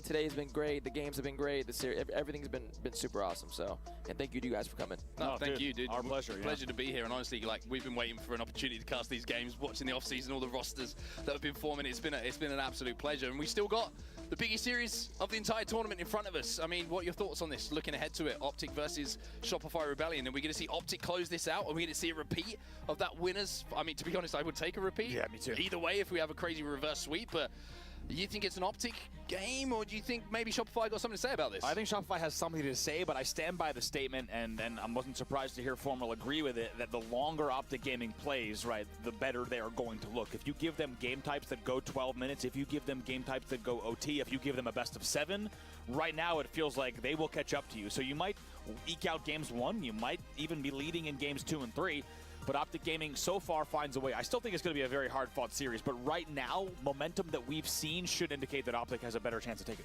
Yeah, it's an interesting series as well, and one player I want to kind of focus on a little bit. We've seen Formal with some big moments this tournament. Legend in that Game 5 was the real catalyst for Optic closing out that reverse sweep. We saw Renegade go on those crazy snipe sprees. Bound, I think the grand final is going to be one where I'm keeping my eye on him. What's he going to bring to the table here for Optic Gaming that's going to push them towards that trophy? What's crazy, too, when I was watching that Game 5 Slayer, everyone else is kind of popping off, and Renegade was doing, I mean, just as well as anyone else, but kind of even. I'm thinking, man, if Renegade's the one going even on your team, right, and everyone else is going positive in the Slay department, like, what does that mean about the team composition here? So anyone, of course, on this squad can absolutely pop off, and each of them really carrying their own weight throughout that series where they had to reverse sweep. But like we said, Shopify's had a lot to think about in that last series. And Mark, tell me your thoughts here, Shopify going in, what they need to do differently. I think it's not so much what they need to do differently. I think it's just resetting the mentality. I think the series against SSG is the perfect thing for them. You know, it's a very conclusive series. They look very good, and now resets them to think, okay, we're playing some great Halo still. We still played some great Halo against Optic. We were so close to closing that one out.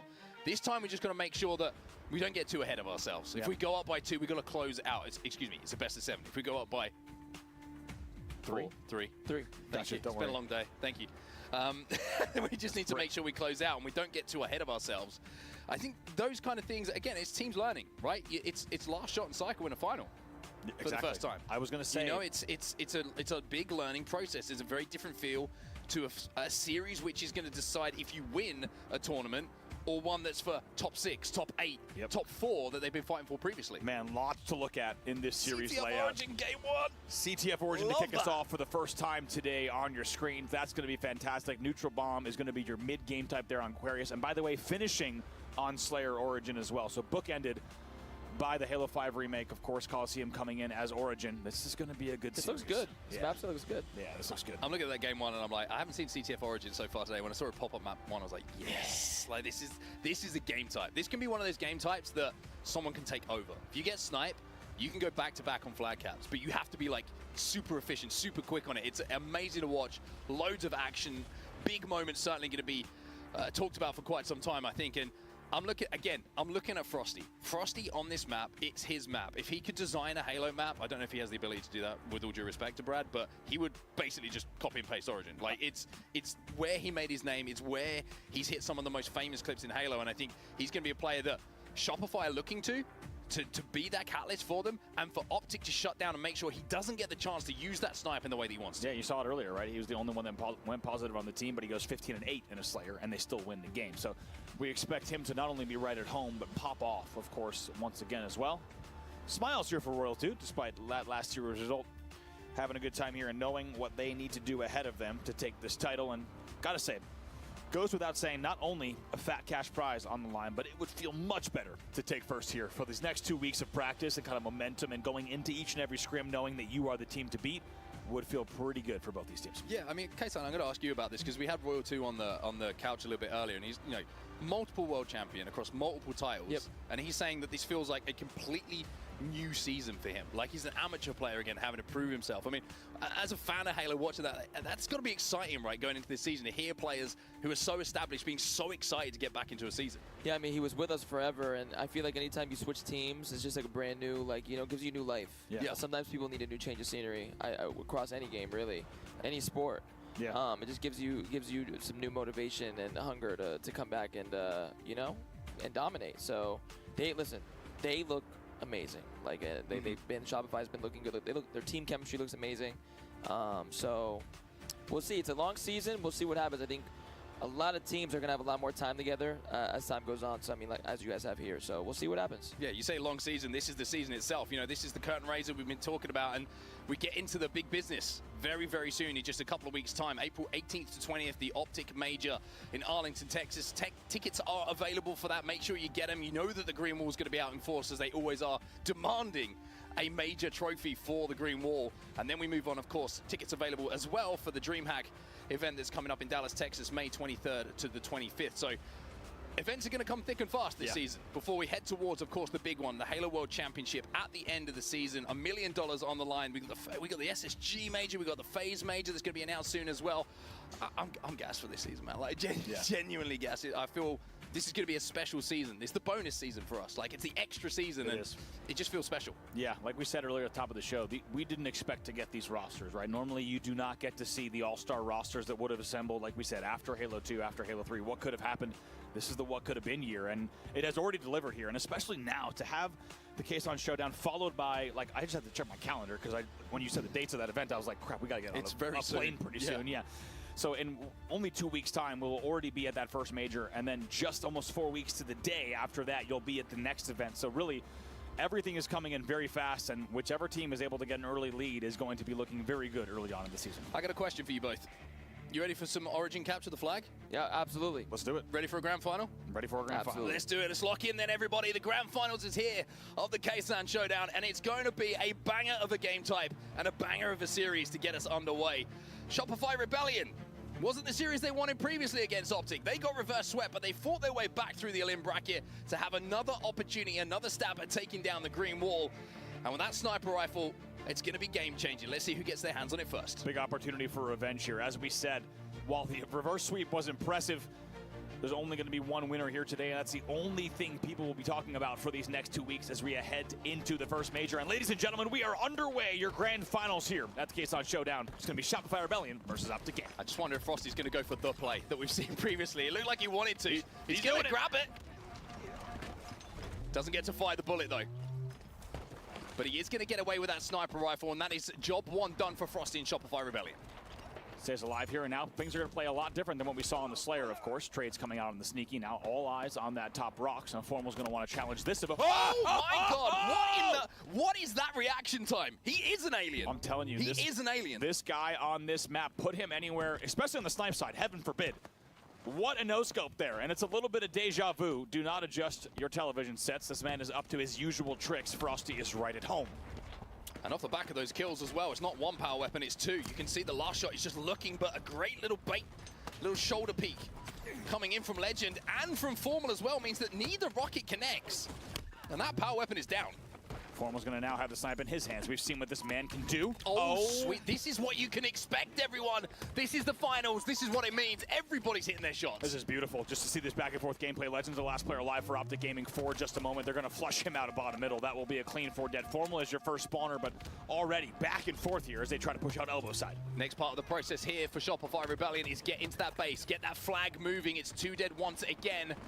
as Frosty is probably calling to his teammates, if you can get a pull, run it elbow, run it window. I've got some angles to help you out on those spawners. Last shot, here's that call, and it looks like there might be a toss across the silver. Goes for the silver toss. I think it makes it as well. It does. Beautifully done there. Frosty right away rotates front base, and now going to try to continue to get damage. 2 are still dead. He should be able to get the fountain run here. Legend picks up 1, but I'm not sure there's anyone in position to cut down Frosty. Mocks his head on the geometry for just a second, but the first strike goes the way of Shopify Rebellion. It is a clean run from them. Beautifully done. Frosty right away identifies from the rocket. Ooh, gets the stick as well. Fantastic work from him. Will be 3 dead for Optic, 4 dead in just a second. Bound is your first spawner. Love the way the Frosty rotated immediately to front base as they go for that beautiful toss all the way to silver. And they continued slaying throughout, and that leads now to a 1-0 lead in favor of Shopify Rebellion. I mean, so much to talk about the Frosty angle, like you say, that he takes. He jumps front base because they're unaware of where the spawns are going to be, right? Certain kills have happened on the map. He's trying to put himself in a position where as soon as a call out comes on where those spawners are coming, he can adjust his position as quickly as possible to be part of the fight again. It's so smart from Frosty to put himself in what, you know, traditionally might seem as bad position in a 4v4. But speaking of 4, it's going to be 4 dead here. Royal 2 off of the spawn though in the cave will manage to not only stop the flag run, but also allows teammates to spawn in and around that flag itself. Yeah, you have the feeling. Frosty, by the way, stays alive just long enough on the flag to allow Royal 2 to spawn. You had the feeling they just didn't have the timing. They needed to maybe get a little bit, just one shot on Royal 2 in the cave as damage before they started that run. And on the other side, they respond right away. It's 3 dead for Optic. Shopify fights right out of their base. A little bit of a T2 combo opportunity here. Frosty is going to leave that sniper rifle though, because last shot was trying to run that flag. Formal will shut it down momentarily. Now he wants and now Frosty,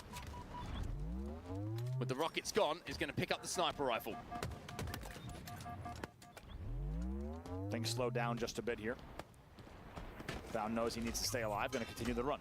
A bit of an overextension run. They get the return as well, and all of a sudden, Optic out of nowhere. Strike back, it's 1-1. It's a sneaky pull that came in for them.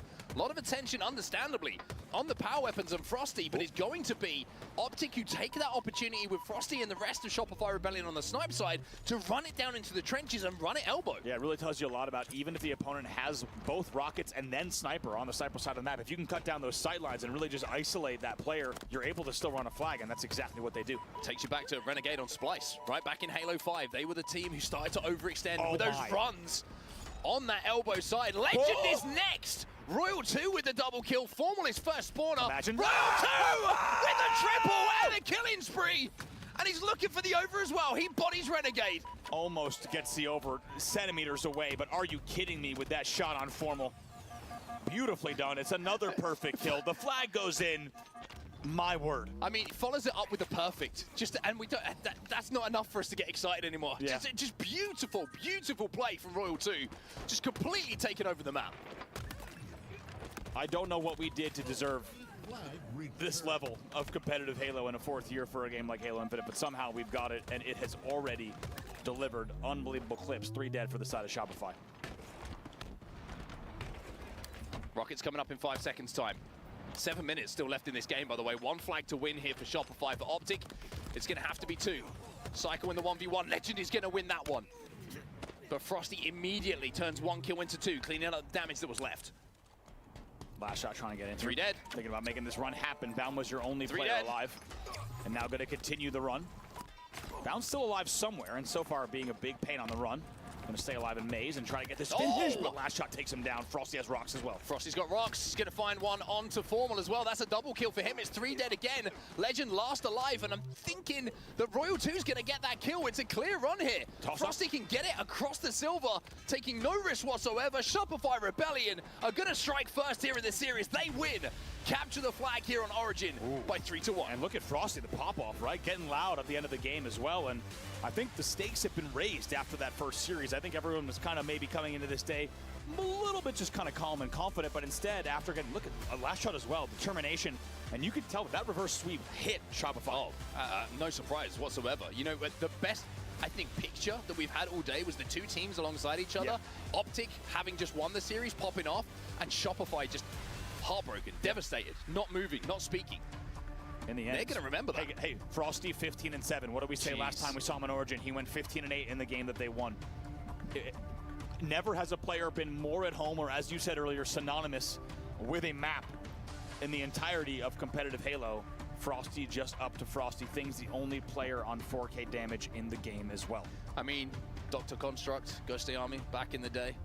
Professor Pitt, as Wes called himself. It's an alt tag, by the way. I'm not giving him that. Don't by the give way. him I'm not encouraging it, but I'm just saying. You're saying other players have tried. I'm just saying. I think other we players need to come up with a name for Frosty and Origin, okay? I'll work on We'll that work on one. it. We got the majors a couple of weeks away. Might not be enough time for us, but we'll come up with something. It was a lot easier when it was Callie Frosty. You could just rhyme it and be done with it. But It's true.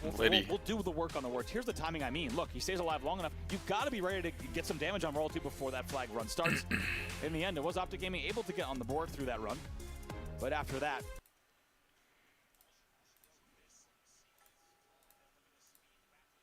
oh my, but here it is. The nade from Formal, you just knew that Royal 2 was licking his lips, knowing he had to extend, and then he bodies Renegade. Inches away. And then, just to finish it off, by the way, just walks in. 1, 2, 3, 4, 5. Shout Richard Sims for the killing spree. Honestly, depending on the timing of that elbow kill, not too far from attack, potentially, but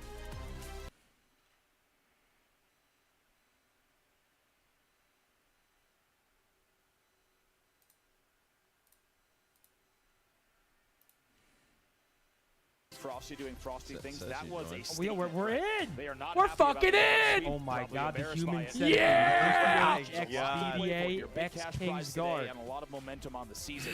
It's going to be grabbed by the end of the night.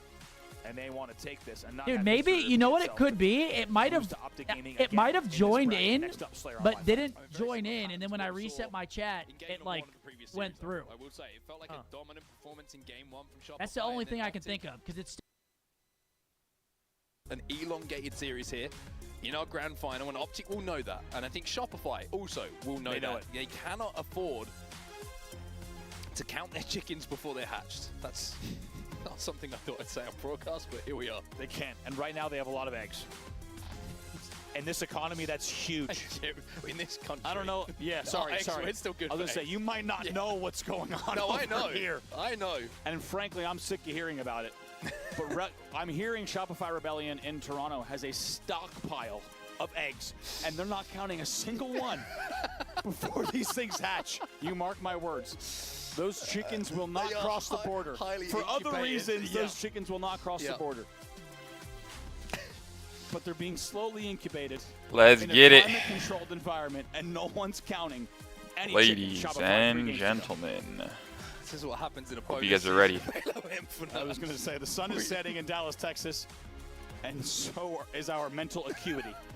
However, we're going to guide you through these next few. All we can say is the eggs are safe for now. Let's move on to game number 2. Slayer, live fire. 50 kills to win. Optic Gaming, they've done it before. Only a few hours ago against Shopify Rebellion. A reverse sweep that I don't think anyone was expecting with the way that Shopify was playing.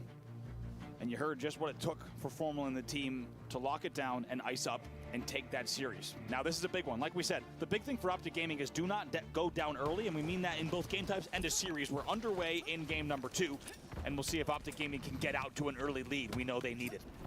Aggressive push on the cuts here from Shopify Rebellion. But really good nades actually from Formal, just back them down. But Royal 2 gets that first pick. Frosty gets the second. Will it be a reset and go to game 10 again? We will see. Sniper rifle, last shot's going to be challenging. He's going to get the help from Frosty. And hey, surprise, surprise. Bradley Bergstrom, he's got himself a sniper rifle. Man, last shot was wiggly in the mud. Normally you find yourself getting the boots getting stuck, but instead he was ready for it. 2 kills do come across for the side of Optic, so now Frosty going to try to stay alive with the snipe in hand. 2 players on the other side of the map as the camo pops. And Optic are going to know that they can't overextend for this camo because Frosty's going to have angles. He's going to have the opportunity to hit headshots. And that's why you're not seeing any real contesting going down on that on the camo side of the map. Camo's picked up here by last shot, 6-3. Camo and snipe in their hands. Shopify in a great spot here. Look at the way last shot's playing this. This is so slow, so deliberate, beautifully done. Completely free, gets info. Frosty got out with that sniper rifle as well, and now Shopify control. Mid-map once more. Optic trapped in and around the tower. Really nice selective targeting here coming in. Going to pick up another one, maybe even more. Finally gets taken down, but not before helping with 3 separate kills with that camo. That now brings them into a 9-5 lead. 1 bullet for Frosty. More than enough for him to secure a headshot. Oh, you knew he was going to hit it. This guy's hit like 1 50 bullet, headshots this tournament. 1 opportunity. The man strikes. Let's not forget, they took Game 2 Slayer against Optic in that first series, but they, of course, infamously got reverse swept in the Game 5 Slayer. They're off to an early lead here at 10-7. Let's get into a listen in now with Shopify Rebellion. Put her. Still nesting with front, one training. 3 B, let me die. Cypher's out. BB, hello, BB. No, I'm here. The other one went pillars to bottom mid, okay? Yeah. Let's go. Quantum's up.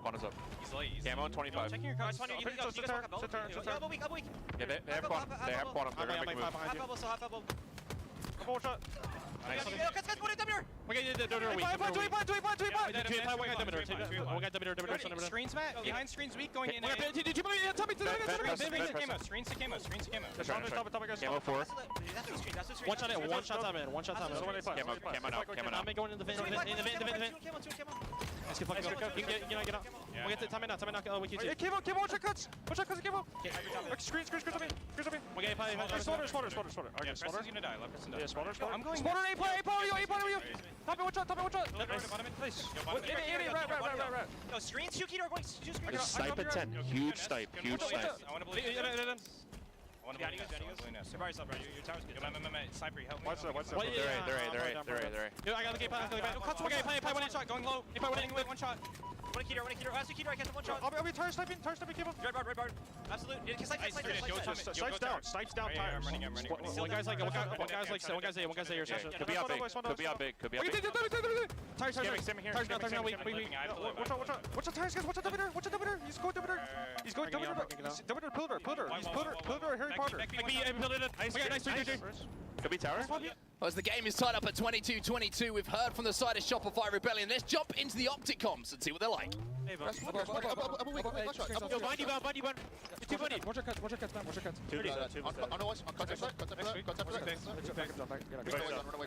One's the middle chasing one thing. One chasing. Watch a Keter. Just nest and tummy tower. One's like street. Yo, bind the street. Screen. Watch out. That's sweet. Watch your cuts. Bottom's up now. Here do you. They're so cuts. I'm here, bud. Jump here. Yo, back B right now. Jump here. Watch out. Back B. Last guy. Jump here. Tires. Dummy door. Bottom in. That was last guy. Spotting green and back up. Roll 2 weeks. Yo, elbow, one shot. Two tires. What's push? Yo, mud right now. Tires 2 shot, last shot. Dude, after tires. Tires. Yo, one's gonna push me right now. Kind of stuck here. No. Stop in recap bets. AB. One can be bigger right now. We gotta play a little tighter. Ready. They're coming. Too big. Watch out big. Watch out top mid, roll 2 up to the guys on this. Shopify Rebellion with a 6-kill advantage as we come out to both sides of that listening. And Optic now on the back foot, but there's something you noticed about the Shopify listening you want to talk about. Yeah, really impressive here to see Shopify pull away the way that they are. Of course, trailing earlier, and Optic Gaming started to get a lead, but Shopify, you can tell they have learned they need to make sure they don't give Optic any opportunity to get any lead whatsoever. Well, let's see how this camo plays out before we go back to that moment here. This is a big moment here for Royal 2 with only a 3-kill lead. See the Optic are checking their corners. They know that he disappeared somewhere. Royal 2, though, he's going to be spotted out bottom middle, bound.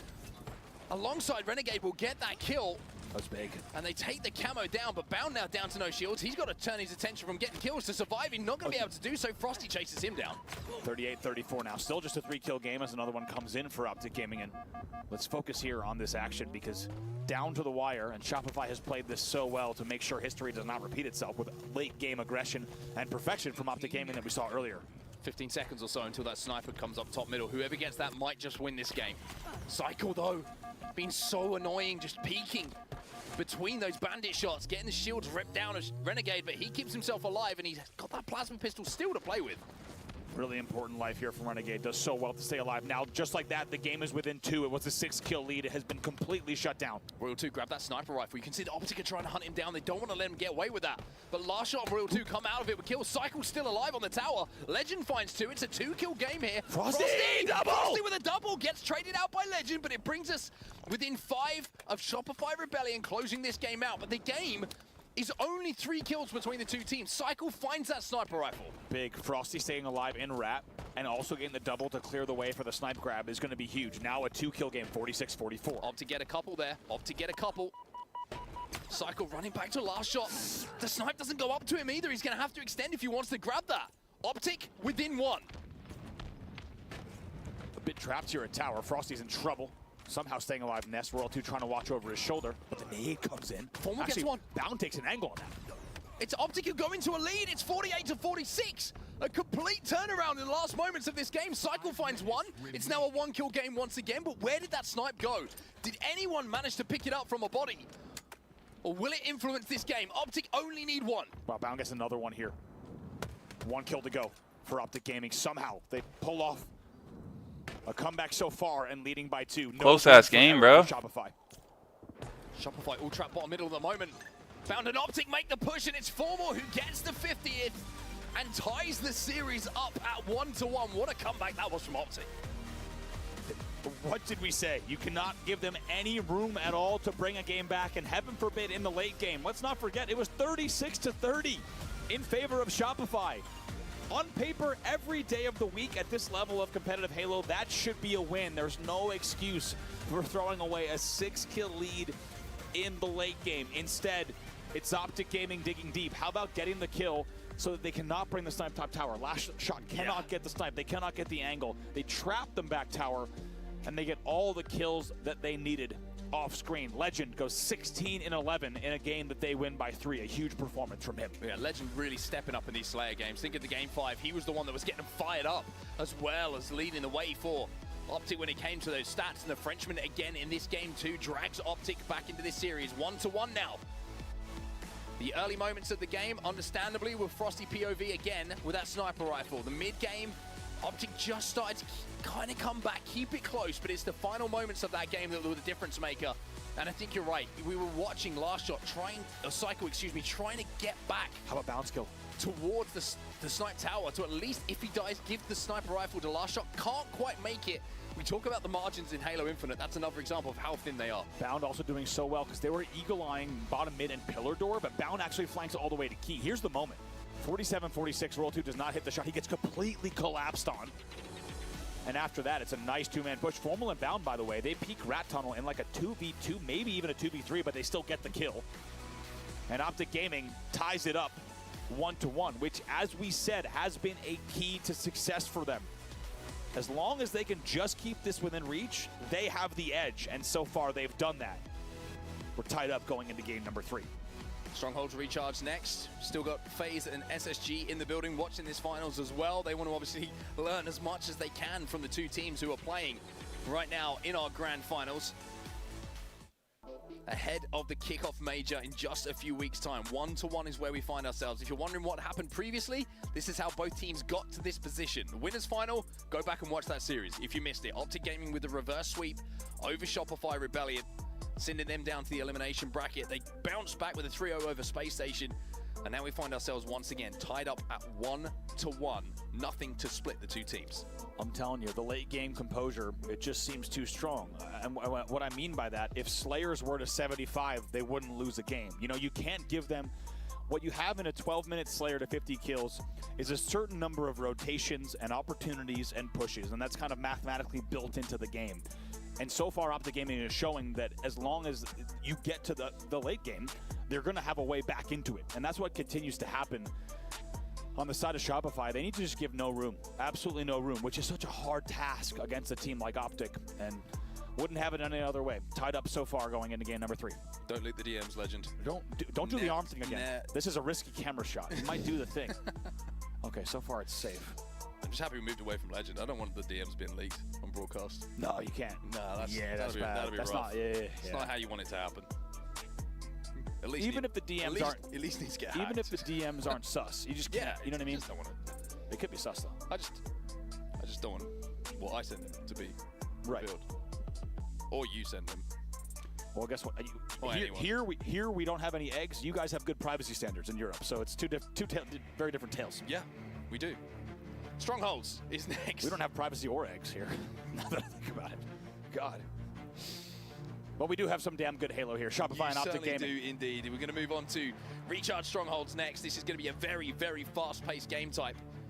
One of the fastest that we have on the circuit.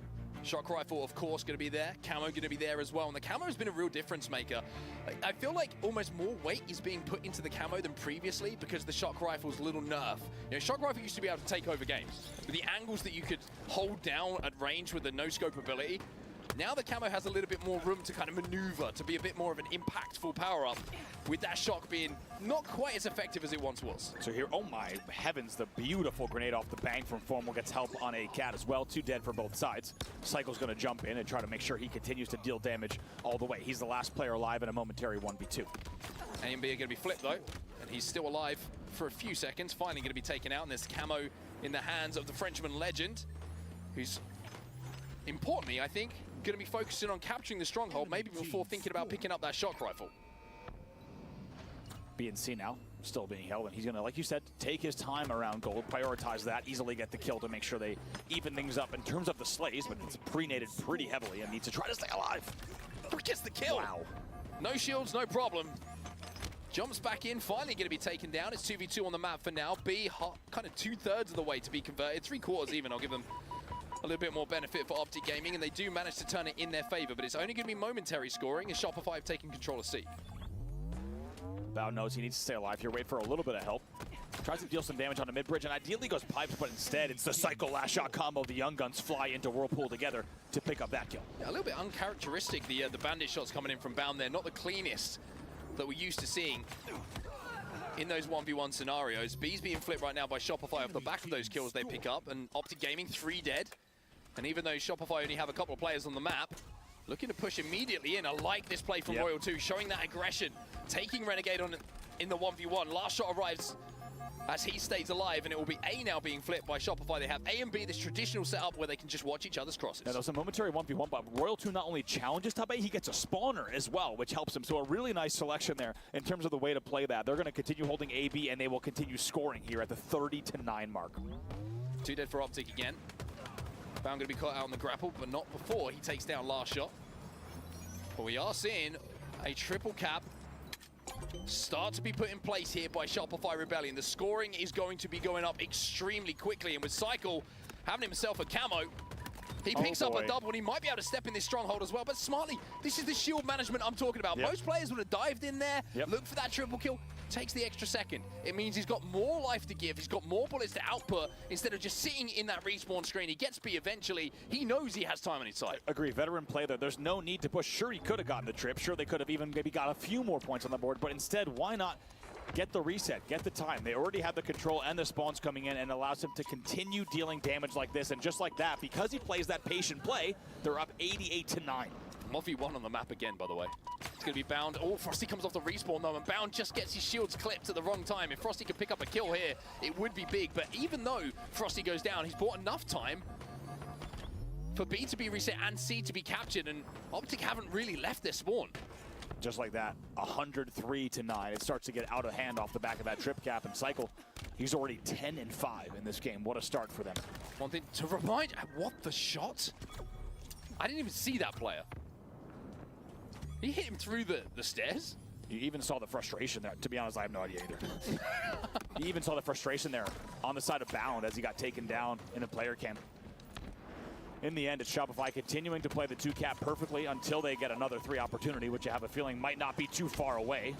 Royal 2 just staying alive as long as he can. Finally, he's taken down as well, and maybe it's going to be an opportunity for a trip cap. Again, Formal gets the last kill, but still 4 dead for Optic Gaming in the end.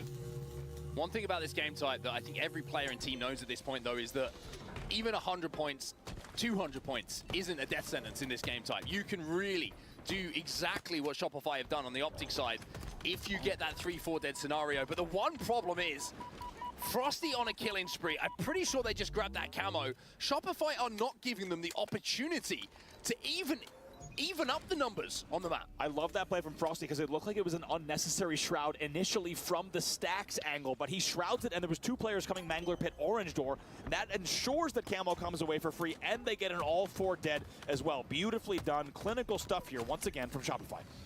Great damage again from last shot. Picks up 1 kill, takes his shields down of another. That's going to stop the progress across the map here. Couple of shots being picked up by Bound on his cross, and Shopify are just picking them apart surgically. Optic Gaming at the moment, every time they try and step near a stronghold, Shopify are there. They've got info on Last Alive. Legend is trying to do what he can to clean up some damage, and he does a pretty damn good job of it. Double kill for him. He'll be able to get A, but C is already in the hands of Shopify. That was not an easy 1v2. They will flip A, but as you said, C already flips as well. So we'll see if they can do it on BC. That's a big one. Is that the homie Taint? Legend get loud in the chat. That's 3 dead. And maybe an opportunity for them to climb back into this game, but they're trailing by 200. Is that the homie Taint? Really start to cycle spawns, start to cycle slays, where they've had the majority of numbers on the map. Cycle with a big kill himself, though. Legend trying to chase him down. That's a good nade that's just going to stop him from being able to challenge. And now he's got decisions to make. The spawners are coming in on the long haul. Oh, unlucky. Cycle's still here. Reads it. Legend stays alive, but as I say, the spawners are already here to help for Shopify Rebellion. Don't forget, that was Cycle who also grenaded top control to make sure he didn't come there. So Cycle actually expects that routing and checks on bottom blue. It's a beautiful kill, but Formal still trying to make sure his team gets back on the board. They are scoring, and just about 30 points unanswered in the last sequence. Royal 2 breaks through off spawn. Manages to flip A.